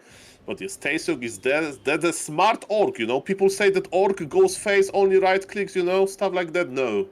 Tsog is the professor in the orc university, in the orc bureau. Yeah, and that at young age, man. He is an extremely smart player, indeed. And the last match between them was a wild back and forth, extraordinary, unorthodox plays. And last time, Jens was the favorite as well. He had the higher MMR there as well. He had more international experience there as well. But you know what? Tsog just didn't care. That was when Tsog had a little bit of momentum throughout this entire tournament. Now it's a fresh start. I wonder if he's as pumped as last time, is he as motivated as last time. Maybe Jens takes him a little lightly because he's not the big name in this tournament. And if that's the case, Tsog has the chance to punish him hard for it. Yeah, I think Jens is like not that part of the player. Tsog got blocked by the rabbit, by the way. Even Mighty Blade Master can be blocked by the rabbit, apparently. And yes, we are on springtime, Neo. So a fight for the middle can happen. But is it going to be imballation harassment? We'll see about that. The doors to Orc base are wide open. And Demon Hunter is wondering about immolation. But Jens decided to go into other direction. So far, this is the part of the matchup, right? Game design, Orc versus Night Elf. That's a lot of level 1 running, maybe level 2 running with very limited units. And yes, is it going to be some proxy creep by the Night Elf? I don't know. See about that. So far, Demon Hunter is fighting with the ground, and Blade Master is creeping very, very small camp.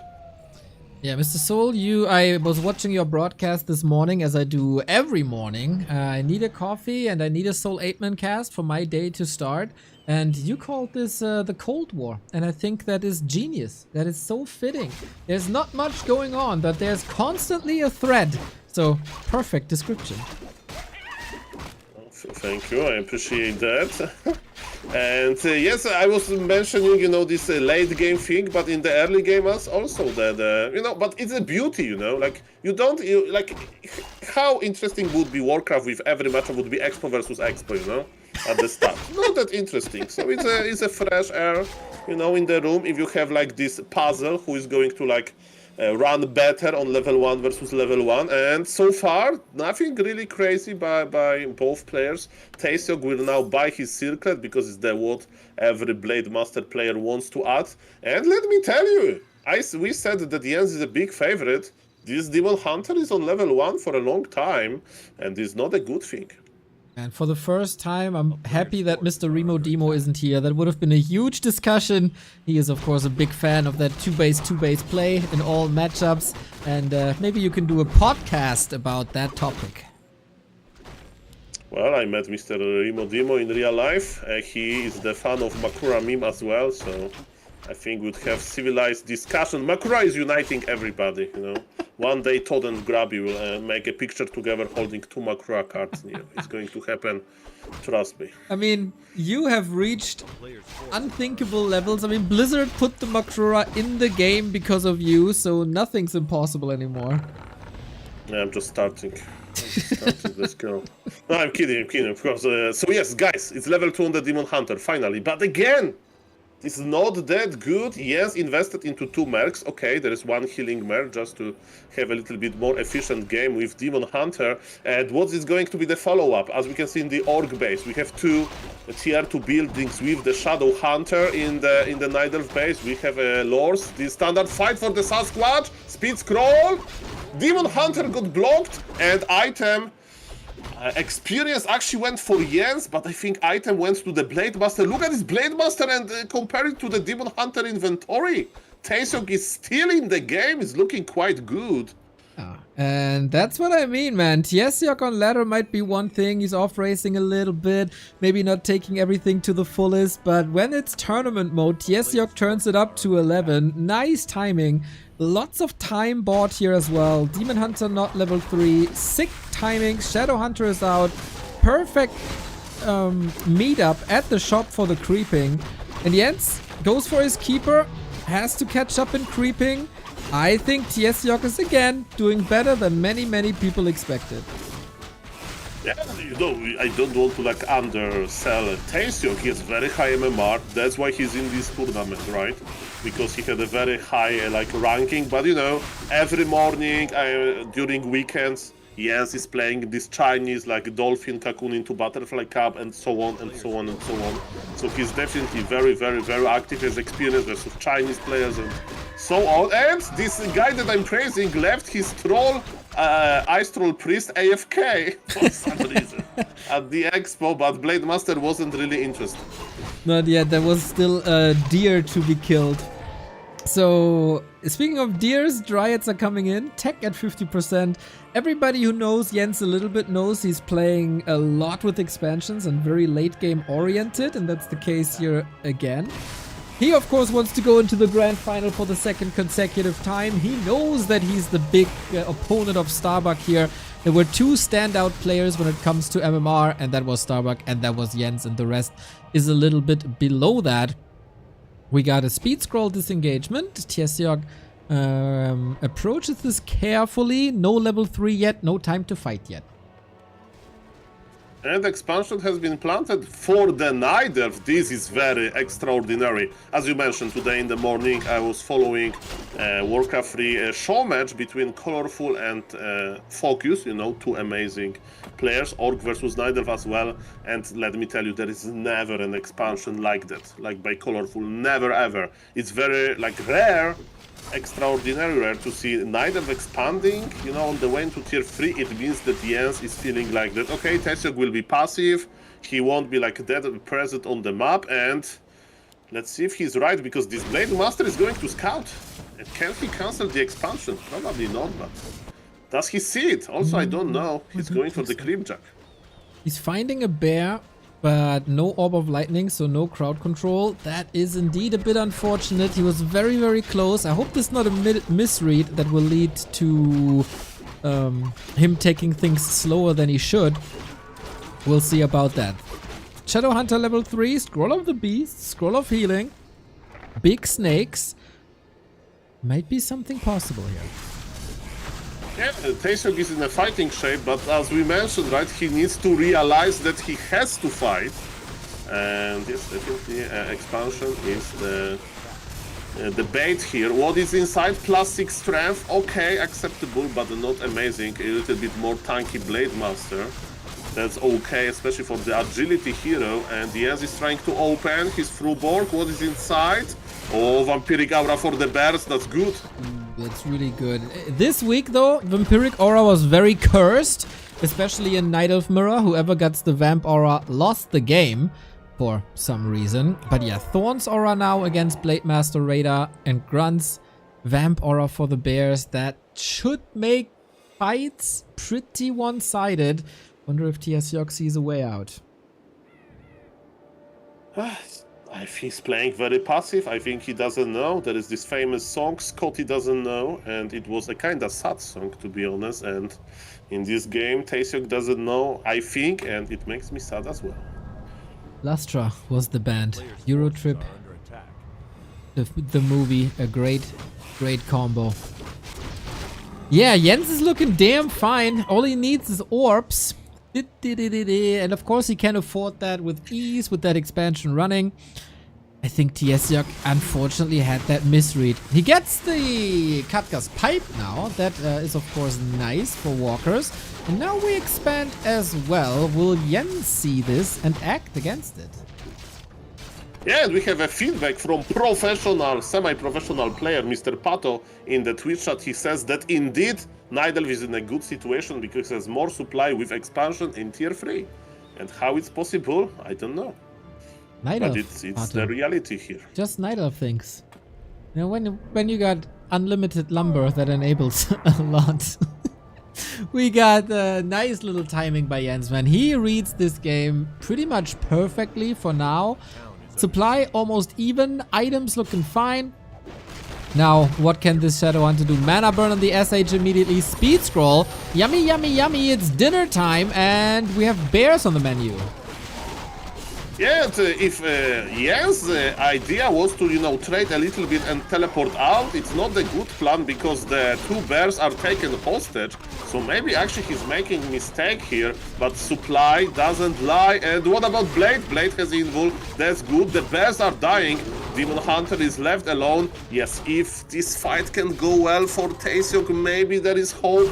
But yes, it's not looking too good. The first bear was rescued, and another Kodo Beast is under heavy pressure. Keeper is usually... The body block with the Walker was amazing, but Invul Potion was passed between heroes, and now we have Riju under Invul. It feels so good. And Shadow Hunter got surrounded, and Mr. Neo, Jens is not asking any questions here. Jens is showing us who is the best, and he has expansion behind, and he has a bright future. And yes, he's looking better and better, and who knows, maybe in the next final of Warcraft III Champions there will be Jens versus Starbuck. Who knows?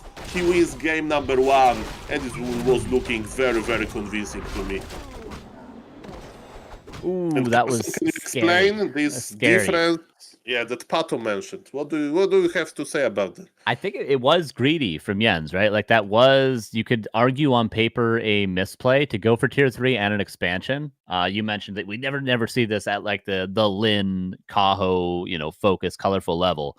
It's because it is greedy, and your opponent is going to scout you perfectly. They're going to hit a perfect timing with a heal scroll level 3 Shadow Hunter and just kill you. And that's what could have happened this game had Tsog just been aware. Like when he crept the mercenary camp and got level 3, he already had a heal scroll from the shop as well. If he had just pushed, maybe you could argue taking the middle camp as well could have been justified, and then he has to push with peons right away afterwards. If he had just all-in after either the first camp or the second camp when he was level 3, he would have won. He would have broken that expansion, and he would have won. He would have won with that timing. But he just didn't scout the expansion because it's so unorthodox to go for that greedy of a play that Jens did. I'm surprised Jens did that because he is, on paper, the better player. He has no need to make a risk, expansion like that. But he did. It paid off, and he is a tournament player. He's aware that maybe Tsog isn't going to think about the expansion, so he catches him off guard. Well-deserved victory with a risk like that. And with that, well-deserved support is coming from the community. Thank you, Shu, for $20. Go Jens, MG, GG. Unfortunately, no MG here just yet, but the GG surely called. Well played by Jens. But you know what, guys? Tsog is just getting started. It was a warm-up game. He goes into this as the underdog. He makes Jens believe that he's so far ahead and he's so good now competing in all these tournaments. And that's when Tsog is gonna strike. Just when Jens feels a bit too confident. I believe in Tsog. He just had to push. So he had a great early game too. Obviously he didn't get the Sasquatch at the mercenary camp, but everything else was pretty much picture perfect. He kept it very neutral, which is great for the orc. He kept the Demon Hunter low level, which is great for the orc. He had a very efficient level 3 creep route. Just needed to push. So although maybe at the end of the day Jens kind of dominated the last 5 minutes of the game, Tsog was that close. He's that close to winning. Look at that, Carson. You still know a thing or two about the game. It's you know, I'm catching up a little bit, but I hope no one does any new strategy at all because I'll have no idea what I'm looking at. Let's just hope for that. I've seen people rush chimeras this week, dude. I have no idea in what reality we're living. All right. It was not successful by Kaho, by the way. He got absolutely trampled on. It was a disaster. Guys, don't rush chimeras in whatever game mode. Yeah, it takes quite a while. I mean, we used to say never rush Taurens in any game mode, but nowadays apparently that's what we're seeing in Orkmir all the time. So anything can be a reality with enough patches. Maybe that's a chance for Tsog. Just rush Tauren. True. Yeah, we haven't seen anything new yet in map number 1. Just Raider Walker, Blademaster Shadowhunter. But we'll see. Yen's known as a macro player at times, but no keeper on Autumn Leaves. Will be Demon Hunter versus Blademaster yet again. A couple peons being moved out. One for the shop yet again, and one for the scout. The scout, very important because you need to know if your opponent is trying to creep the goblin shop first, or they're going for the green camp. If they go for the goblin shop, you can actually do quite a bit of damage in a lot of cases with a quick Blademaster harass. Alrighty. Yeah, it is. It seems to be a two-part society at the moment in Orc versus Night Elf. The one part of the society is Lynn, who just tramples on Night Elves and destroys them left and right and barely loses a map. And then there's everyone else. And whenever Lynn wins, it is on the foundation of a strong early game with lots of kills and incredibly annoying Blademaster play. This is what we need to see. This is what we want to see to threaten Jens here. Wonder if Autumn Leaves is a good map. This always feels like Jens' hometown with the 2 expansions that are ready, and he'll find a way to put down his Tree of Life. Tsog needs a bit better scouting. Tsog needs even better of an early game. And of course, Jens can't unfold with a 2x Demon Hunter. Tsog with a slight inaccuracy. He tried to go for the repair trick with the peon to pull the creeps to delay the Demon Hunter's creeping, but lost it, which is, you know, at the top level, I would say sometimes an unacceptable mistake because you need to keep eyes on that Demon Hunter. You need to know what the Night Elf is doing so there's no surprises, because what do you know? Last game, there was a surprise in that expansion, not scouted, game over. And that can happen in the early game as well, not just the later game. So you need to have good vision, and he's gonna lose that peon, and also worth noting, doesn't rebuild it. He only had 7 peons, scouted with 1. Now he has 6 on lumber. I suppose, is he making room for a headhunter early on? I'm not sure. Man, for a North American, that was excellent math. Sometimes when you don't stream as much, you get better at math. The more you stream, the worse at math you are, I feel like. Big true. We got a grunt scouting, and he found the Demon Hunter, so he's tracking the movement. Very unfortunate, by the way. The Blademaster went in for a backstab, but it was the perfect time for the Archer to go into Shadow Meld. Now he's 6 HP away from a kill, needs to invest some more time. Don't tell me he denies. No, he doesn't. But tell me that Frozen Yeti has subscribed for 38 months in a row. That is freaking fantastic. Chris and Nadi, thank you for the raid. Kristen, thank you for the 3 years. Love to see the support flooding in. A player's forces are under attack. I'm going to keep on creeping, but an item was already stolen away. The Sludge Flinger did drop a Slippers earlier for the Blademaster, who's working on a fantastic inventory. Could even get another Slippers right here, and he does. Oh, yeah, baby. That is a Blademaster and a half. Demon Hunter with a ring is great, but he needs a couple more things to keep up with that blade. Exactly. Joffrey, thank you for the 90 month. 3. Carson, do you have issues saying Sludge Flinger? Because Sludge Flinger? Yes. I break my tongue in 3 different places when I try to say that. Yeah, it's I feel bold when I go for it. I'll say it that much. If not, I just say, hey, that creep. That creep's there at the green camp. Yes, exactly. I'm with you, man.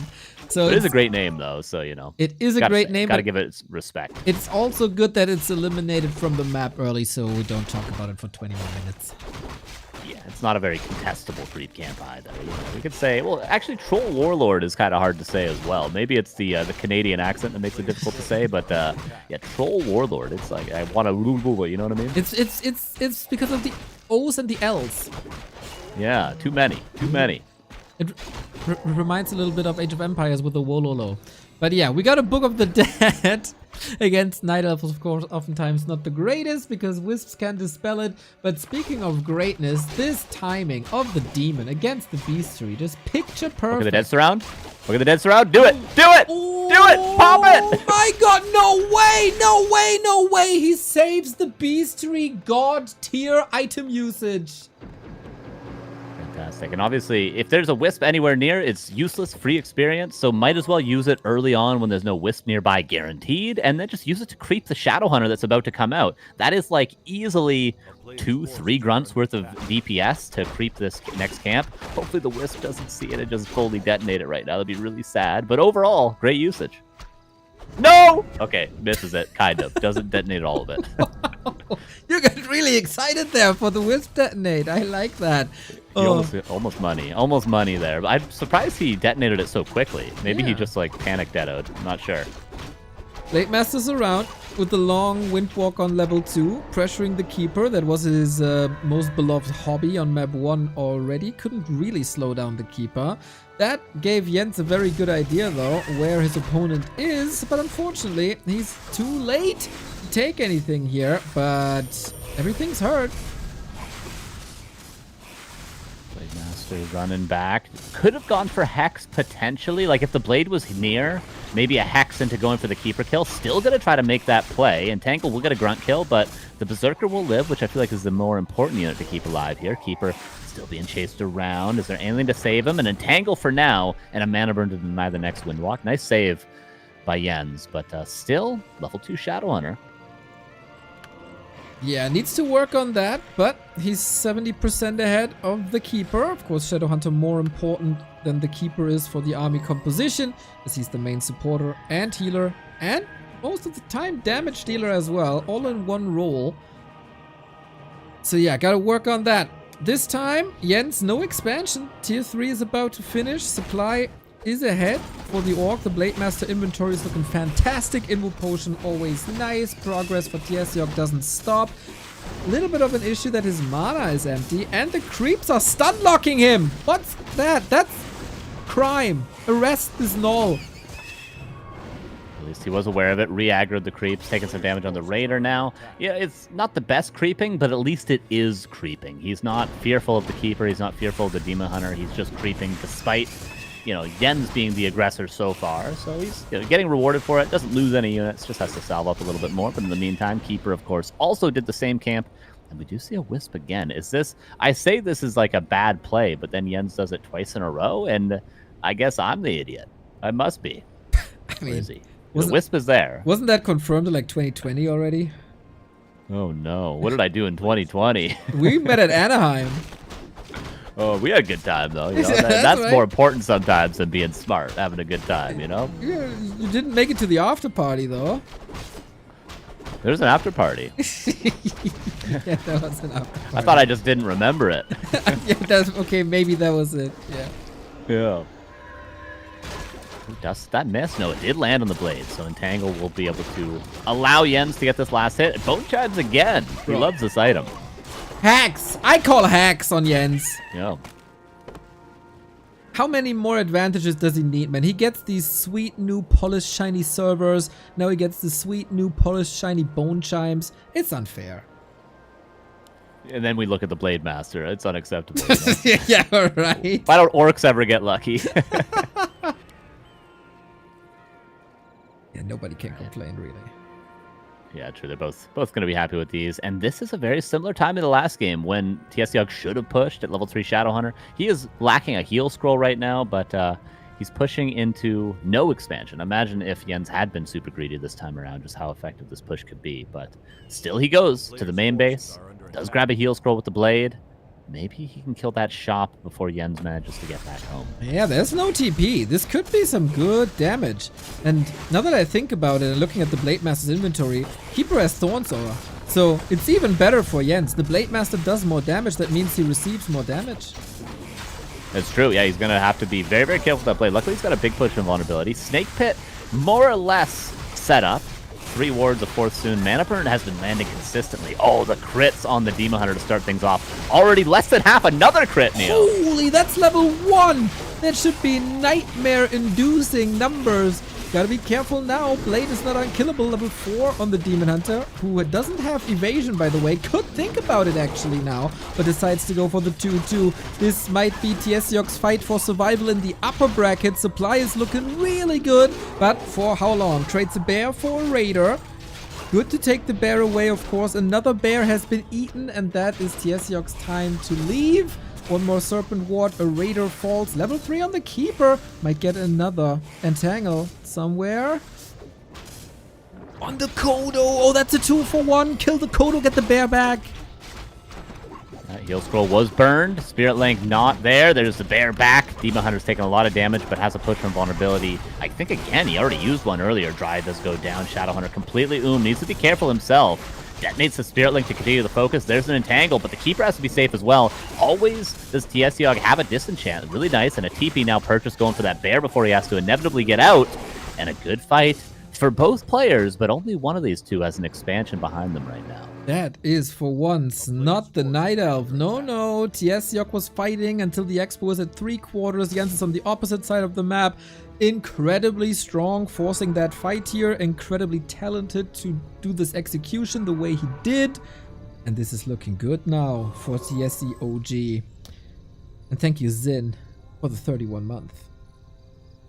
Thank you very much. All right. Blade Master, almost level 4. Shadowhunter, level 4. Huge upgrades for both. You mentioned only Critical Strike level 1, and also would have been only Heal Wave level 1 until now. So big finds.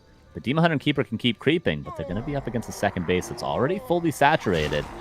Very good for Tsog. He just needs to kind of chill, break upkeep when he can, get another push from vulnerability, another heal scroll, and just wait for the inevitable all-in from the Night Elf. Okay, but yeah, he needs some catching up to do, man. 10 food is still missing till 50. Blade Master is doing tons and tons of damage now. This is a damage multiplier of 3. This is max damage of 76 with the Kodo. 76 times 3 is above 200, and that is scary for Jens. Very nice. 228. I believe was what the No math is. way you just did that! God See, that's what a month and a half away does. Yeah, exactly, dude. The European influence. There we go. I get smarter every day I'm in Europe. I think it's Canada. It's Canada. We got okay schools out here. Not too bad. Did you go to one of those? Yeah, for a time, for a little bit, a couple semesters here and there, Better than nothing. Anyway, here's the big fight. Tsog needs to hold, and then he probably wins the game. And then again, a series between Tsog and Jens goes full distance.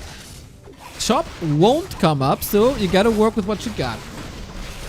Oh, the Raider micro is just not it for Tsog. The first one dies right away out of position. Second one also focused. Pretty much no micro at all. Luckily, Walker's doing a lot of damage. One bear also gets devoured. Nice abolish into the Entangle, but there is enough Walker mana to save it for the time being. Pretty much just Drya's left over. One bear microed away, but Jens is running out of steam, and this expansion's still fully mining. Love how the second Kodo is babysitting the other Kodo so he can eat again immediately. If that was on purpose, big brain. Expo holes, that's all this fight was about. The bear is still getting devoured, and the blade is still going ham. It just needs some more Raiders, which he does now build again. And Jens goes back home. I want to say the trades weren't bad for Jens. If there wasn't the expansion up, that would be an acceptable fight for both sides of this, but he's got to go all the way back home. Maybe he wants to grab another orb. He's got only one now, but could get a second soon enough. Supply still nearing even, though. Tsog needs a potion of vulnerability and mana, which he does actually solve both. Okay. Demon Hunter still has that big potion. That is scary. Super tanky with 9.5 armor. Heal scroll, invul, mana potion. It's all there for Tsog. We're fighting over the shop? Maybe? Uh-oh. Yeah, position Berserker, kind of. Doesn't want to be sloppy with those Raiders again. You need the Raiders to control the fight, but we see the Entangle yet again killing it. But this is an uphill battle for the Night Elf. One bear going to fall already, but Raider goes down. Heal Scroll saves the Berserker. Kodo about to devour that first bear that he ate a long time ago. Can devour another one soon. Staff Out saves one bear. Plenty of Dryas doing a lot of damage, but that's what the Headhunters are for. Kodo's being healed. Bear is out of the fight. What do you got left, Jens? Fighting Spirit, of course. The Guerrero is doing good, but not good enough for Tsog on map 2. 1 bear, 2 bear, and then there's only the heroes left, really. Tsog is looking fine. He's still got that heal scroll. He just has to defeat this Demon Hunter. And Demon Hunter already burned through that greater heal. Oh, there's no disenchant, I think, currently. Okay, no, there is for that rejuve. Doesn't actually use it, though. Had enough mana on 1 walker. 2 raiders are here, level 5. Demon Hunter level 4 on the Keeper. Blade Master's critting away. He's nearly level 5 as well. 200 just on level 2. Every unit is falling for Jens, but Tsog has burned a lot of his resources in terms of mana and 1 heal scroll gone. But again, Jens has to go back home and the Expo remains mining. Exactly. More income. Tsog is still at 50. Doesn't have to rebuild many units. He can heal up, self up, control the shop a little more. And Jens has to go all the way home, lick his wounds, get a couple of units back, and then try again. I don't know if he can afford another fight, really. If there's a win condition for Jens, then it's only via Demon Hunter. He is healthy again, but with no real consumables this time around. No greater heal, but he's got double rings. Did get a second orb as well, which is a nice bonus to this army, especially if the fights go a little bit longer than Tsog would like. But he's got the shop at his back now to help. He did resaturate the 5th peon that wasn't in that gold mine for a little bit. He's just got to chill. He's just got to hold. He's just got to sit here, keep producing units, keep getting mana on the shadow. And the timer is really for Jens. Yeah, I love to see more walkers. The amount of damage they do against bears is extraordinary. Also, the berserkers on top to have a valid weapon against dryads in case there's a switch. Orcs are getting smarter, man, in 2025. Couple units caught out of position on the left-hand side, but there's so much on the right that it might not matter. Keeper may be the next target. He could probably just kill the Keeper if he wanted at this point. There's no staff on the Demon Hunter. But yes, yeah, just continues to kill the units instead. Why not? Raider Micro getting cleaned up a little bit. Maybe that's something that could hurt him in the future of the series. Even if he wins this game, has to continue thinking about it. Because then, again, 2 more Raiders die right away. And now there's really no catch, but another one reinforces. Kodo being focused down to bring that bear back, but what else is there left? Even if he brings that bear back, that's his only unit on the field. Keeper pushing him vulnerability pass, but nothing else to save him. Level 5 on the Shadow Hunter now as well. Big snakes, big red numbers. This Keeper is just getting punished this entire fight.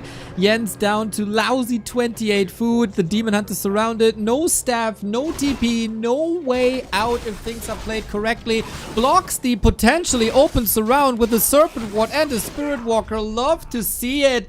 Tsog is a god amongst Orc and ties it up against the big favorite that is Jens.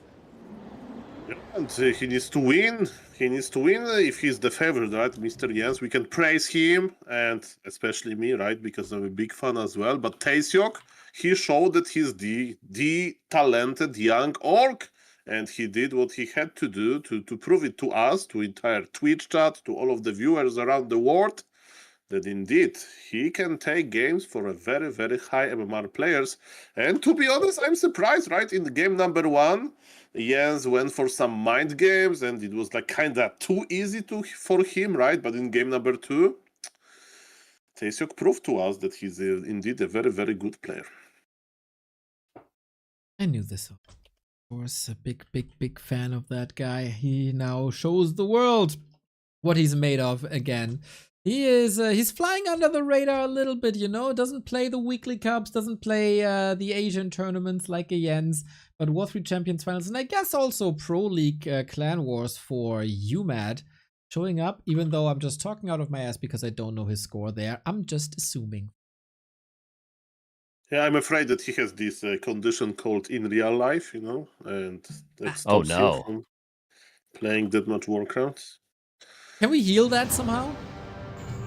The cure is very expensive. Basically, you became a fallen gamer after taking it. So be careful, guys. Do it with your with all of the caution. Ladies and gentlemen, game number 3 is loading. And it is Hammerfall. When I think of Hammerfall, it is a classic Jens map, but this is Of course, his loser's pick here can expand, but it's not my time to talk as I just realized it is Sol and Carson for the decision in Game 3. Can Jens make it to the winner bracket semi-final, or will the young Lithuanian upset again, just like last season? I wish you all the fun in the world, boys. Oh, yeah. And fun I'm sure we will have on Hammerfall. We'll see. I mean, like, I feel like the difference between the second game and the first game, despite the expansion, obviously, in the first game, Saul, was Tsog actually did something with that timing, right? He got level 3 Shadow Hunter, he grabbed a heal scroll immediately, and he pushed. And he did good damage. Maybe he didn't win the fight, maybe he didn't win the game, but he killed a couple of Moonwells, probably traded favorably, and then expanded behind it. In the first game, he didn't really use the timing for anything. I think that was the key. That's true. That's true. And as you mentioned, the Raider micro, right, was quite interesting. Okay, Carson, tell me something. Where is the barrack inside of the Orc base? I don't see one. Eventually. It should be here now. So it's going to be fast shop for maybe perhaps a speed scroll harass. What's interesting about this is a couple of things. One, he can get out on the map early with salves and maybe take both the center green camps for those important items before the Demon Hunter gets there. Two, Jens has shown a creep route in the past where he creeps the Makura camp and then immediately pivots to the expansion and creeps that right away. If the Blade Master has a speed scroll available and the peon on top of this to scout it, he can react to this aggressive, greedy creep route by speed scrolling over and creep jacking at least the second camp. And if not, he still has the turtles in the middle to react to this. Also worth noting, for the Grove for Jens. Exactly. But also Keeper with... I think... Okay. So, how Jens got eliminated... Sorry, a little bit of Warcraft 3 history with Sol Apeman. How Jens got eliminated from a Dolphin Cocoon into Butterfly Cup. It was... he played versus Ice Orc, a Chinese Orc, on this very map.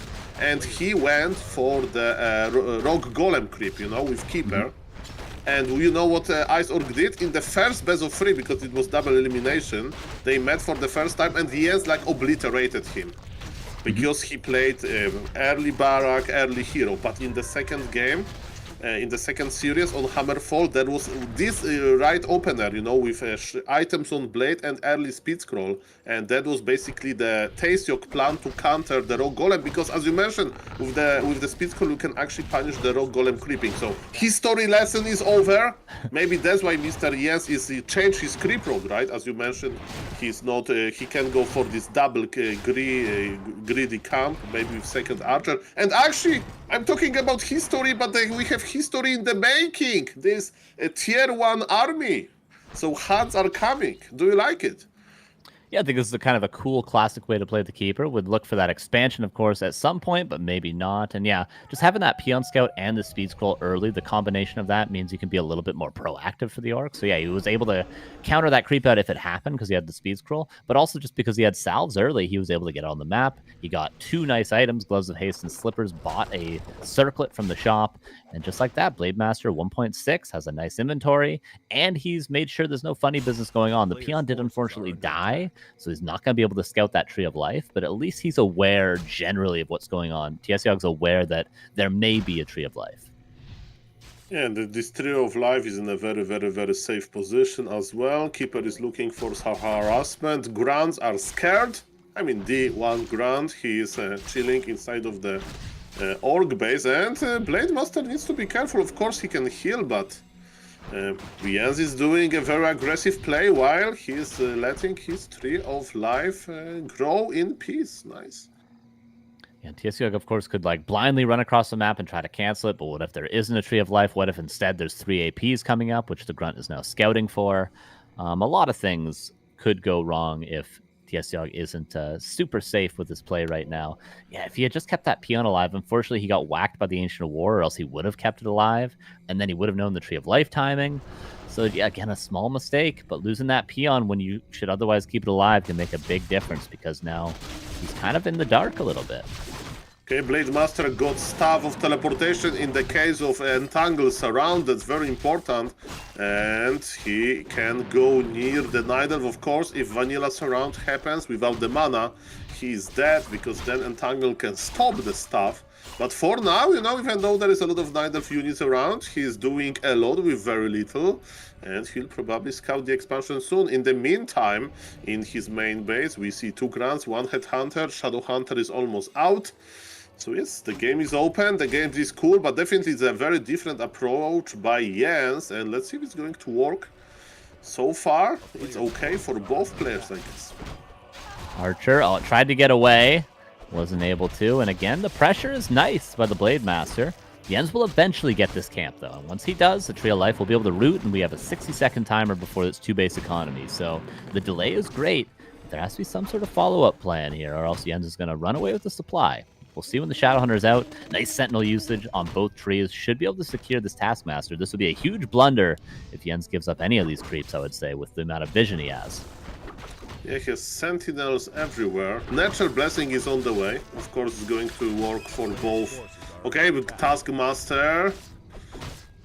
Maybe Jens is like, you know, taunting Tsog. And there was Surround, and of course there is Staff.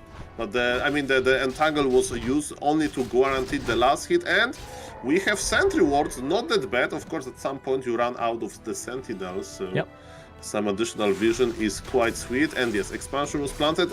Carson, what do you do as Orc here? Like, tell me, do you counter-expand? Do you try to break the Expo? And with what units?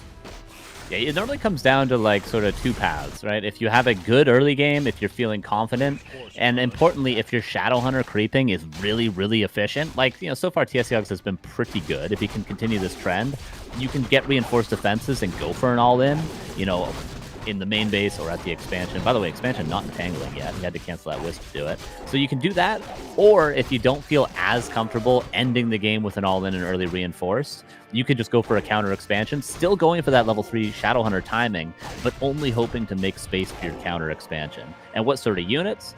Raider Walker is fine. Sometimes you'll see Shamans against Keeper, but I think Shamans are a little bit maybe underused these days. I think Walkers have found their place again. The only issue with Walkers is they take a little bit longer to get online, but yeah, we'll be Raider Walker. And with seeing this Panda, maybe there's a world in which we could see an all-in, because this Panda's going to need level 3 to really be impactful. And that's very true. And yes, I remember some games with Shamans, some cool Lightning Shield on top of the Archers, but as you mentioned, we are going to see Spirit Walkers in this game. Panda, ooh, look at the Panda item. Panda is a strength hero that loves mana, so don't show this Panda to Mr. Grubby. Let me tell you, I remember many games when Mr. Grubby got obliterated or maybe fried, barbecued by the Panda in the late game. But yes, this was a different game. And how do you feel about having Blade Master level 1 in like this stage of the game? It's like kind of sad, isn't it? Yeah, it's a tough situation for sure. But he's delayed a lot with him. Somehow the Panda is already level 3 though. Yeah, this is so good. Like every time you play Jens, you're like, okay, I'm in a good spot. I've delayed him enough. It's like, okay, it's Panda. I got a little bit more space. And then he just gets level 3 Panda in like 35 seconds. And you're like, oh, I guess I just lose. He's so good at it, but maybe he lasts it. Speaking of level 1 Blade, might not be for much longer. And he gets the Mana Stone. He got both. He got experience and the item. Wait a moment, guys. This game is getting colors. It was level 7 monster, and the Mana Stone is amazing for Shadow Hunter. And ladies and gentlemen, this may be an interesting game. Counter expansion. Okay, it's going to be a long game. Imagine if the Panda got that Mana Stone. Oh my god, get me out if that happened. Push vulnerability now for the Shadow Hunter. B2W a couple more Carson salves, but Heal Salaf Wave Aurora will make 1 do. B2W I think Carson might be comfortable with the fight, Salaf but Yen Aurora seems 1 confident as well with B2W this huge Panda he's got right now. Okay, we have a big fight in the middle of the map. I don't know if Mr. Tsog is ready for that. He has amazing items on the Shadow Hunter, but Panda level 3 is cooking. Panda is level 3, is ready for that barbecue. We have 3 ants here. Jens is splitting them, as usually orcs are splitting wolves against human with this pool. Nice split here. And yes, how good is an expansion? It's going to be cancelled, because this is how it's looking so far. And yes, Jens is going through. This Panda looks scary. There is so much mana on the Panda. Yeah. Do we have staff? There is no staff of preservation, so you know there is always danger of like losing a hero here. But yes, this Tsog needs to react quickly. Shop is not crap, so Keeper can't really buy any additional items. And yes, the big fight ahead of us. Kind of weird fight, because both players expanded. But yes, if the fight is good for the Night Elf, why not to take it? No heal scroll really hurts Tsog right now. That's what he needs to deal with this Panda, but it's so much mana. He's still got a greater heal. He can drop the pendant. I just don't see how the Orc army can live long enough to do anything. Shadowhunter, Mana Stone, heal wave, but there's way more Panda mana still. Shadowhunter is dead. This is just the Panda just killing everything. There's a GG, and nicely played game 3 from Jens. In the end, the Completely favorite. different approach. Yeah. In the end, the favorite prevails. The Chilean wall, pretty aggressive this game. Almost atypical for him. But the big favorite, the top 2 seed next to Starbuck, makes it through. Not without dropping a map here. Not super dominant, but in classic Jens fashion, man, he just figures out win conditions unlike anyone else. Yeah, I like to see the keeper play. That's sort of, that's the classic Jens, as you mentioned. Like, that's sort of what he is known for. That's what he made his name with, is playing that macro style. And fantastically played. How quickly he crept that Panda level 3 is such a sign of efficiency from a player like him. That's really what he's known for. Mr. Jens is coming for the interview. Very good, very good. Hope that Tsog is not deterred from the loss here. That I guess he expected it, and now he will start a sick run through the lower bracket. I can feel it. It's gonna be heartbreaking when my man Sonic will face my man Tsog at some point in the bracket. But hey, some people just have to be eliminated. Same for Death Note today. That's the method of a tournament. In the European American scene, we just have way too many nice people, and it's heartbreaking. But they got to be eliminated. They got to get the hell out of here. Okay. They're not damn good enough. Okay, that's why. Wow. Can't handle the heat. Get out of my kitchen. What How about that? the heck, Yeah, Carson? that's right. That's right. Where's that coming from? Well, you got to spice it up a little bit. This late into the day, you got to keep the people engaged. You know what I mean? That was a lot. That was a lot. Yeah, sorry. I'm sorry. I got a little aggressive there, guys. I'm sorry. So I apologize. Apologize to my family and the people of America and my wife, wherever you may be in the world. Okay, Carson, after being extremely rude, could you please be nice to Jens, the winner of the series? I'm always nice to Jens. Love Jens. Well played, my friend. Well done. Congratulations. Thank you. Neil, do you have any questions to start? Because I have a very important question, but I don't want to ask it until the end of the interview because it's going to derail the whole thing. So I would rather you guys start and then me end.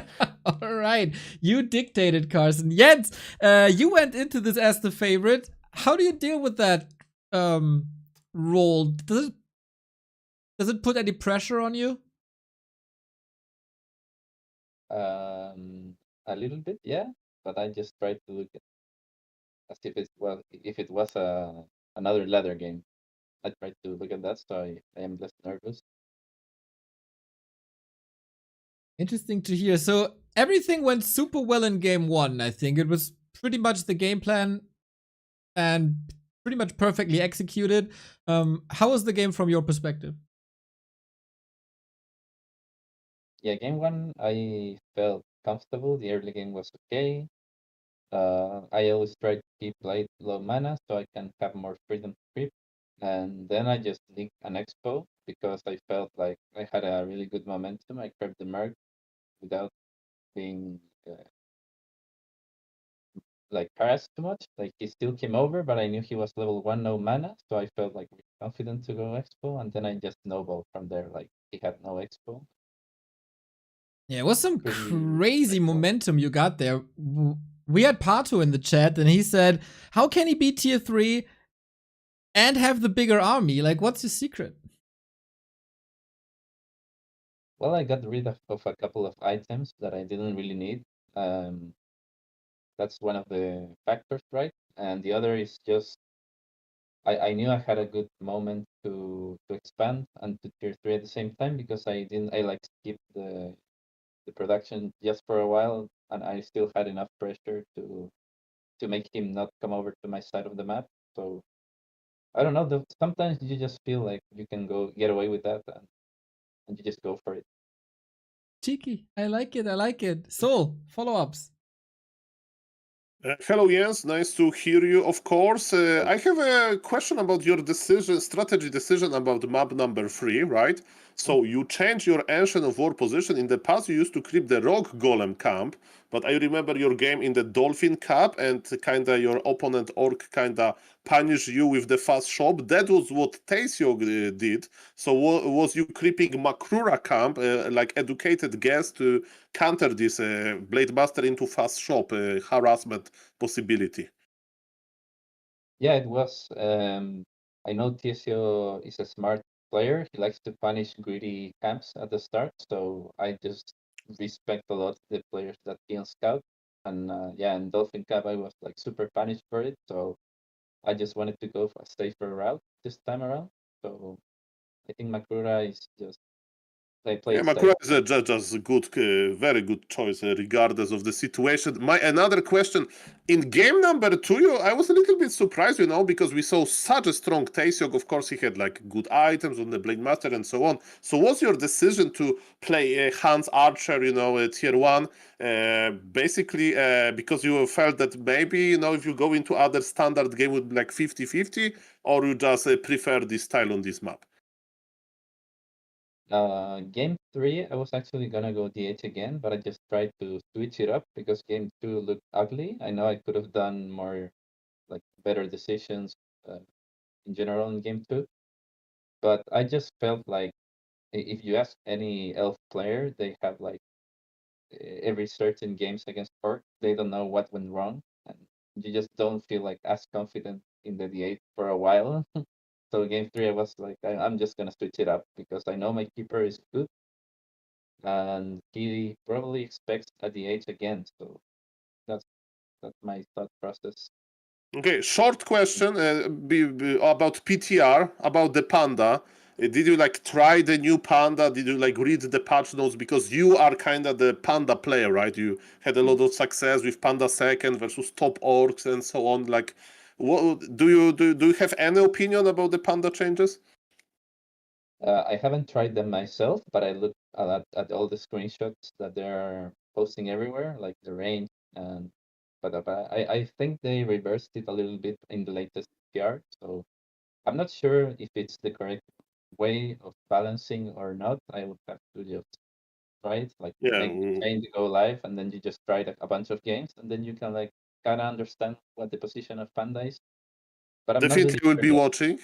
Fair enough. And last question from me. Maybe I'm going to hijack a Mr. Carson question. What is the most exotic animal that you can find in Chile? Like in real life animal. Uh, we have I don't think you have like anywhere else. We have like a really small deer here. Mini deer. Okay. Yeah, mini deer. Okay. Thank you, Mr. Jens. Carson, was it your question or not? No, actually, you managed to skip over it. That's great. That's great. Yeah, the favorite animal question important. My question, and more so something I wanted to ask you about in general. Like I was streaming about a month and a half ago, and someone posted a YouTube video in my chat because I was like watching one of your games on ladder, and someone says, "Hey Carson, did you know about this?" And they post in the chat this Chilean Yoshi player going to Game 5 with Mewtwo King. And many people know you were a really good StarCraft 2 player, but I had no idea you were a competitive Melee player. Can you talk about that a little bit? Yeah, I played like when I was getting bored of StarCraft. I played a lot of Melee, and I'm still pretty good, but Hmm. it's more a for fun game for me. So Yeah. that's when I went to Rara Land, I played a lot with one of the casters. Hmm. I keep forgetting his name, so yeah, but I like Melee. I still play. If I went to USA, I would enter tournaments for sure, just for fun. Yeah. Yeah, good game. I know you played it with Kidman as well. Someone told me. Yeah, I play a little. I'm not very good. I'm a very terrible, very terrible Falco player. Would you say like of the three games, StarCraft and Melee and Warcraft, because I think you're underselling yourself a little bit from what I saw from you playing Melee. What would you say your best game of the three is? Um, At the I guess when you're at your peak for all of them, of course, not yeah, right no, now. I think Warcraft is my Yeah. best because I just enjoy it more. I practice more now, so maybe at some point my StarCraft 2 was like the best game, but Mhm. Melee was always like really fun game for me. I made a lot of friends, went to a lot of events. just like have a good time game for me now. You're just a gamer, man, because you were. Yeah. I was watching. You were pretty damn good, dude. I played that game for a while, and I still could barely wave dash. That was pretty impressive. Yeah. Just How you're did you just an find out? omega gamer, dude. How did you find out about my melee days? Someone just linked me a YouTube video. I had no idea because Oh I think yeah, you went yeah. under a different name or something, if I remember It's correctly. HP. Yeah. Yeah, right. So you have 3 different names because Yarpy in StarCraft and then Yed's in Warcraft. Yeah. Yeah. So I was like, who is this guy? And then I had to Google you. But yeah, it was a pleasant surprise because that's Melee is one of my favorite games of all time. I've always watched it, even though I suck at it. So that was cool to see. But anyway, congratulations. Well played in Warcraft today, and we'll see you again tomorrow for your winners match. All right. Thank you guys. Take care, Have a good mate. one. What a performance once again, everybody. Our finalist of last time. And look at this deer. That's the cutest thing I've ever seen in my life. A tiny South American deer will weigh only as much as a watermelon when fully grown. It's making a debut at the Queen's Zoo in New York City. Unbelievable cuteness displayed. It's called the poodoo. And it's might be my new favorite animal. Look at that thing. Wow. Unreal. Somebody needs to make a poodoo critter in Warcraft 3. Please. True. Oh my god. Yeah, the next game is postponed till tomorrow because I have to look at poodoo pictures. What? Okay. There's sacrifices that have to be made, I've okay? heard this excuse. Okay, fair enough. Well, Mr. Neo, if I'm going to be one day like Mr. BBC, tournament organizer, and I have to decline somebody like invitation and say, I'm sorry, I'm busy, I'm watching at poodoo pictures. They were like, what? I swear, if you make beef jerky out of poodoos, you'll be fired 100%. No, don't give BBC ideas, by the way. No, don't. Oh man, I give you the idea that we have another game coming up. It's one that I'm extremely excited about. Krav versus Cash, two of our favorite players, I guess. Krav, incredibly crazy in his games. Like the undead version of Sonic sometimes. You can see him play 4 expansions at once. He might be playing Gargs versus Human. He plays Necros versus Night Elf. Like whatever makes sense in his mind, he's doing. In Cash, just incredibly charismatic, very freaking good gamer. But before we go into that match, we have to make another round of advertisements here, everybody, because War3Champions is the reason we're here. War3Champions is what we celebrate. War3Champions is the sole reason that competitive Warcraft 3 exists. When we got reforged, everything was in shambles. No multiplayer. 3 custom game servers spread across the map. Multi-regional, cross-regional game. Impossible. There was one person called Pad who picked up the pieces and built War3Champions. And look at that service now. An incredibly community project, unlike any other. Well, maybe there's Slippy for Melee. But that's about it.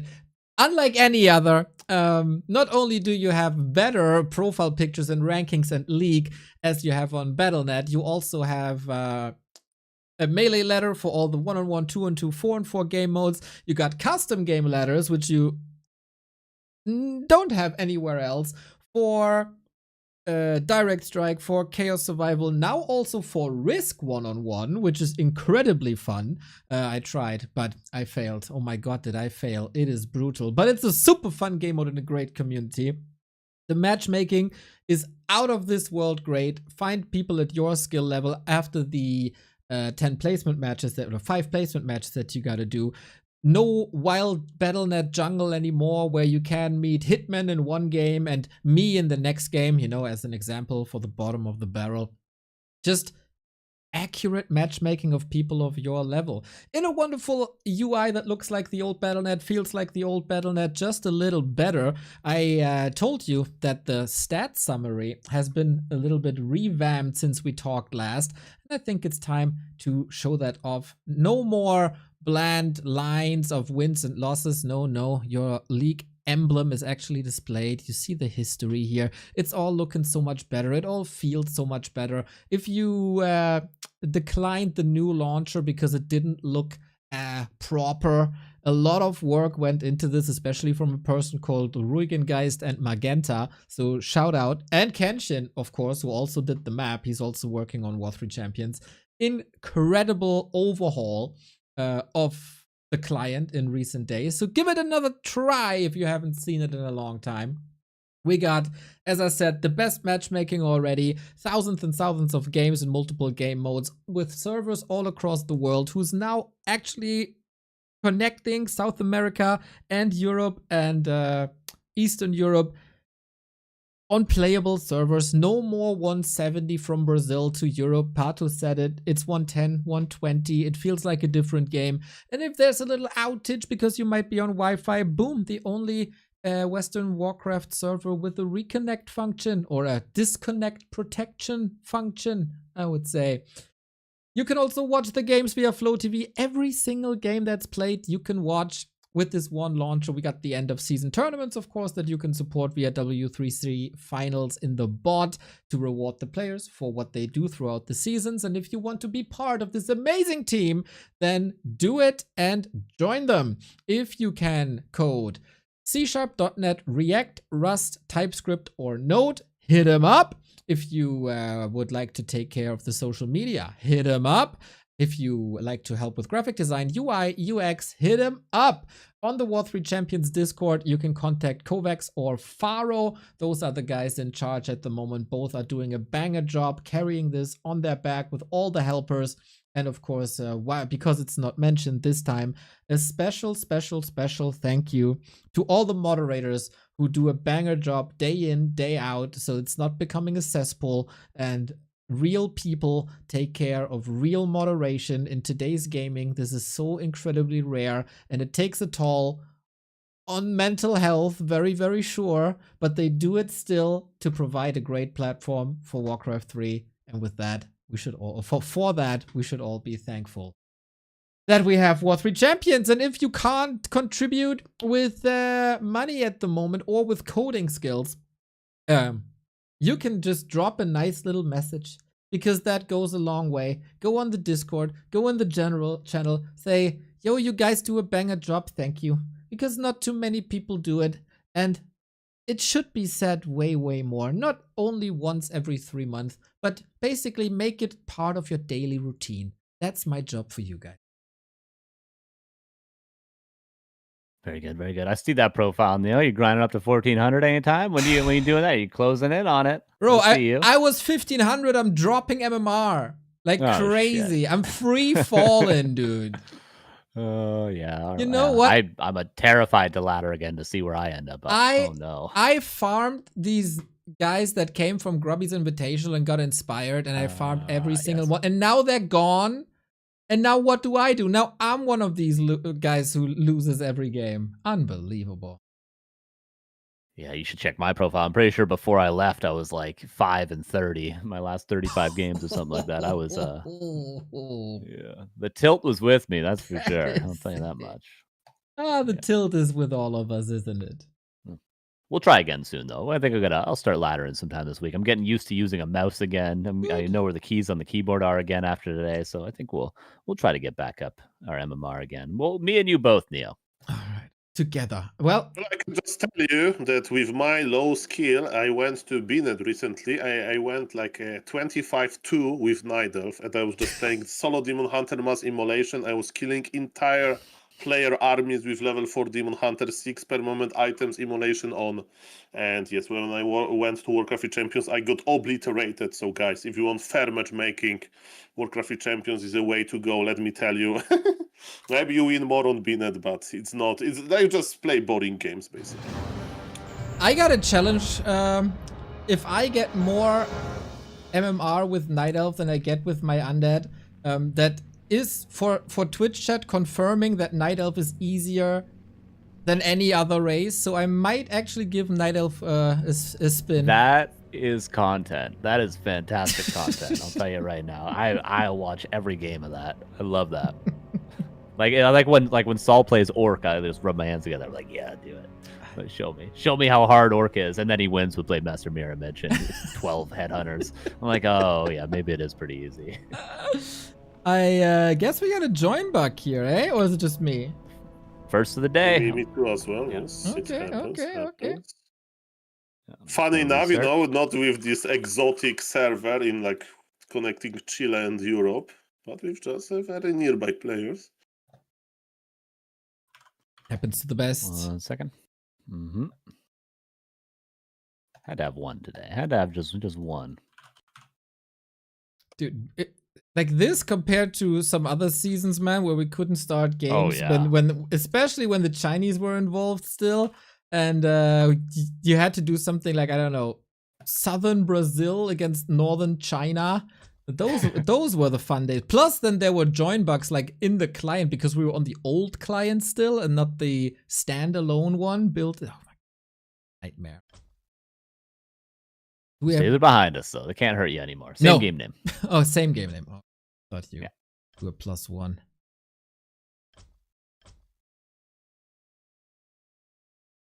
Okay, so let's maybe talk about the game a little bit. So Krav is back, like on the grind.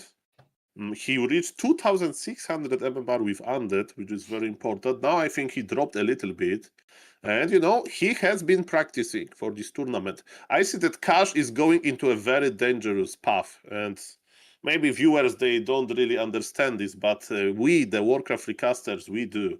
He has been streaming more and he has been casting more. And if you cast games, your casting MMR goes up, but your player MMR skyrockets to the bottom, to the rock bottom. So I hope that Mr. Cash is not a full-time caster these days, because yes, he needs a lot of skill versus Mighty Krav.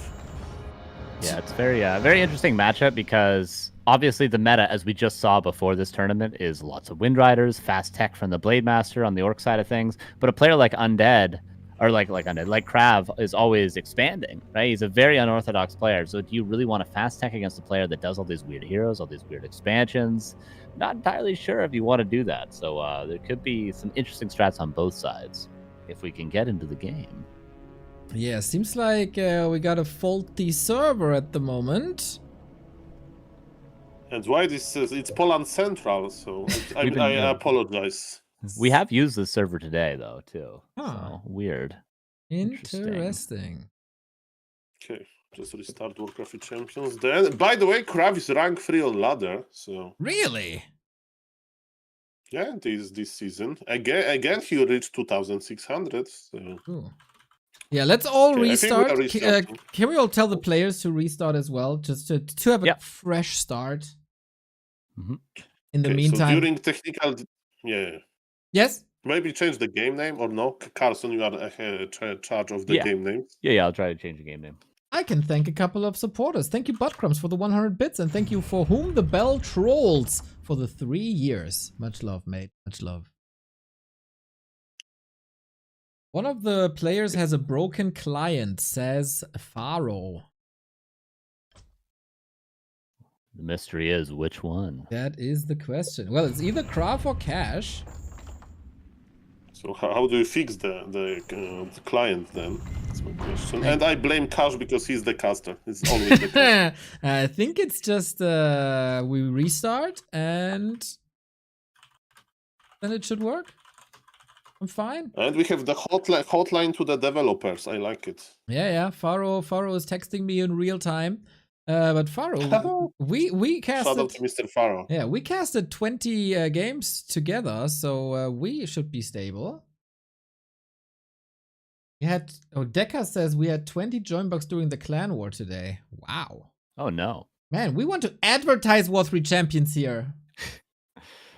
Good timing. End of the day, seamless, and now I guess we'll just... I mean, I could try a different server. I don't think it's a server, though. I truly do not. Let's see if Germany is better than Poland. Okay, Mr. Neil, this is the perfect starter for a conversation. And make some pull in the Twitch chat so viewers will get... as you mentioned it, and 10 gifted subs came. Let's go! Thank you, Ataria. You're with us for such a long time. Thank you very much for gift sub 81 in total. Thank you so much. And another one on top. That is lovely. And see, it's been the community's fault the entire... Oh, okay, still? No? I was about to say. I had hope too. Yeah, I was about to say they gift subs and now it starts and it's working. But no, it's not. You once again picked Poland Central. Yeah, I said one more try. And, you we'll said try that. Okay, I didn't listen. Because I think Cash changed something this time. Oh. But, we will try a different server. Yeah, I think blame Poland. All right. No, Blame Poland. Moving on. There's as a Polish person, I may say that Poland is amazing, guys, and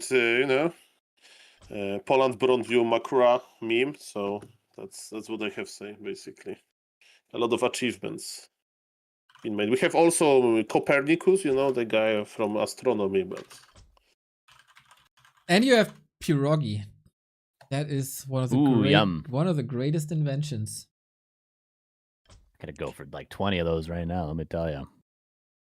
Yes, I had half a kilo yesterday. I fell into a coma and I was just finished with my pierogi and Soul texted me like, can you do this and this and this and this? Like, pierogi coma, can't do anything. And he allowed me to slack a little bit. I might have to go to the grocery store today just because of this conversation. Oh, yeah. Yeah, dude, love that. Somehow. Thank you, guys. At some warms my heart. At the end of the broadcast, we always end up with food discussions. Because we're all hungry. True. I'm hungry for some games, guys. Yeah, that's what I'm craving as well. Oh my god. Okay, what's the game name, Mr. Carson? Is the with same with a 3? Okay, no, don't say. We have. Oh, don't worry, I'll ban anyone that joins instantly. No, by the way, they developed the hidden game name technology, Warcraft III Champions. Because on my stream, I will use to hide it with the MS Paint. I was opening MS Paint as a window to mouse over the game name. And now, even if you are not the host of the lobby, you can just hide it. If you click on the top. So. Yeah, and then there will be a tournament where we really want to join the lobby and then we can't because they hide it. And then I will curse you out, so. True. Well, joining lobbies, it's always a problem for me. Once I joined a big tournament, the finals of Dolphin Cup, Kakunu into Butterfly, and of course, in the most important moment between Hawk and Jens, I started lagging, even though my internet was fine. That happened to all of us. That's the natural development. I never joined this lobby again. I was just watching on Flow TV. But so maybe you can use this tactically to become more famous among the Chinese organizers. What do you think, so? I see. Okay, guys. So in this is a real moment for the casters to make it entertaining. So, Mr. Carson, tell me your favorite 2 stories about your tour in Europe. So for the viewers, they don't know, and I will call it from a low MMR of knowledge about Mr. Carson music. But Mr. Carson you play guitar, right? I do play guitar. Yes, I play guitar in a 5-piece band. We're opening for an Australian band from Perth called Great Gable. It was small-ish venues. They're 100 to 150 people every night. Whereas our tour last year, we did the UK last year. It was for a bigger band that was actually from the UK, from Liverpool, and they were playing we were playing for 1,000 to 1,500. So it's quite a big difference in crowds. But obviously, that's how it goes when you're touring in a different place. You get smaller crowds, you're just happy to play to anyone. But the favorite story. 2 favorite stories from your this year visit in Europe. I got a good one. It might get me in trouble a little bit, but I think it'll be all right. We were in, where were we? We were in Dublin on the end of last month. We were in Dublin. I think it was on the 31st. We had 2 more shows left before we went home. We played in Dublin, and then we had to get to Glasgow. We had a day off in between to get from Dublin to Glasgow. And we were trying to decide what we wanted to do in Dublin. So we went to the Jameson factory, which was right behind our hostel.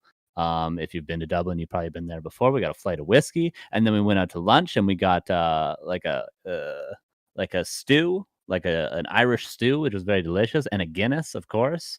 And then we were like, what should we do? Should we go to Glasgow? Should we go somewhere in between before we take the ferry? Should we stay in Dublin? And then the bass player goes, oh, Lana Del Rey is playing in Dublin. She's playing at the arena in Dublin for it's an 80,000 or 70,000 person arena. And we're like, okay, let's get tickets. So he's like, okay, tickets are £70. So like, okay, let's wait till it starts. Doors were at 6. This was like 3 p.m. It's like, well, let's wait 3 hours and then maybe tickets will get a lot cheaper, or maybe we can get them from someone for a lot cheaper because the doors are already open. So we wait 3 hours. We get a couple more Guinnesses. We're walking around. We're hanging out. We look at the tickets again. They're all sold out. We can't get any. We're like, oh, damn, we kind of missed our opportunity. We're like, okay, maybe we can scalp some tickets. Let's just go drive down. We got a free day anyway. We got to be in Glasgow. We can do whatever we want. We don't have a hotel booked yet.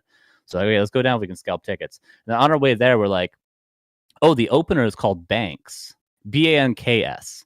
And our band is the Banks Brothers, Bankes. So we're like, okay, maybe we could work with this. Maybe we say we're on guest list for the opener at like the arena in Dublin. It's like the biggest venue in all of Ireland. Lana Del Rey is like, it's completely sold out. So we go up to the gate and we're like, where do we go for guest list? Like, oh, you got to go over to this tent over here. We go over to the tent. We're like, okay, we're here for guest list. You got to go over to the Ticketmaster booth over here. We go over to the Ticketmaster booth. Like, oh, we don't know. Go over to the gate. We go over to like the VIP gate. And we're like, we're on guest list, which we say very confidently because we're in a band and we know how guest list works and we know everyone's running around. And we look like we're in a band because we're in a band. So we're like, oh yeah, we're we're cousins with the opener because we have the same last name minus one letter. Luckily, they never checked our ID. And they bring like 10 different people out. Like, oh, we're gonna run and get this person. They have headsets on. They're talking like, oh, can you call them? We're like, oh yeah, we'll call the person that put us on guest list. And eventually we're like, this isn't going to work. We're like, we should just get out of here before we get in trouble, you know, before they like kick us out. And they keep bringing other people out, and they eventually bring one person out and they're like, do you have tickets? We're like, no, we're on guest list. And they're like, oh, okay. They walk us in. They're like, sorry, we don't have seats for you in general admission. We're going to have to give you a box, like a private booth. And we're like, oh, that's okay, I guess. So from essentially just walking up and saying that we're on guest list, not having tickets or being on guest list at all, I guess because we have American accents, we got a box seats at Lana Del Rey in Dublin. We did buy lots of beer and we all bought T-shirts. Okay, so we may have not bought tickets, but we did spend a lot of money. That's my best story from tour. Mr. Carson, I admire this story because in any given moment they could like, guys, we check your ID. You are not. Yeah, it's the wrong name. It's the wrong name. Yeah, this is the prison. Go to prison and just mamma mia. Rockstar life, man. Breaking into the arena. Next goal, make it to the stage somehow. Yeah, true. And the greatest thing is, I love Lana Del Rey too. It's not just like, oh, let's just go because she's here. Like, actually, one of my favorite artists. So that was pretty rad. Pretty rad. And anyway, the game works. I was about to say, freaking amazing timing, man. You finish the story. We fix all the problems. The German server, of course, saves the day once again after the Polish server fails us bad time, just as it is with the casters, everybody. Here it is. Yeah. And guys, next time somebody will go to Raraland and will say, I'm Sol Apeman. Exactly. Mr. Neo will never. Yeah, true. Yeah, double check your guest list, everybody, okay? Oh, Mr. Neo, oh, really? Are you Sol Apeman? It's like, yeah, Makrura. And you're like, welcome. It's a VIP lounge for you. That's exactly how it's gonna go. All right, everybody. Last best of 3 of the day, as it's getting late, and the lower bracket round 1 we play tomorrow is the opener. It is 2 people with very little hair, but a lot of skills in MMR. This is Cash versus Krav. Let's go. And I think it's me versus Neo now. And Mr. Neo, you play Tetfins a lot, right? I do. People say, oh, you play Tetfins versus Nidal or whatever. Look what Krav is doing. He's playing the old school build, fast fins, slow hero. And this hero will be slower than even Paladin is out with the slow Pala Rifle opener. And I wonder, is he crazy enough to go Criplord first? Yeah. Or is it going to be Death Knight? That is indeed a question, man. We undeads were all a little slow, except like the guys on the very tippity top. This can be incredibly powerful. This is what the hell is that? You know, I was DMing with Kraft a little bit because we put him on last, right? Because he had to work throughout the day. And he said, I'm gonna come up with something crazy.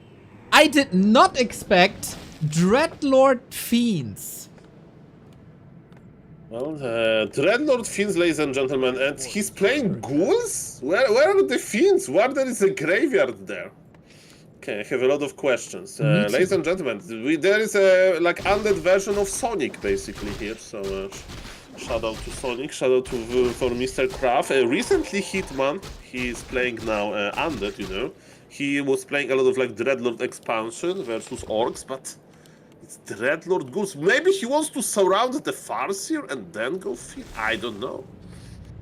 He has the second ziggurat, so he opens with ghouls. What's the reason? Is he towering expansion with fast spirit towers? The sleep is dangerous now. Craft surround skills pretty damn good. Here's the sleep, and it's rather late at Can night. he surround himself? Whoa, Mr. Kaj is strong. Look at this. First sleeps around the dodge, but now he has to TP out, and if he wants to TP out, maybe to take one ghoul with him, that's fine. But yes, now expansion is open, and this that ghoul actually got changed into skeletons. And yes, one acolyte is already crossing a map. Is a Dreadlord expansion with early graveyard. Yeah, and with Crazy. early spirit towers. Wow. I mean, there is a long way, right, before Spirit Towers, and I think Nerubian Tower is also good. Maybe he made this graveyard, you know, because, you know, he was like, okay, if Farseer goes early, right, to my base, then I still can't expand, so I'm okay with a late hero, and if I have late hero, I would just spend it on early graveyard to get a little bit more lumber, so maybe that was the reasoning, but...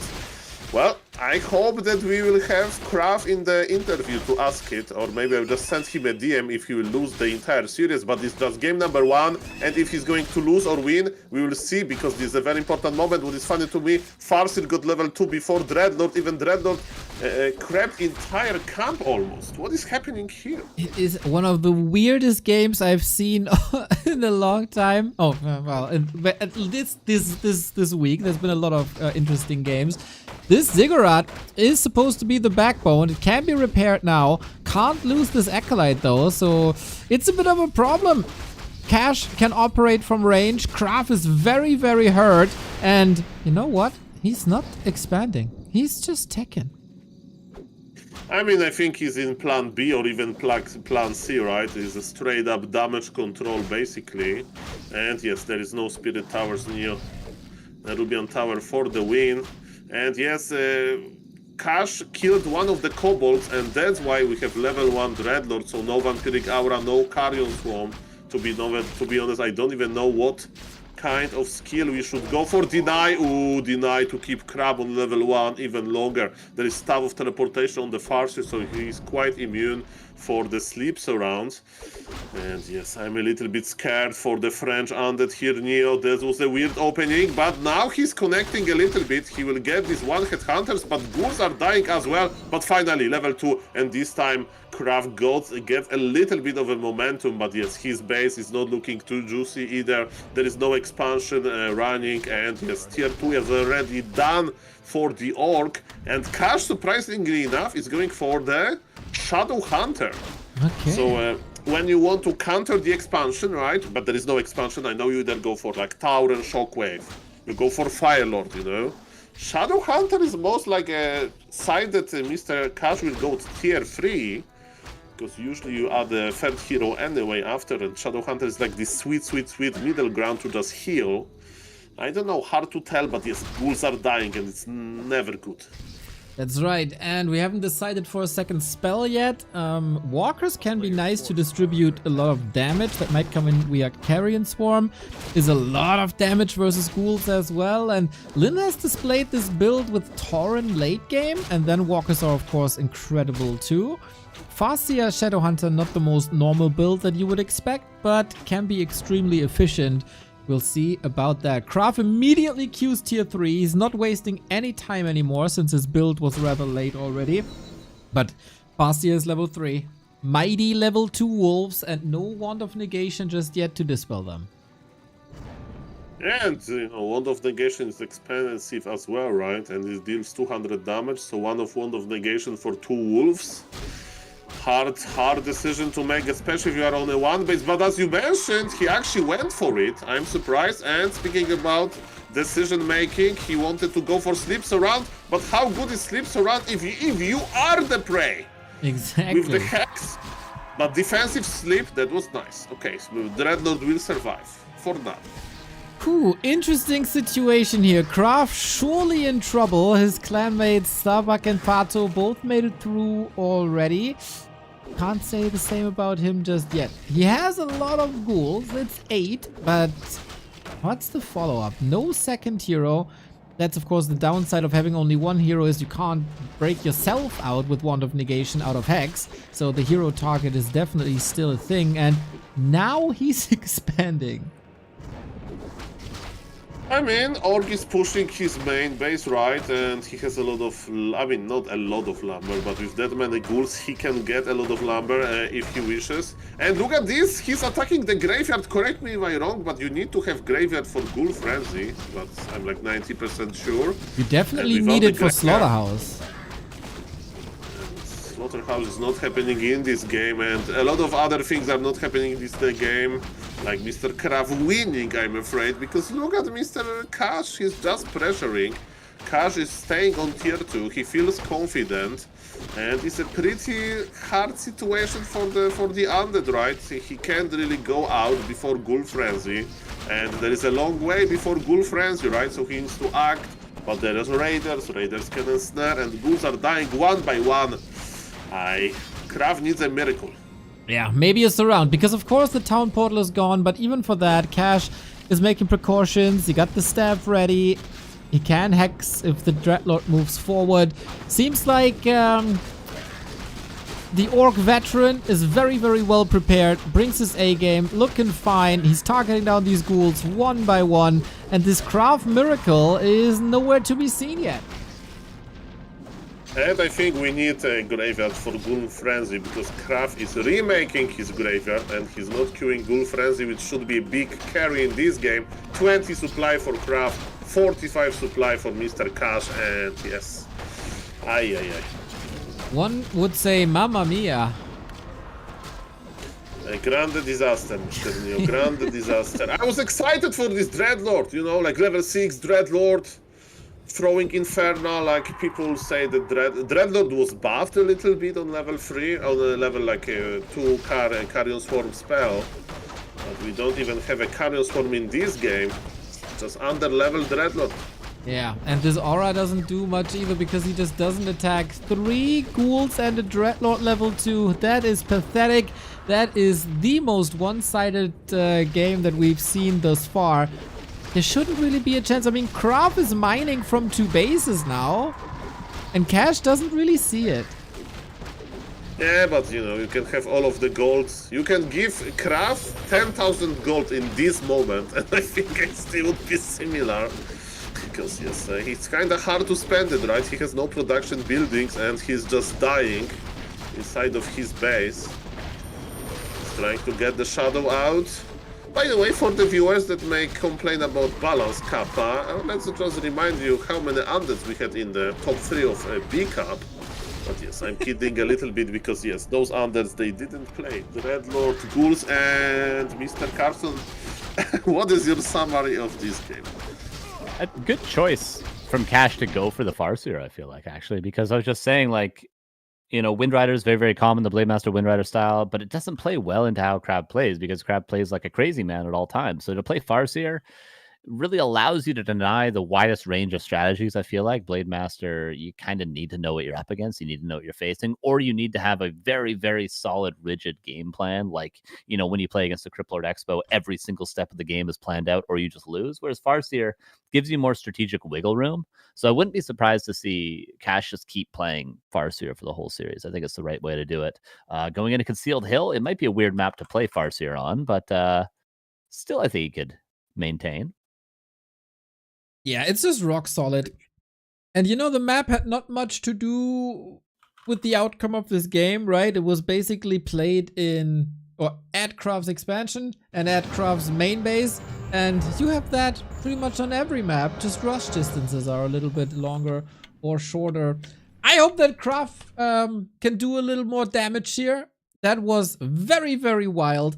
Maybe it was just the start of the series. And I like to, I think back to one PTR tournament we had, Carson, that you cast. Game 1 was really not that great. And then we kind of kicked into the right gears, and Kraft got better and better and played a little more normal. And like for his standard, it was still an anomaly for undead play, but nothing bad shit anymore.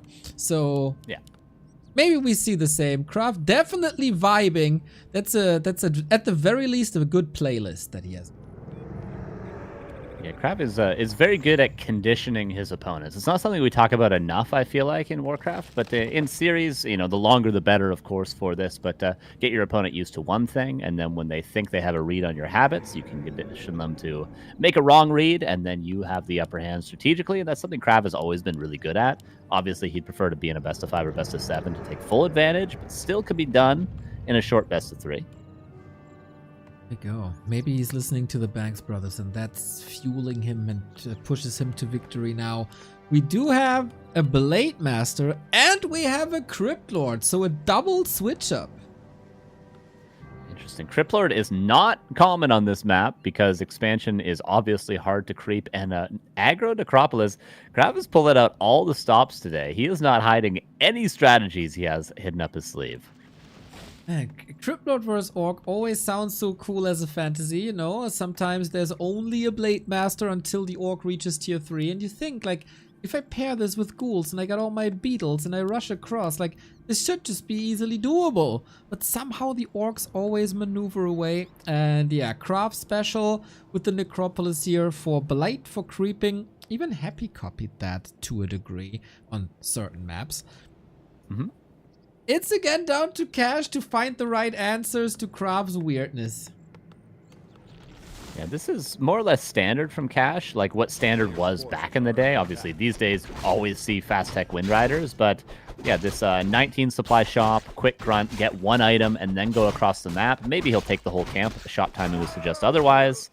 Yeah, so he'll take this and then maybe go up to the Crab Green camp to the north, and then he'll probably go towards the expansion. So it's standard from about 1.5 years, 2 years ago is what Cash is playing. But, standard 1.5 years ago is still a solid way to play. Okay, then. Let's see. We have 4 ghouls and no tech just yet. Once again, going for a tower. Safety first. No graveyard, no fiends whatsoever. Just more ghouls afterwards. Takes a little longer to finish, but it's also very safe. Cash sees what's up. And he also sees that there's a production going on. This Necropolis might have not been the ultimate tell. The Acolyte production surely is. And he's on the hunt now. But so is Kraft. Yeah. He has a lot and he's moving across. Nice grunt scout. This is sometimes a play that a Crippler player can make. They go like a sneaky path across the map, summon a bunch of beetles and skeletons, and then they surround that forward burrow and kill it, which pretty much cripples the orc on one grunt, and then they can't really defend. Very common play, but Cash had the scout in position. He was not fooled by the Necropolis that was kind of a red herring. He instead had the grunt scouting around, and now this burrow might be a little bit safer. Okay, we'll see if a Blade Master only can protect that. If he can't keep these burrows alive, then no other units will come out. We'll see if that works. Ghoul, hurt, beetles, dealt with. Piercing damage by burrows, man. Oftentimes underrated. Oh, that's going to be a third ghoul going down. I don't think he's going to get the burrow. The ghoul's going to die. The beetle's going to die. That's a lot less DPS. The Crypt Lord isn't getting auto attacks in. Now another skeleton dies. More beetles resummoned. It's very, very close. Skeleton dies. Again, another beetle. Just when he's about to get the kill, he just needs to attack with the Crypt Lord as well. Now he'll get it. He's attacking with the Crypt Lord. Is it too little, too late? Just barely. But that's a lot of losses.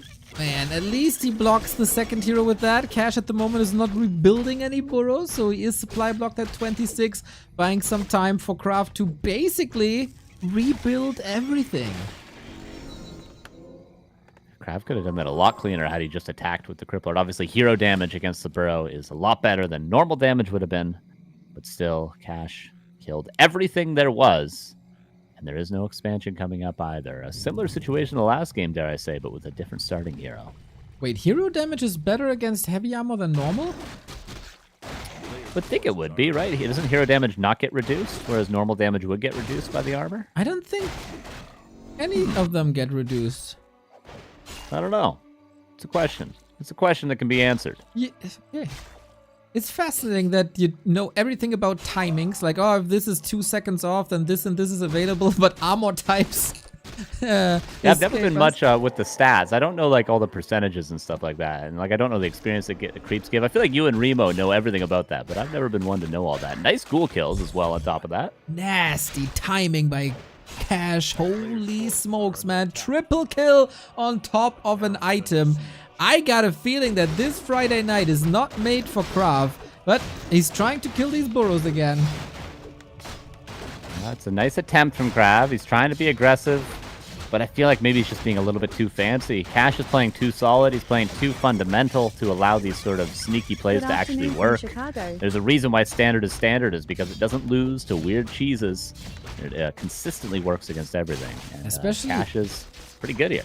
Especially in Warcraft, it's really rare to have any build order wins like we have in other RTS. Yeah. Cash just rock solid with that blade, man. The heroes, of course, help. Criplord can heal a little bit. Maybe a little oversight by Cash to not scout for that, seeing how hurt that Crippy was. That Blade Master is already close to level 3. And going hunting again. Yeah, Cash didn't take 0 damage in this early game, at least, to Krav's credit. He did lose a burrow. He is supply blocked right now. He's a little bit low on golden lumber. If he wanted to go tier 3, he's not going to be able to go that quickly. And now the Crypt Lord needs to be careful. Is that a surround? Almost. Just barely not getting the blade to pop out on top. But the Shadowhunter is here, so the Crypt Lord has to go all the way back home. Krav is down to 6 ghouls and a level 1 Death Knight now. That is so scary now, man. If you run into that Hex and there's one surround, you're pretty much dead.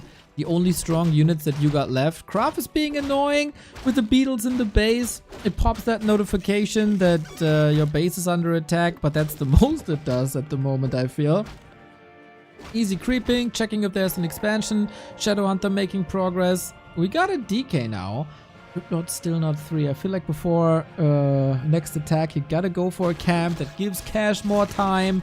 It's all looking like a 2-0 here, especially now that Cash is aiming for the Acolytes. Yeah, nice timing as well. Going to be able to get a bunch of kills before the tech is done. Has a speed scroll to get out, and has Hex to really secure any kills that might slip away from him. Immediately forces the town portal, but can he maybe just dive onto the Crypt Lord after the TP? No, a little bit too ambitious. Just going to get away, realizing that maybe he's done enough in this game already. Because really, you could just creep at this stage for Krav, and he'll be in a fantastic spot in the late game. Alrighty, constantly scouting on the left-hand side as well with that Watch Award. I love shenanigans. Oh, he's pulling the Overlord towards Krav's base. That is interesting. Not towards his base. Yep, confidence indeed. Like, what are you supposed to do against me? You sent these beetles. All right, go try me, bro. Gets it. All right, that's a surround. That is a secured kill. There is a ward scouting the upper left, of course, so he knows what Krav is attempting to do, which he's attempted to expand right now, but his Cash with a Cloak of Flames just going to go into the main base again. He could. So nice. Go for the Creep Jack instead. So nice against the beetles, against the ghouls, against the skellies. Just have this AoE is phenomenal. Almost stole the item there to make the blade a little tankier. That is now on the Crypt Lord. We got a statue up. Last coil already used on the ghoul, and Shadowhunter almost surrounded. Counter block, level 2, has a heal wave, breaks free. Cash is just not making any crucial mistakes here. He's just rock solid. Yeah, he really has not messed up at all. He'd say the only mess up was really the first game when he allowed his Farseer to get surrounded, but that's an easy mistake to make. And now it looks like he's going to clean this up. Really, dare I say, the most one-sided series of the day. Really dominating Krav here. And that was not to be expected that way. We tried to get the Lich out for the Tri-Hero combo and big damage. Then, of course, you also got to raise the question, what does this Crypt Lord do now? Because Wyvern are coming, at least to a degree. He faked one Wyvern, I guess, maybe baiting a Gargoyle. Even though Coil Nova might be able to deal with that as well. And then TC is coming, Kodos are coming. As I said, Lynn is building more and more Torrent. We don't see that totem just yet, but it's an option for the late game. And yeah, I guess Krav in both games wanted to expand. In neither of the games that worked out. Yeah, I feel like he just didn't commit hard enough. He tried to trick his way into an expansion both times. It didn't instead just, solidly commit to it. And, you know, it does work. You can expand at least against a Blade Master. You can get the expansion up. The follow-up is really where you can win or lose. But the question of whether or not you get the Expo up, it's nearly guaranteed with some variation in the amount of damage you take in guaranteeing it. But regardless, TC's out, Lich is out, Orb online probably for both pretty soon. And we creep the rest of the map while trying to expand on the undead side of things. Whoopee! Thank you for the 47. Steve Boynton, 26-month. Greetings SP4 to 2 low, it's SP4 to 2 Chicago. Sub message, nice. Yeah, Wyvern gives vision. I learned to never underestimate Krav in any scenario in the past 4 to 5 years. This is looking bleak with a 12 food lead for Cash. Wyvern heard the Garg is here, not sniped immediately. The ground could belong to Krav actually, with all these tiny little units. Unfortunately, it doesn't really have any impales right now, but the Nova is good. Going to secure the Windrider kill. Garg is going to be traded, but the Garg's not too important right now. A little bit of a miscoil there, unfortunately. TC does have Aura, so there will not be a stomp. Nova might get a grunt kill. Statue, they're going to be picked off by that blade in the back, but instead Kodo is going to be the target of focus. Lovely surround right there. Impale, so he can't stomp against it. Heal wave also a little bit too late. The best moments for Krav so far this series. Yeah. Great fight there. Yeah, did not expect him to trade so well, and he's trading well with an expansion at his back. This is fantastic for Krav. Blade, hurt, exposes himself, gets the purge. That's unfortunate. Can he reach the shop? Another purge! That thing always triggers when he needs it most.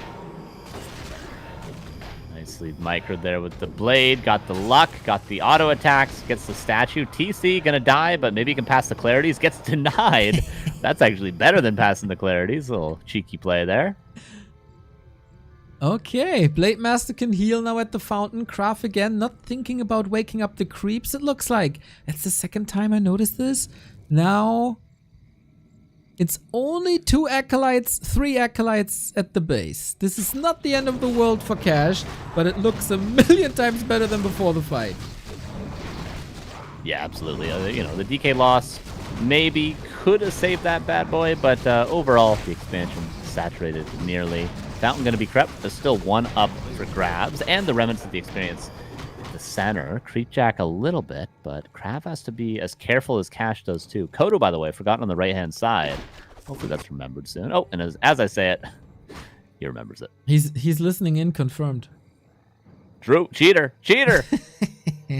Oh, be careful. We had some players exchanging DMs about stuff like that recently. Uh-oh. Let's not get into that too much.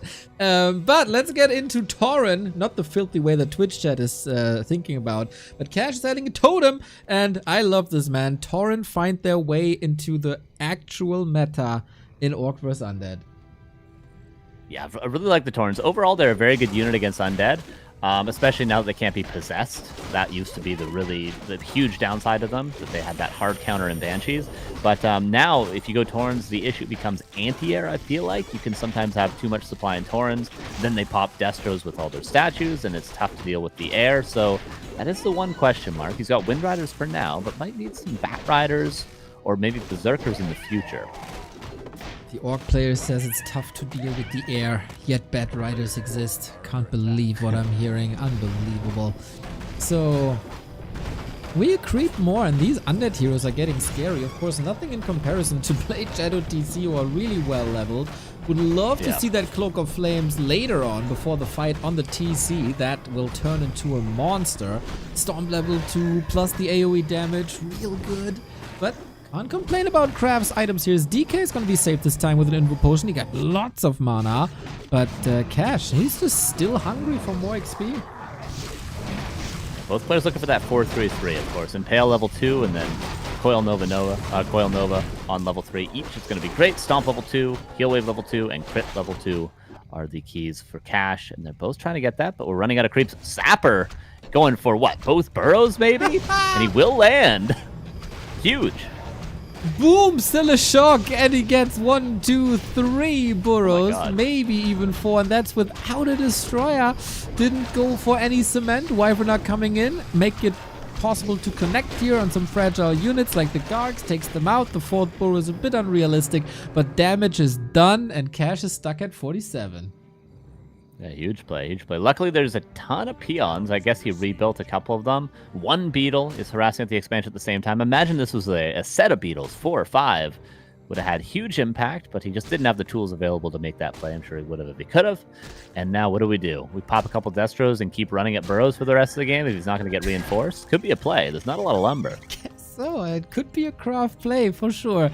He got that explosive gameplay, man. Always entertaining for sure. It is really fascinating how much better he gets throughout a series. It's now I don't know, 23-minute series, and he's getting creative. You can almost hear the gears in his brain clicking and working. What can I do next? How can I challenge you? How can I throw you back? And it's just really annoying now.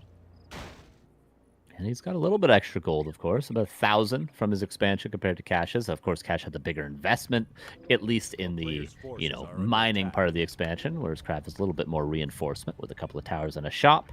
Burrow now going up at the expo as well to deal with the beetles. He would love reinforced defenses, Cash, but he might need a shredder first before he has that luxury. And if he gets a shredder, he will have broken upkeep. Okay. Beetles continue to harass. That is the map almost empty. Cash returns the favor with the blade. Love to see that. You do you. I do me. No, you know what I mean. I do the same to you what you do to me. Fool me once, shame on you. Yep. Fool me twice, can't get fooled again. That's exactly how it goes. It's exactly what I was thinking about. So, double invul now. Kraft, sure there's going to be hero focus at some point. We haven't seen a Tauren yet, right? He went into Walkers. Now the Tauren is coming in on a 1,200 gold bank, but no lumber. He can almost afford that shredder with a little bit of a lumber return. He spent lumber on something. He got a Kodo. He should get that shredder, though, no doubt. He's going to want a lot of upgrades. I'm certain he's missing out on a lot of things. Master Walkers, Pulverize for the Torns, probably, Poison for the Wind Riders. I don't know if he has that one yet. But there's lots of upgrades he needs lumber for. Walker master training, of course, but maybe that's all gonna be too late, and maybe he can invest it into items instead. Mana potion, Invo potion, heal scrolls should be useful. Do we have we don't have a shop at the expo. That might be a little bit of an oversight. I feel like a couple macro errors for Cash. He's going to have to micro his way out of this one because this is a sick timing from Krav. He pulled a rabbit out of the hat a little bit this game, and now he's got real potential with this push. Feels good, feels good. Next camp goes to Krav again. He's getting so close to the level 4 on the Crypt Lord, which is a game changer. Love Soul Blade getting caught here and revealed as well. Whew, dodging a bullet, but on the cost of an invul. And Cash bought a little bit of time. Now all of a sudden he's a 75 supply with 2 Taurens out. And the Wind Riders in the air. This army is crazy. 2 years ago we would have never seen an army like this, but now we do. Blade Master is maybe the weakness of this army if he gets focused, though. Careful. Lich doesn't have much mana, doesn't have the strong Nova. If Cash wins this, he's in the winner bracket semi-final, and Krav is out. Both, of course, can rely on their expansions. Here's level 4, but only after blasting through a lot of his mana. Destroyers, ooh, threatened. One is down, the other has a lot of mana. I don't see that Cash's heroes are really threatened in this fight. Oh, the Taurens as well on the ground are outrageous. Kodos have devoured everything. Destros are going down, and Krav, he made a game out of it. Really, he had chances here. He had a couple of nice plays, but this Orc army is just ridiculous. Like, look at these units that he has. It's so strong. What can you do about this, man? The Tauren dominate the ground, the fantasy that everybody always had about them. Once the Banshees can't possess anymore, you just had to prevent that the enemy controls your own unit. And then the matchup was fine. Invo potion on the DK to save him. Krav is losing lots and lots of units. Wonder if he can, if Cash is running out of mana here. Town Portal, also very expensive. Purge, Connection, Fiend falls. Krav has so little left. What do you do now? Get a Boneyard up? I feel like Worms would be the one unit that would look strong currently. I feel like the Destros sort of died to the Blade. Maybe a Frostworm. I mean, Banshees wouldn't be terrible still. I mean, there's not a ton of Walker mana. Maybe he can Coil Nova and Impale them down. Obviously, they won't be able to possess the Taurens, but Kurt's still good. He can possess some Kodos. I don't know. He needs something different at this point, and he will go for double Temple of the Damned. Well, could... Wonder if Necros are solid. I mean, it's Krav after all. Yep, Necros it is. When in doubt, man, when hope is lost, or almost lost, go for a Necro Wagon push. Players' forces are under attack. And Cripple is going to be okay. Obviously not going to be as impactful against the Taurens as before, but still can temporarily help them, or help the Undead versus them. But Blade level 5, Shadow level 4, TC level 4 is terrifying in its own right. They could really clean up this whole Undead army on their own. It looks like a desperate attempt. If this works with lots of skeletons and he breaks that base around the 20-minute mark, maybe something's possible. But yeah, it is another TP. Can't even break that burrow. It's outrageous that Cash never invested into cement, but hey, it works out. Yeah, dude. He's got so much lumber still. I mean, and he's getting +1 attack. Just get it, man. You've lost so many burrows this game. I mean, the Sapper would have killed those burrows regardless earlier, but he wouldn't have lost the third one. Doesn't matter, dude. He's still standing tall with 30 food of a lead. He doesn't need that stuff. He doesn't need that technology. Second Slaughterhouse now, too. A lot being invested into tech. Skeleton Mastery coming online as well. Krav just going to wait and pray. He's going to run out at his main base. Cash is a little bit behind in gold there, but he'll run out in 30 seconds as well as he sends peons to the center. Is this going to be reinforced in 5 towers at the center gold mine? A classic play on Concealed Hill? Yeah, you could definitely do that. Blade Master crits for a lot as well. He buys the Tiny. That's surely his goal. Easy to creep now with a couple of Wyvern. He got that damage. Cash, like, that Grubby kills the critters. So you don't want them to stand in your way.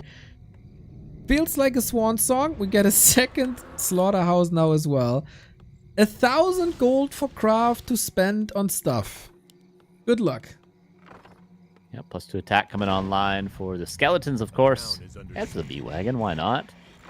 And we're going to have one final push, probably towards the center, but 2 towers to come up to reinforce this. A shop and a couple of towers would be very helpful for this final push.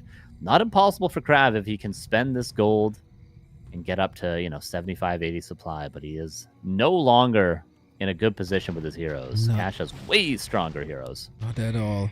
We have crossed the 12-hour, the 10-hour broadcast mark, by the way. Starting at 1 p.m., now 11, getting closer to midnight. And when the clock strikes 12, we're gonna get some skeletons here. Actually, earlier. They're coming now. I don't think we will see Cripple. I think that he doesn't have that time. He gotta go with Frenzy on the heroes. Crazy damage boost. And then, yeah, as you said, man, pray. Towers are up at the center expansion. Make your choice. Do you want to go all the way across the map to kill the bottom right, or do you want to attack into the towers or the center? He's got the meat wagon that will help against them, but he doesn't really have the numbers right now. That's where he hopes the skeletons will help him. Gonna have to pull all those ghouls, gonna have to pull all those acolytes. This is truly all in. I guess so. 2 base versus 1, you can't sustain that for long.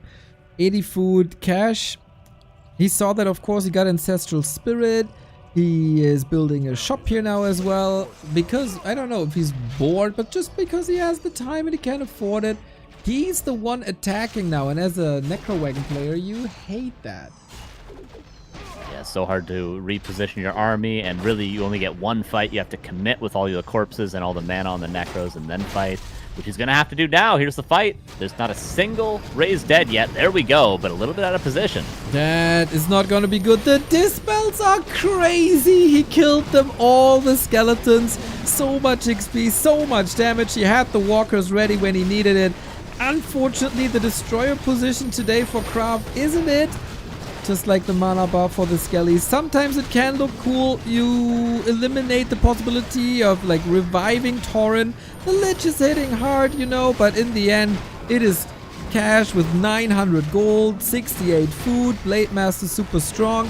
Inventory just packed, and the DK, yeah, saved for a second, but that is a lich kill. You couldn't even coil that fast against it.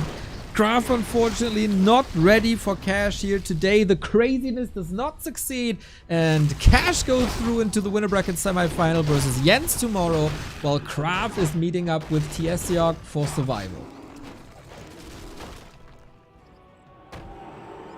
Well, I'm so impressed that Krav was able to stay alive that long after that early game, and yes, a little bit sad that Krav didn't show like his final form, but definitely GG to both players. And Cash, you know, he, as you mentioned, like he played very solid, very meta, and he didn't like lose to cheese. He just punished this cheese, and yeah, GG.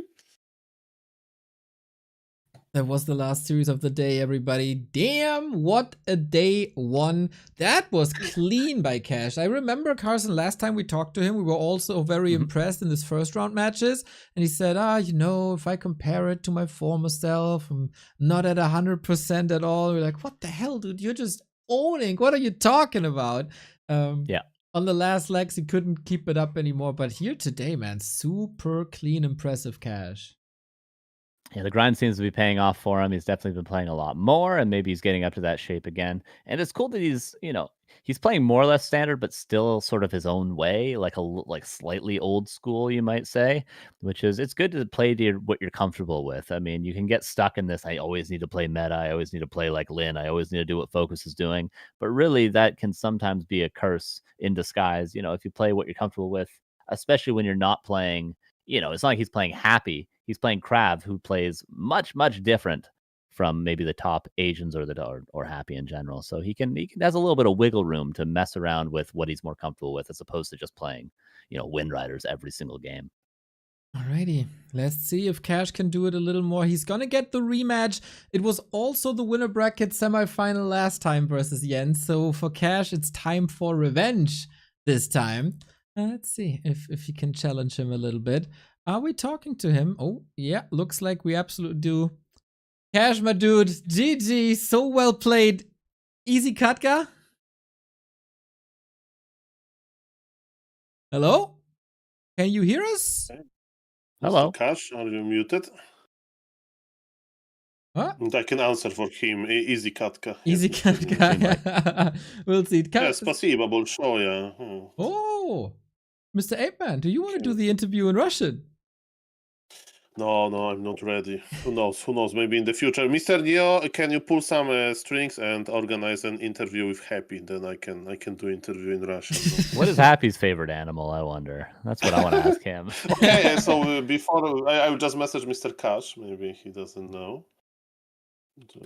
Yeah, looks like he can't. Not a good day for my predictions, by the way. Not looking good over here. Oh yeah, the predictions. True. I gotta check. I'm not locked in. Better don't check. Okay, listen to my story. Okay. Okay. Listen to my story. Okay. Can you say something, Mr. Cash? He's trying. Maybe it's the same issue we had last time with Hawk. Okay. If that's the case, then we don't have to do a big hassle here today. It's super late already. I mean, if he wants to, of course, but no need to force him to anything. I have my story, so don't worry. So somebody told me in the Twitch chat, like long time, like 1 week ago, 2 weeks ago, Saul, what do you think about Happy interview from like a long time ago? And he said like his like family didn't support his like gaming career, and like really that was an interview like that. And I have found an interview written down with Happy from like 2019. And you know, I'm just scrolling through this interview, and it apparently Happy used to be a streamer, you know, active streamer back then. Maybe some Warcraft 3 historians can tell me. Mr. Cash is trying one more time. His tent still can't hear. Okay. In the meantime, I take a quick look at Carson's prediction that I have found on the challenge. And we'll see what that says for him. It's not that bad. Come on. I mean, it could have been worse. There is you predicted the Starbuck win. That was right. You underestimated Pato, but you got Jens and Cash. Oh, you said Pato is getting out. Yeah. Oh. Well, that Mhm. Pato, are you still listening? That's almost mean. I thought I did think the Death Note one was bold. I was a little torn. I think that was the real the Death Note win over Pato. I was like, I'm gonna be bold here a little bit, but hey, it was first thing when I woke up. It was 7 a.m. All right. Fair. Just for fairness, my prediction here as well. I also, an undead by heart. I trusted in the undead. It was a mistake. I got Starbuck, Pato, and Jens right. I also got Sonic right in the lower bracket, but unfortunately, I thought that Graph is going through, and that was wrong. But not horrible. Not horrible. I still predict an insane Tiesiok run through the entire lower bracket. Oh wow. That is brave. I got him being the favorite in the lower. The Discord. Can you pull him so Sure. we can check? Okay, check. Hello, Cash, Cash. can you hear us? Okay, I think there is still an issue. Sorry about that. No worries, man. No worries. We can delay it to tomorrow. Does Saul have a prediction for the bracket? Let's not talk about this. Okay. I didn't find him. He's not registered as Soul, I think. It's a little bit busy in the morning. Okay, let's put it that way. Streaming, I will do it for tomorrow. Okay. You can't. It's closed. The predictions are closed. It's closed. I mean, otherwise. Listen to the story. Okay, story is good. So Happy give the interview. Okay, and I was scrolling through it, and the interviewer asked him, Happy used to play like StarCraft 2 and other video games. Do you follow like still like pro scene like or StarCraft 2? And there's the answer. I don't follow StarCraft 2 pro scene. I don't follow Warcraft 3 pro scene either. What? You don't think he's listening in right now? Well, if he is, I hope you had fun during the casting. So yes. Well, Happy used to say that he would say that he wouldn't compete again back in 2019 when he streamed. People used to ask, will you ever compete again? Because he was sort of owning everyone, just having fun and trolling on stream and doing requests. And he used to say, no, I don't plan on competing again. And then I guess at some point he realized like, oh, I'm like the best player ever. People should do this. People actually had to drag him to compete in these Chinese tournaments. He didn't want to, like he said, because of ping. And then people gave him like donation incentives and stuff. And that did work out. And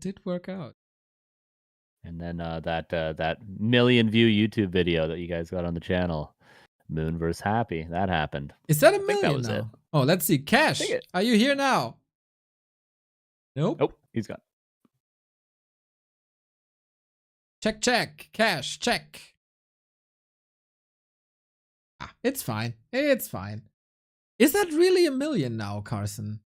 I think it's getting pretty close. It's one of the top videos on the channel. It's is, definitely a top 5. Did we break a million on that thing? Let's double check. Let's see. Of course, you guys can go and subscribe at Back to Warcraft on YouTube. Okay, we're reaching 90K subscribers. 10,000 videos is completely out of control. Unhappy. Okay, Mr. Kaush sends apologies. He said it's like very weird that it's work on his end, but he can't hear us and stuff like that. So it's weird. We're gonna fix it for tomorrow. If he has anything to say, he can of course forward it to us, and then we're gonna read it out. No problem. But yeah, we don't want to hassle anybody at like 1:30 p.m. now for a statement. We know that Cash is a baller and he's a super lovable guy. So yeah, we leave it at that. We don't want to hassle everybody for this. And Carson, you are right. It is pretty much exactly 1 million views. Damn. Second most viewed video on the channel. So there's the end of Saul's story. That's how it ended. Yeah, with 1 million views. Yeah. Ooh, that's crazy. Very nice. Hey guys, so what's tomorrow? Is tomorrow the big day for Dolphin Super League? Mr. 8-Man, it is indeed Dolphin Super League, the big start. It's going to be 15 players, round robin, a group stage with 180 matches or something, 200 matches in total, $28,000 on the line. And the matches are going to be so freaking good, man. Dolphin Super League is going to be the content for the next 2 months, actually. But we also have, of course, this tournament continuing. I'm trying to find the schedules, etc. Man, Liquipedia is so packed right now, it's mental.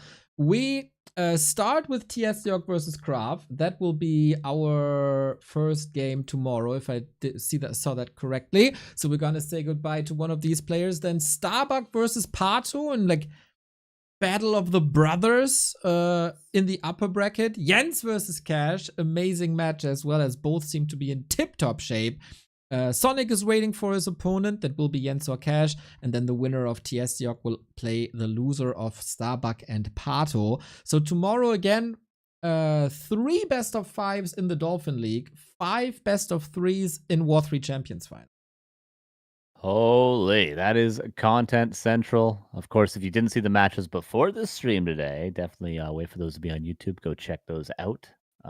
Couple really, really nice matches. Won't spoil who it was or who won or what happened, but you should go check them out. And we'll say bye to 3 players, I guess, tomorrow in this tournament. And then we will conclude on Sunday with the final 5 matches then. Should be a fun, packed weekend on Saturday and Sunday. Exactly. Man, am I happy that you guys are by my side. I was almost dead after the B Cup finals today because those games were so hyped. I was yelling my heart out, but with you by my side, I could cast for 10 hours more easy. Yeah, time flies. It's the same for me. Like I'm just excited for another cast, and another. And yes, players delivered, of course. So we had some amazing games. And Pato is in a good shape. And tomorrow, the fight of 2 friends. I have one last story to finish this. So Pato plays a lot with Starbuck in 2v2, right? And you know, when the games are going okay, they were winning like 90%, 95%. Everything is cool. But when there is one rare game happens, when something goes wrong, you know, they're starting to lose. And they actually lost the game, you know, in the post-game discussion, because their own voice, you know, there's some, you know, blaming, right? Okay, you didn't go here on the right time, you didn't make the correct units. And I remember when Starbuck, because he was streaming, some of his viewers sent a message on the Twitch chat that every 2v2 ends up in 1v1. So, ladies and gentlemen, finally, this experienced 2v2 team will check who is better in the 1v1 broadcasted on Back to Warcraft in front of a lot of viewers. So yes, we will know who can be the team leader in their another 2v2 adventures. Absolutely fantastic. Yeah, it will all come full circle. I thank the W3Champions people for supporting us here, for improving the situation on the server with every passing day. I give a shout out to everybody who supports that server financially via Patreon and one-time donos. Incredibly important to keep that thing afloat and to not make it lose a lot of money, as this is all very expensive. If you're spending a lot of time on the server, sign up, support them. It's a voluntary dev team. It's basically financed by scraps, as they can't really do too much monetarily except asking for donations. So this is what keeps competitive Warcraft and also fun Warcraft afloat. W3Champions is the best that could have happened to us, and I am extremely excited for more esports tomorrow. Carson, if you have any closing words, then to close the curtain. Happy to be back. Good to see you guys. Good to do commentary with you guys. Thank you for welcoming me back, and happy to cast more this weekend. We'll see you guys tomorrow, not just for this tournament, but of course for more and more Warcraft even earlier when I'm asleep. But you don't have to be. We'll see you guys tomorrow.